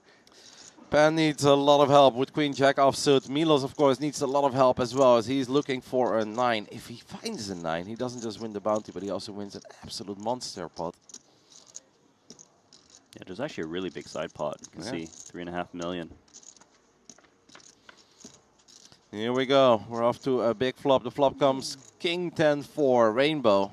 I mean, an open-ender for Pan. That's about as much as you can hope for. The only problem is 4 of his outs are gone. That's because right. he's going up against aces and 9s. I know. Like, where did all his outs go? 7 is no good. Johannes is just hoping to see something very small on the river. What a spot here for aces. Milos very, very unfortunate there, waking up with the 9s. That is a tiny baby card on the river. The 4 of hearts changes nothing. And Johannes Straver finds 2 bounties. Nice life. Nice life indeed. And pocket 5s was not the best hand, Nacho. Take your bounty. Oh, she's the chip leader too. Wow. He is indeed the Neil chip leader of this table. After Johannes obviously lost some chips to Nacho Barbero earlier. And look at this, Randy Lou. We've got our first mystery hand of these 3 levels. As once more, this lie is going to open things up. Makes it 160K as he started the hand with only 1.4 million. I'm here for it. Mystery hand and the mystery bounty. What's next? Mystery commentators? I want to be here for this. Looks like we got a call from the small blind, Junhao Wu. And it makes sense that he's calling here because Lai is playing about 15 big blinds, so if you can flop a piece, you'll look to get it in. Back-to-back opens from Lai as the flop comes. Queen 6-3 with 2 diamonds. And there's also a hoodie that was available last time around during Triton ONE. I got one of those. I bought it for one of my friends. Oh. Gave it to him. He's from the Czech Republic, big poker fan. He was very happy with it. Action goes check, check on the flop, and the turn brings the Jack of clubs. Which means that Wu now looks at least at a pair of jacks. Yeah, so it's actually, I mean, obviously it's a very good turn for Jack 10, especially with a flop check through. I'd imagine the check back from the flop from Lai is usually not that great of a hand. A lot of air with C-bet the flop. Queen X got a lot of reason to just keep betting. More checking, so his hand looks actually very weak. See clubs. Yep, clubs do get there. Backdoor clubs with the 8 of clubs rolling off on the turn. So far, it's incredibly difficult to put Lai on a hand. The man opened pre, it went check, check on the flop, went check, check on the turn. I mean, I would think Jack 10 wants to go for value now. It doesn't seem like Lai's going to bet for him. 360. Wu bets 360,000 chips. 4.5 bigs. As the decision is now on the man who opened the action pre-flop. So, if Lai was to raise, value hands would be like pocket 8s, backdoor clubs. Although some backdoor clubs just C-bet flop or even bet turn when check 2 twice. I guess ace 5 of clubs, ace 10 of clubs, but I do agree with you. Sometimes they bet, right? Yeah. Especially when we're working with straight outs as well. But Lai does come over the top and announces all in. And Wu's got a real decision as he is bounty hunting. I like your pocket 8 shouts. Like, it's a bit random, but I can totally see pocket 8s playing like this. Pocket 8s makes the most sense to me. I think pocket 8s can definitely raise too, even when the flush gets there, because if June had like clubs, he probably just bets turn himself, so we can discount that a little bit. You know what would be an amazing hand? What? Like ace king with the ace of clubs. Ace king with ace of clubs.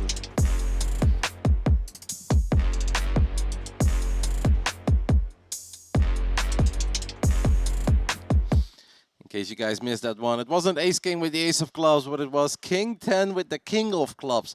That was a fun one, as we are back and ready to continue day 2 of the 5K Mystery Bounty, where the field is getting smaller and smaller. Randy is on his break, and we are back. The 6 a.m. Warriors going at it once more. Welcome back, Vider. Well, thank you so much. Excited to be back, Kevin. We're at the business end, as I sometimes call it. 35 players remaining. It's all to play for. And what I'm excited about is our upcoming feature table, because it looks like we have a sniper in our mix. Hu Jin Long has an incredible 9 bounties already. I mean, this man is on a mission to open some crazy bounties. 3.2 million in his stack. Not the largest stack, but clearly he's going after it.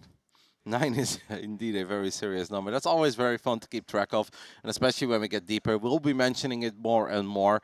I'm going to miss a couple of the players of the last block, though. Those were 3 very exciting levels of poker, and of course, we'll keep you guys updated on how Yuna is performing on the outer tables, and perhaps what is going to happen is that they move her to an outer tables, he's going to buzz 1 or 2 players, and we'll move her back to the future table, as that seems to be the trend of today, and I am all for it. It's going to be very fun to watch the man from Hong Kong who was rocking the Red Bull Racing jacket earlier. I'm a big fan of Chung. I feel like he's fun to watch. He is not afraid. He's always willing to get involved, and he's a fun guy to keep your eye on. Yeah, he has a huge score already, finishing runner-up in the 2K event, and let's see how far he can go in the bounty. Obviously, we are in the money, but it's all about the bounties now. I heard Griffin doing some math earlier. You can calculate the expected value of a bounty pull and make decisions accordingly. But that being said, the payouts are no joke. Either 35th place locks up 8,200, so nice little return on the buy-in. We are going all the way up to $395,000 for a champion. But don't forget, there's a bounty out there worth $155,000. And I believe the average value of a bounty is going to be around 8K. So that is basically the finish where we currently are at. There we go. You can make decisions based on that. I expect a lot of action as we do see our feature table. Steven Song in the mix, and of course, the legend Winfred Yu. The cool 8 million being approached in Triton earnings for him. That's going to be a fun one to have on the table. A legend of the Triton circuit, one of the founding players of a long time ago. We've got Anton Rupsov in the mix as well. I will most certainly be keeping my eye on Steven Song, as that man dominated once upon a time here in Jeju. Is still looking to repeat all of that success over here at the Triton circuit. Last time around, he was here since the very beginning in Triton ONE. Played quite a few events, had a couple of okay runs, but it wasn't quite the sun run that he experienced a few months prior to that over here at Jeju Island. But he's such a good player. Randy said he will never truly forgive him for how he did him dirty a long time ago over in the States. But Steven Song is an amazing player to watch. This is going to be fun, Peter. Yeah, I counted 7 players for the moment and 6 flags, which is always exciting. The diversity being represented here at Triton ONE is really encouraging to see. Do you want to shout out some of the other players that have been part of the coverage or otherwise? I mean, we do have Mike Takayama, one of the Filipino legends. Johannes Strauber on the previous table. And there is a prop bet going for Nacho Barbero. Is he still in the mix? Let's take a look. Yes, most certainly. There we go, 17th place, 4 million in chips for him. Nacho had a really good fold, and he was very proud of it as he had the phone open. He couldn't wait until he figured it out. It was rather early in the 340-minute levels. As we made us get involved here immediately, as Hu Jin Long, also a familiar face to the Triton ONE future table, not the first time we've got him here, announces all in for over 3 million with pocket fours. Well, usually he's the one collecting bounties, 9 of them in his kitty, but this time he's offering his up. King Queen has to be tempting given the expected value for bounty, but 8.4 million. Chung has one of the chip leading stacks, doesn't want to give it up. And he folds face up, shows that he let go of the King Queen there. I go to the breakfast place in the morning. I got 2 rooms, and I'm going to have to ask, how good is the F1 knowledge, Vider? Pretty weak, you can educate me. All right, so I think every single time that we see our man Chong from Hong Kong take down a pot, we're going to have to sing the Max Verstappen song. Which is? And then instead of Max Verstappen, it should be his full name. But it's a little off.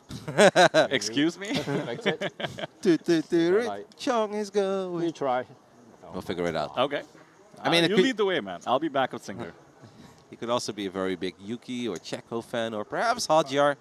But that jacket, if my knowledge does not perceive me, is from like last year or the year prior to that. I've got a very similar one with me.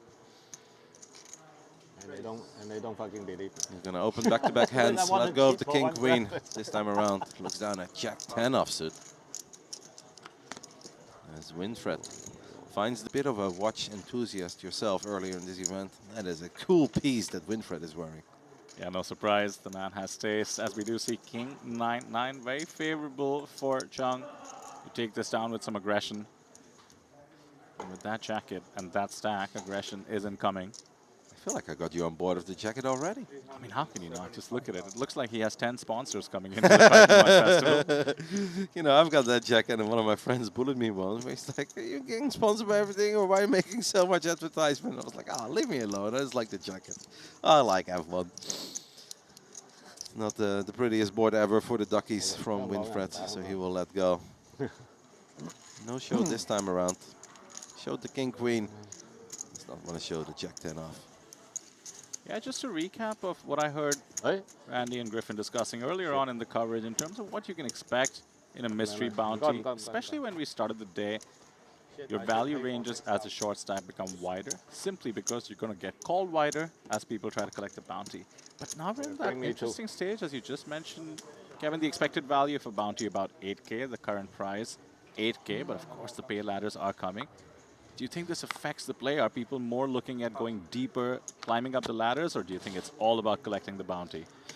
I think we are kind of getting past the bounty-only phase. When we're getting this close to a potential mega score, I mean, we cannot ignore the fact that there is $395,000 up top. These bounties are awesome, but having a top 4 finish and locking up over 100K, then you're not relying on pulling one of those bigger bounties.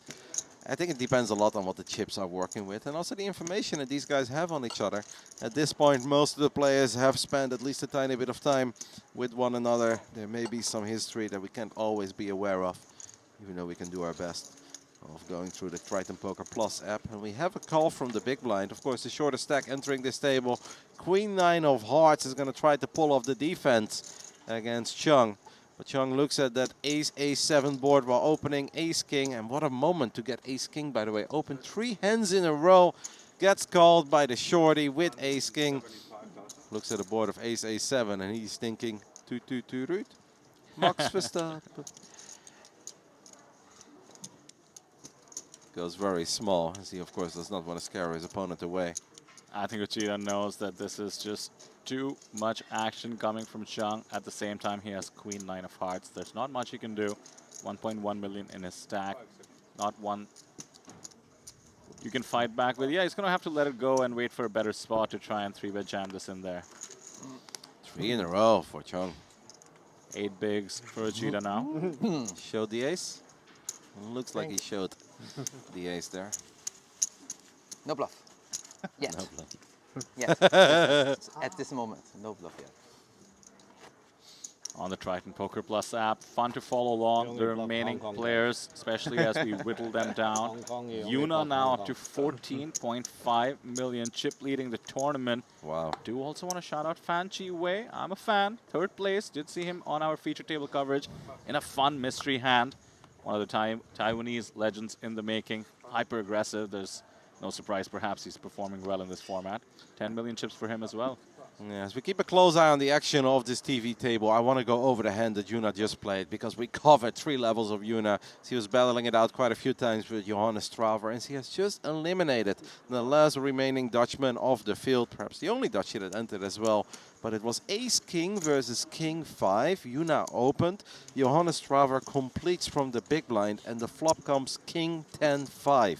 Yuna bets, Johannes raises, Yuna goes all in with top, and of course Johannes gladly calls with top and bottom pair. Turn 7, river 7. Of course. Wow. Nothing Johannes could have done there, and Yuna catapulting herself with a bit of a lucky turn on river, I suppose, all the way up to almost 100 bigs. Yep. Well, the turn wasn't necessarily very lucky, as the 7 didn't change a whole lot. But the river made it amazing for her, and it's very unfortunate for Johannes, who had such a dream start.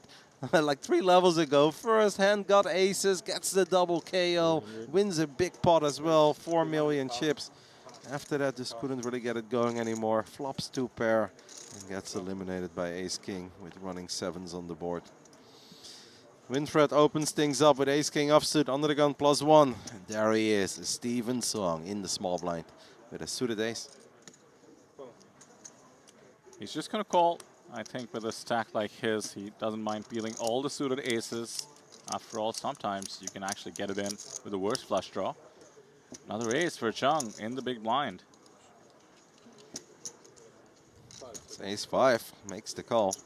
Aces everywhere. Yeah, it's going to be hard to find an ace. Steven Song just looking for hearts, and since neither player is holding one, we should at least be able to find one on this board. Somehow doesn't get it. Jack 7-3 with 2 diamonds. Ace-king of Winfred still best. It's tough for him to know it, considering he's facing both the blinds.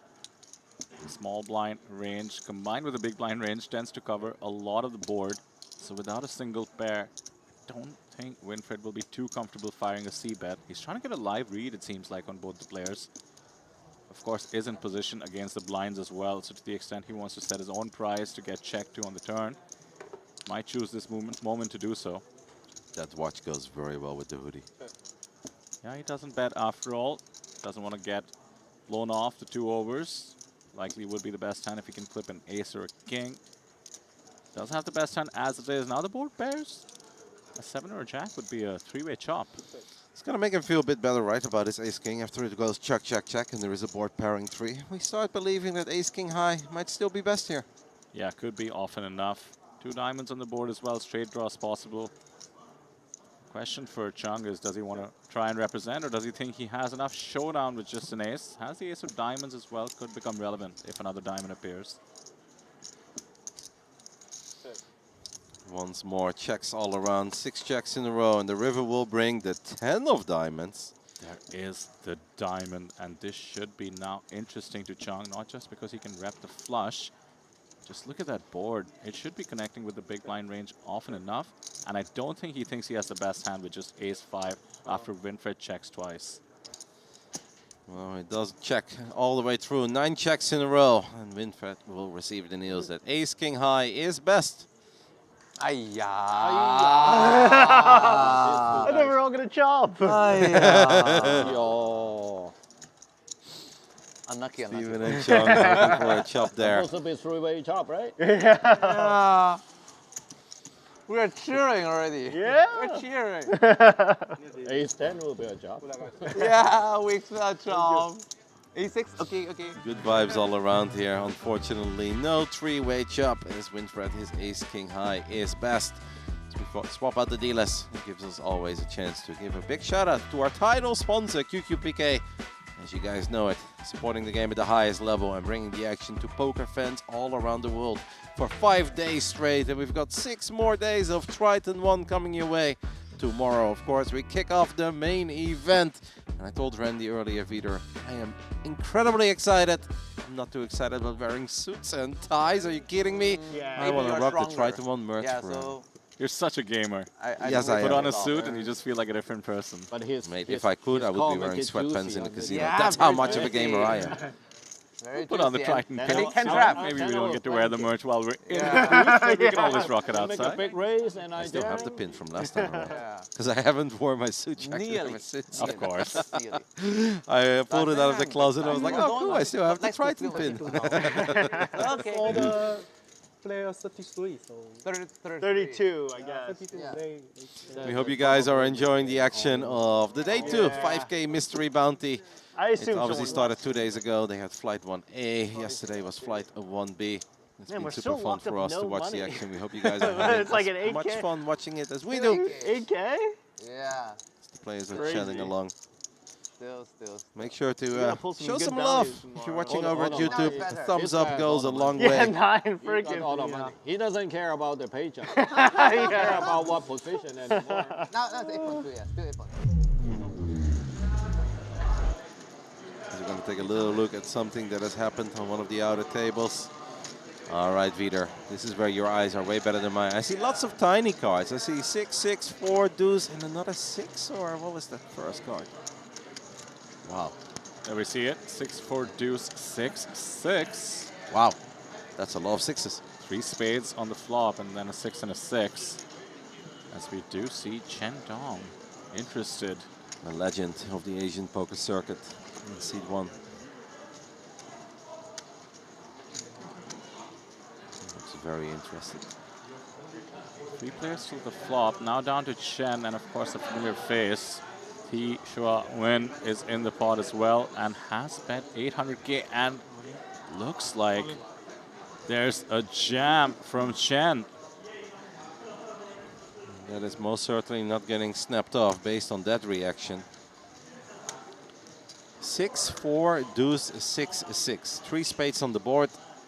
Yeah, we can follow the action. There was an open by T, followed by a 3-bet. So a 3-bet pot pre-flop, a check call on the flop, check on the turn, and now the bet from Win, followed by the jam from Chen. This is tricky. Of course, it's Win's bounty that's been asked for. Seems like a fun hand, but Kirill is not excited at all. Distracted, wearing headphones on his phone. Well, how do you check on the turn and then raise jam on the river when another 6 comes? That's the question Win is asking. It's possible that she just has a pair for a full house, but what's being represented by Chen is a bigger full house. Raise, 3-bet, call. Check, bet, call, check. Attention dealers, please continue the deal. Thank you. As we can see from the dealer button, Win was actually under the gun, so her range should be pretty strong after opening and then calling a 3-bet and check calling the flop on 6-4 deuce all spades. This could be as simple as jacks versus tens or something along those lines. Yeah, it's still tricky to imagine what Chen would check back on the turn in position. Looks like she's calling it off. She has announced the call. Let's see what we are looking at. That does not look like... Looks like 2 disconnected cards to me. 9-7 of clubs, an absolute air bluff. And it's been called off by... Ace-10 of spades. She flopped the flush and then made the call with a flush on a board with 3 6s. For her tournament life, that is super impressive. The line from Chen just not making sense. And Win is rewarded with a monster pot. 11 million in the pot. 3.8. That is going to leave Chen Dong with trumps. Fantastic call once more by T Win, who just continues to be impressive over here at Triton ONE. Another deep run in a large field, almost 900 runners. And once more, she's here among the final 35 with a very healthy stack at this point. Fantastic call with ace-10 of spades there on a board with 3 6s. Such a sick call. I mean, there have to be some dynamics for her to realize that Chen might be getting completely out of line, 3-betting her under the gun open. I must admit, after the check on the turn, the jam on the river does look confusing. What is your opponent trying to say? They have maybe playing it a bit safe. A strong pocket pair would make sense, no? With 3 spades on the board. Like if we're holding 2 red jacks, I feel like we can take that line. Yeah, absolutely agree. And that's why for Win to call it off after betting and being jammed into is so impressive.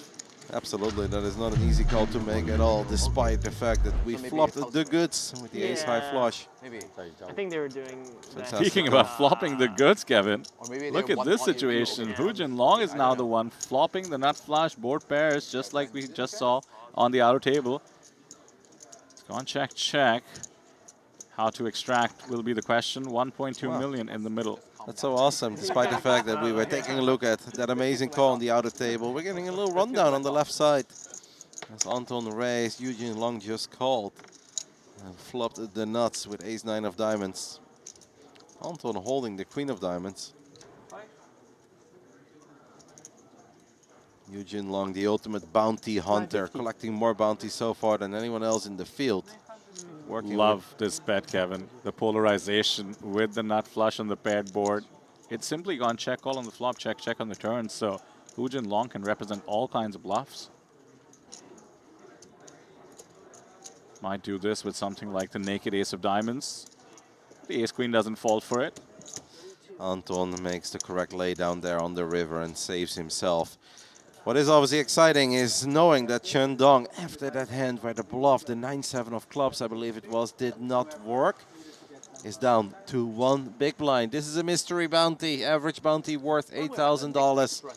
You will know that his life is going to be on the line real soon, Vitor, whether he likes it or not. The vultures are circling, as they tend to do in the mystery bounty. Really cool, by the way, that Manuel Fritz is still in the mix as well, currently in 22nd. We had him on the future table earlier. This is not the same table as before, though. Got a different table. I'm going to show you guys lots of hands right now from the outer tables as we are closing in on that moment where we will only have 4 tables running. I believe we are 1 elimination away from having only 4 tables. Looks like we just got there, Kevin. Yep. Rack it up. Who did we say goodbye to in seat 33? What lie, actually, from Taiwan. Mind you, this is not the full table redraw. We will have that when we get down to 3 tables. We'll take a short break as we hit the 24-player mark. The same will follow for 16 to keep things fair. Just 4 tables. One of these 32 players is going to walk away with 395,000 and at least 1 bounty. That's right. Or 2 bounties. You keep your own. Do you get to pull for your own? I assume so. Interesting. Yeah, I have played online tournaments where that's the case. Yeah, that's the best part about winning like a progressive bounty is winning the heads up and then being able to keep your own. Keeping your own, yeah, that's a big part of the equation. Of course, it's going to be fun to see who pulls what. You can follow the socials to keep track of that. Don't end up doing it on the stream. We'll move on to covering another event that's happening right now, the 10K No Limit Hold'em. And my word, Kevin, walking the floor, coming in today, there are some superstars in the mix. I saw Arthur Martirosian has made his way over to Jeju. Oh, of course. I'm a big Arthur fan. Yeah, I know that. You know, Arthur doesn't miss out on Triton or Triton ONE for that matter. Also won Player of the Year a couple of years ago. Or last year even. The Ivan Liao Player of the Year award. I believe that Arthur is the defending champ. There is Nacho Barbero still going strong. Probably still proud of that fold with Queen Jack on the turn where his opponent improved to Broadway. Let go. 2nd pair, decent kicker and an open ender for a relatively small bet. Great fold by Nacho. Was rightfully so very proud of himself. It's always nice when you can look back at your own plays and say, I'm an effing genius. I have a feeling Nacho's quite used to doing that. Making the genius plays and then looking back as we cut back to the feature. Nacho has a date at 9:30 in the morning, puts his alarm clock at 9. He's like, I've got 30 minutes to get ready. I'm an effing genius. Well, there you have it. 7 and 8 big blind stacks on our feature table, which should make it interesting. They will be getting targeted left, right, and center. That is part of the strategy of a mystery bounty. Looking forward to seeing how they navigate. Yep. They have moved our player from Greece to the table, as he is the latest one to join us. Sotiropoulos. Georgios Sotiropoulos. That is my best guess. That's pretty good. You live closer to Greece than I do. I'll trust your judgment. The Greek names are kind of difficult, but... Sotiropoulos? I don't know. Sometimes it goes in... the Greek names can be hard. They're very difficult for most Europeans. But I did take a quick look at the Triton Poker Plus app at the 10K event going on right now, Kevin, and we were talking about superstars. 150 players left out of 206. KT, we mentioned, was chip leading the tournament at some point. Do have one of the earlier chip leaders from our tournament, Zheng Shang Chen, in the mix. Michael Soiza has joined us. We'll be playing the 10K and the main event. The 3K Genesis final table list, Wen Nan Quang is in the mix as well. Adrian Mateos is in the house for those of you super fans of the Spanish legend. Donny Renlin, did see him getting a massage and making moves. Mikita Batikowski, of course, battling it out. And more, go check out the Triton Poker Plus app in case you want to see who you can look forward to as we continue coverage and lead into the final table of the 10K buy-in event. all the regulars of the Triton Super High Roller Series making their way over to Jeju. The High Roller Series, of course, kicking off in 6 days from now. We've got a Queen 8 open from the most active player on this future table so far, Chong with his Red Bull jacket. I'm going to change my flow, by the way. I think it's Sotiropoulos. I was too distracted by Winfried's watch that you mentioned, which he no doubt matched with the Triton hoodie that he's wearing. I can tell that that's an AP, but that's all I know. You know your watches. You were calling out the Richard Mille earlier, now the AAP. How many watches do you own, Vito? Actually, I like watching content about watches more than I like owning watches, but I am wearing my nice trusty G-Shock at the moment. Casio forever. Is that how you say it in the Netherlands? Casio. I like that. It makes it sound a lot more sophisticated than the Casio we sometimes say in India. I had one when I was a kid. As the action continues, down to 32 players. Our chip leader is still Yuna Kanaizumi from Japan. 14.2 million, 3 bounties overall. Winty, after that big hand and the big call with the ace-high flush on the river, is now 4th in chips overall.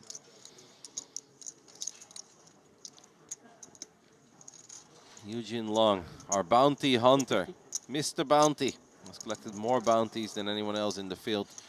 Looks down at ace, 7 of hearts. 300. Yeah. He's running out of people to target on the Alright, let him table. make it There's 250. two short stacks that we mentioned, 7 and 8 Probably bigs. would be nice. Everybody else Yeah. either comparable or much higher than him in stacks. So I think his first focus needs to be on playing good poker and building, and certainly raising a suited ace off the button. Makes a lot of sense to do that. I mean, there's 2 players with less chips than him, no? Yeah. Oh, 300. He's got the right. He's locked in. And one of them is the man from Greece. We'll give up on the last name. Or one last attempt. Sotiropoulos. I think we're getting there. That's pretty good. Yeah, but we can go with Georgios. Well, Georgios has the old 7 deuce of diamonds. And looks like he's coming along for the single big blind to call. 3-way to the flop. Georgios needs a lot of help, and that's a lot of help. 2 diamonds on the board. It's Winfred who flops best. And Hu Junlong is left with just ace-7 of hearts. Don't see him really firing into 2 players with this board. Oh, we know he loves bounties. For Georgios, it doesn't make much sense to bluff here, as a semi-bluff would likely get called with his bounty in the mix. He'd much rather just see a turn and evaluate depending on what happens. Especially multi-way, if he can hit a diamond, then he can start thinking about how to extract from both players. Checks all the way through as we are off to see a turn. The turn is the 8 of diamonds. The man from Greece receives the check mark as he improves to a 7-high flush. Let's go. Defend the 7 deuce of diamonds and just have your opponents dead on the turn. Multi-way. And in comes the bet from the 0% hand. Winfred taking a stab. Understandable middle pair and the open ender. You would want to get value from single diamonds, even pair and flush draws possible. Double check. Is life really this good that I've made it this far? My name is Georgios. I look gorgeous. And I've got a 7-high flush. Life is that good. And you really always want to be getting it in. And that's because you're going to get called off by pretty much any hand that has a diamond. No point just trapping. Of course, you'd only have 350 behind. So Jinlong can get out of the way. And I think Winfred's priced in with any 2. And he's going to find out that he has no hope. The double up and more for the short stack. The worst feeling when you make the call and we're just drawing that. No river to save us. 7 deuce, huh? More than a Still full not double. suited. It was suited. Oh, full house. It was suited. That is the way we can always defend any call. Huge up. It was not my fault. It was suited. The 7-high flush gets us there. One of the short stacks. Call him. No, not that short. Only one tiny You do stack all the right now. thing. Uchida, 7 bigs, hoping to repeat what Georgios just did. Whenever you see the number of bounties somebody has next to them, Joshua on the table with 6. Even Uchida, being short right now, has 3. When they start, but they get the same thing. Start wondering what kind of a journey they've had. What stories the stacks tell. Chance to bust this and hop. I assume Reg ends after dinner? Oh, maybe it ends after level 10. Oh, after level 10. Oh, so an extra level. I think they're discussing entry of the 10K. Get in there. Yeah, we're on level 7. Ways to go. Registration is open to level 10. Don't be too hurry. I'd much rather Steven be Sung here. talking about how he's looking to get in there. He's like, hey, you're pretty deep over here in the mystery bounty. I wouldn't rush it. Steven Sung will immediately open under the gun +1. He's like, I really do want to make my way over to the 10K, guys. Come and get me. 4.5 million chips starting the hand. The very accomplished American pro. Well, you can always multi-table. Winfred thinks back of the previous hand where he just lost against 7 deuce of diamonds, looks down at 7-4, and he's like, it's suited. Anton on his big blind looks down at king 4 offsuit. First off, let's take a moment to admire that turtleneck. That is a strong, Mate, strong turtleneck. I was just thinking it, but I was like, I was not going to say it. I was like, okay, we've been carried away enough. We're talking about jackets, we're talking about watches. I was like, we're not going to go and talk about this sweater too. But I mean, Kevin, anytime somebody pulls off something I know I could never pull off, I just have to tip my hat, you know? You took the words right out of my mouth. I was so close to bringing it up, but I was like... And that man is pulling it off. As is this man. Just look at that look. He's gorgeous. Bunch of bounties collected. The short stack in the target. Akanari Uchida, 1.1 million. We did lose 2 players on the outer tables. We obviously mentioned that Cheng Dong was left with only 1 big blind after that failed bluff on the river. He has been eliminated in 32nd place. We've also lost Mori from Japan in 31st.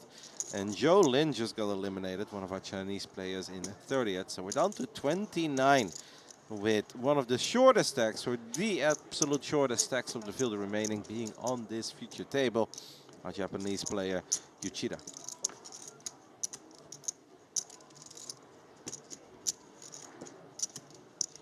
We just lost Zhao Jiaming as well, one of the other tables, eliminated in 29th place. As action is on Anton as he looks down at a beauty. And we're not talking about the sweater this time, guys. We're talking about Ace King of Diamonds.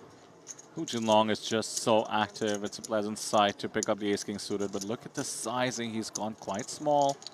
Doesn't want to price out somebody who he likely thinks is playing a bit too wide. Let's not forget that our short stack, the Japanese player, was on the big blind there. So they probably thought that they were going to be able to play for that bounty worth approximately $8,000. Yeah, that's a great point. The sizing also ensuring that to the extent Uchida got it all in, the action would still be open.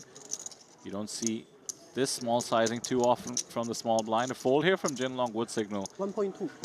Oh my goodness, he's clicked it back. What is he trying to say? He has the sizing works perfectly by Anton. He's induced action by a much worse hand. Of course, to the extent the 5-bet jam, but seems inevitable to me, does make its way into the mix. Hu Jinlong cannot call. 27 bigs behind. Ace King of Diamonds announces all in from the small blind. And Mr. Bounty Hunter will realize that you can't win them all. He's going to have to let go of this one. Folds rather quickly. Nice attempt, though. I love it. Even if it doesn't work out, Hu Jinlong came to play, and that's what we want to see. I mean, you see somebody who has 9 bounties, the most in the field, and you see him click back to King 4 of spades against a 3-bet from the blinds, and maybe you start putting together how he has 9 bounties. Oh. Guess so. Okay, good luck. Out of here. All right, go on, guys. Who are they moving? Oh, I'm the big Not blind. Steven Song. I've waited for days to watch some Steven Song. I can't believe it. And let's hope he's not in too much of a hurry of entering the 10K, because it's always exciting to see Steven Song have a deep run in a large field. Almost 900 entries in this one. Steven Song making it to the final 28. And he still has an okay-ish stack. Healthy stack, I'd say. Almost 5 million. Pretty good. Tiny bit below average, but obviously more than enough to do some serious damage to almost anyone out there. Perhaps every single stack outside of Yuna, as he's still on top with 14.1 million. What a run it has been for Our Lady from Japan. And of course, we'll keep you guys updated. Another man from the Philippines, Joshua, looks down at 9-8 of clubs.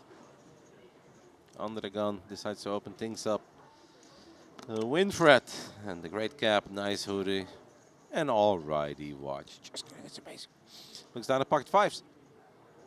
We saw him just try and peel and maybe set mine with a smaller pair earlier. This time around, his stack down to 3.7. Doesn't do the same, and good timing for it. Georgios has 9s behind. Under the gun open, of course, needs to be respected a little bit. But that's the thing with expanding your value range. If you do bump up the action, which he does, effectively committing, you're going to get called by much weaker holdings. I think we're seeing the bounty dynamic in play here. It's completely affecting the action in a good way. Soteropoulos basically announcing all in there with pocket nines, and he will take it down pre as he continues to chip up. It's been a fantastic future table for him so far, getting the full double and then some when he was defending his big blind with 7 deuce of diamonds, and now takes another one down pre where he wasn't in the blinds, where he had an open already. He didn't even have to see 5 cards.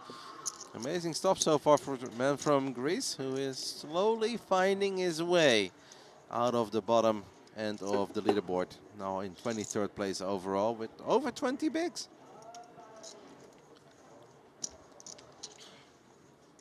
Not bad, not too long ago.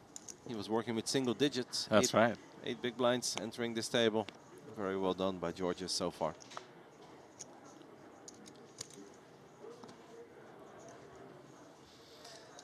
Winfred, it felt like it pained him to let go of the 5s. We'll have to let go of this weak offsuit ace. So Soteropoulos is on a bit of a heater, and he's going to try to continue it with the hand of the opening event, the 3K QQPK Genesis. King 10 off, opens things up. He's on the run. This is pretty ambitious, I have to say. Sort of playing the rush. Not afraid of getting jammed on by stacks that can certainly put him to the test, chasing bounties. And let's see if Joshua does exactly that. On the one hand, you do start giving credit to someone after their opening. Despite winning a few pots, you would think they'd be comfortable, wouldn't feel the need to expand their range too much. On the other hand, it's a shorter stack, the bounty's in the mix. Yeah. I think this is an open that he absolutely would not make if he's been folding for like 30 minutes and it's just not going his way, or he's been bleeding out chips. But because we've won a couple hands, we're on a bit of a heater over here. You look down at King 10 and you kind of forget where you are in the mystery bounty and you're ready to open another one. But Joshua finds a set of deuces as he defends his big blind on ace, 9 and deuce with 2 clubs. As his opponent drawing to runner. This is such a great development for Joshua, not just because he has the set, there's an ace on the board. Giorgio is so likely to represent it. Let's see the donation coming in from the 2% hand. It's near the minimum sizing, 200K asked. The only thing that can keep the man from Greece alive in this hand is a queen or a jack run out. Well, he needs both, and he's going to need to find a queen or a jack on the turn. And look at Joshua. You look at him, and look at how locked in he is. He doesn't strike me as a man who's sitting on a set of deuces. No, he kind of strikes me as a man who's sitting on a set of deuces as he announces the race, the check race to 550K. Yeah, Georgios went for the small sizing, which is perfect on a board like this. No reason to go big with value or bluffs. And Joshua raising it now, wanting to build a pot early, hoping his opponent has, of course, the ace. That's the beauty of having bottom set. You unblock all the cards above you. But also with the 2 clubs on the board, you suspect that there's more chances of your opponent remaining interested.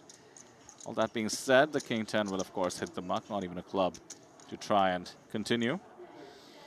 If you are Joshua here, you're definitely a little sad. You're like, a shorty opens from a relatively early position. It's an ace-high board. I'm sitting on a set here. Like, you're supposed to get it all in there, mate. What's happening? Yeah, I think with the size of the bet, 200K, and the size that Joshua went, he would have expected some continues with even hands such as, you know, 10s through kings with a club. So I like the choice to check raise and fast play the hand. Will feel like he missed out on some value, though. A minor development in one of the outer tables where Yuna Kanaizumi battled it out with Nacho Barbero. It was a 3-bet pot, Nacho 3-betting pre, Yuna calling. Board was 4-4-3 with 2 clubs. Nacho bet, Yuna called. Turn was the queen of diamonds. Yuna checked, Nacho bet. Yuna put Nacho Barbero all in, and he folded with only 2 million chips behind. So Yuna continues to chip up. And Nacho now finds himself at the bottom of the leaderboard, 25th with 2.3 million chips left after that hand. Yuna just extending her lead over the rest of the field. To put things in perspective, second place in chips right now is Kirill Beketov from Russia, 10.8 million. Yuna Kanaizumi has 18 million. That's insane. 120 bigs at this stage. It's just ideal to try and scoop up bounties. I'm not thinking about bounties anymore. If I've got 18 million, I'm thinking about the 395k on top and the trophy. I can't help but think of bounties. There's a 155k bounty in the mix. Gotta give yourself the most chances. There's King a Triton 10 trophy on the line. King 10 indeed does take it down for you, Jin Long. After losing a few chips earlier, finds some back. This man has 9 envelopes to open. He's got a lot to look forward to, but he's not done yet. You know, he's also not done. Vider with great sponsor comments. Well, this is the perfect moment to talk about one of our sponsors, and that is Jupiter Exchange. They have a lot of offerings like Jupe Predicts that you see on your screen, but also Jupe USD. As we like to say, every smart player protects part of their stack. So not everything goes into the big pots, and Jupe USD is that for your crypto. A digital dollar that holds its value, earns interest while you hold it. Much thanks to our sponsor, Jupe UST, Jupe Global, and Jupe Predict. As we are down to 27 players. Of course, once we go down to 24, we'll have a little redraw as well. 8-handed poker here, deep into day 2 of the 5K Mystery Bounty. Triton ONE, live from the Les A Casino in Jeju. Did you always know where Jeju was?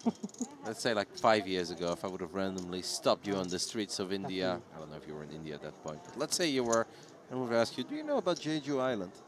No, I would have thought it sounded like a nice dessert or something like that. It has a fun ring to it, but I'll tell you what did popularize it in India and otherwise is K-dramas. A lot of K-dramas shot in Jeju. Okay. Yeah, that's not something I watch a whole lot. I was really embarrassed, but until like 5 years ago, I legit had never heard of Jeju. And I spent quite a bit of my time in Seoul. I even went to Busan in like 2011, so I could have almost seen it from there, but right. It's just never crossed my life. I'll tell you what, it's really growing in popularity thanks to, of course, where we are, Jeju Shinhwa World and Les A Casino. Hey, let's talk about Jeju a little bit later as our shortest stack of the remaining 27 players has announced all-in ace-3 of clubs. And we know that these guys are eyeing that stack and are willing to play for that bounty. Chong's got a real decision here. He's got a fun hand to bounty hunt with, but he does have a couple of big stacks to worry about that will still act after him. Announces the call with the King 8 of spades. The first 2 players get out of the way quickly. And unfortunately for Winfred Yu, the legend, Jack 7 off is not going to do it. It's just not good enough. The good thing is that Chung is the biggest stack himself, so the other stacks need to be a little bit careful. And his hand selection of bounty hunting is interesting. He doesn't expect to be ahead, but he expects to have 2 live ones, just as we see here. That is exactly what it is. He is not ahead, but he most certainly has 2 live ones. And if he makes a pair, he's most likely going to be good. Winfred gave it some real thought there. Of course, likes to battle over these bounties. And Uchida going to be kind of happy that ace-3 of clubs is ahead for now. Yeah, that's the beauty of the bounty tournaments. Not often you get called with a weaker hand than ace-3 of clubs, even for this stack tapped. That being said, 42% for the opponent. You know, earlier I wasn't sure if Chung was a fan of Max or not, but with his pace of play, he's fast. He's most certainly a Max fan. Could have been his teammates. You made that work. I see what you're doing. King and an 8 on the flop. I mean, this is just disastrous news for the short stack. I think this is just curtains. Takanari Uchida, 2%. Top 2, well, we're staying alive as we do find a 3 on the turn. Is looking for another 3 or the ace on the river. Otherwise, we're going to have to say goodbye to Uchida from Japan. Can we find the miraculous ace or 3 on the river? That is not good enough. It is King 8 for Chong. It will allow Chong to extend his chip lead over most players of this table. Most players of the field. And of course, collect another bounty worth approximately $8,000 on average. He only had 1 before this. Now has 2 as we do say goodbye to Uchida. Great run. Almost a $10,000 score. I know you take 1 for it. We are now down to 26 players. Obviously with 24, we're going to redraw the tables once more. Nacho Barbero is in the danger zone, 25th overall. After that big hand that did not go his way versus Yuna. 但係你唔喺數嚟，佢哋又唔 Chong 會 is 帶得去 happy. 邊。 And how can he not be? He said it earlier, already has a second place under his belt this week over at one of the 2K side events that we run here at Triton ONE. 600, 700. Very active player on the Asian circuit from Hong Kong. Marginal. Now we see his prowess extending to Triton ONE. Jack high. Anton lets go of Jack 6 of diamonds. You don't always have to get involved. Not even if we love Max. Not even if we like to play fast. Hey, let's go of the 10-7. Joshua's been on the quieter side. Jack 8 will continue. I mean, he defended his big blind and he flopped the set. That's true. Just meant he's not getting involved with rags despite having a big stack. And he gets to act after Chung, which is, of course, favorable. So he could chase all the smaller stacks on his left. Thanks for the free money. So Tiropoulos looks down at Queen 10 offsuit in the big blind. That's a happy one for me. 見到隻 king 就開心晒。It's like pretty standard hand to just you don't like defend the a place 3 so extra well out post on the flop. Yeah, it's true. I didn't Never like folding and no point raising. So Hu Junlong still playing with the stack he covers. Mr. Bounty Hunter himself. King 7, weak Queen 10. 9-3 deuce flop. Queen 10 just whiffing. Yeah, Yu Jinlong on the third after he lost a lot of chips against Anton, who obviously shipped it on him with the ace-king of diamonds. Seen quite a bit of Yu Jinlong this time and last time around. Also a man that loves to play. He's always there. First one, enters early.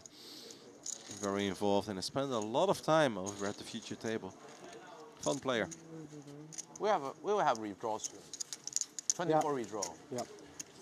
Indeed we will, 2 spots away. And 16 redraw and 9 redraw.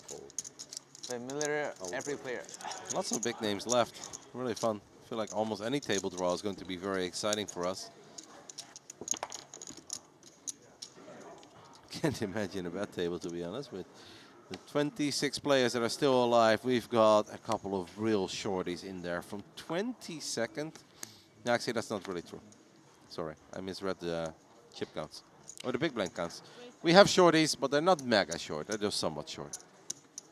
Yeah, the average big blind is quite high, actually, Kevin. 43 bigs, a testament to the structure and the fact that Mystery Bounty, the short stacks, do tend to get eliminated one way or the other. Either they double up or they end their journey. Pocket 8's now a real hand for Hu after a while. The open is extremely wide. This is one of those long-range opens with the 9-6 of clubs. You don't mind getting raised and letting go. Of course, you have the chip lead, so you're pressing the issue. Pocket 8's just flat calls. It's time on a heater open. 9-6 of clubs under the gun. Anton is going to get involved as well with Queen Jack offsuit from the big blind. 3-way action. We saw Winfred, I believe, folding 9-6 offsuit. So that makes it even harder for Chung to flop big here. But he can look for clubs and he will find clubs.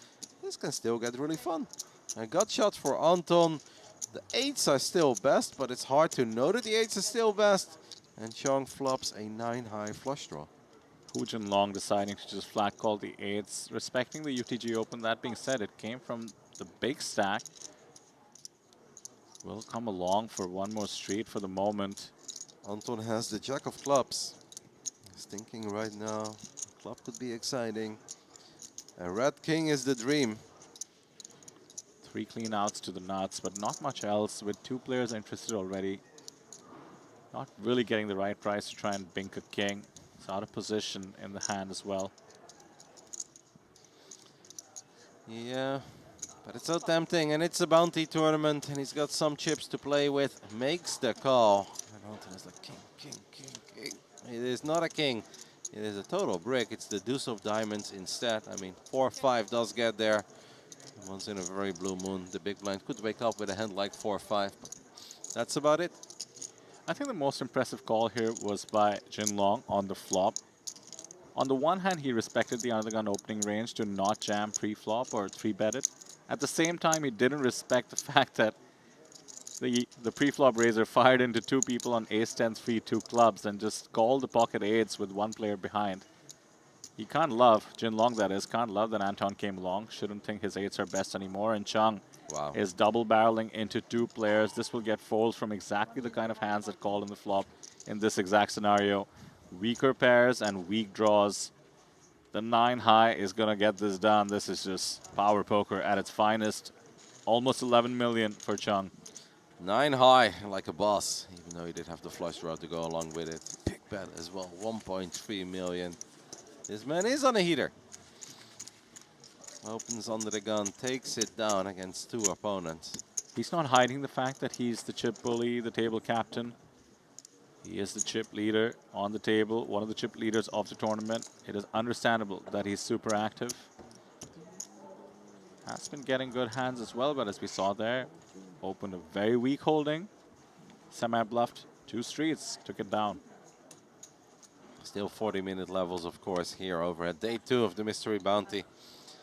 Joshua, let's go, Jack 5. He's just waiting for more duckies and flopping another set. Sotiropoulos looks down at Queen 5 offsuit on the button. He's going to open the majority of his buttons, but not this one. Obviously knows that he is still one of the shortest stacks. Maybe a tiny bit carried away with that King 10 open a while ago. As Anton will limp King 6 offsuit. Oh, Chong's got a real hand. This is difficult. Anton hoping that for once Chung doesn't do what he's been doing. And ace 10 suited, of course, will mean the ISO is coming. Makes it 400,000. Annoying for Anton, but Anton is not going to get too attached to his King 6 offsuit. Chung takes another one down. This man has won like 4 out of the last 5 hands, and 90% of the hands overall is what it feels like ever since we have returned from our last break. He seems like in a hurry to get this done. This is one of these moments where the rest of the table is like, okay, how many players are left? 24. We have a redraw, right? Please get this guy out of here. And that's a great point. It actually could be a part of your strategy as well, depending on your position on the table with a monster stack who's getting its way. And we see what we're playing for, and just 25 people between that trophy and one of the players out there in the fields. That was a complicated way of saying we still have 26 players remaining. I started doing the math and I got stuck on 26 minus 1. Now it explains why you were so much better in poker 5 years ago than you currently are. That's right. The truth is I was actually surprised to see that we're still at 26. Of course, you do start expecting that the players would be just going for it. But to your point, Kevin, we don't have a tiny, tiny stack. Now the shortest stack is 7 bigs. That is funny, mate, because I was thinking the exact same. I was like, still 26. Surprises me a little, knowing that we have a few players that were working with around 10 big blinds last time I checked. Less than 10 bigs now. Knowing this is a mystery bounty, players are way more likely to call certain things off. Well, we have gone to the next hand, and for once it won't be Chung winning it. Look at Joshua defending his big blind with 4 deuce offsuit. A non-believer in the opening of Anton. Anton, who flops the world, has the bottom end of the open-ended straight draw, but he's got a king-high flush draw to go with it.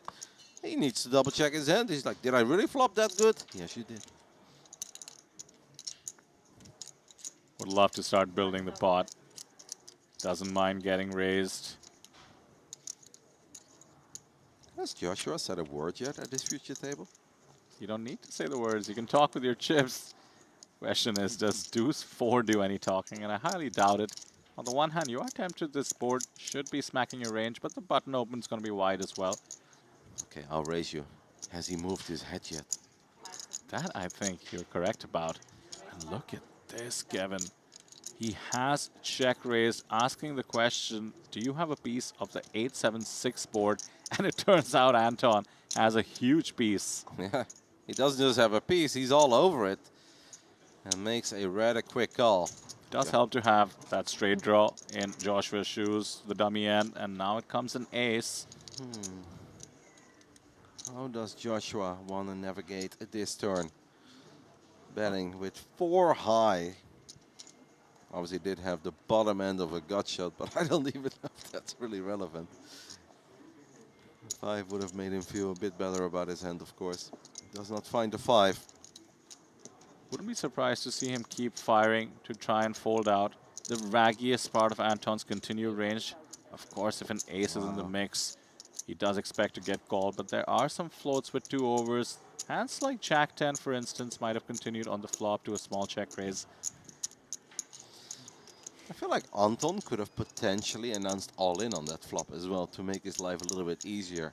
The problem with doing that, Kevin, in a mystery bounty is that you're getting called off much lighter. You know, the fold equity does reduce. But are we upset when we get called? When we flop a king-high flush around, we have the bottom end of an open-ender? You don't have a made hand and you want to reduce variance if you can. I can understand your logic completely. And of course, you are getting folds from the worst part of his range. But technically, by calling, he's actually gotten the 4-high to bet into him once more. He should be continuing now. And now he takes the spot, extracts a bit of value on the turn in the form of the bluff from the 4-high. I was worried that Anton potentially was in a bit of trouble after Joshua continued telling a very believable story, betting 800k on the turn, but Anton showing us he is not afraid to get called with a hand that hasn't been made yet, announces the all-in and takes it down. As we take a look at one of the outer tables, there is our chip leader, Yuna Kanaizumi. Over 17 million chips. I said it before. She won a big one over Nacho as soon as they returned from their break. We don't know what Nacho had. We do know that Yuna got him to fold on the river. Bit interesting, perhaps, that she has 3 bounties, not the highest number out there by any means. She's been playing big pots, but not necessarily scooping up the shorter stacks as much as some of the other players. Okay. Looks like she has her eyes on the prize, Kevin, the 395 up top. I've got a question for you. What would you rather have? 17 million chips and 3 bounties? Or, I'm not going to compare it to any of the players, but let's say 6 million chips and 7 bounties. It's interesting at this stage of the tournament, of course, 17 million chips, because now we're getting close to the final table. Maybe if we had 50 players remaining, I'd rather have the bounties than the chip lead, because the chip lead is fickle in this game we love. MTT poker can go either way. Yuna's played amazing. She did have Roman on her left, Roman Stoika from Russia. And he's actually third in chips overall with 11.5 million. Quite a few Russian players still in the field. Of course, we mentioned Kirill earlier. Kirill is working with a very healthy stack of 13 million chips at the moment. And here we have Anton, who just took one down and continues to chip up with 5.7 million chips. You ever played a mystery bounty? Online, I've played quite a few. Live, never. I was very excited because there was one in a city 1 hour away from me. And I circled the date on my calendar. I was ready to go, and then I had something with work overlapping, and I couldn't make it. I was very sad. I just want to open some envelopes, man. Seems so exciting. Well, I am certain that I will be able to play one soon. I cannot promise you that I'll be opening any envelopes. That is the other part of the equation that we need to get right. But you'll be the first to know. If I do ever open an envelope, keep an eye on your DMs. You get a picture from me. Let's go. Sean continues to open things up, this time around with 10-8 of hearts. Winfred is looking at the big blind. Ace-Jack offsuit, announces all in. Well, this is interesting. How tempted do you get? Time to do some math. 2.7 million to call. I think 10-8 of hearts seems way too weak to call this off. So we take a little look at how the man in the Red Bull Racing jacket is going to play this, but I think you're spot on there. I mean, it is a hand. We are bounty hunting. If we lose 2.7 million, we're still quite healthy, but it's just a little too much. If it was like 700k less, I think he would toss them in. Be like, yeah, all right, let's run it with the 10-8. Yeah, as to the logic you've been mentioning for a while now, Kevin, it's time to start thinking about the tournament overall. Each bounty, EV-wise, worth about $8,000, less than the price that everybody is guaranteed, and certainly less than the massive pay jumps at the final table, all the way up to 395,000. What is really cool is that we've mentioned it before, but of course there is a new poll running. Which nationality will the chip leader have when it's all done and dusted for day 2 of the mystery bounty? You guys can vote over at the Triton Poker Plus app. At the home screen of the app, there is a tiny button in the top right side. We really enjoy it and appreciate it if you guys want to vote. And right now, the majority of the votes have gone to Japan. Everyone is on board of the Yuna Kanaizumi hype train. The bullet train, I should call it. Let's go. Let's go. Competition is tough, though. 31 and 28, neck and neck. Looking forward to seeing where we end up there. I actually think a very solid vote right now would be Russia as well, as they have a couple of very strong players left in the field. Kirill is second, Roman Stoika is in third, and then we have Oh, here we go. Anton Rubtsov in 12th. Winfred has jammed, chasing the bounty of Georgios, who wakes up with a pair, so Winfred will be pretty happy to see his flipping for a bounty. And since we lost Nacho Barbero earlier, if we do have an elimination here, we will have a table redraw. Winfred with 8-6 of clubs, and the man from Greece, Sotiropoulos with the duckies. Last time we saw duckies, we saw someone flop a set. No set here, still best, but Winfred has picked up extra outs and has backdoor clubs as well. 6 red, Georgios. Not loving life. Pair up is okay. Oh, just the nuts. GG. GG. GG, guys. GG's get called around the table. Winfred is delighted with his 8 high straight. And that means we're down to 24, and that means that some of these players no longer have to worry about Chung, who's been running over this table. But they may have to worry about Yuna Kanaizumi, who's still a chip leader. As we say goodbye to the man from Greece. Gorgeous, looking gorgeous. Sotiropoulos seems to be happy overall. Make a nice score, nice cash, walks away with a deep run in a great event. He has plenty of other events to choose from as well. 24 players remaining out of 836. $395,000 up top. Excited to see where the table redraw ends up. Of course, you can follow along, especially now that there's just 3 tables on the Triton Poker Plus app. You can do what we're likely to do in the booth and just have all 3 tables going at once and follow every hand if that's what you need. As we do see the chip counts on the table, we will say goodbye to Hu Jin Long, the man with 9 bounties. It's down to 12, so it's actually his bounty that's going to be chased, unless he can find the spin up. 53 bigs for the man who is dominating our table, Chung from Hong Kong. On a heater, playing well. Let's see what he does in the next table he ends up on. Super fun. 23 players remaining as we had a double KO. Steven Song is still with us, but he is now the shortest stack of the remaining 23 players. Yuna is still on top. Day 2 mystery bounty. Things will only get more exciting over here live from Jeju, South Korea. The goal for today is to play down to a final table, and then tomorrow, of course, we'll be covering that final table. Vider, was a lot of fun. Thank you so much.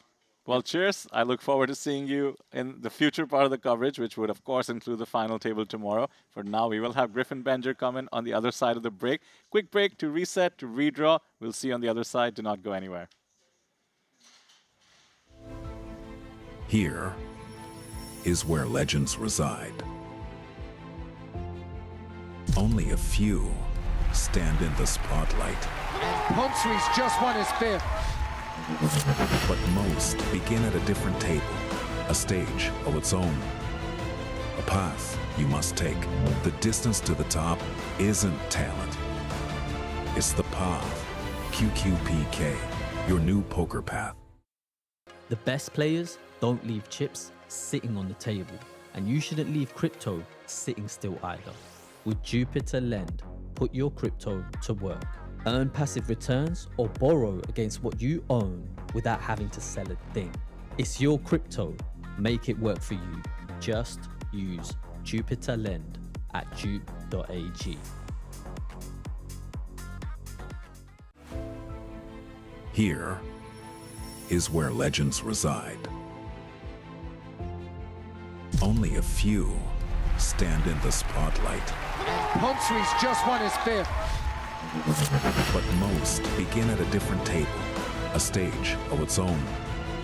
A path you must take. The distance to the top isn't talent. It's the path. QQPK, your new poker path. Yourself with a bit of a lucky turn on river, I suppose, all the way up to almost 100 bigs. Yep. Well, the turn wasn't necessarily very lucky, as the 7 didn't change a whole lot. But the river made it amazing for her, and it's very unfortunate for Johannes, who had such a dream start. Like 3 levels ago, first hand got aces, gets the double KO, wins a big pot as well, 4 million chips. After that, just couldn't really get it going anymore. Flops 2 pair and gets eliminated by ace-king with running 7s on the board. Winfred opens things up with ace-king offsuit, under the gun +1. And there he is, Steven Song in the small blind with a suited ace. He's just going to call. I think with a stack like his, he doesn't mind peeling all the suited aces. After all, sometimes you can actually get it in with the worst flush draw. Another ace for Chung in the big blind. It's ace-5, makes the call. Aces everywhere. Yeah, it's going to be hard to find an ace. Steven Song just looking for hearts, and since neither player is holding one, we should at least be able to find one on this board. Somehow doesn't get it. Jack 7-3 with 2 diamonds. Ace-king of Winfred still best. It's tough for him to know it, considering he's facing both the blinds. The small blind range combined with the big blind range tends to cover a lot of the board. So without a single pair, I don't think Winfred will be too comfortable firing a C-bet. He's trying to get a live read, it seems like, on both the players.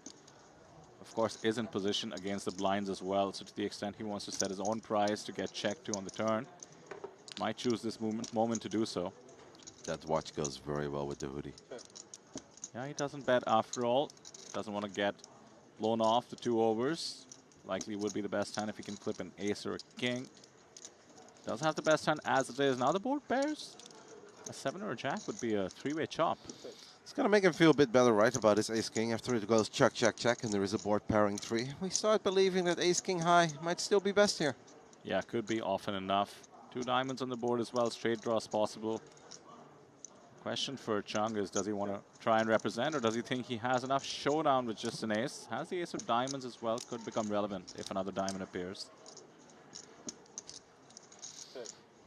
Once more, checks all around. 6 checks in a row, and the river will bring the 10 of diamonds. There is the diamond, and this should be now interesting to Chung, not just because he can rep the flush.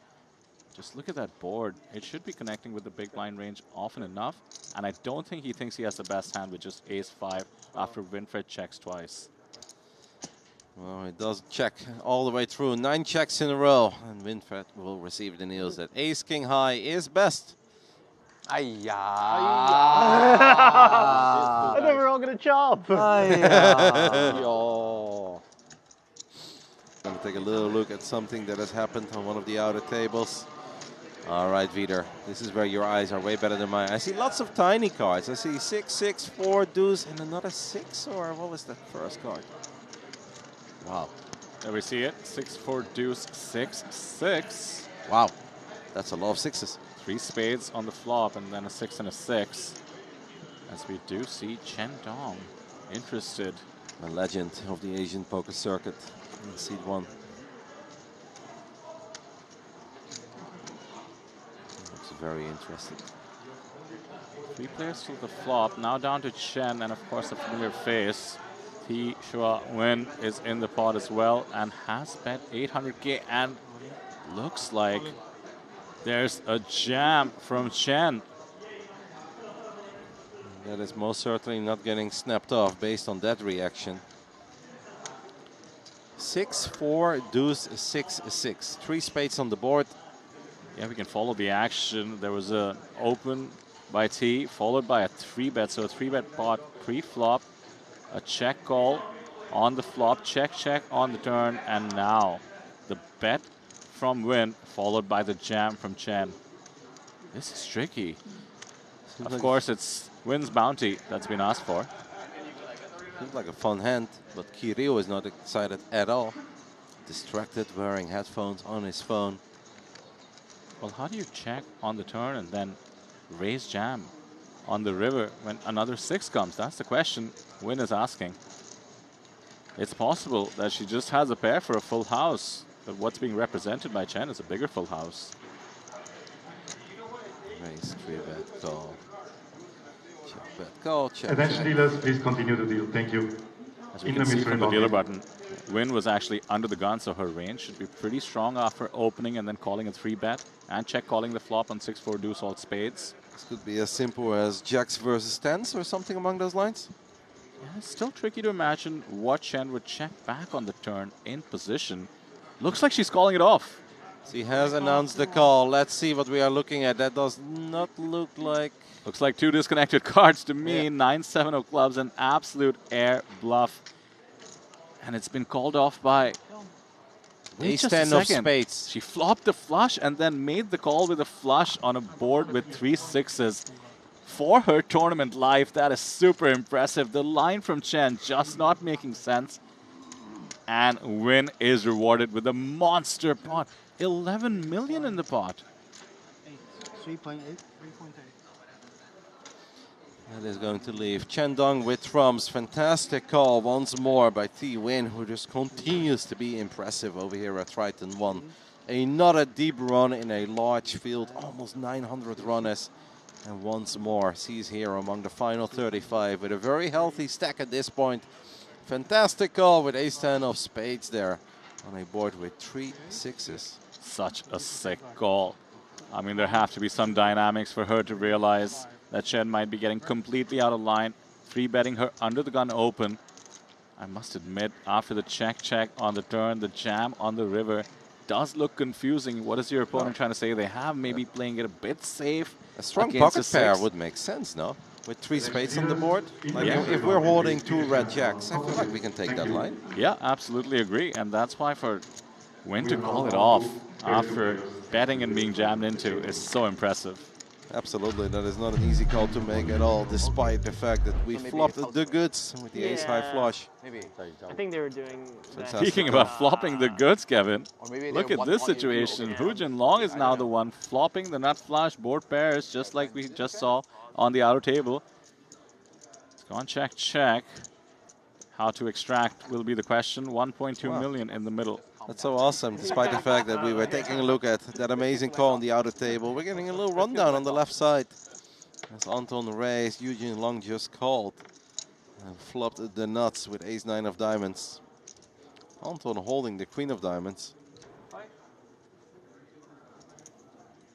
Hu Jinlong, the ultimate bounty hunter, collecting more bounties so far than anyone else in the field. Love this bet, Kevin. The polarization with the nut flush on the paired board. It's simply gone check call on the flop, check on the turn. So Hu Jinlong can represent all kinds of bluffs. Might do this with something like the naked ace of diamonds. The ace queen doesn't fall for it. Anton makes the correct laydown there on the river and saves himself. What is obviously exciting is knowing that Chen Dong, after that hand where the bluff, the 9-7 down to 32 players. Our chip leader is still Yuna Kanaizumi from Japan. 14.2 million, 3 bounties overall. Win T, after that big hand and the big call with the ace-high flush on the river, is now 4th in chips overall.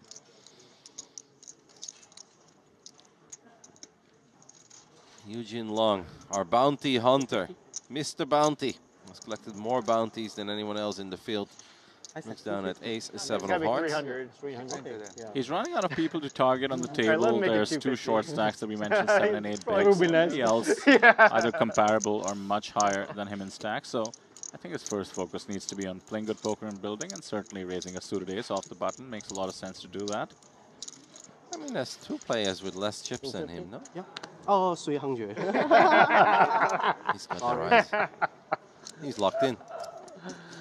And one of them is the man from Greece. We'll give up on the last name. Or one last attempt. Sotiropoulos. I think we're getting there. That's pretty good. Yeah, but we can go with Georgios. Well, Georgios has the old 7 deuce of diamonds. And looks like he's coming along for the single big blind to call.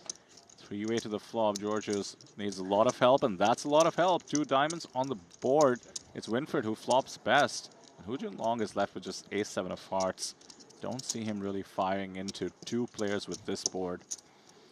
Well, we know he loves bounties. For Georgios, it doesn't make much sense to bluff here, as a semi-bluff would likely get called with his bounty in the mix. He'd much rather just see a turn and evaluate depending on what happens. Especially multi-way, if he can hit a diamond, then he can start thinking about how to extract from both players. Checks all the way through as we are off to see a turn. The turn is the 8 of diamonds. The man from Greece receives the check mark as he improves to a 7-high flush. Let's go. Defend the 7 deuce of diamonds and just have your opponents dead on the turn. Multi-way. And in comes the bet from the 0% hand. Winfred taking a stab. Understandable middle pair and the open ender. You would want to get value from single diamonds, even pair and flush draws possible. Double check. Is life really this good that I've made it this far? My name is Georgios. I look gorgeous, and I've got a 7 high flush. Life is that good. And you really always want to be getting it in, and that's because you're going to get called off by pretty much any hand that has a diamond. No point just trapping, of course. You'd only have 350 behind, so Jinlong can get out of the way, and I think Winfried's priced in with any 2, and he's going to find out that he has no hope. The double up and more for the short stack. The worst feeling when you make the call, and we're just drawing that. No river to save us. 7 deuce, huh? More than a Still full got double. it. It was suited. Oh, full house.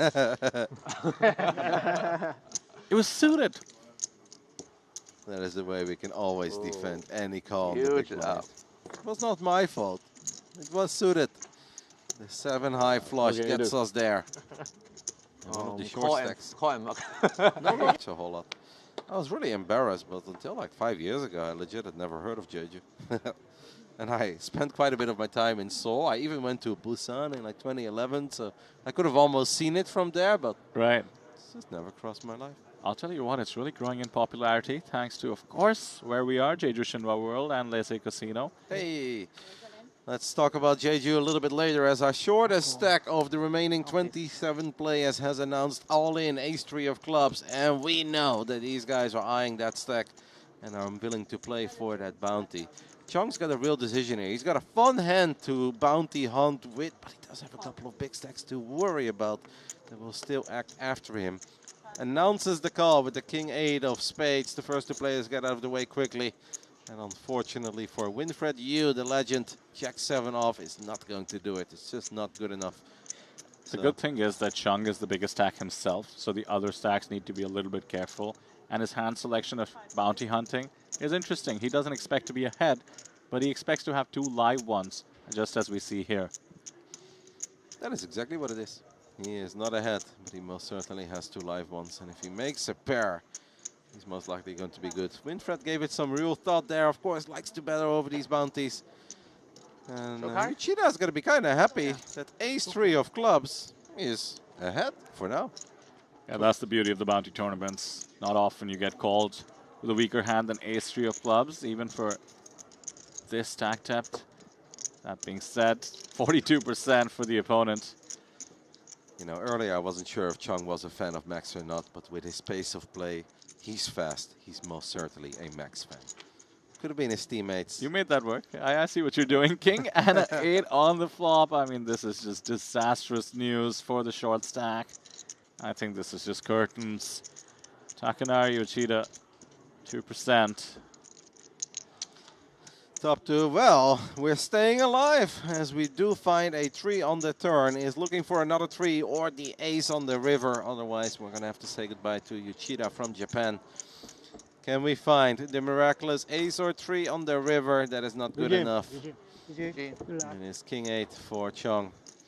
It will allow Chung to extend his chip lead over most players of this table. Most players of the field. And of course, collect another bounty worth approximately $8,000 on average. He only had 1 before this. Now has 2, as we do say goodbye to Uchida. Great run. Almost $10,000. No, actually, that's not really true. Sorry, I misread the chip counts. Or the big blind counts. We have shorties, but they're not mega short. They're just somewhat short.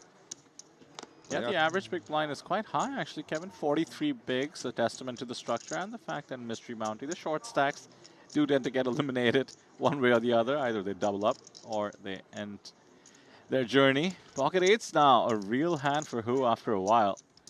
The open is extremely wide. This is one of those long-range opens with the 9-6 of clubs. You don't mind getting raised and letting go. Of course, you have the chip lead, so you're pressing the issue. Pocket 8's just flat calls. I'm on a heater open. 9-6 of clubs under the gun. Anton is going to get involved as well with Queen Jack offsuit from the big blind. 3-way action. We saw Winfried, I believe, folding 9-6 offsuit. So that makes it even harder for Chung to flop big here. But he can look for clubs, and he will find clubs. This can still get really fun. A gut shot for Anton. The 8s are still best, but it's hard to know that the 8s are still best. And Chung flops a 9-high flush draw. Hu Jinlong deciding to just flat call the 8s, respecting the UTG Open. That being said, it came from the big stack. will come along for one more street for the moment. Anton has the jack of clubs. He's thinking right now, club could be exciting. A red king is the dream. 3 clean outs to the nuts, but not much else with 2 players interested already. Not really getting the right price to try and bink a king. It's out of position in the hand as well. Yeah, but it's so tempting, and it's a bounty tournament, and he's got some chips to play with. Makes the call. And Anton is like, king, king, king, king. It is not a king. It is a total brick. It's the deuce of diamonds instead. I mean, 4-5 does get there. Once in a very blue moon, the big blind could wake up with a hand like 4-5, but that's about it. I think the most impressive call here was by Jinlong on the flop. On the one hand, he respected the undergun opening range to not jam pre-flop or 3-bet it. At the same time, he didn't respect the fact that the pre-flop raiser fired into 2 people on ace-10 free 2 clubs and just called the pocket 8s with 1 player behind. He can't love, Jinlong that is, can't love that Anton came along. Shouldn't think his 8s are best anymore. And Chung is double barreling into 2 players. This will get folds from exactly the kind of hands that called in the flop in this exact scenario. Weaker pairs and weak draws. The 9 high is going to get this done. This is just power poker at its finest. Almost 11 million for Chung. 9 high, like a boss, even though he did have the flush draw to go along with it. Big bet as well, 1.3 million. This man is on a heater. Out there in the fields. That was a complicated way of saying we still have 26 plays remaining. I started doing the math and I got stuck on 26 minus 1. Now it explains why you were so much better in poker 5 years ago than you currently are. That's right. The truth is I was actually surprised to see that we're still at 26. Of course, you do start expecting that the players would be just going for it. But to your point, Kevin, we don't have a tiny, tiny stack. Now the shortest stack is 7 bigs. That is funny, mate, because I was thinking the exact same. I was like, still 26. Surprises me a little, knowing that we have a few players that were working with around 10 big blinds last time I checked. Less than 10 bigs now. Knowing this is a mystery bounty, players are way more likely to call certain things off. Well, we have gone to the next hand, and for once it won't be Chung winning it. Look at Joshua defending his big blind with 4 deuce offsuit. A non-believer in the opening of Anton. Anton, who flops the world, has the bottom end of the open-ended straight draw, but he's got a king-high flush draw to go with it. He needs to double-check his hand. He's like, did I really flop that good? Yes, you did. Would love to start building the pot. Doesn't mind getting raised. Has Joshua said a word yet at this future table? You don't need to say the words. You can talk with your chips. Question is, does deuce 4 do any talking? And I highly doubt it. On the one hand, you are tempted. This board should be smacking your range, but the button open's going to be wide as well. Okay, I'll raise you. Has he moved his head yet? That I think you're correct about. And look at this, Kevin. He has check raised, asking the question, do you have a piece of the 8-7-6 board? And it turns out Anton has a huge piece. Yeah, he doesn't just have a piece, he's all over it. And makes a rather quick call. Does help to have that straight draw in Joshua's shoes, the dummy end, and now it comes an ace.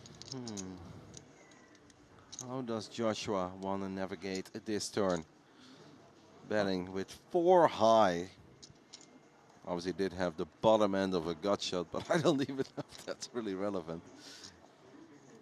5 would have made him feel a bit better about his hand, of course. Does not find the 5. Wouldn't be surprised to see him keep firing to try and fold out. The raggiest part of Anton's continued range. Of course, if an ace is in the mix, he does expect to get called, but there are some floats with 2 overs. Hands like Jack 10, for instance, might have continued on the flop to a small check raise. I feel like Anton could have potentially announced all-in on that flop as well to make his life a little bit easier. The problem with doing that, Kevin, in a mystery bounty is that you're getting called off much lighter. You know, the fold equity does reduce. But are we upset when we get called? When we flop a king-high flush draw and we have the bottom end of an open-ender? You don't have a made hand and you want to reduce variance if you can. I can understand your logic completely. And, of course, you are getting folds from the worst part of his range. But technically, by calling, he's actually gotten the 4 high to bet into him once more. He should be continuing now. And now he takes the spot, extracts a bit of value on the turn in the form of the bluff.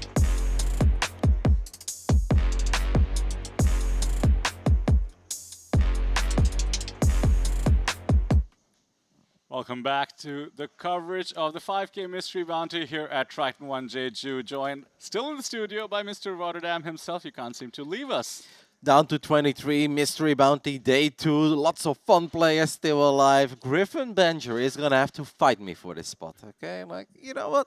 I'm ready to go to war. It's been so much fun, Vitor. We've got a new table. Of course, we had a slightly longer break because there is a redraw as we have gone down not to 24, but only 23 players remaining. And this new table looks so cool. I'm jealous. It really does. I mean, we, of course, have the chip leader in the tournament, Yuna, is in the mix, around 17 million in her stack, and everybody else will have to adjust. We did see Steven Song make it to the final 24, but just has 2 big blinds, so there's a bounty in the mix just to kick things off. And then, of course, Mike Takayama joins us on the table. You mentioned an incredible fold that he made against Yuna, so the history and dynamics have been developing, letting go of Ace-King pre-flop correctly because Yuna had pocket kings. That sounds incredible. And enough time has gone by. He has definitely seen that hand back by now. And I love Nacho saying, like, you folded Ace-King. I've never folded Ace-King there. And then getting the confirmation later on that you were right, letting go of it.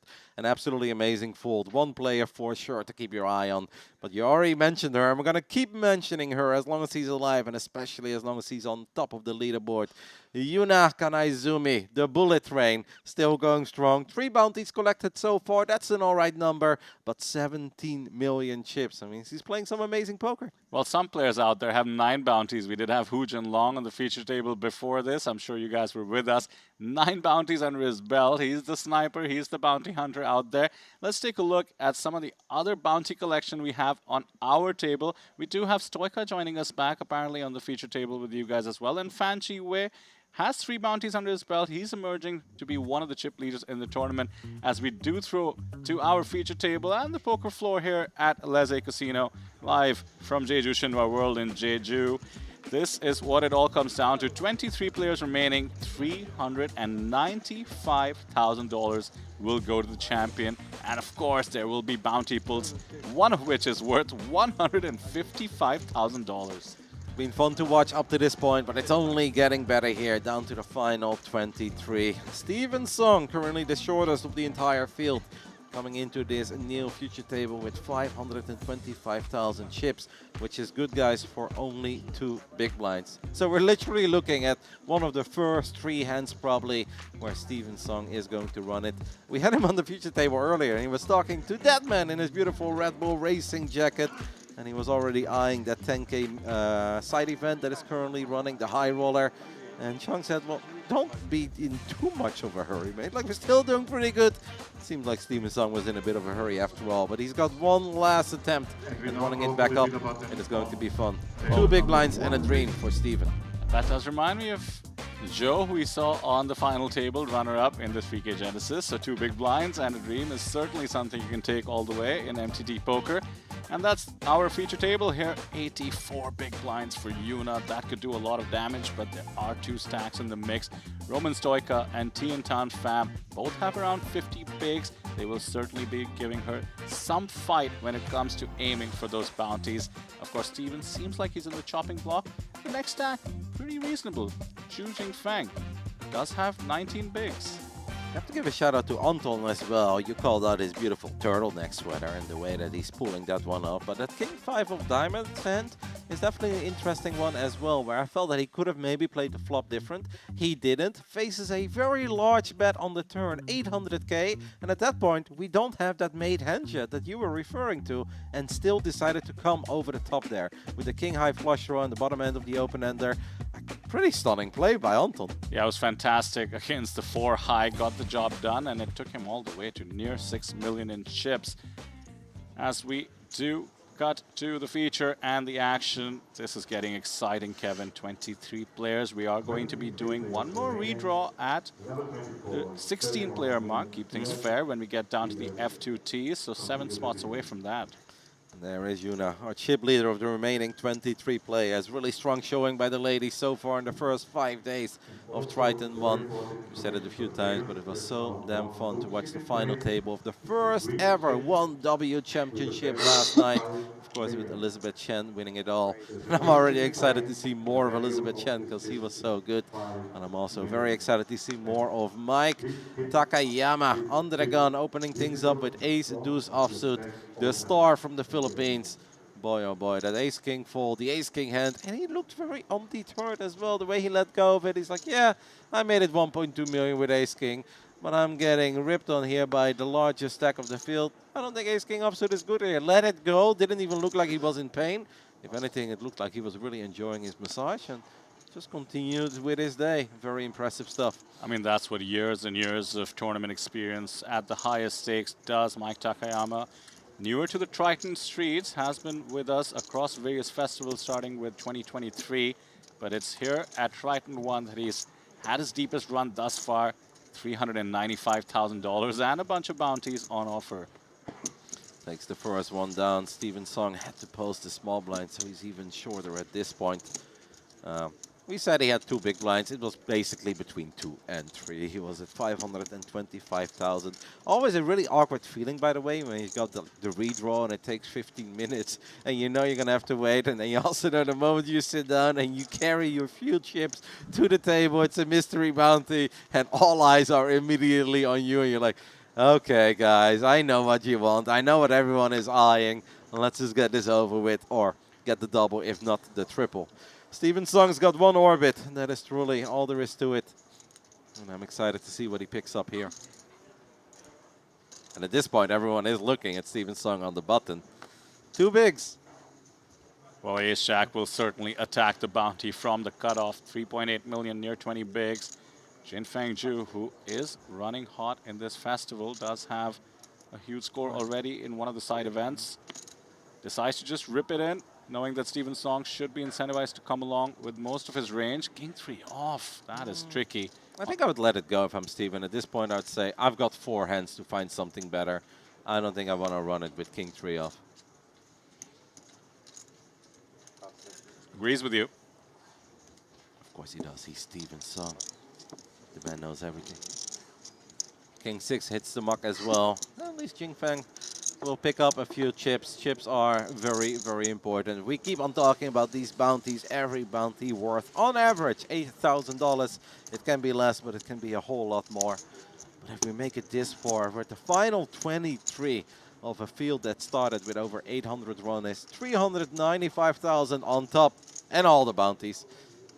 You want to make sure that you make the correct decisions as well. You're not getting too carried away by fighting over a bounty of one of the remaining short stacks. I mean, if there's an event to run deep in, it's this one. 836 entrants. Once again, smashing a Triton record, the biggest bounty field compared to the Triton ONE 10K event, 273 entries there.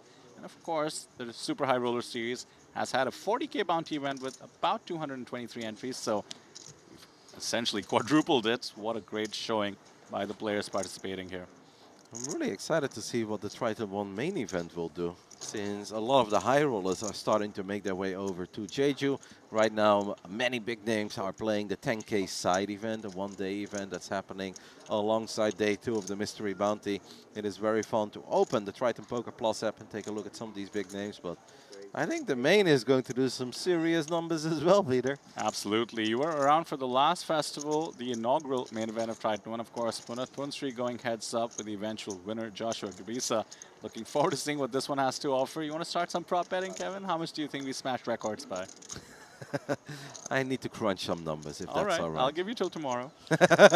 Wow, you're a generous guy, Peter.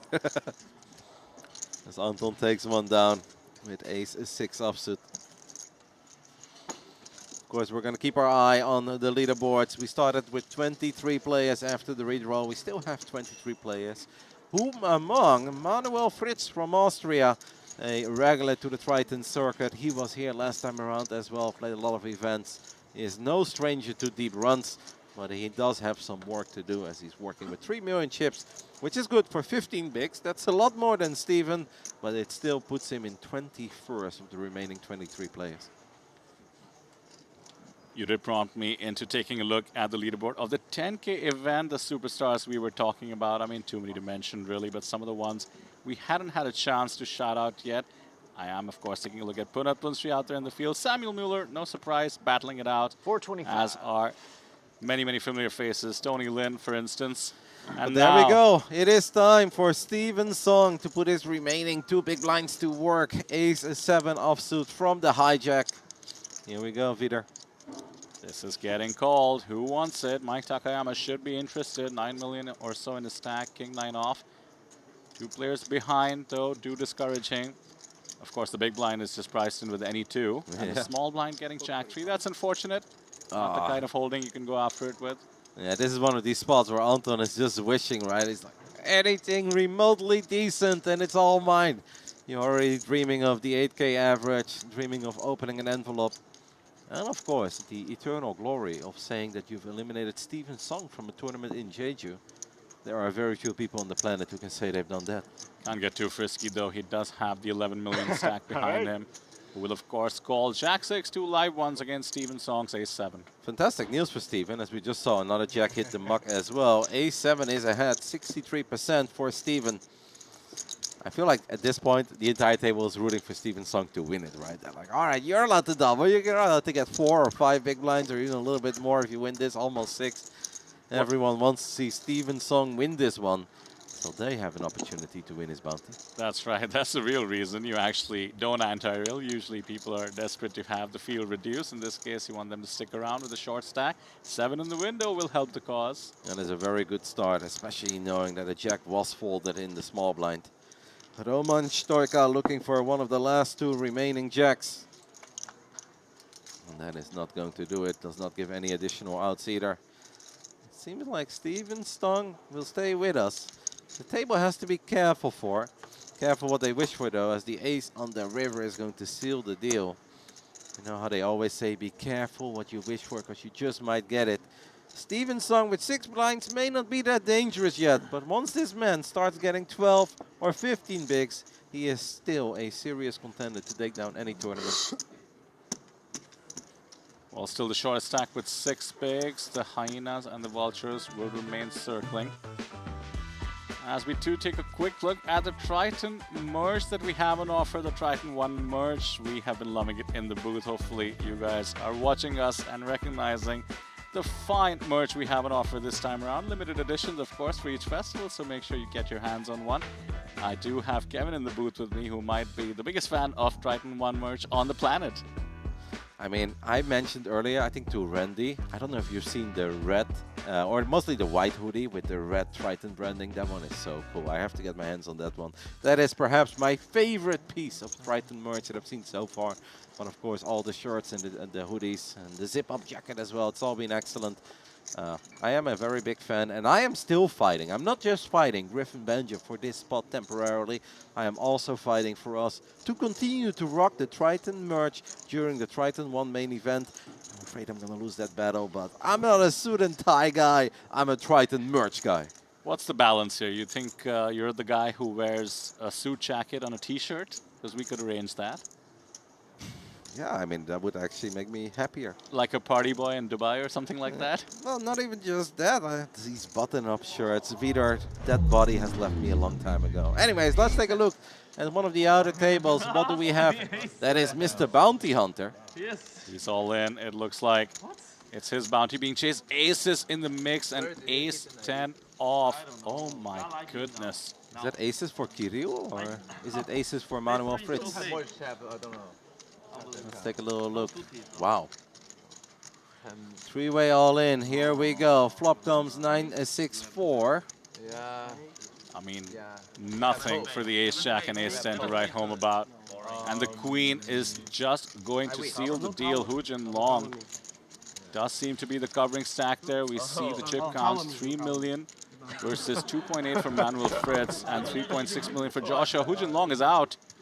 His bounty is handed over. He walks away with 9 bounties of his own, but that's going to be it. Yeah. Let's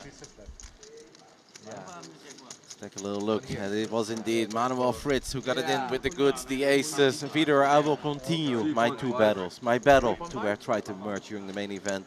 and my battle with Griffin Benjer, even though I'm afraid I'm losing that. I wish you guys all the fun covering the remaining bits of day 2 of the Mystery Bounty. And I'm out. Have a good time, mate. Thank you so much, Kevin. As we do take a look at the new short stack being formed. What a cooler here. Aces on the button, ace 10 and ace jack in the blind. Sometimes things are just meant to be. Looks like Joshua is going to be down to just crumbs. Sharks will feel the chump in the water as I do get the chance to welcome the one and only Mr. Griffin Benjer to the booth and to the 5K bounty here at the final 3 tables. Yeah, how we doing? Wow. He came in down here. right as a cooler. Yeah, oh my gosh, Yuna. Okay, we love to see it. Yuna has been absolutely crushing it. Is on our feature table, of course. Does have the beating stack of Elmer coming in hot, 14.4 million. So we do have competition broadly. Fanchi Wei also on the outer tables, 13.3 million. What's amazing at this stage of the tournament, Griffin, is that we can just open up the app and fire up all 3 tables if we want and follow along the action. I believe quite decent, right? He hit a bounty. The app is something not special. So bad, not so bad. Big blind only. You can even watch from there. Also can join us, of course, YouTube, Twitch, and Kick. Please like and subscribe. Cover, yeah, he can get 2 bounties. So the carnage at table number 2. Joshua gets down to 1 million in chips. Hu Jinlong, of course, eliminated. And Manuel Fritz gains 5.8 million. Nearly a double knockout, of course, does get the 1 bounty for Hu Jinlong. Certainly. So Hu Jinlong, just FYI, Griffin was the sniper in the mix. He had 9 bounties. Joshua, now crippled, was second on the bounty leaderboard, had 7. We can, of course, track that on the beautiful Triton Broker Plus app as well. Yeah, it's queen now. Yeah, triple. Do you ever read into looking at a big stack but not seeing too many bounties? You were talking about your own mystery bounty experience. What do you think that says about their play? I mean, it feels like it should be something we can read into, but a lot of the time it's just like, you know, it's just the way the cookie crumbles kind of thing. I don't think that there's any indication that T-Win doesn't, you know, go for the win or anything. It's just she hasn't been getting all in situations where now there can be a short stack on your table, shove into your big blind, you call with ace 10, you get a bounty. Like, if these things aren't happening, they're not happening. You have some action on table 1 as well, as we do see a decision to be made.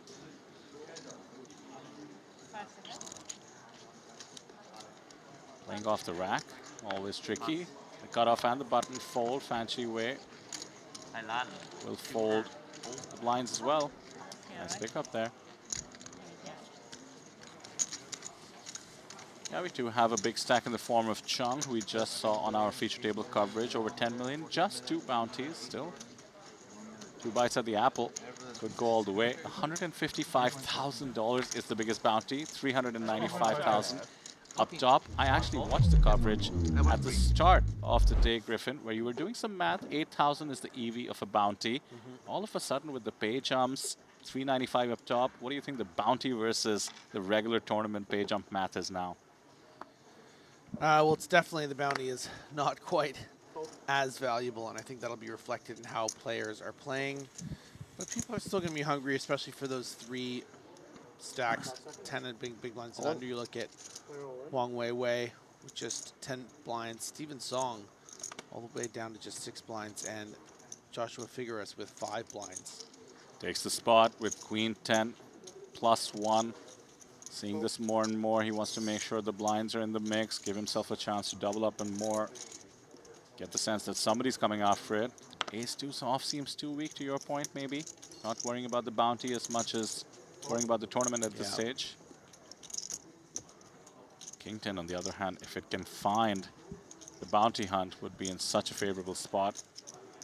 One of the big stacks is in the blinds. Actually, pardon me, both the big stacks are in the blind, 10 million and 17 million. It's understandable Anton gets away from it. Yuna with the 8-2 suited. Should be 1.150. Yeah, this is going to be an automatic call for Yuna. But, you know, maybe just wants to double check some things. does make the call. 2 live ones for Viuna. Steven will take it, I suppose. 2 undercards, about the best you can hope for. Gives the thumbs up. He approves. Got it for the bounty.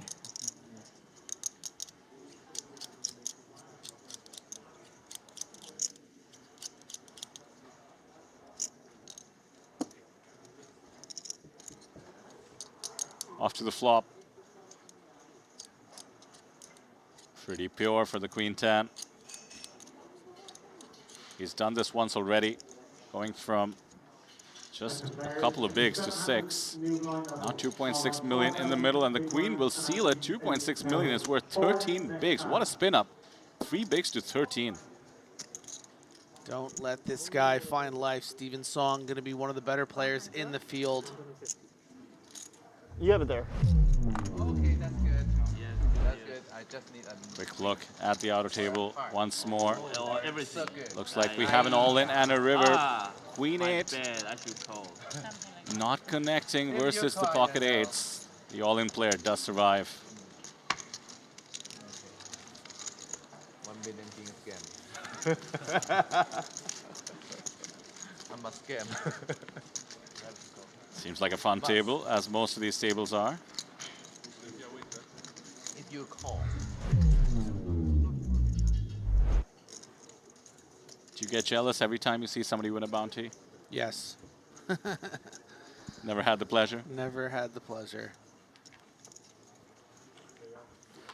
The feeling is a mystery to me.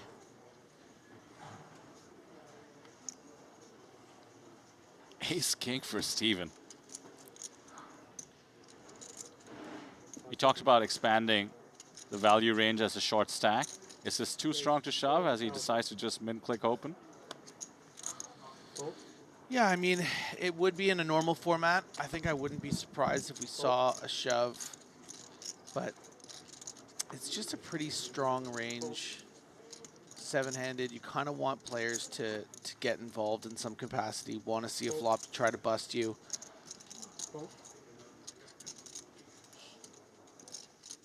Folded to Jin Fang with the queen 5 off.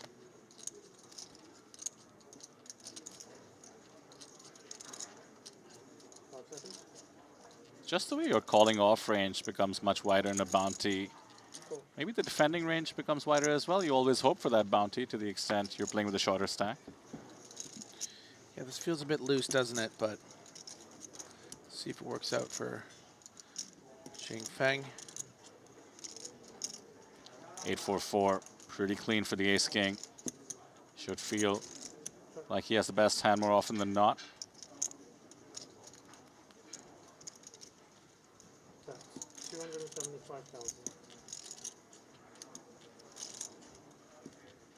This looks pretty strong.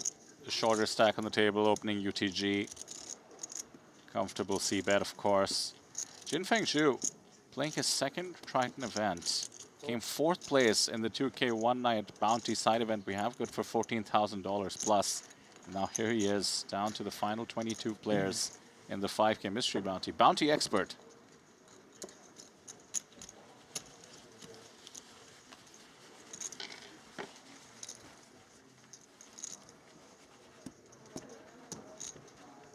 Always amazed to see the rail as we see behind Steven Song, and indeed behind Gian as well. We had a rail going for the women's event at 5 a.m. last night. Yeah, pretty remarkable finish for the ladies. The Thai players always supporting each other. Punat Punsri, even Joshua McCauley on the Thai rail. Bachara Wongwichit supporting Matavi, their fellow country woman. Ended up coming 3rd, but love seeing the support. Pocket 8's open. Mike Takayama gets away from the king queen.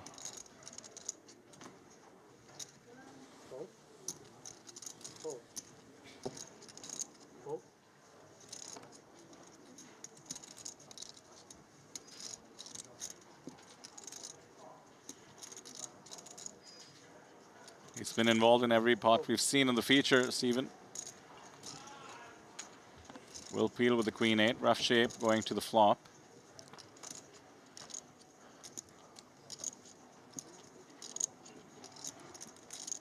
Must be nice to have an overpair with pocket eights.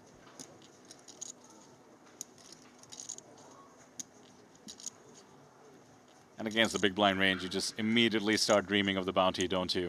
Yeah, you're going to expect some sort of take the equity type situations.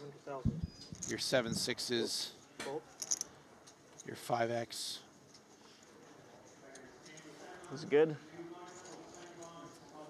It was good?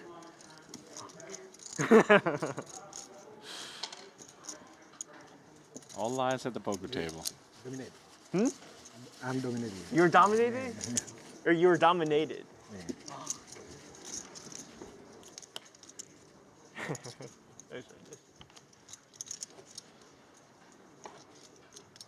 Mind you, we do have a $10,000 seven-handed event going on. Parallel, 9 levels down. Registration open for 1 more level. 268 entries there, nearing 2.5 million in the prize pool. That is just incredible. Superstars in the mix that we've been shouting out all day. Some of them late entrants to the proceedings. Cannot wait to cover the final table of that, along with the final table of this event tomorrow. So stick with us. Raise 400,000.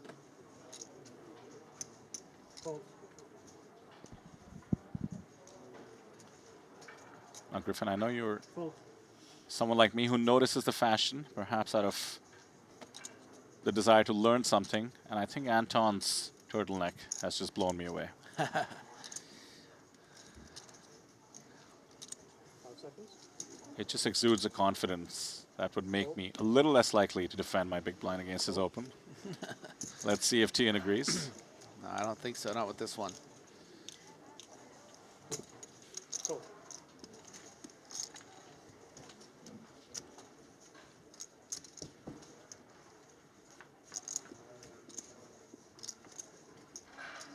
Nine 5 free, best hand in the form of middle pair for Tian.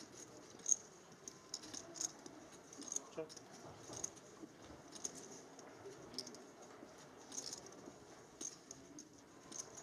Okay. 300,000. Not much equity to preserve and check back, just takes a stab. Go.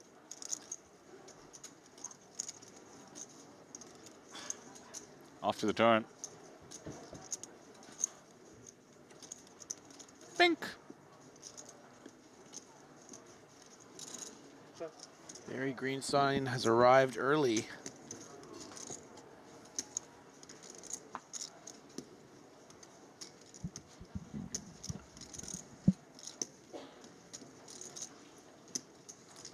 Backdoor hearts have come in.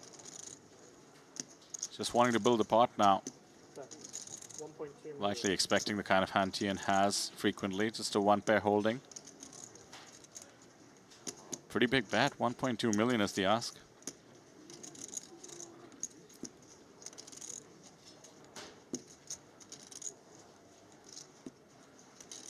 Do you see a way Tian can continue with just a pair of 5s? Well, it's just the obvious barrel card, isn't it? The ace. And you can see Pham not quite a believer yet. Still ahead of hands like King Queen, King Jack, Queen 10. I mean, whether Rubstov has this ace or not, he's likely betting it. 4-liner on the board now in the form of the wheel. Pretty tough to represent a deuce from any position, but the big blind can do it. He has enough of a hand though, just checks. And looks like Anton is going for thin value. Not worried about the deuce, not worried about 2 pairs. Ruby's not worried about that deuce. There's still a world in which he does check back and just plays it safe. But for all intents and purposes, probably expects to be up against something like a Jack 9. Question is, do you even get that hero call? I would love to see Anton find some bet in the range of 1-6 to 2.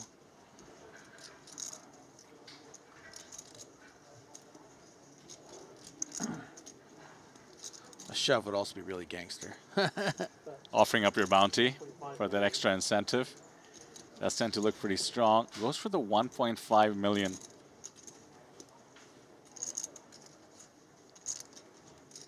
Requesting TN to consider putting on the cape of all capes. A hero call with just a 5 here. Certainly could occur putting his opponent on backdoor hearts. You mentioned the king, queen hearts, jack, queen hearts kind of holdings, but does this one go correctly?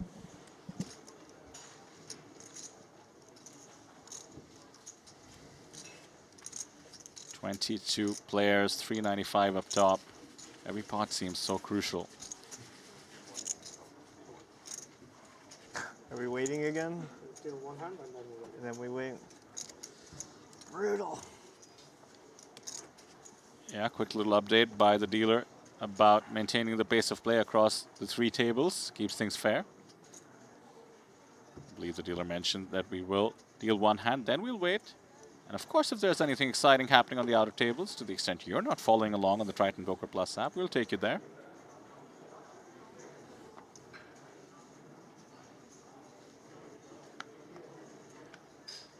Ace-8 off, 7-handed. Always tempting to play the rush. He's by no means the biggest stack on the table, but he's essentially tied 3-way for it.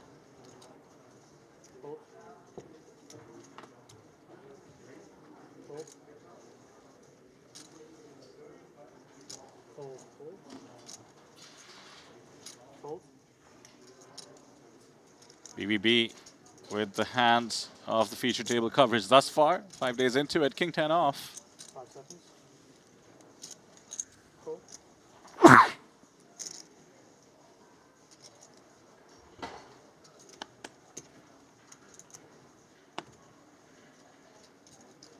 Mike Takayama will take the free one.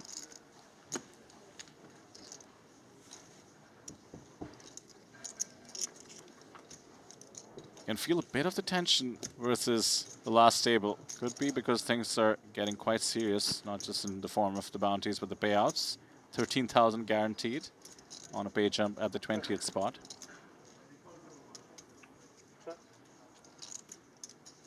On high board that nobody seems to be showing too much interest in.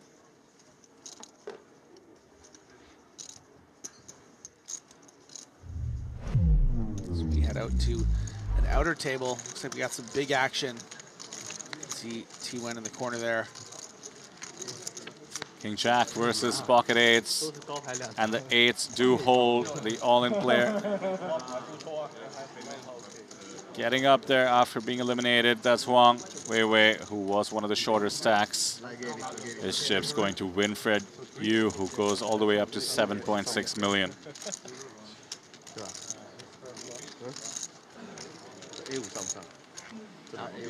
3 bounties for Huang.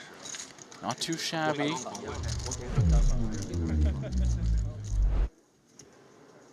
It is pretty crazy that you can walk away with a 13,000 score, but if things go right, and I mean really, really right, it could be a $213,000 score. Get out of there, Mike. Simple Jack. If you've seen Tropic Thunder, you know the rules. I do know the rule that you're referring to. Don't say it. Of course not. Just think it. Just fold it. Just fold it, yeah.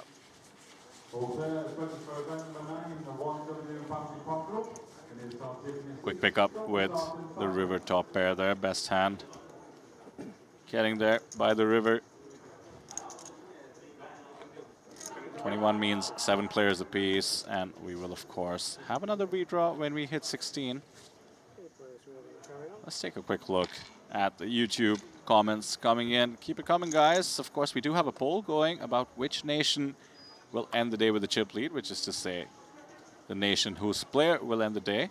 Tough fight between China and Japan. Actually, China has taken the lead, 29% versus a 27%. What's going on here? No faith in Yuna, it seems.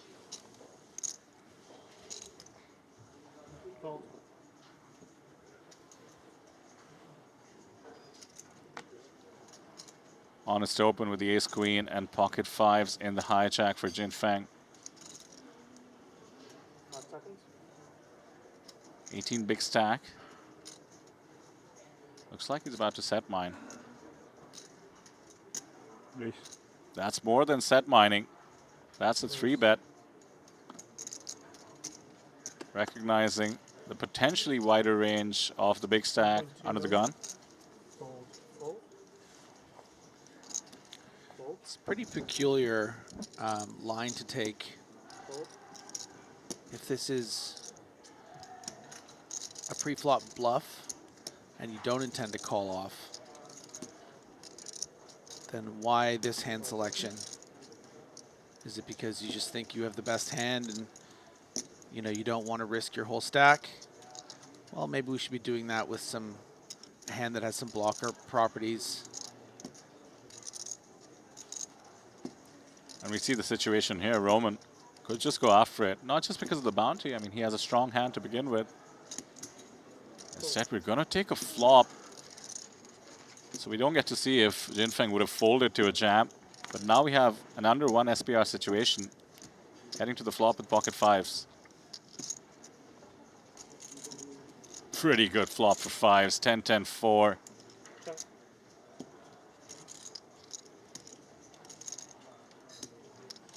Shouldn't mind getting a stack in the middle now.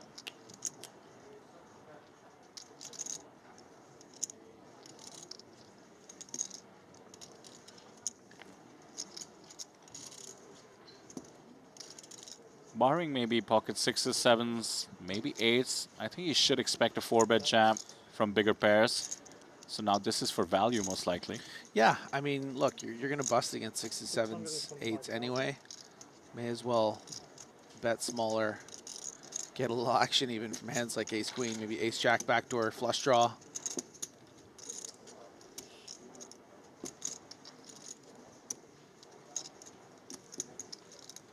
Crucial moment to see if Roman continues for the 3 big blind bet.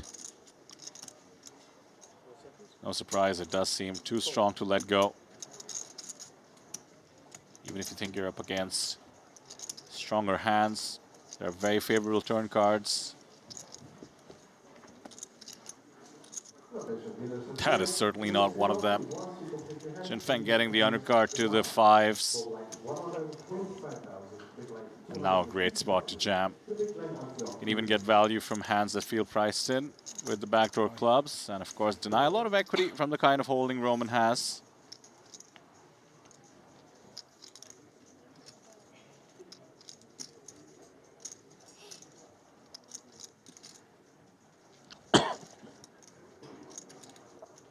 Roman probably wondering whether he should have jammed pre-flop or if he's maybe gotten away cheaply against a stronger holding.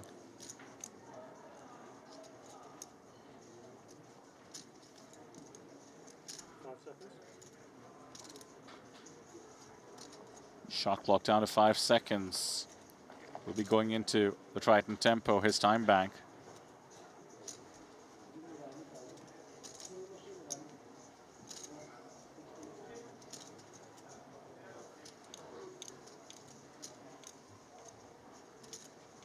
He had about 3 minutes in his time bank to begin with. You can view everyone's Triton tempos on the Triton Poker Plus app, of course, along with their names on the table. Just doesn't look like he believes that Jinfeng has a hand, but is going to let it go. Are you surprised at the consideration? I mean, I think you have to consider it when it's just 50% pot. I mean, he was pretty suspicious of, him that whole pot. Ahead of the ace wheel bluffs? Yeah, or turned clubs. But just not strong enough of a hand. Healthy pickup there for Jinfeng, and good timing too because the blinds are going up. 125, 250.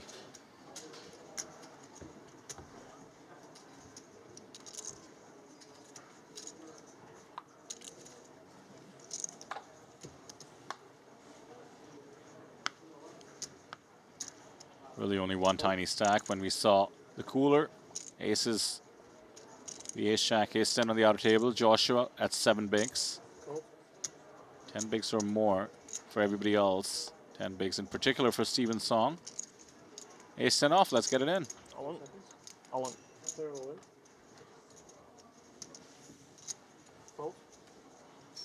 Pocket jacks for Mike. Trouble for Steven Song. Takayama with the monstrous pocket jacks. Will ISO with the jam himself. Steven Song at risk, bounty in play, 29%.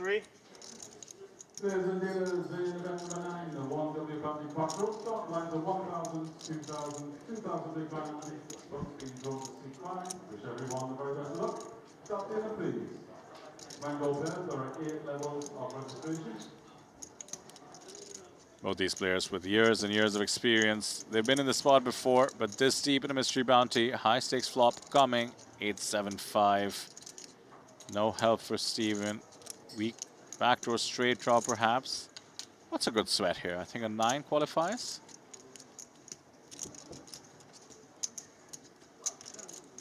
Four, some show opportunities. Ace for the win and a 6 for a chop.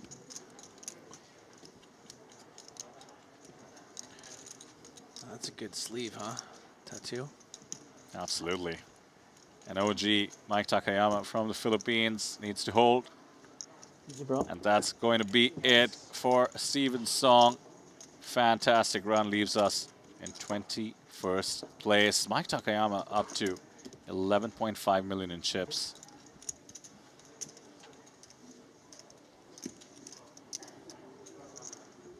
Stacks have scrunched up at the top. Griffin, Yuna, about 15 million. And 5 stacks chasing her behind between 10 and 15. Mike Takayama joins those ranks as well.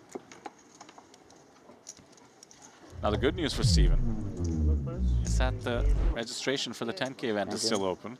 He may have tempted the poker gods by wondering whether he could reg, and now he gets the opportunity.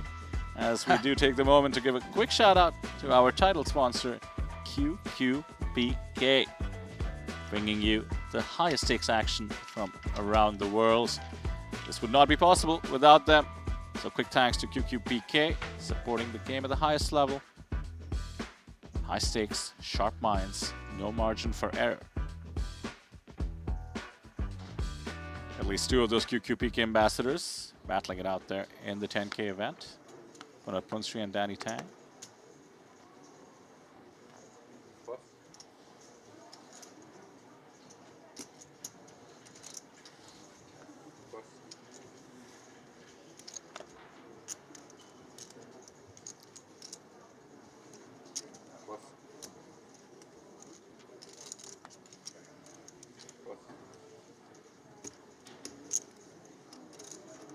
Roman with the suited ace. Chip leader of the tournament on his left in the big. Just a limp. Ace king for Yuna. I mean, this is getting ISO'd surely.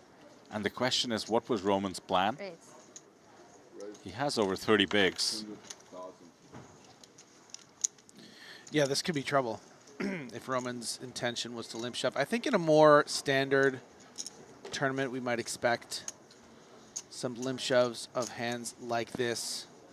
But because of the bounty, I like this limp call from Stoika. Just 20 players remain. Playing for almost 400,000 up top.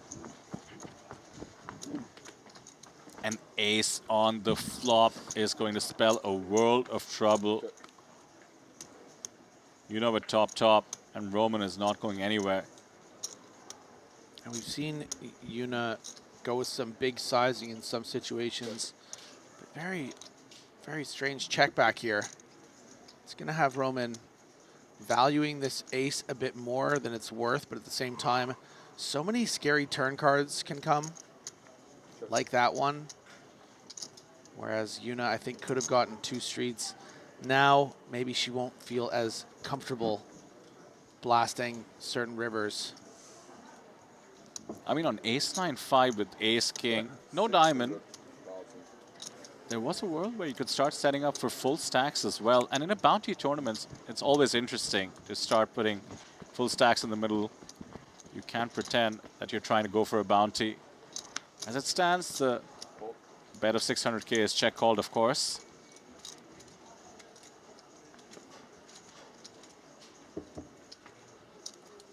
Diamond would be an action killer, barring that. There's the ace of diamonds. Tricky one. Trips for both players with the case ace on the river, but 4-2, a flush on the board, and the check. Check mark for Yuna, but that's got to be bittersweet. Yeah, I mean, if she had bet the flop, does she even find the turn bet on the third diamond? Maybe she's always destined to get one street there.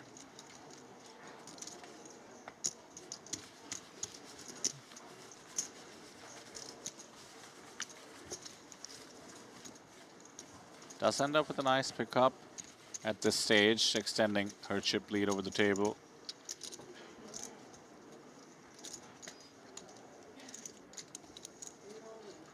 As I am seeing the leaderboard of the tournament, and it turns out Austria's Manuel Fritz, over 3.5 million in Triton earnings for this man, is actually tied for the chip lead with Yuna. 16 million in his stack.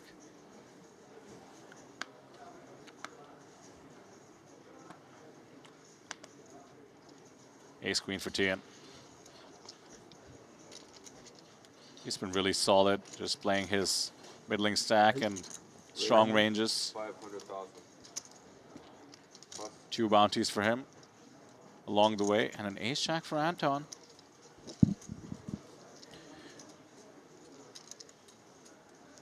Definitely too good to fold, so Anton's going to start with a flat. Aces everywhere.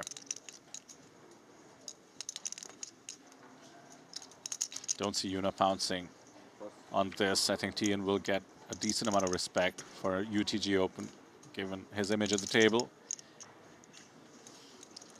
Pretty good discount for Jeju to come along with the 10-9.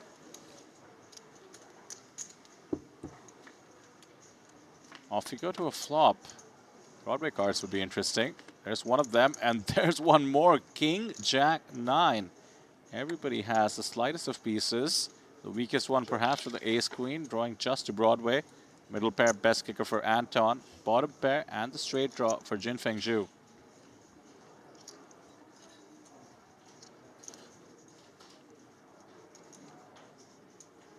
Checked and flow to Tian.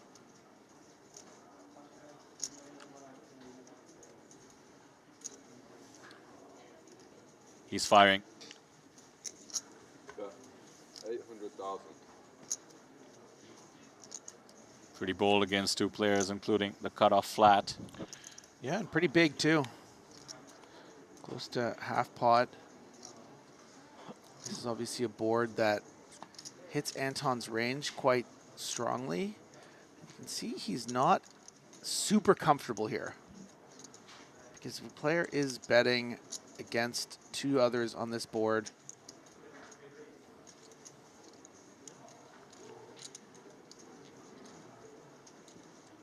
Yeah, gonna make the tight lay down, and I don't really blame him. Gonna be a guessing game down the streets with a hand like Ace Jack. Can't really continue to a second bet.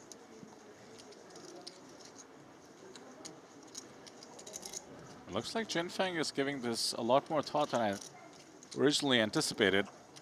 Seems like a standard check call. Worried about reverse implied odds, maybe? Wow, the ace-queen bet gets it done against the middle pair and the pair in a straight draw. Very surprised by that fold. Possible to just bring these to the front, and these white ones need to be at the back. Too worried about hitting a queen and being up against ace-10, maybe?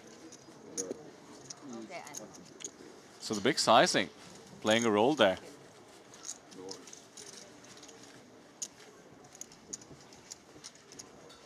That's not one you love seeing on the stream, on the break. Letting Jinfeng really have his way with the table there.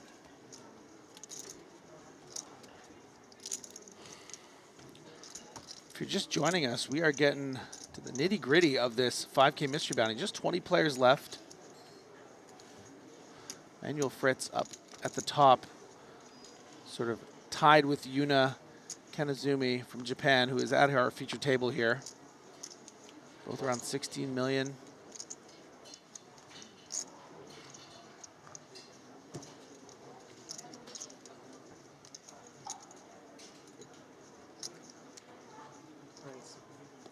There's the open with the suited one gapper. Anton's done an amazing job. Take a short stack from under 10 bigs when we saw it on the feature table before the last break and the redraw. Now about 7 million.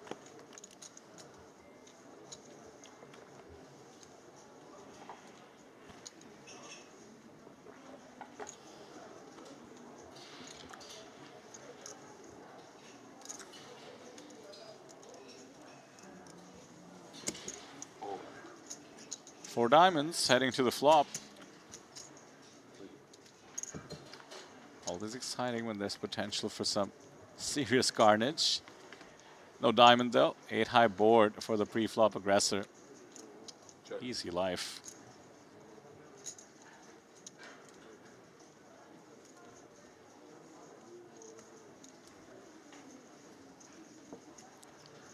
Seeing some of the comments in the YouTube chat, everybody is always wanting to know when we're going to be extracting the bounties, as the mod let them know.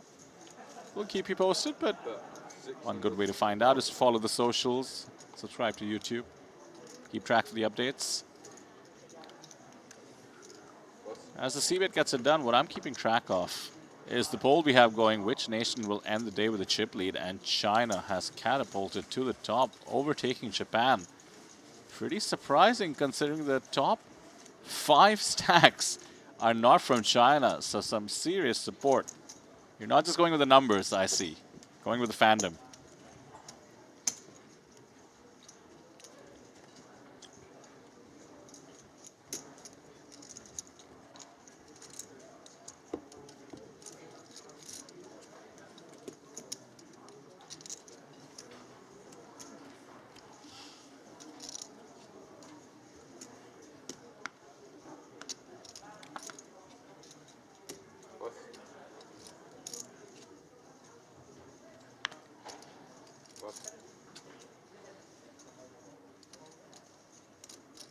Yuna waking up with the suited King Little.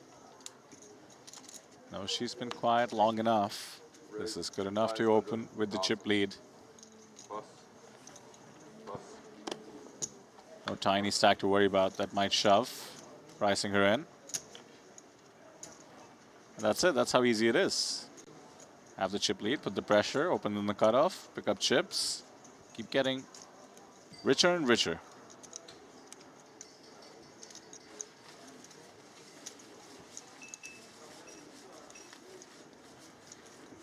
Did find out, Griffin, how we smashed the numbers in terms of the biggest bounty event ever here at Triton. Destroyed. Obliterated. What was the record before? 293 or something? Yeah, 293, bigger buy-in, but still, we're talking about going like 3x.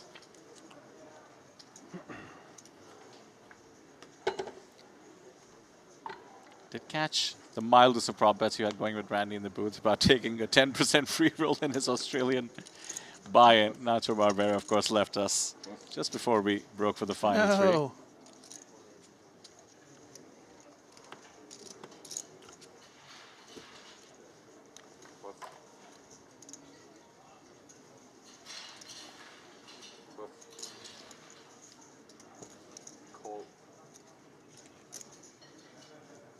Limp in the small with 10-5 of clubs. 9-6 might just be strong enough to just take a flop instead of turning it into an ISO bluff. So we head to the board. Ace 3-4, 10 high, somehow still ahead. Got shot as well with the 5. And with pretty much no equity, Anton will check behind. There's the equity though, backdoor hard draw comes in.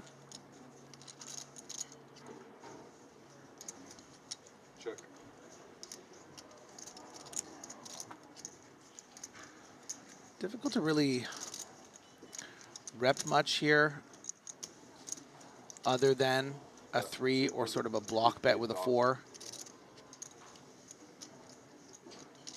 But is going to take a stab. You know, maybe clear out some black Queen X type hands that doesn't have much recourse but to fold. Nice find there for Anton.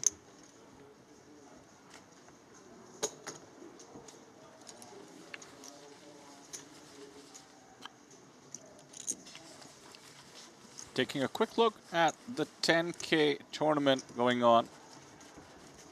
Really pleasant name to look at. About 20 big blind stack. It's Zhang Kongye, superstar from the women's event yesterday. Made it all the way to the final table after Chip leading a bunch. Nacho Barbero hopped right into the 10K. Middle of the pack there. Danny Tang, almost 300K in his stack. Hope you're following along on the Triton Poker Plus app. Mikita, what a surprise. Battling with about 50 bigs. Aaron Bajanian, final tableist of the 3K Genesis event from the previous stop. About 50 bigs for him as well. Michael Soiza, top 50 stack. Nishant Sharma, QQPK ambassador, about 60 bigs. Raise 750,000. Raised with the 9th, 3 of hearts against a slightly shorter stack of Roman Stoica, who wakes up with the ace-jack. Big hand here, ace-jack. 24 big blinds. Couple different directions you can really go. Yeah, and he is going to go induce. Non-all-in sizing. Should get the job done against the 9-high open.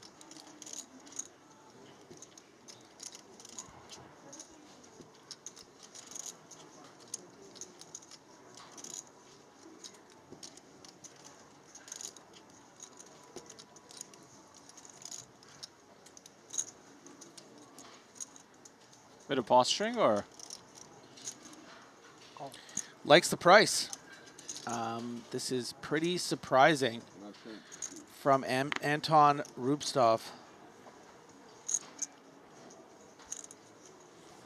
But wants to take that equity. Feels like 750 already in the middle. Another 1-1 to see a flop. And I think this is heavily about the format here. I don't think we'll see a lot of raise calling with 9-3 suited.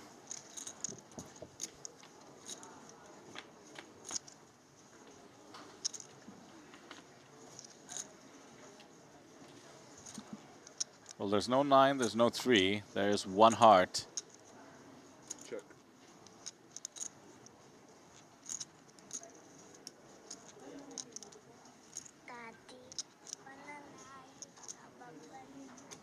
Roman can't love the fact that there's a queen on the flop. Check.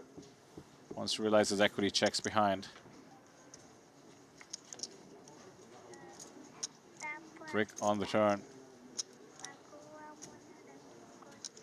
Yeah, I mean, Queen 10-5 is kind of concerning if you're in Roman's shoes because you don't really expect to be up against a hand like 9-3 suited. Much more in the vein of, you know, maybe a Queen 9 suited, something a bit more reasonable like that. Or something like a King 10. And Anton recognizing that and not really even betting particularly big here to force a fold at this stage of the hand, but maybe setting up for what will be a sort of 0.8 SPR shove on the river. This is definitely not a one and done. I think Anton is looking for a brick, a 3 or a 9 for value. And I think we might see a shove here to really target hands like ace king, ace jack, maybe even something like pocket jacks because of all those queen X hands we've been discussing. I would be very surprised if Anton gives up here. Third spade on the river. Anton doesn't block any spades. Could be worried that he's facing the check and the call on the turn with the backdoor spades, but of course you can't just see monsters under the closet. Think about all the other hands possible, including, as it turns out, the ace-jack. All the strong ace-x suiteds, such as ace-9 suiteds, may have still been in the mix after that tiny bet. When you bet small on the turn, you widen your opponent's range. So against a wide range on this river, certainly do agree with you, Griffin. Looks like he's planning to go for it, only considering the sizing and maybe just mentally preparing himself for being snap called. I think what's an interesting sort of way to approach how you can think about blockers in this spot is that if you expect your opponent who does fold the ace-jack to have something like ace-jack, ace-king a lot here, as he does show the 9-3 of hearts and sort of half sarcastic, nice hand, thumbs up from Roman. So I just want to explain exactly what I mean there. So if we do expect our opponent to have something like ace-jack or ace-king, it's not a great hand to bluff catch with because it eliminates something, hands like king-jack, maybe jack-9 as, you know, potential bluffs, right? So you have to hope that your opponent somehow made a very loose call pre-flop and then bet super small with like no equity on the turn and then shove the river. It's one of the more advanced hands I think we've seen actually so far at Triton ONE this series. It seems like a really crazy play, but really method to the madness. Reverse blockers and blocker leveling, the new metas in poker. I don't have the cards that he shouldn't want me to have, so that I don't have the cards that I make him fold. And that goes for pocket jacks as well. If you're sitting there with 2 jacks in that spot, and most of your opponent's bluffs you assume include a jack, again, harder to call. Yeah, you're much happier calling off a 10 than pocket jacks in that spot.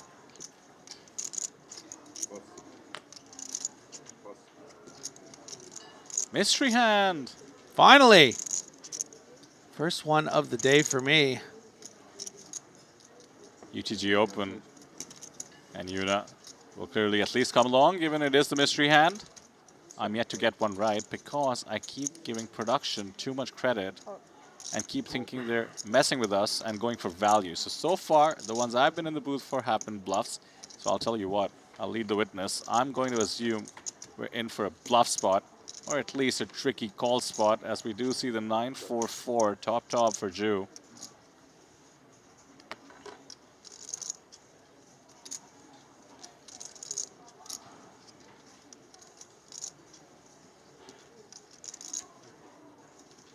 Lovely to start c-betting here. Oh yeah, bet nice and small. Get her in there. Goes for actually half pot.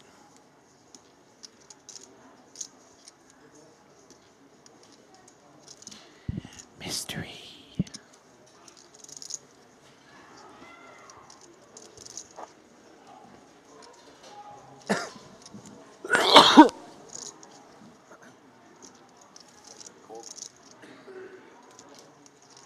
Check call by Yuna. Very safe turn here for the ace-9. The slightest of chances you're up against a 4, barring that. Time to start putting chips into the middle and setting up for stacks against weaker 9s and charging the flush draws. Just checks behind, plays it safe, taking into account the ICM maybe. Bit too safe in terms of not getting value, but this should make Yuna interested in stealing it to the extent she didn't have a piece of the board.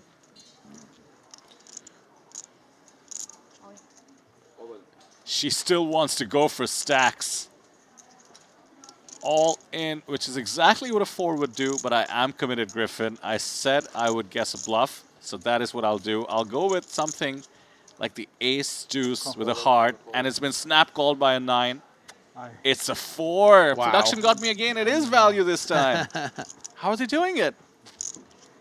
Well, let me just focus on the bad news at hand for Jing Fengzhu. He has been eliminated. I mean, with that flop, I think it was inevitable. Yuna extracting the maximum. Nothing he could have done. He did actually find the check on the turn as well for pot control.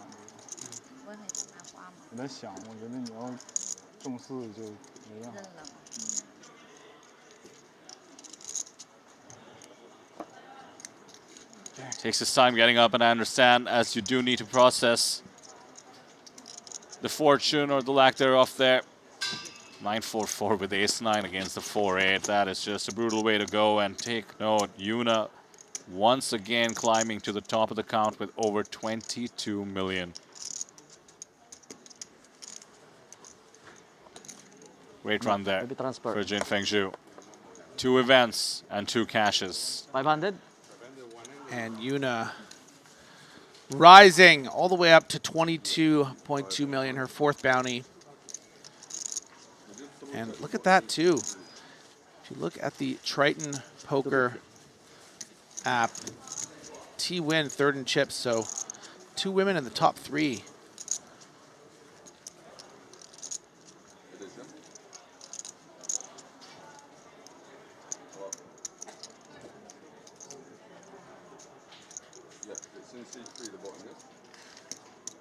Can't take a look at Yuna Kanaizumi's chip craft as well. It has just been rock solid steady. I don't even see a dip as far back as the graph will go. This is just quite a performance that is being put on. Extracting the maximum. And mind you, with the shove collecting her 4th bounty.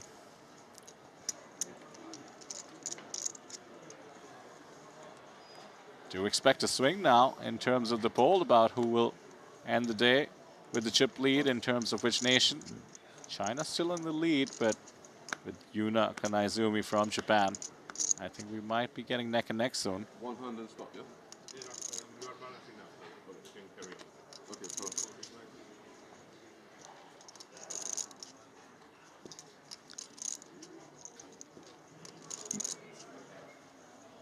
Roman, just it gets shown that he was bluffed with a 9-3. Now has the Queen 9 hearts. I actually think Yuna can call this with the bounty equity. Kind of just treat it like the big blind. 3-bet fold seems a bit like you're burning too much equity with this suited king, and 3-bet call is a bit too loose. But let's Roman have this one, which I think is okay as well. It's just an option. I think the flat. We've seen this with chip leaders in some of the other events as well. Sometimes when the chips are coming with a different strategy in mind, playing solid, extracting big, maybe you let go of the marginal spots. Make life easy for yourself.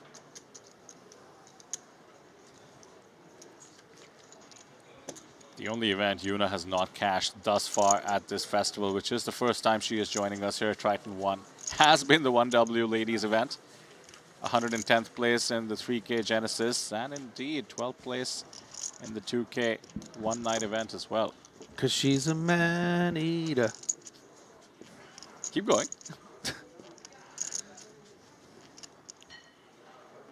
I keep getting prompted to sing in the booth, and I'm way too conscious of my shower voice.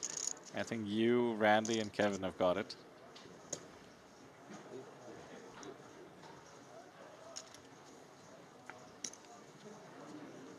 I like Kevin's nickname for Yuna. Not sure if he came up with it in the last frame or not, but he's calling her the bullet train. Speeding her way across the field. Nice little Japan reference in there. Love it. Kevin a natural at giving gamer names to people.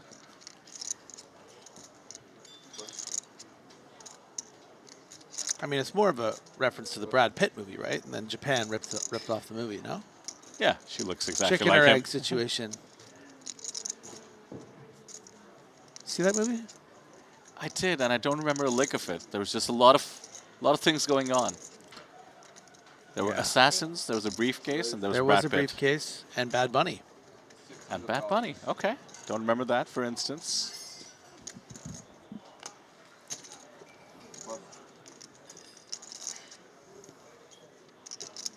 Button open with the Queen 6-0. We're feeling good. We have the chips. We have the position. Let's see how Mike Takayama fights back. For the moment, it's with a flat call. Easy defense with a weak ace. Oh my goodness. Quick look at the outer table. All-in situation. Cards are on their backs. Oh. And the groan as we see the king of diamonds on the river. Let's take a look at what the players had. Quick all-in by Joshua Figueres, pardon me, with his 5 big blind stack. And he is eliminated. But someone who put up quite a show bounty chasing over the course of the day. We did see him earlier.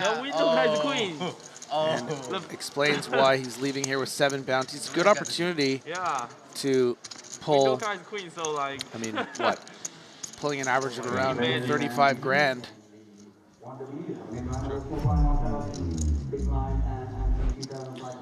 Wow, queens against king 10. That came ace, queen, jack. Yikes.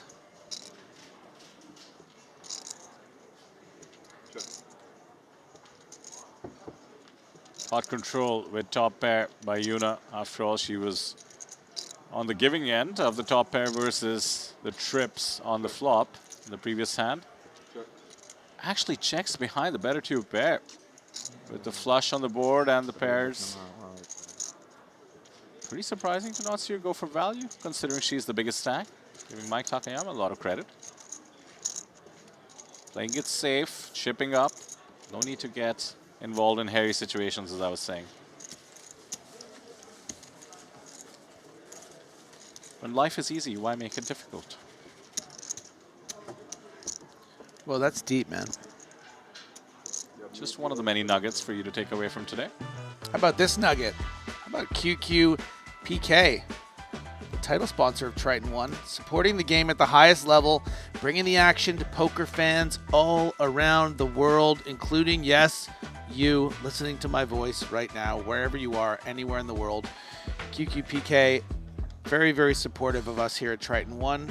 Who knows if we could do this if it wasn't for QQPK. They got Webster Lim over there. Got Nishant Sharma, of course. Everybody's favorite Poonsri. And some other 4th guy. I don't know. Something. DT. Oh, DT? Danny Tang, the 5-time Triton legend.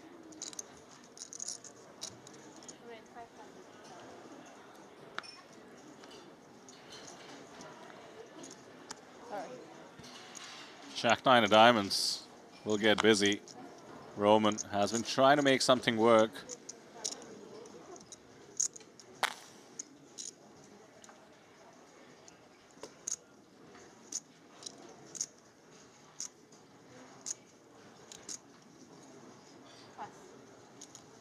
Shinfeng San has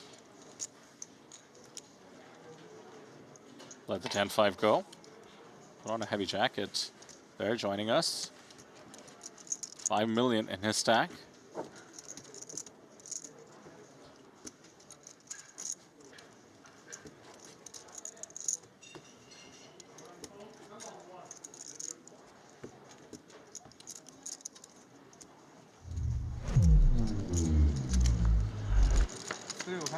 Let's check in on the action here on table number 1. Speaking of Triton Legends, Winford Yu, there are chips and cards in front of him.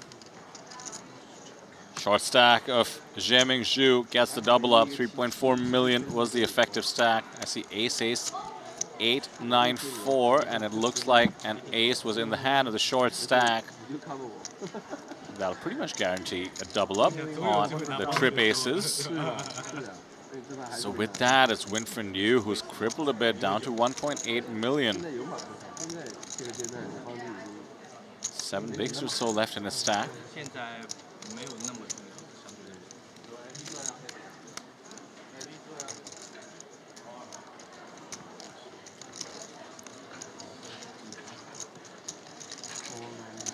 I've just really been enjoying the dynamics of a mystery bounty, especially at this level, you know, 5K buy-in. certainly pretty high up in terms of what the top price has to offer, 395 versus even some of the bounty pools. I really think if we make the next big poker movie, the next Rounders, which we've been waiting for 30 years, I think Mystery Bounty should be at the central premise. Gets the people going. Gets the people going!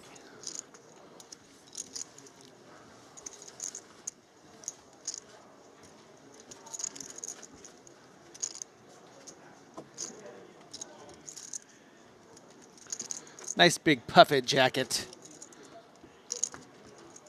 What did you call it? Puffy. Puffet? Puffet? Puffy! The French Buffy? Jigglypuff. You a Pokemon kid? No, but I do know Jigglypuff. I know the OGs. The first 250 or whatever they were. I had a good 1 year run. I see you're a man of taste. There we go. Do not quote the old text to me, for I was there when they were written. We're getting frisky. 18 remaining. The chip leader will be opening. The deuce 5. The quarter. Ace 8 suited. Yeah, you got to hand it to Yuna. She's ready to splash around.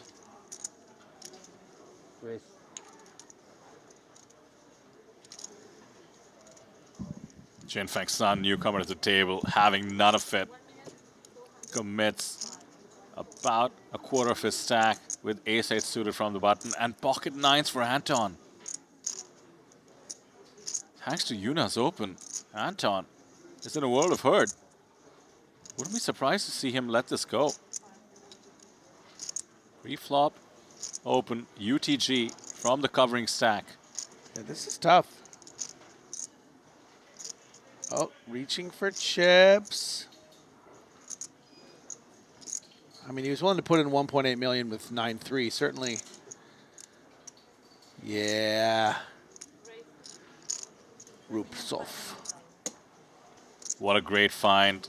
Commits himself against the 3-better, which of course I mean, is going to feel completely uncomfortable with ace 8 suited. If Yuna's prepared to open 5 deuce suited, and you know that Sun's going to have a 3-bet fold range, this just seems like the play. Great find from Anton. Just 18 players remain here. Oh, poor Winfred Yu. 3 big blinds. You hate to see it at the bottom of our leaderboards as Anton takes that down and vaults himself into the top 6 of the leaderboard.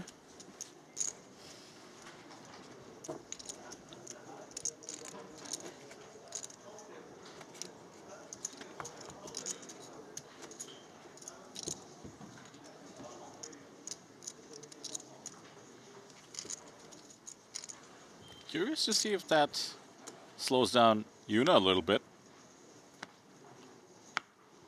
Was extremely out of line, but gets to be as the chip leader. Did not work out that time. Pocket 10s for Mike Takayama.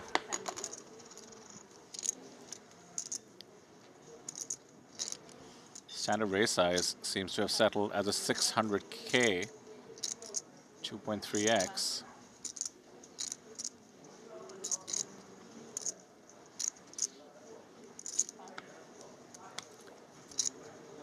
Goes through till Yuna. Pretty weak on the big. Connected enough to be defendable, perhaps. Let's take a flop. Mike in fantastic shape, 2 unders.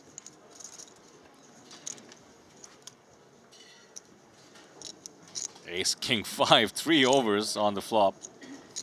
About the worst you can expect. That being said, Broadway draw, backdoor spades.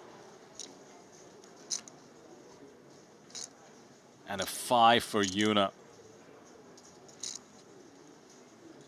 One of the only cards that might make her lose a few chips in this spot. Doesn't take a stab. I'm sure Mike is happy to either fire a small bet, try to end the hand, or check back. But Outer first, table. Outer table. This is table 1. No domination is good. She might like you. She fall to your 10 Winford, BBs and she can't even you feel all in. Legends never die, but sometimes they get eliminated from tournaments. That's how the expression goes, right? Yeah, that is the case, but it might not be the case. Let's take a look. T-Win has called it off. 1.4 million was the jam. Big blind was essentially priced in. Ace-5 for you, and Win has called off the 4-deuce off. As we do see the 8-6-5, some more equity in the form of the straight draw. Pair of 5s does seal it from the pairs, so it's 7 or nothing, and otherwise you will find the double up. And that's it, the king of clubs. Yeah, what, you don't want to double you up? Double you up, not double me. There we have it, it's never over till it's over. You will be up to near 10 bigs.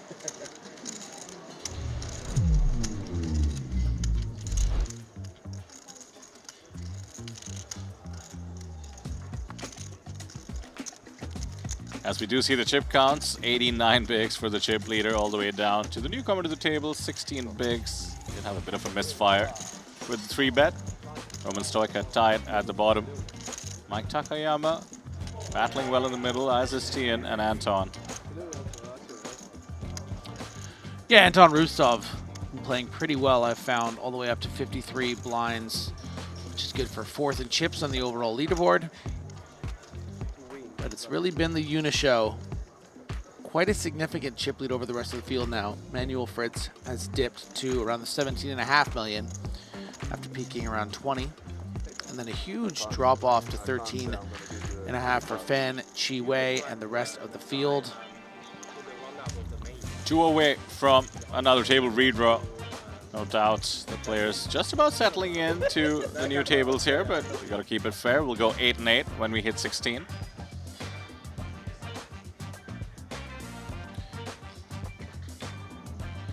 If you are just joining us, this is the 5K mystery bounty here at Triton ONE. We are playing for heaps, just short of $400,000, but also, of course, if my math was correct earlier, Peter, $1.6 million just in bounties to be awarded when we pull those envelopes. 155K for the biggest bounty. We got a lot of 5Ks, 104 different 5Ks. I'm not even looking at the list. I'm just trying to remember based off my sick memory. Well done. I'm going to say it was 104 5Ks. I'm going to skip the 7.5Ks for now, but I'll be back. 87.5Ks. 16 moly. 10Ks. If I couldn't see you not looking. No, I got this. 16 5Ks. 4 25Ks. I'm going to say 2 50Ks and 1 155K. Well, you forgot the most important one. There's one draw again. There is one try again. Did I nail everything else? But pretty much nailed everything else. 525K is the most minor correction. Ugh! I said 4. A+ for you. I'll take it. But I wanted the coveted Kevin Rotterdam A++. That's what I was thinking. That's what you did not achieve. Do see a cool fact here, thanks to our producer Lee, about the total amount won in bounties in Triton history. Includes the super high roller, of course. Any guesses about who the #1 winner of bounties in Triton history is? Oh gosh. I don't know, man.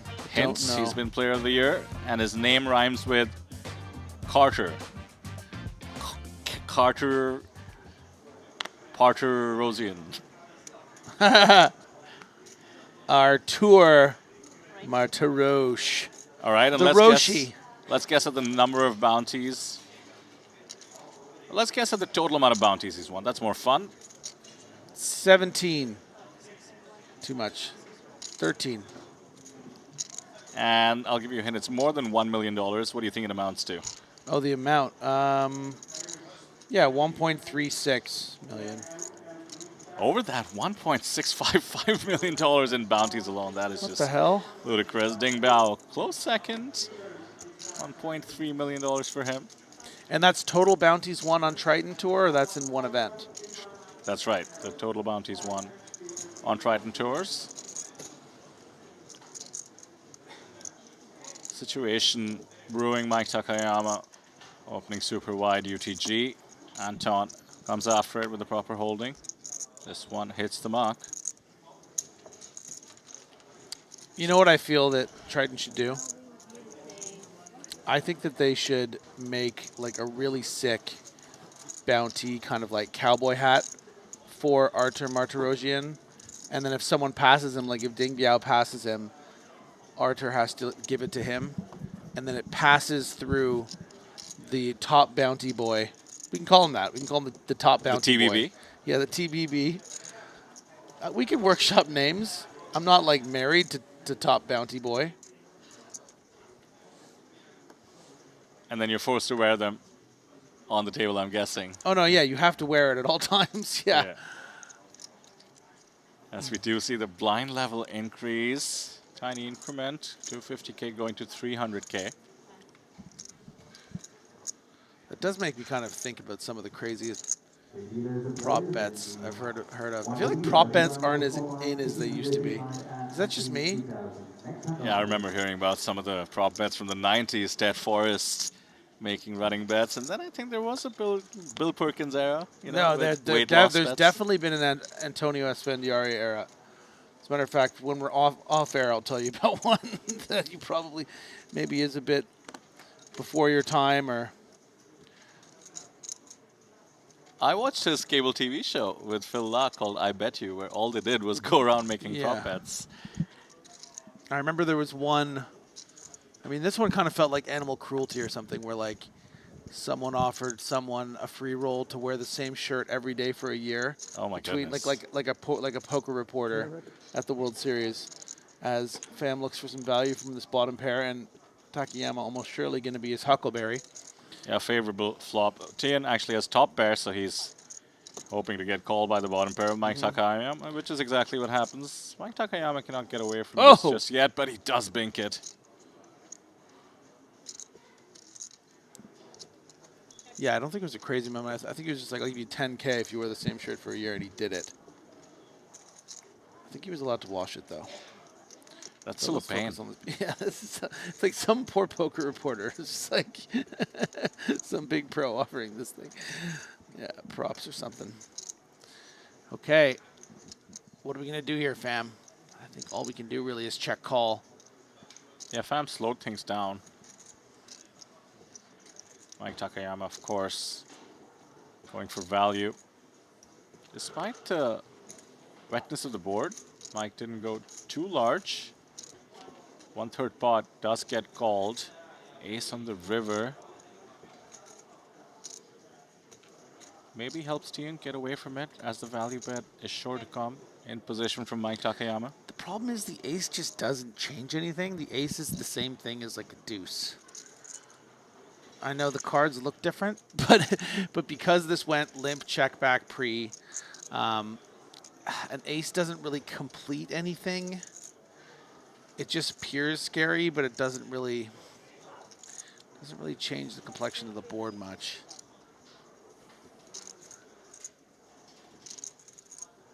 $1.35 million, 50% pot. I think he just paid off and complained. Maybe yell at the dealer a bit. Don't do that. Don't yell at the dealer. You don't see that note too often in the solver. No. Just mean mug, maybe. No, don't do that. Never. Never. Except that one time. No, I'm kidding. Pham just doesn't feel like this isn't value. It would seem like such an erratic bluff, but yeah, you just kind of have to pay it off, right? You have top pair all the way to the river. Why not blind? 350.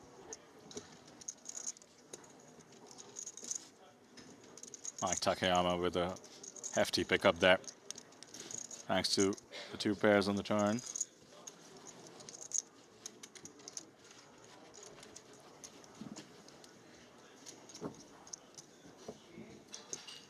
Yeah, the sizing on the turn and the river certainly did not feel like a bluff. I think Mike Takayama is going to be so balanced there.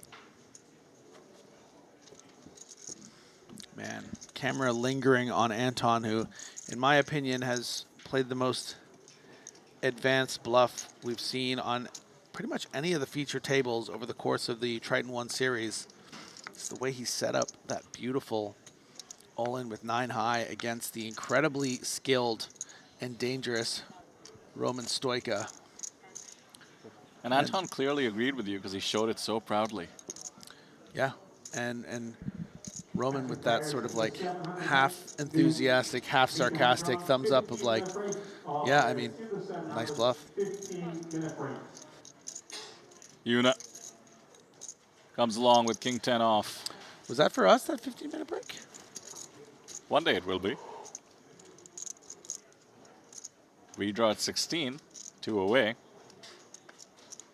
People really are grinding out short stacks. There is one tiny stack, 6 big blinds for Ji-Yuan Shu.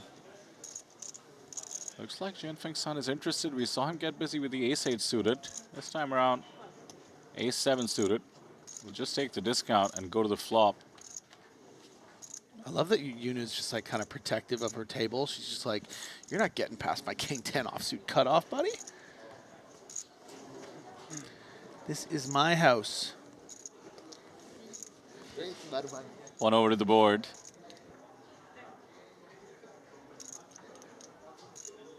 Pocket sevens. We'll just check. Worried about Yuna on her left. Oh, a little smirk from Yuna. Think she remembered a funny joke. She can't help it. She's smiling. I love it. Good vibes. Good vibes at Triton ONE. Must be nice having a chip lead with 18 people left.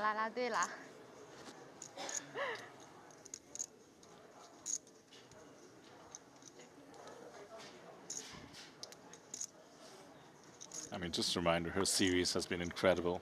12th place in the 2K event. Cashes the QQPK Genesis. Now here she is with the chip lead. Check to once more. Weak backdoor, 1 over. 3 spades on the board. So far, I haven't seen her get 2 out of line. And also, a little bit protective of her stack. Saw the check down when she made queens up on the board with a flush and a pair of 4s on it. Going after it. Yeah, I mean, hard for her to know that this will work, but it really will.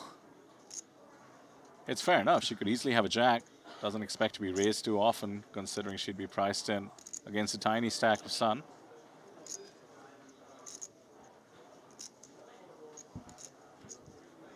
But this just works, right? This is just incredible. 1.5 million fired. Such a huge ask.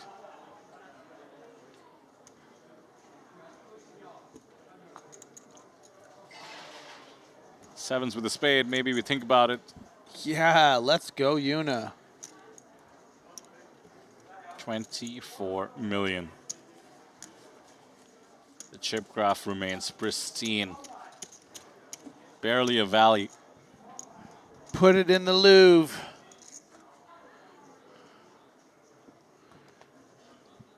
And right here we have the 2026 Triton ONE Jeju. Yuna Kanizumi from Japan. Graph. In the mystery bounty. First acquired by Belarus in an auction and eventually found its way to us. You could make an NFT of it. Is that still a thing? That's something I'm pretty proud of. Staying away from NFTs? Oof, just the pressure. You're sitting there in the crypto circles and everyone's like, dude, you got to get on this thing. And I just never wavered for a second. I was like, this is the dumbest thing I've ever seen in my entire life. I don't care how much money you're saying you're making. This is dumb. What if I told you I have two apes? I would not be surprised because, you know, I think... Because I look like an idiot?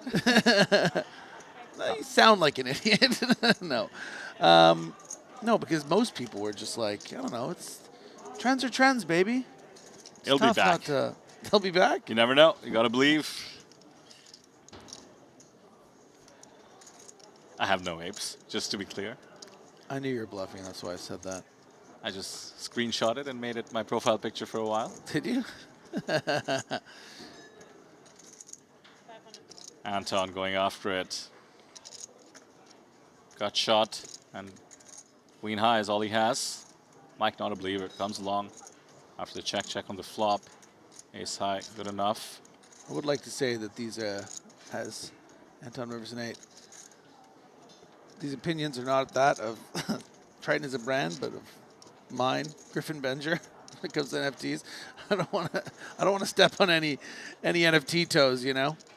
This is someone in Triton being like, just when I thought they were going to turn around.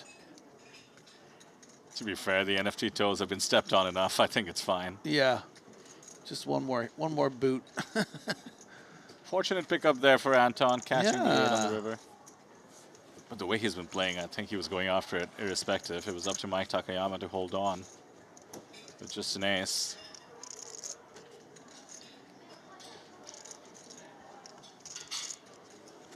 Really loving our chat today. Invested in the mystery bounties, maybe a bit more invested in what eventually gets pulled out. I understand that. What time is it in India right now? I'm pretty lost, but I think 3.5 hours behind. Let's Okay, just say 8 p.m. You're not that far. How far a flight is it to here? It does take a while. No direct flights, of course. There's a decent amount of distance, so probably have to travel 12 to 15 hours. Not too different Okay. from you, I guess. Yeah, a little bit different. It's like 24 hours or something, bro. From Montreal. Worth it. Definitely worth it. Just for the bulgogi. Food's actually like so good here, I find. Stews and meats. Yeah, coming from India. Rices. It's just it's a buffet of a whole different palette that I absolutely love. And I'm not just talking about Shanghai Bund, our favorite go-to here in the staff, but indeed Jeju Shinhwa world as a whole. You've been eating elsewhere? I'm rich. I have some apes. Got to spend it on some food.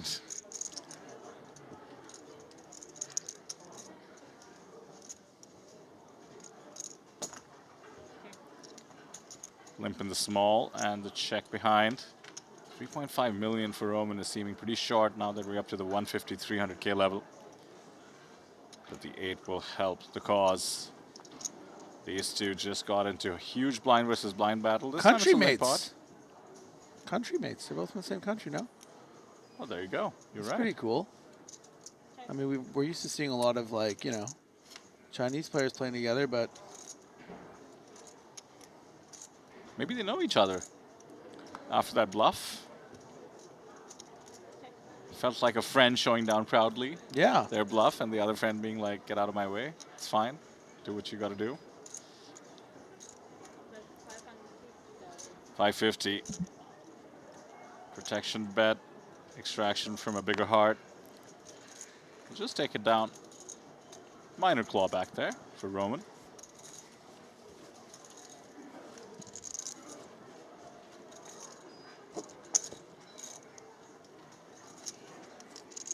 Roman's been in grind mode as we are inching our way to the final table. Does have 4 bounties. Anton with the lowest bounty count barring T-Win, who somehow has 0. Anton has just 1.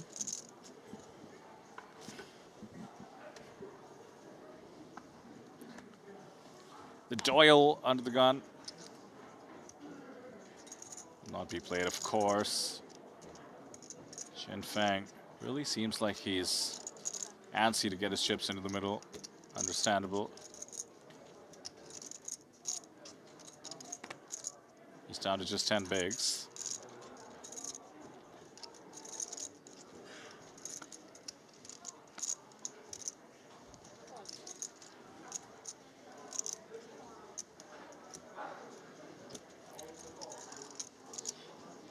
You know, with 8-5 now, just like Roman had a moment ago.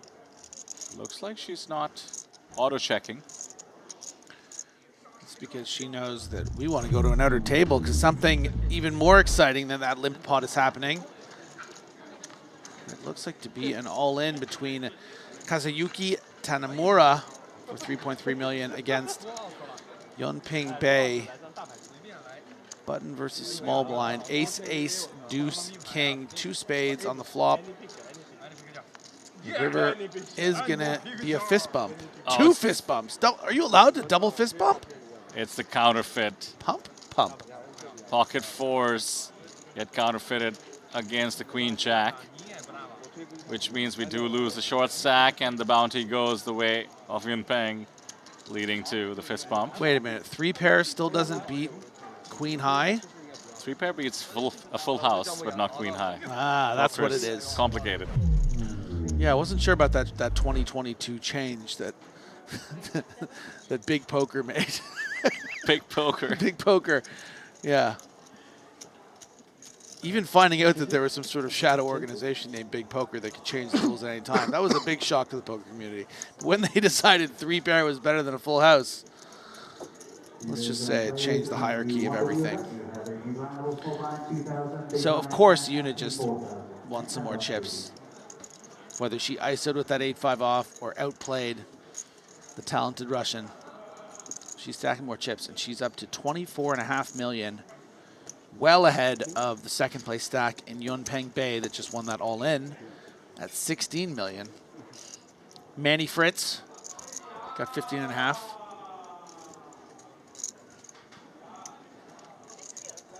Yeah.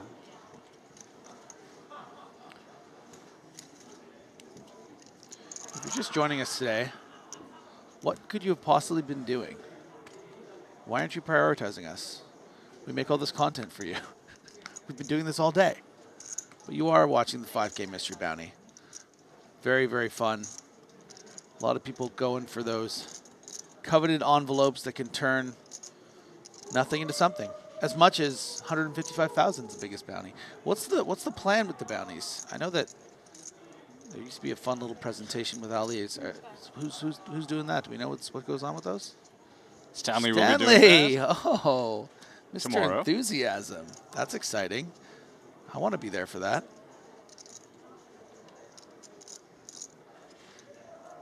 Hopefully the day after tomorrow is the loose plan. So you collect a bunch of bounties and you just wait one day to see whether you win a house or a buy-in. It's true. Maybe sometime tomorrow now, I'm hearing.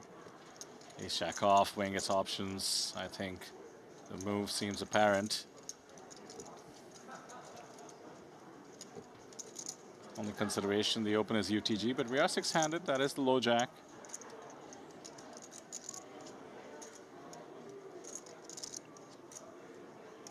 Let's do it. The non-all-in commit. And this is tricky now that bounties are slightly less of a consideration relative to the value of going all the way. Pocket 4 seems to be on the weaker side. Yeah, I think you probably still go for it. I mean, we're talking about 12.5 blinds with the bounty in play. You know, I think if you're raising with pocket 4s off 30 big blinds, 33 big blinds, you need to be protecting those opens by having a plan right from the get-go as I'm going to call this, and he does effectively do that. Otherwise, you're just giving up equity, right? Roman doesn't like it, though. Yeah, we see the pre-Sai. Mike will be happy to see he's up against 2 overs. It's a flip. 17 in the field, mind you. If you lose Roman, we will have a redraw. Needs to find an ace or a jack.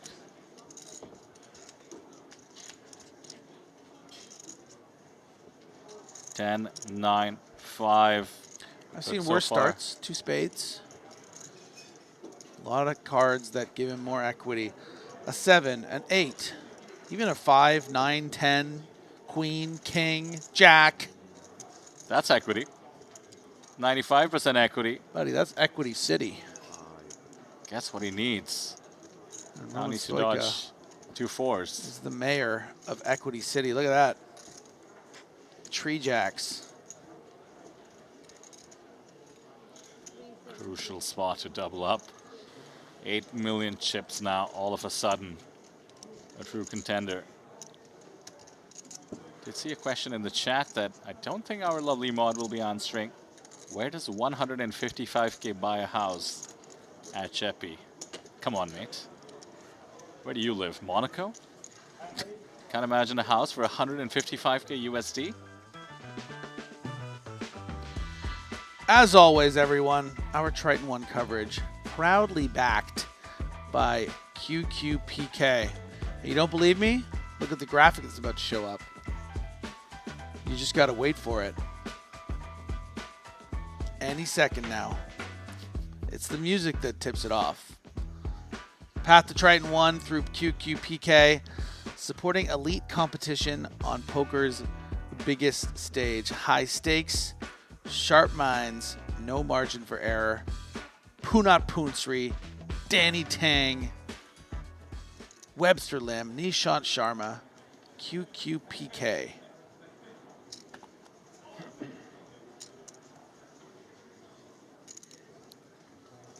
Queen 10 suited. Do it, son. Nicely done. Let's see if he listens to you.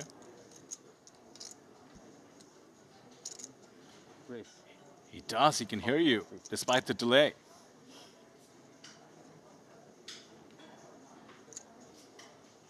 Gets in everything but a chip. 2.8 million is not a big ask at this stage of the tournament, so it comes down to if anybody wakes up with something callable and chases the bounty. Oh my goodness. He's got to have a good hand here. We haven't seen the cards yet. Should pop up shortly when Roman is rejamming. And Yuna has not insta-folded. Does let it go now. Gave me a bit of hope. Ace King of diamonds.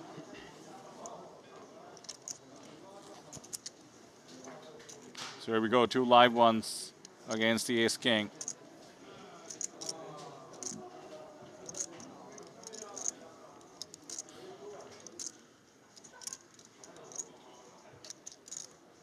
Any moment now. As we're waiting here, do you want to hear a joke? Sure.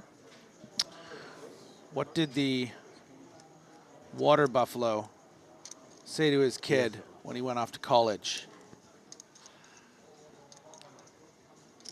I'm going to tell you the punchline at the end of the all-in.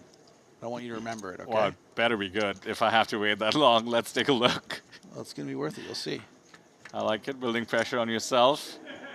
King and a jack. How's that for a fair fight? Aces and nines live for Jinfeng's son.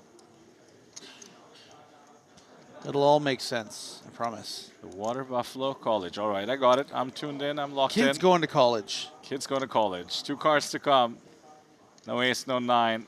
Jinfeng's son still at risk. Mind you, we do break tables. If he cannot catch, comes down to the river.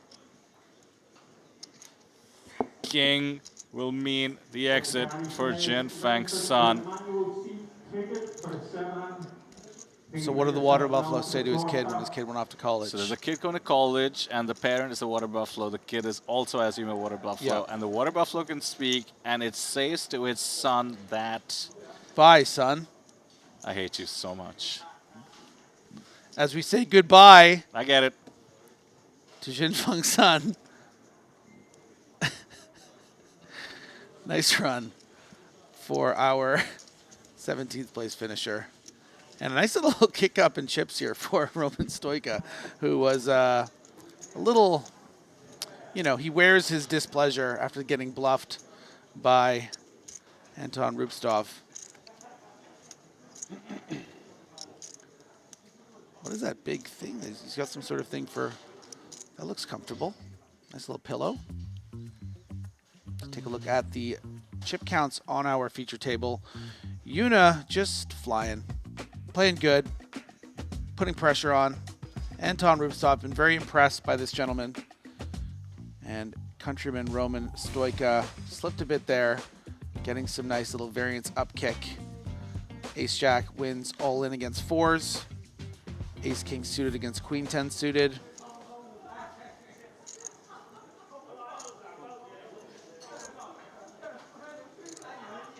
On to 16. as we do finish out hands across the tables.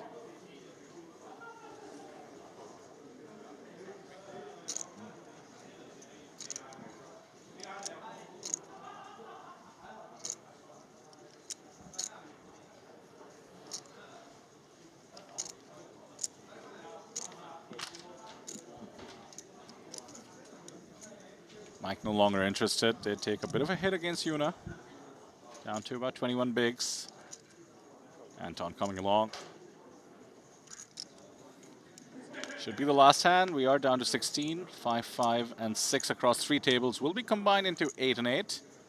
5 is a good card to see if you have the 7-4 of diamonds. That's all there is, though. Right home about. Yuna checks behind for pot control. In line with how she's been playing thus far. Remains unpredictable, though. Could encourage Anton to fire at it with essentially the nut low.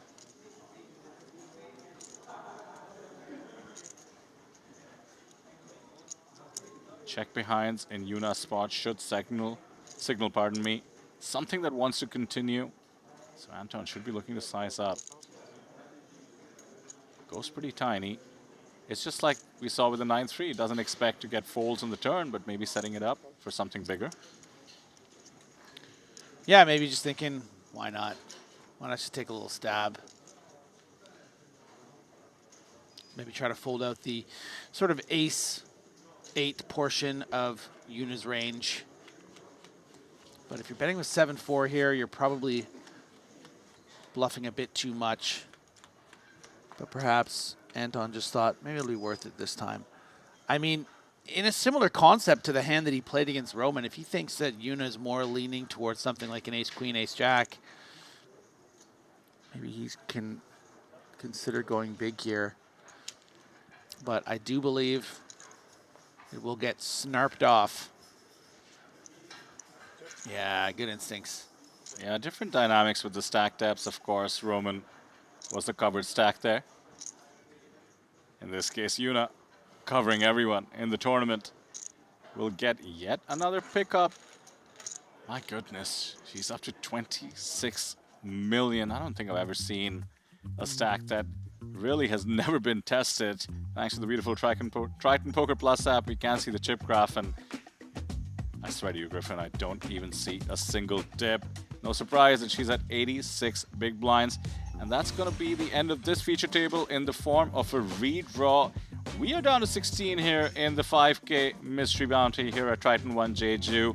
$395,000 is the top prize, and $155,000 is the top bounty.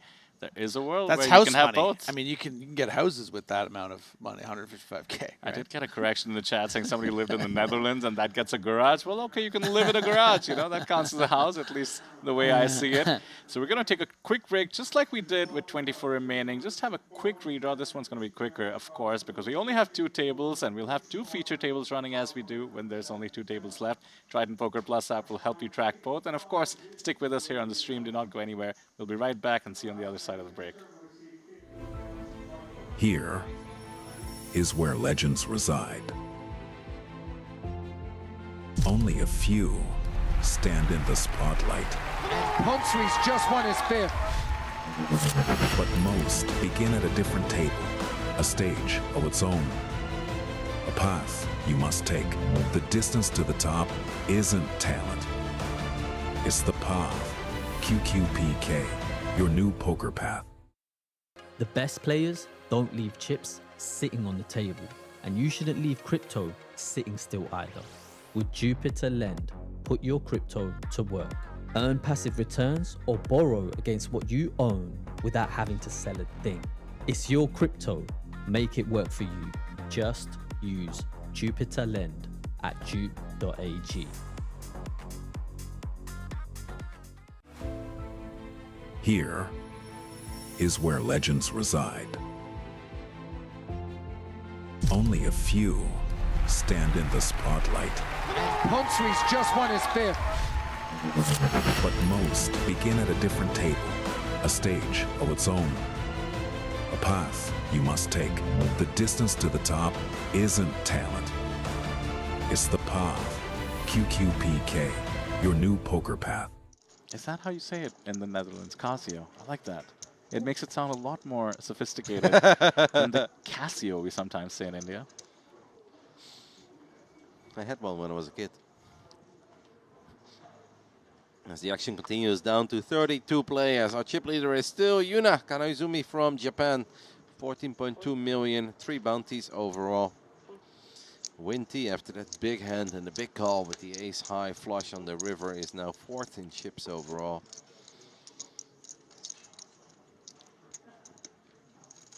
Eugene Long, our bounty hunter, Mr. Bounty, has collected more bounties than anyone else in the field. Looks down at ace, 7 of hearts. 300. Yeah. He's running out of people to target on the Alright, let him table. make it There's 250. 2 short stacks that we mentioned, 7 and 8 Probably bigs. would be nice. Everybody else Yeah. either comparable or much higher than him in stacks. So I think his first focus needs to be on playing good poker and building, and certainly raising a suited ace off the button makes a lot of sense to do that. I mean, there's 2 players with less chips than him, no? Yeah. Oh, 300. He's got the right. He's locked in. And one of them is the man from Greece. We'll give up on the last name. Or one last attempt. Sotiropoulos. I think we're getting there. That's pretty good. Yeah, but we can go with Georgios. Well, Georgios has the old 7 deuce of diamonds. And looks like he's coming along for the single big blind to call. 3-way to the flop. Georgios needs a lot of help, and that's a lot of help. 2 diamonds on the board. It's Winfred who flops best. And Hu Junlong is left with just ace-7 of hearts. Don't see him really firing into 2 players with this board. Well, we know he loves bounties. For Georgios, it doesn't make much sense to bluff here, as a semi-bluff would likely get called with his bounty in the mix. He'd much rather just see a turn and evaluate depending on what happens. Especially multi-way, if he can hit a diamond, then he can start thinking about how to extract from both players. Checks all the way through as we are off to see a turn. The turn is the 8 of diamonds. The man from Greece receives the check mark as he improves to a 7-high flush. Let's go. Defend the 7 deuce of diamonds and just have your opponents dead on the turn. Multi-way. And in comes the bet from the 0% hand. Winfred taking a stab. Understandable middle pair and the open-ender. You would want to get value from single diamonds, even pair and flush draws possible.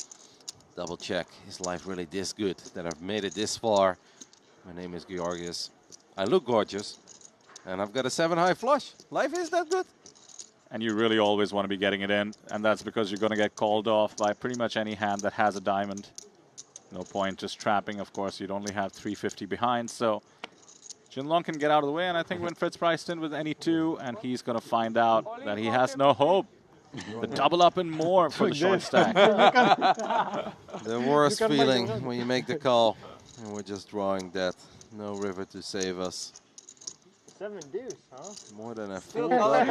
it was suited. Oh, full house. It was suited. That is the way we can always defend any call. Huge up. It was not my fault. It was suited. The 7-high flush gets us there. One of the short stacks. Call him. Well, that is just incredible. Superstars in the mix that we've been shouting out all day. Some of them late entrance to the proceedings. Cannot wait to cover the final table of that, along with the final table of this event tomorrow. So stick with us. Raise 400,000.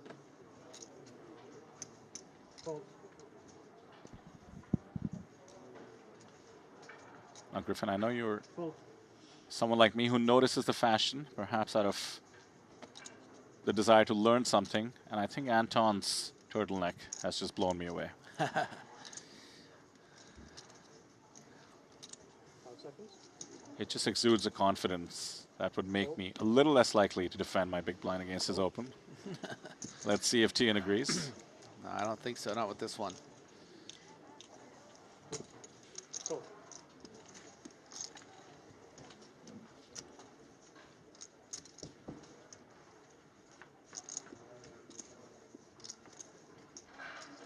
Nine 5 free, best hand in the form of middle pair for Tian.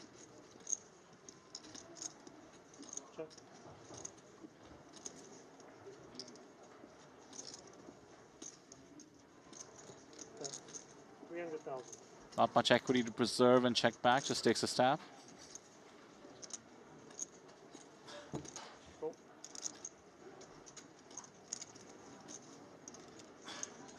Off to the turn. Think. Barry Greenstein has arrived early.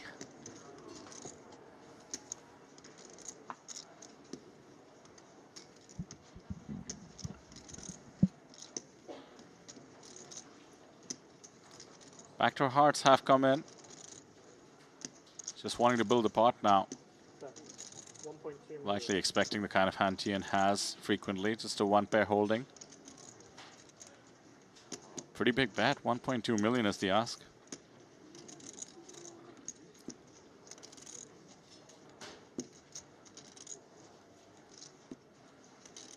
Do you see a way Tian can continue with just a pair of fives? Well, it's just the obvious barrel card, isn't it? The ace. And you can see Pham not quite a believer yet. Still ahead of hands like King Queen, King Jack, Queen 10. I mean, whether Rubstov has this ace or not, he's likely betting it. Four-liner on the board now in the form of the wheel. Pretty tough to represent to deuce from any position, but the big blind can do it.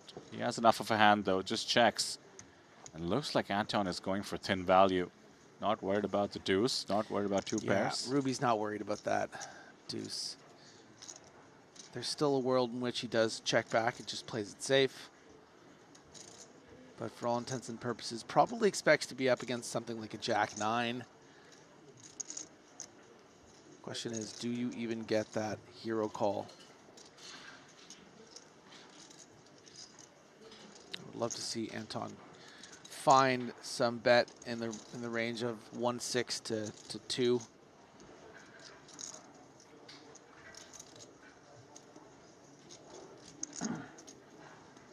A shove would also be really gangster. Offering up your bounty for that extra incentive. Does tend to look pretty strong. Goes for the 1.5 million.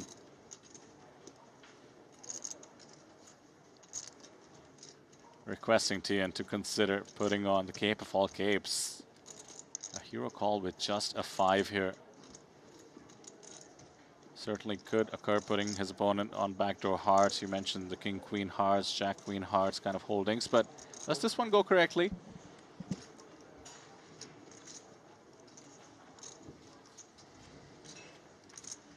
$22 players, $395 up top. Every pot seems so crucial. Really only one tiny stack when we saw the cooler. Aces, the ace jack, ace 10 on the outer table. Joshua at 7 bigs. 10 bigs or more for everybody else. 10 bigs in particular for Steven Song. Ace 10 off, let's get it in. I want.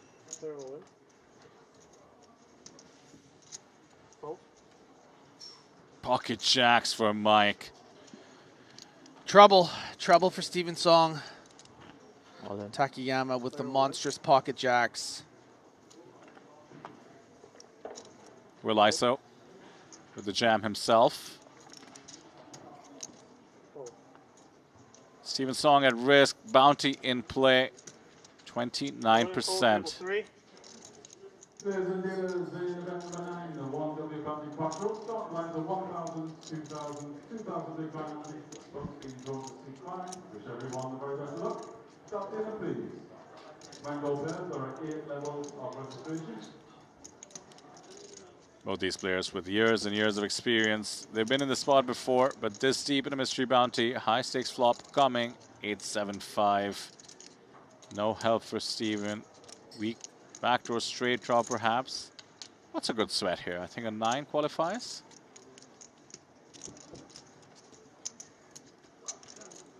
Four, some show opportunities. Ace for the win and a 6 for a chop.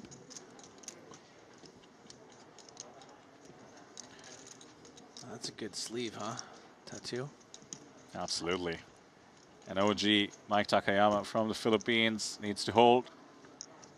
And that's going to be it for Steven Song. fantastic run leaves us in 21st place. Mike Takayama up to 11.5 million in chips. The method to the madness.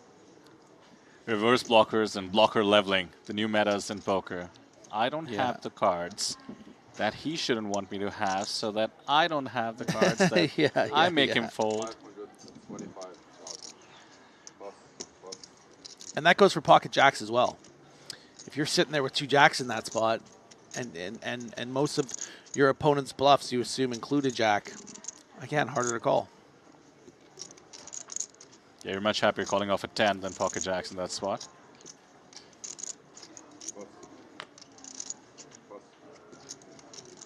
Mystery hand. Finally. First one of the day for me. UTG Open. And Yuna will clearly at least come along, given it is the mystery hand. I'm yet to get one right because I keep giving production too much credit and keep thinking they're messing with us and going for value. So far, the ones I've been in the booth for have been bluffs.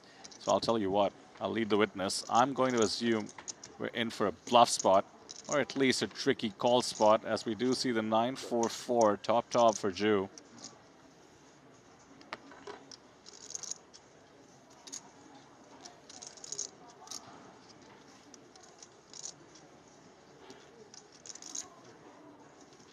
Lovely to start c-betting here. Oh yeah, bet Plenty of nice continues. and small. Get her in there. Goes for actually half pot.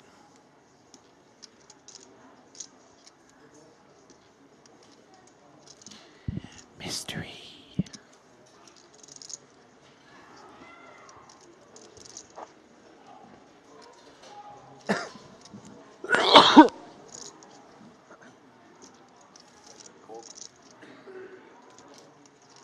Check call by Yuna.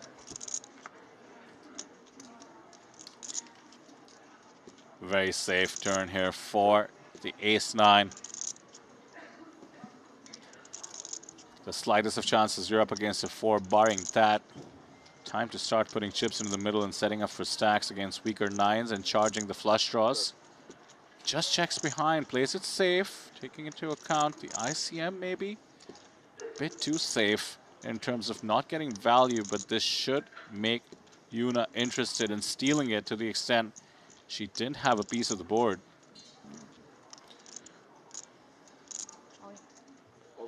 She still wants to go for stacks. All in, which is exactly what a 4 would do, but I am committed, Griffin. I said I would guess a bluff, so that is what I'll do. I'll go with something like the ace-deuce with a heart, and it's been snap called by a 9. It's a 4. Wow. Production got me again. It is value this time. How are they doing it? Well, let me just focus on the bad news at hand for Jingfeng Zhu. He has been eliminated. I mean, with that flop, I think it was inevitable. Yuna extracting the maximum. Nothing he... You have to wear it at all times, yeah. As we do see the blind level increase. Tiny increment, 250K going to 300K. It does make me kind of think about some of the craziest prop bets I've heard of. I feel like prop bets aren't as in as they used to be. Is that just me? Yeah, I remember hearing about some of the prop bets from the 90s, Ted Forrest making running bets, and then I think there was a Bill Perkins era. You know, there's bets. definitely been an Antonio Esfandiari era. As a matter of fact, when we're off air, I'll tell you about one that you probably maybe is a bit before your time. Or I watched his cable TV show with Phil Law called I Bet You, where all they did was go around making prop bets. I remember there was one. I mean, this one kind of felt like animal cruelty or something, where like someone offered someone a free roll to wear the same shirt every day for a year. Oh my goodness! Like a poker reporter at the World Series, as Pham looks for some value from this bottom pair, and Takayama almost surely going to be his Huckleberry.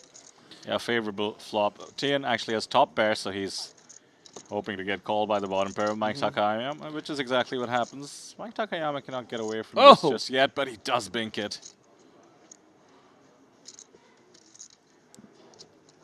Yeah, I don't think it was a crazy moment. I think it was just like, I'll give you 10K if you wear the same shirt for a year, and he did it. I think he was allowed to wash it though. That's still a pain. Yeah, it's like some poor poker reporter. It's just like some big pro offering this thing. Yeah, props or something. Okay, what are we gonna do here, fam? I think all we can do really is check call. Yeah, fam slowed things down. Mike Takayama, of course, going for value. Despite the wetness of the board, Mike didn't go too large. 1/3 pot does get called. Ace on the river. Maybe helps Tian get away from it, as the value bet is sure to come in position from Mike Takayama. The problem is the ace just doesn't change anything. The ace is the same thing as like a deuce. I know the cards look different, but because this went limp, check back, pre, an ace doesn't really complete anything. It just appears scary, but it doesn't really change the complexion of the board much.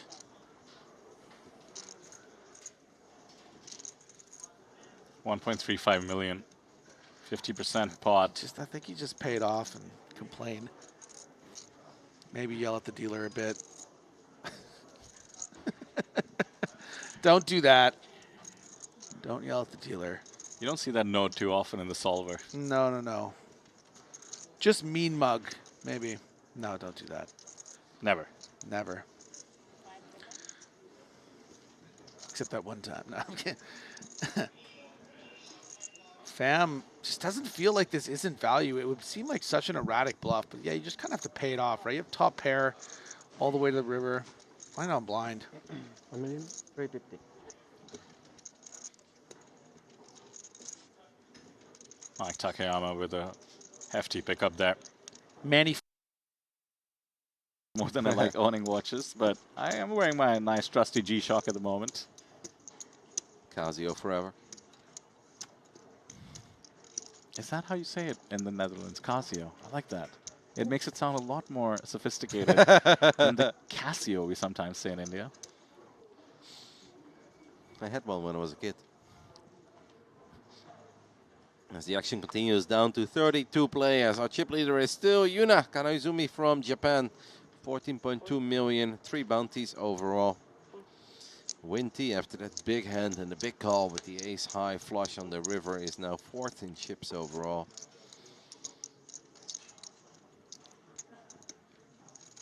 Eugene Long, our bounty hunter, Mr. Bounty, has collected more bounties than anyone else in the field. Looks down at ace, 7 of hearts. 300. Yeah. He's running out of people to target on the let him table. make it There's 250. two short stacks that we mentioned, 7 and 8 Probably bigs. would be nice. Nobody else Yeah. either comparable or much higher than him in stacks. So I think his first focus needs to be on playing good poker and building, and certainly raising a suited ace off the button makes a lot of sense to do that. I mean, there's 2 players with less chips than him, no? Yeah. Oh, 300. He's got the right. He's locked in. And one of them is the man from Greece. We'll give up on the last name. Or one last attempt. Sotiropoulos. I think we're getting there. That's pretty good. Yeah, but we can go with Georgios. Well, Georgios has the old 7 deuce of diamonds. And looks like he's coming along for the single big blind to call. 3-way to the flop. Georgios needs a lot of help, and that's a lot of help. 2 diamonds on the board. It's Winfred who flops best. And Hu Junlong is left with just ace-7 of hearts. Don't see him really firing into 2 players with this board. Oh, we know he loves bounties. For Georgios, it doesn't make much sense to bluff here, as a semi-bluff would likely get called with his bounty in the mix. He'd much rather just see a turn and evaluate depending on what happens. Especially multi-way, if he can hit a diamond, then he can start thinking about how to extract from both players. Checks all the way through as we are off to see a turn. The turn is the 8 of diamonds. The man from Greece receives the check mark as he improves to a 7-high flush. Let's go. Defend the 7 deuce of diamonds and just have your opponents dead on the turn. Multi-way. And in comes the bet from the 0% hand. Winfred taking a stab. Understandable middle pair and the open ender. You would want to get value from single diamonds, even pair and flush draws possible. Double check. Is life really this good that I've made it this far? My name is Georgios. I look gorgeous. And I've got a 7 high flush. Life is that good. And you really always want to be getting it in, and that's because you're going to get called off by pretty much any hand that has a diamond. No point just trapping, of course. You'd only have 350 behind, so Jinlong can get out of the way, and I think Winfried's priced in with any 2, and he's going to find out that he has no hope. The double up and more for the short stack. The worst feeling when you make the call, and we're just drawing that. No river to save us. 7 deuce, huh? More than a Still full calling double. it. It was shooter. Oh, full house.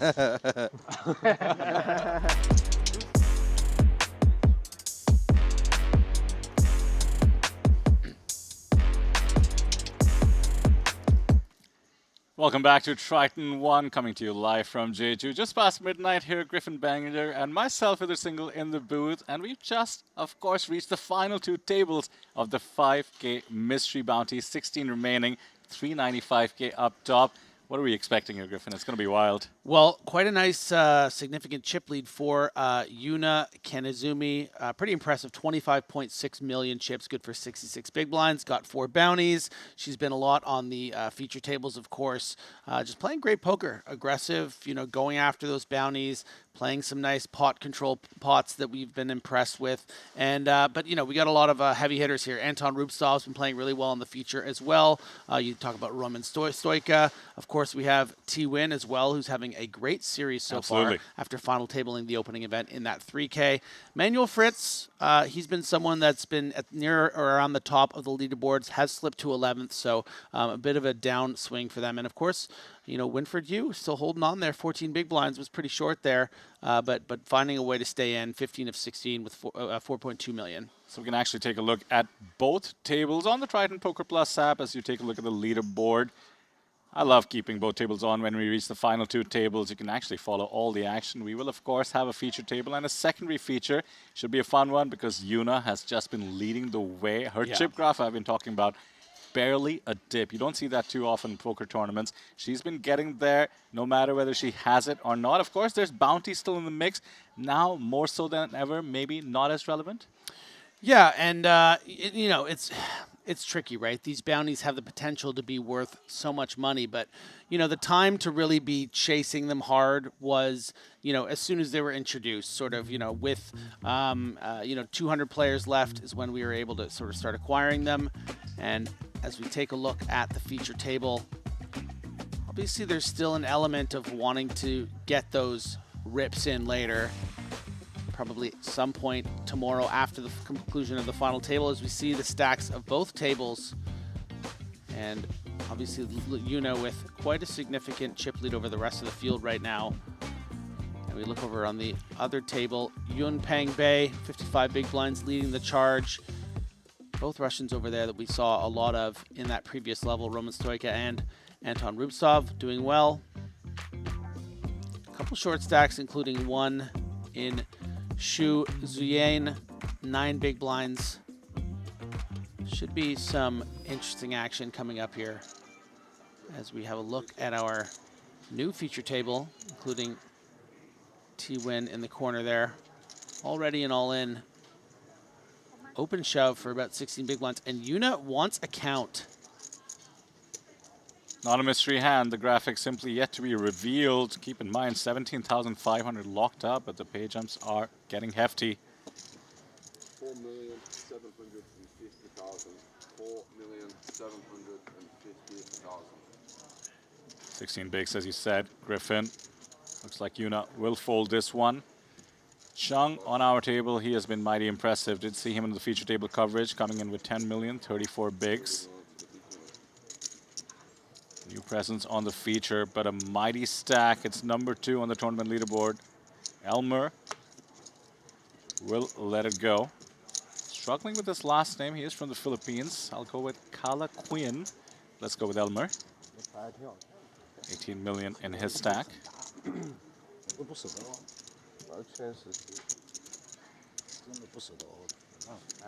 One of 2 Filipinos in the mix. Mike Takayama also on our feature table. No doubt they are familiar with each other, being 2 of the winningest poker players from the Philippines. 5 seconds on position 3. You should have 53 seconds total. Add five more seconds. And T-Win here, as you mentioned, Griffin, what a story.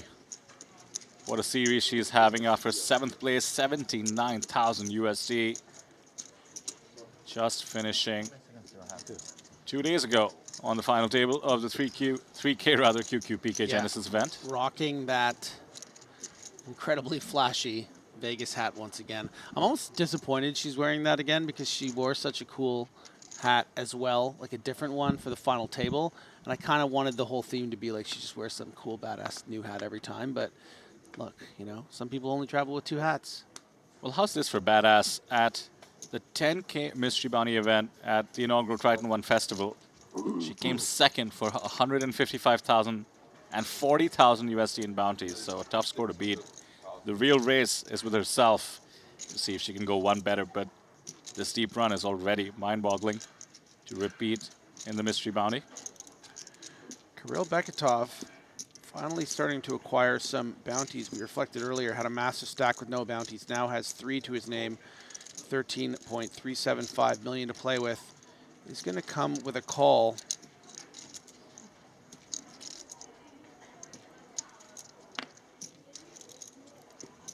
I do like how aggressive Yuna has been pre-flop, really wielding that chip lead to great effectiveness. Jack 8 certainly a bit loose here under the gun +2, but still freezing up some players. Kirill electing to go with a flat strategy instead of a 3-bet one. T-Win in the big blind, King 3, a good candidate to just let go, and does so.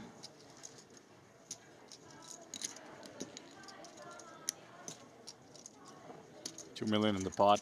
Average stack right now, 10 million. Good for about 35 bigs. Jack on the flop. Will the story just remain the same? Easy chip ups. Bit more customary actually in this spot to play this as a check. Yuna is going to fire out a bet. And with this particular combo, a quick fold from Kirill the Thrill.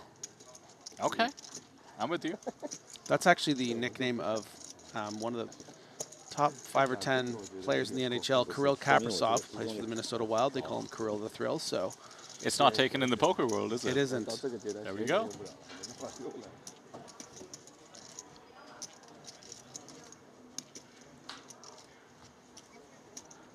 We will be cutting to the other table to the extent a pot is brewing. Fancy way. 12.2 million on that table. They just mentioned the 2 gentlemen from Russia who had been getting into some tricky pots. Anton Rubtsov battling it out with Roman Stoica. Both have decent stacks.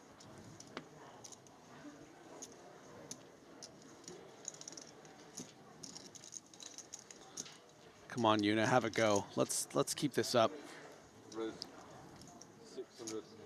If it ain't broke, don't fix it. Jack 8 of clubs worked out, now 9-8 of hearts. She has a stack where there's no point hiding what she's doing. She is going to be the table captain if she's willing to be, and she is certainly willing. Looks like it's getting folded to the blinds here.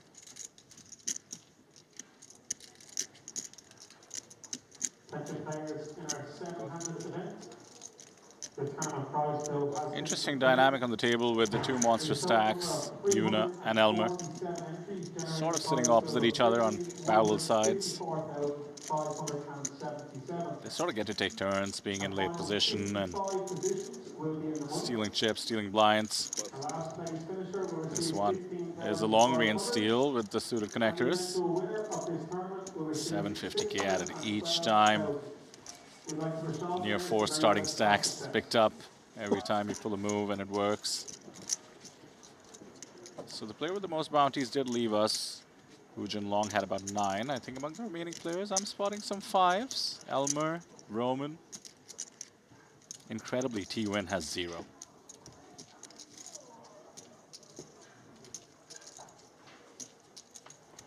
She's just looking to improve that 2nd place finish. Bounties be damned.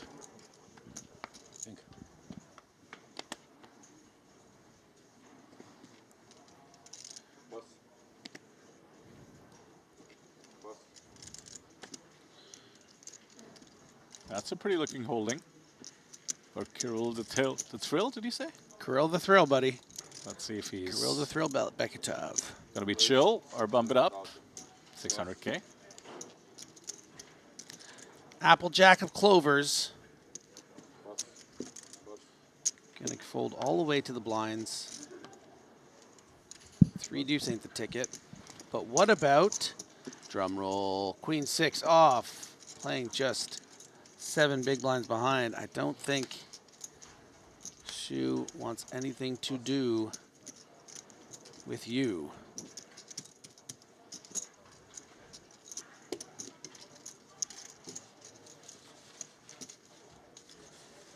Shortest stack in the tournament, 9 big blinds. That is Shu. Must be 7 now. Indeed, down to 2 million, good for 7 bigs. The blinds are 300. We'll need to make a move ASAP.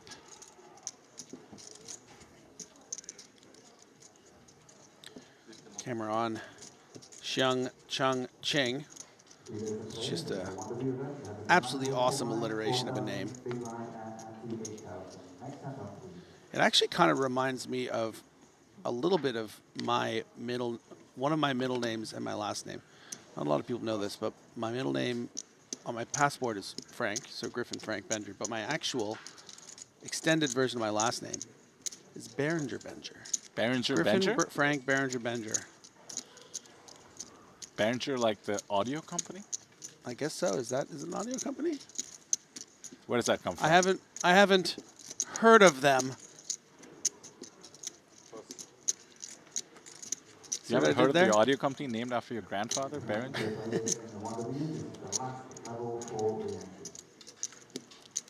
This would be pretty spicy. The 3 deuce being paused at.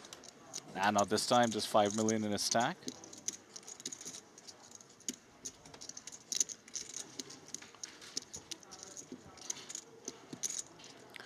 All in or nothing, pal. What's it going to be? Are you going to make a stand with the Queen Duck against the chip leader, who probably would have snapped you off? Yuna getting some respect.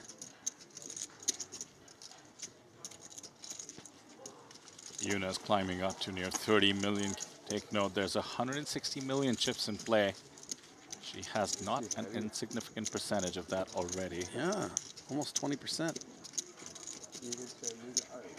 For those of you following along, the other events in the Triton Poker Plus app, the 10K event going on as well. $3.2 million in the prize pool. 2 minutes left in the latest level. So 3 levels to go after, 35 minutes apiece.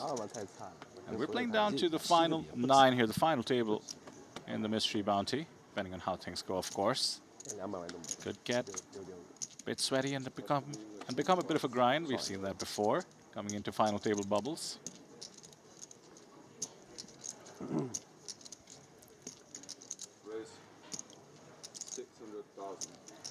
Let's take a quick look at our poll in the meanwhile about which nation will end the day with the chip lead.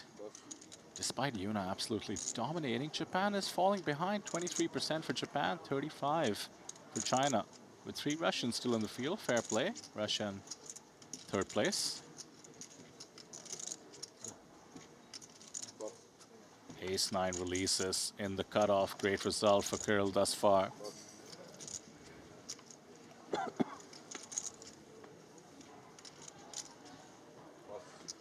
Triple C lets it go in the big.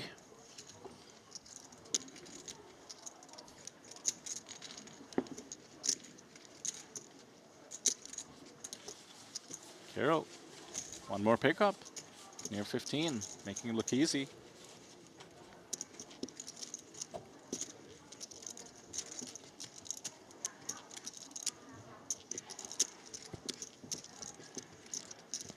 I know the tie rail tracks all their favorite players intensely. Punat Punsri and KT, 2 of the legends from Thailand, both over 100 bigs in the 10K event. We will be covering that event right after we close out the 5K mystery bounty, all the way down to a winner tomorrow. So stick with us. A couple of finalists from the 3K Genesis event, including Win Nang Kwong. Pretty deep stacked in the 10K.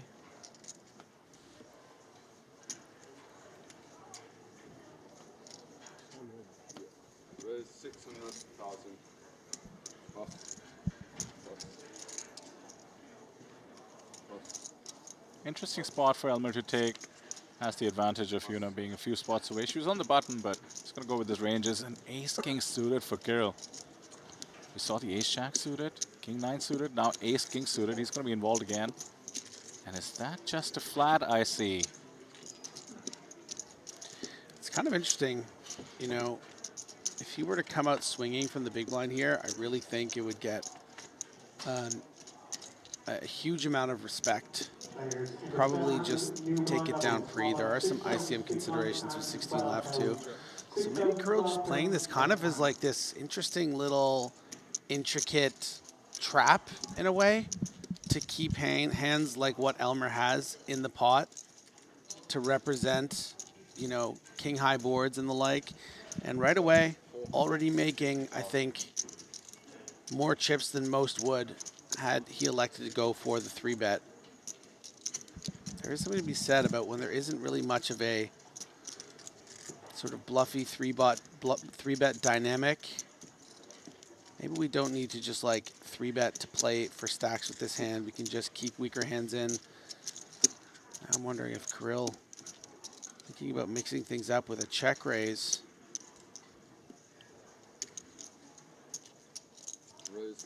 Indeed he does.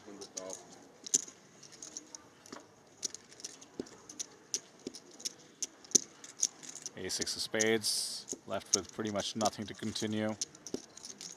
So yeah, you could argue made an extra 450K there with the tricky play pre-flop. Very large sizing here. It's gonna take it down. Yeah, the fact that he check raises large, trying to end the hand, as well as the fact that did not 3-bet pre-flop, just looks like he wants to dodge tricky spots. Do see blinds go up, a massive increase to 200K, 400K. This is actually going to have a decent impact to the tiny stack of G1 Shu out there. 5 bigs will now be reduced to about 4. Winfred, you also was sub 10 BB. 3.5 million for him. Worth under 9 now.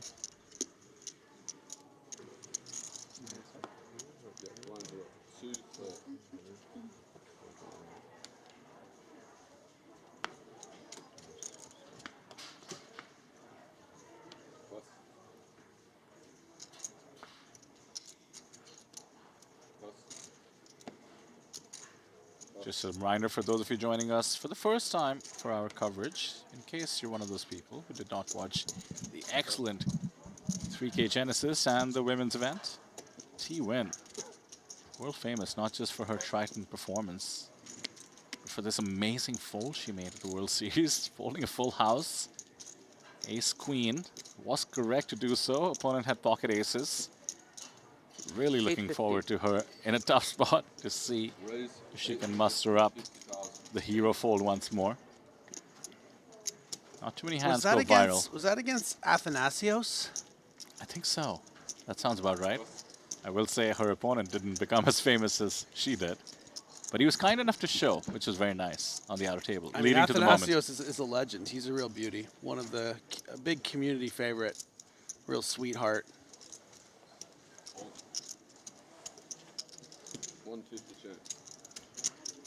4 spades going to the flop.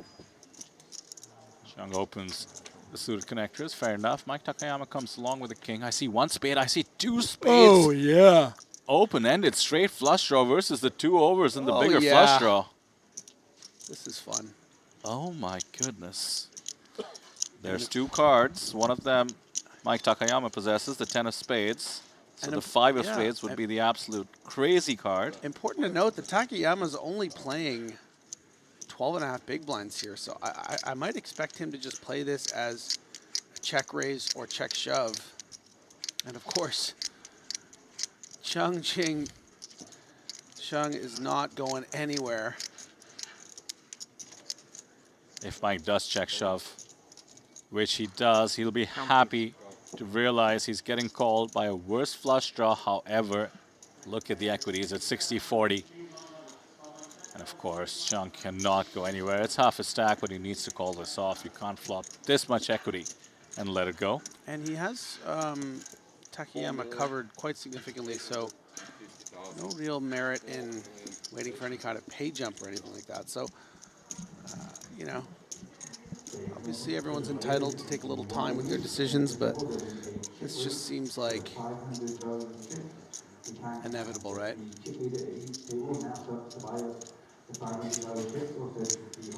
I think people are going to be quite amazed to see him turn up an open-ended straight flush draw for 12 big blinds in a bounty tournament and not to have called right away. Taking his time. I don't think we're in net roll territory just yet. Yeah, it does make the call. Fair play.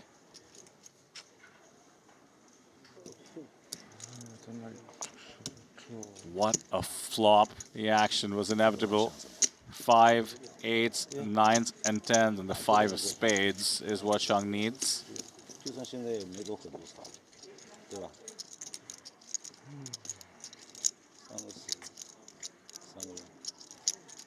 Too many outs? Question mark? The 6 is a good card for Mike. Just need to dodge the river.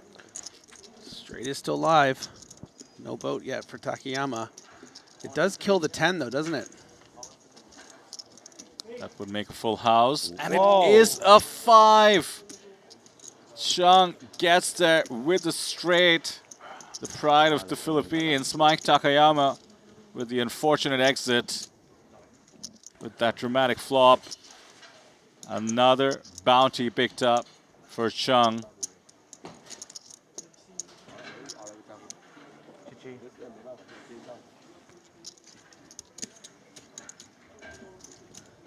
Wow, that's a huge swing in chips.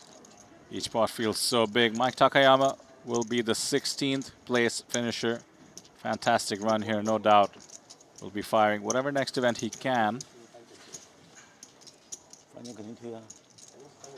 Does exit, which means we do have the slight pay jump now as well. Down to 15 here at the 5K mystery bounty.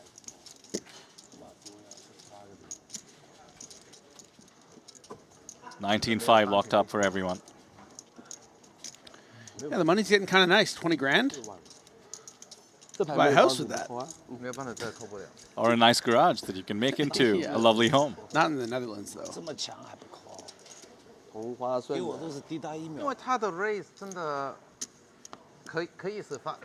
Buy a nice houseboat, probably. That counts. That's a domicile. I have an annual houseboats trip. I go with my friends to the Thousand Islands in Ontario, and we have a great time. We island hop, enjoy the water. Nice. It's my favorite trip of the year. So the houseboats. So we rent a couple of houseboats. Move. Like each, they're like described. And each one sleeps around 6.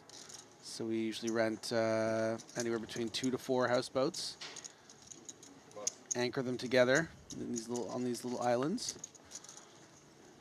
It's a good time. You live a cozy, fulfilling life, Griffin, and this inspires me. I mean, and slightly angers me. I don't know why. We really make the summers count because we get 6 months of deep, cold winter. That is fair. Everyone is just there's a certain gratitude around summer in Canada that unparalleled, I found. Quick takedown from the chip leader, Yuna. Just easily adding 800K. I mean, I say easy. It's a lot of hard work. It's just that resistance has been infrequent. At some point, you do need to take a stand, but it looks like most people are just calmly getting out of the way, keeping their eyes on making it to the FT, which of course will be the end of the day as well. There's always some added equity in the form of getting that mental reset. Another thing for Yuna to perhaps bounce on. All right, Jack 10 will commit, not wanting to face the 800K burden coming up in 2 hands. Let's see who wants the bounty. 1.9 bigs is the ask. He's just thinking about it. Hungry Lioness sees a wounded gazelle, but there are going to be 4 players behind, so I think she's going to think better of it. Nope. Well, this might be the first time we're seeing her go after a bounty this loose, and turns out she's actually got the best hand, at least for now. I mean, this would have created folds from all these players. Depending on what the big blind has here, this could turn out to be a stroke of brilliance. Ahead with the king 5. Not even suited. How does she do it? She did it. Yes, but how? How do I get as good as Yuna? T-Win is wondering if she's priced in somehow. Would be dominated by Yuna. Lets the suited hand go. I think Shu will take the showdown, all things considered. Soft flip. An impressed Shu. Who is this woman? 大部分也可以。对啊，最喜欢看到的两张牌。 Just representing like what, 5% of her stack. 看天了。 This elimination could turn into 155,000 in bounties. Great start. 多了2个 out。一个要中， You 一 know, 个要不中。 blocking the straight card and the king. Does still have to dodge the jacks and 10s as well, though. 9个 out。 37% going to the turn. That is going to be cut in half now.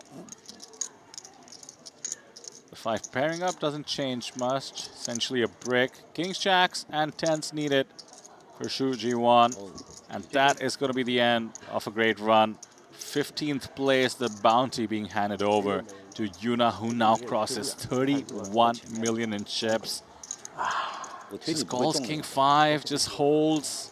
Can do no wrong, collects another bounty. I feel like she's now on a side quest to collect bounties. She's already balance table? Cemented herself in this tournament. Time to start collecting some bites at the 155k apple. Yeah, not only does she have 5 bounties now, but she has almost double second place. Anton Rubstov with 17.3 million. She's up over 31 million, so a significant chip lead over the rest of the field. One to watch.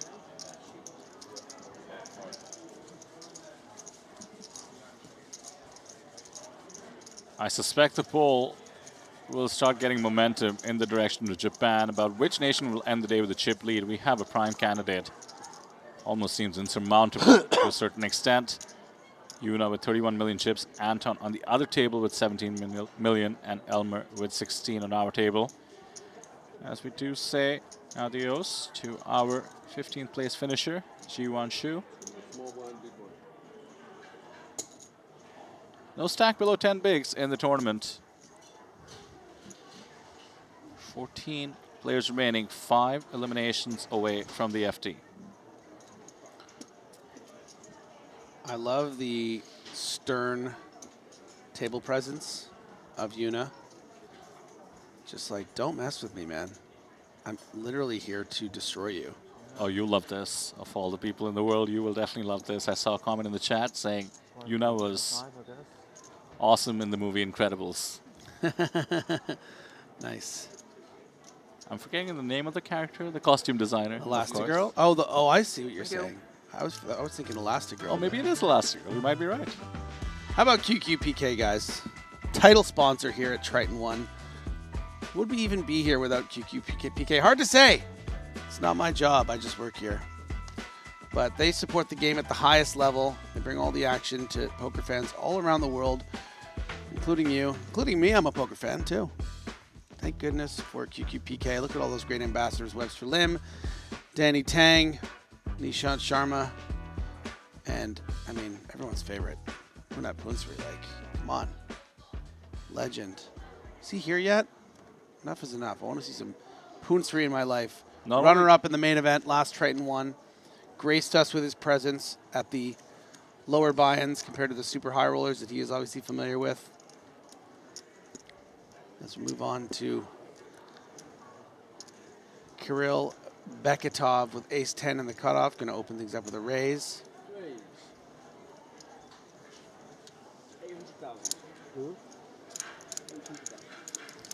Elmer with a rare opportunity, actually, to set mine. Don't get a lot of chances like this, sort of 15 players left in an event, but just deep enough at 40 big blinds. He is reaching for raising chips, though. It's an interesting decision. And it'll create a very interesting decision once he is faced with this all-in wager from T-Win. It might even make him more inclined to consider a call. Had he just flatted this 800K, I don't even think he'd consider 8 million, but you've already put 2.5 out there. Maybe you want to take the flip equity if it's there. Elmer's gonna ask for a count, I think. Represents about half of his stack. 6 million to call, 12 in the middle. This is tough. You are in that flipping at best situation for sure. Yeah, and the ranges do tighten up here. This isn't your standard button versus small blind raise and shove because of the original open. So it does tighten T's range a bit. She's not just looking down at pocket fives and shoving here, right? So it's going to be all those big card combos, all the ace kings and ace queens, maybe some ace jack suiteds. Yeah, I don't mind this fold, even though it feels like you might be folding out some flip equity. Nice pickup there for T. She adds 50% to her stack without a showdown. She will take it up to 30 bigs. With the old QQPK shout out, Griffin, you were asking about Punat, and indeed the other QQPK ambassador, Nishant Sharma, as well, essentially tied in the 10K event. Near 1 million chips, that's good for 80 bigs. And I did spot a name that excited me, tied with chips.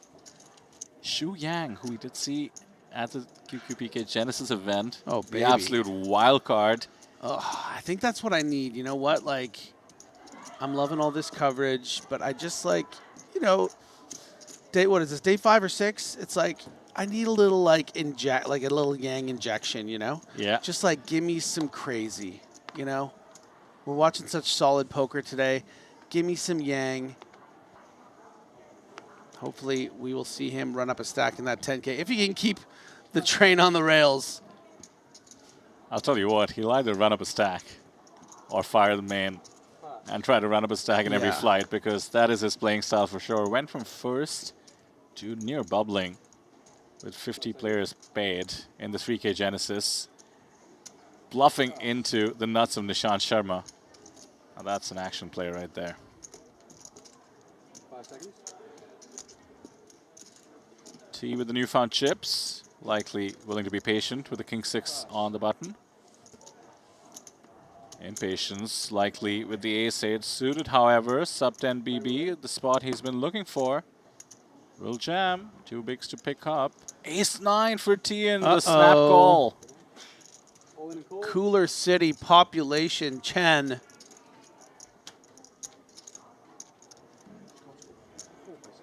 Do you see the chances of a tie there on your screen? 15%. It's actually lower than I would have thought. 8s and 9s are just high enough as kickers that they are likely enough to play. So you're telling me there's a chance. All right, 15% is pretty good. See what I did there with the Chen? Tell me there's a chance. No? I missed it, and it's on me. You get the credit. Wow, I appreciate that. Blame. Usually I have Randy who just, you know, bullies me, but I like that you're malleable with my bad humor as the flop comes 3-7-7, which is a decent start for Chen as far as opportunities. Maybe not the greatest. Obviously a 3 would be a chop. Oh, hello there. Pleasant development on the turn for the short stack. Just needs to hold him. That's it. Chop it up. Survival is certainly a win at this stage. I mean, just the ICM consideration of a stack worth thousands and thousands of dollars in pay jumps and potential bounties if you can spin it up. Now Chen will remain one of the shorter stacks in the tournament. Who the NT? Where's my cover?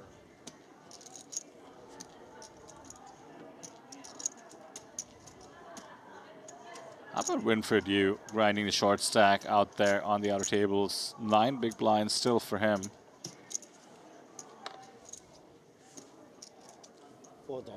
Recheck blinds, please. It's 400. 400. It's 400. Yeah.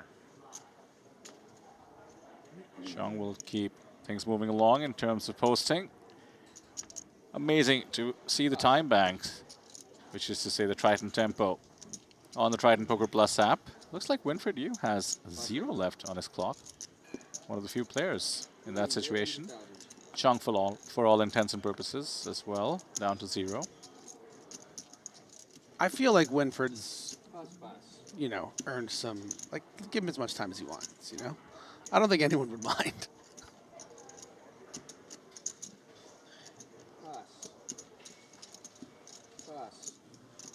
Plus one open folded to the big. Love that Kirill doesn't mind going after the big blind of the chip leader. That's going to be a call. 4 blacks worth 100K apiece.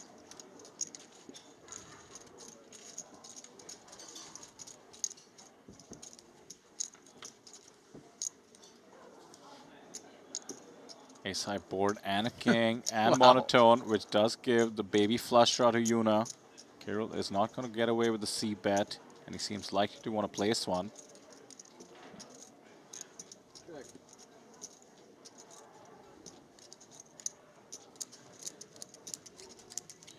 Yeah, I think we can anticipate a little sort of protection slash hope for a fold with this small bet on the flop. Fold out some hands that could get there on the turn.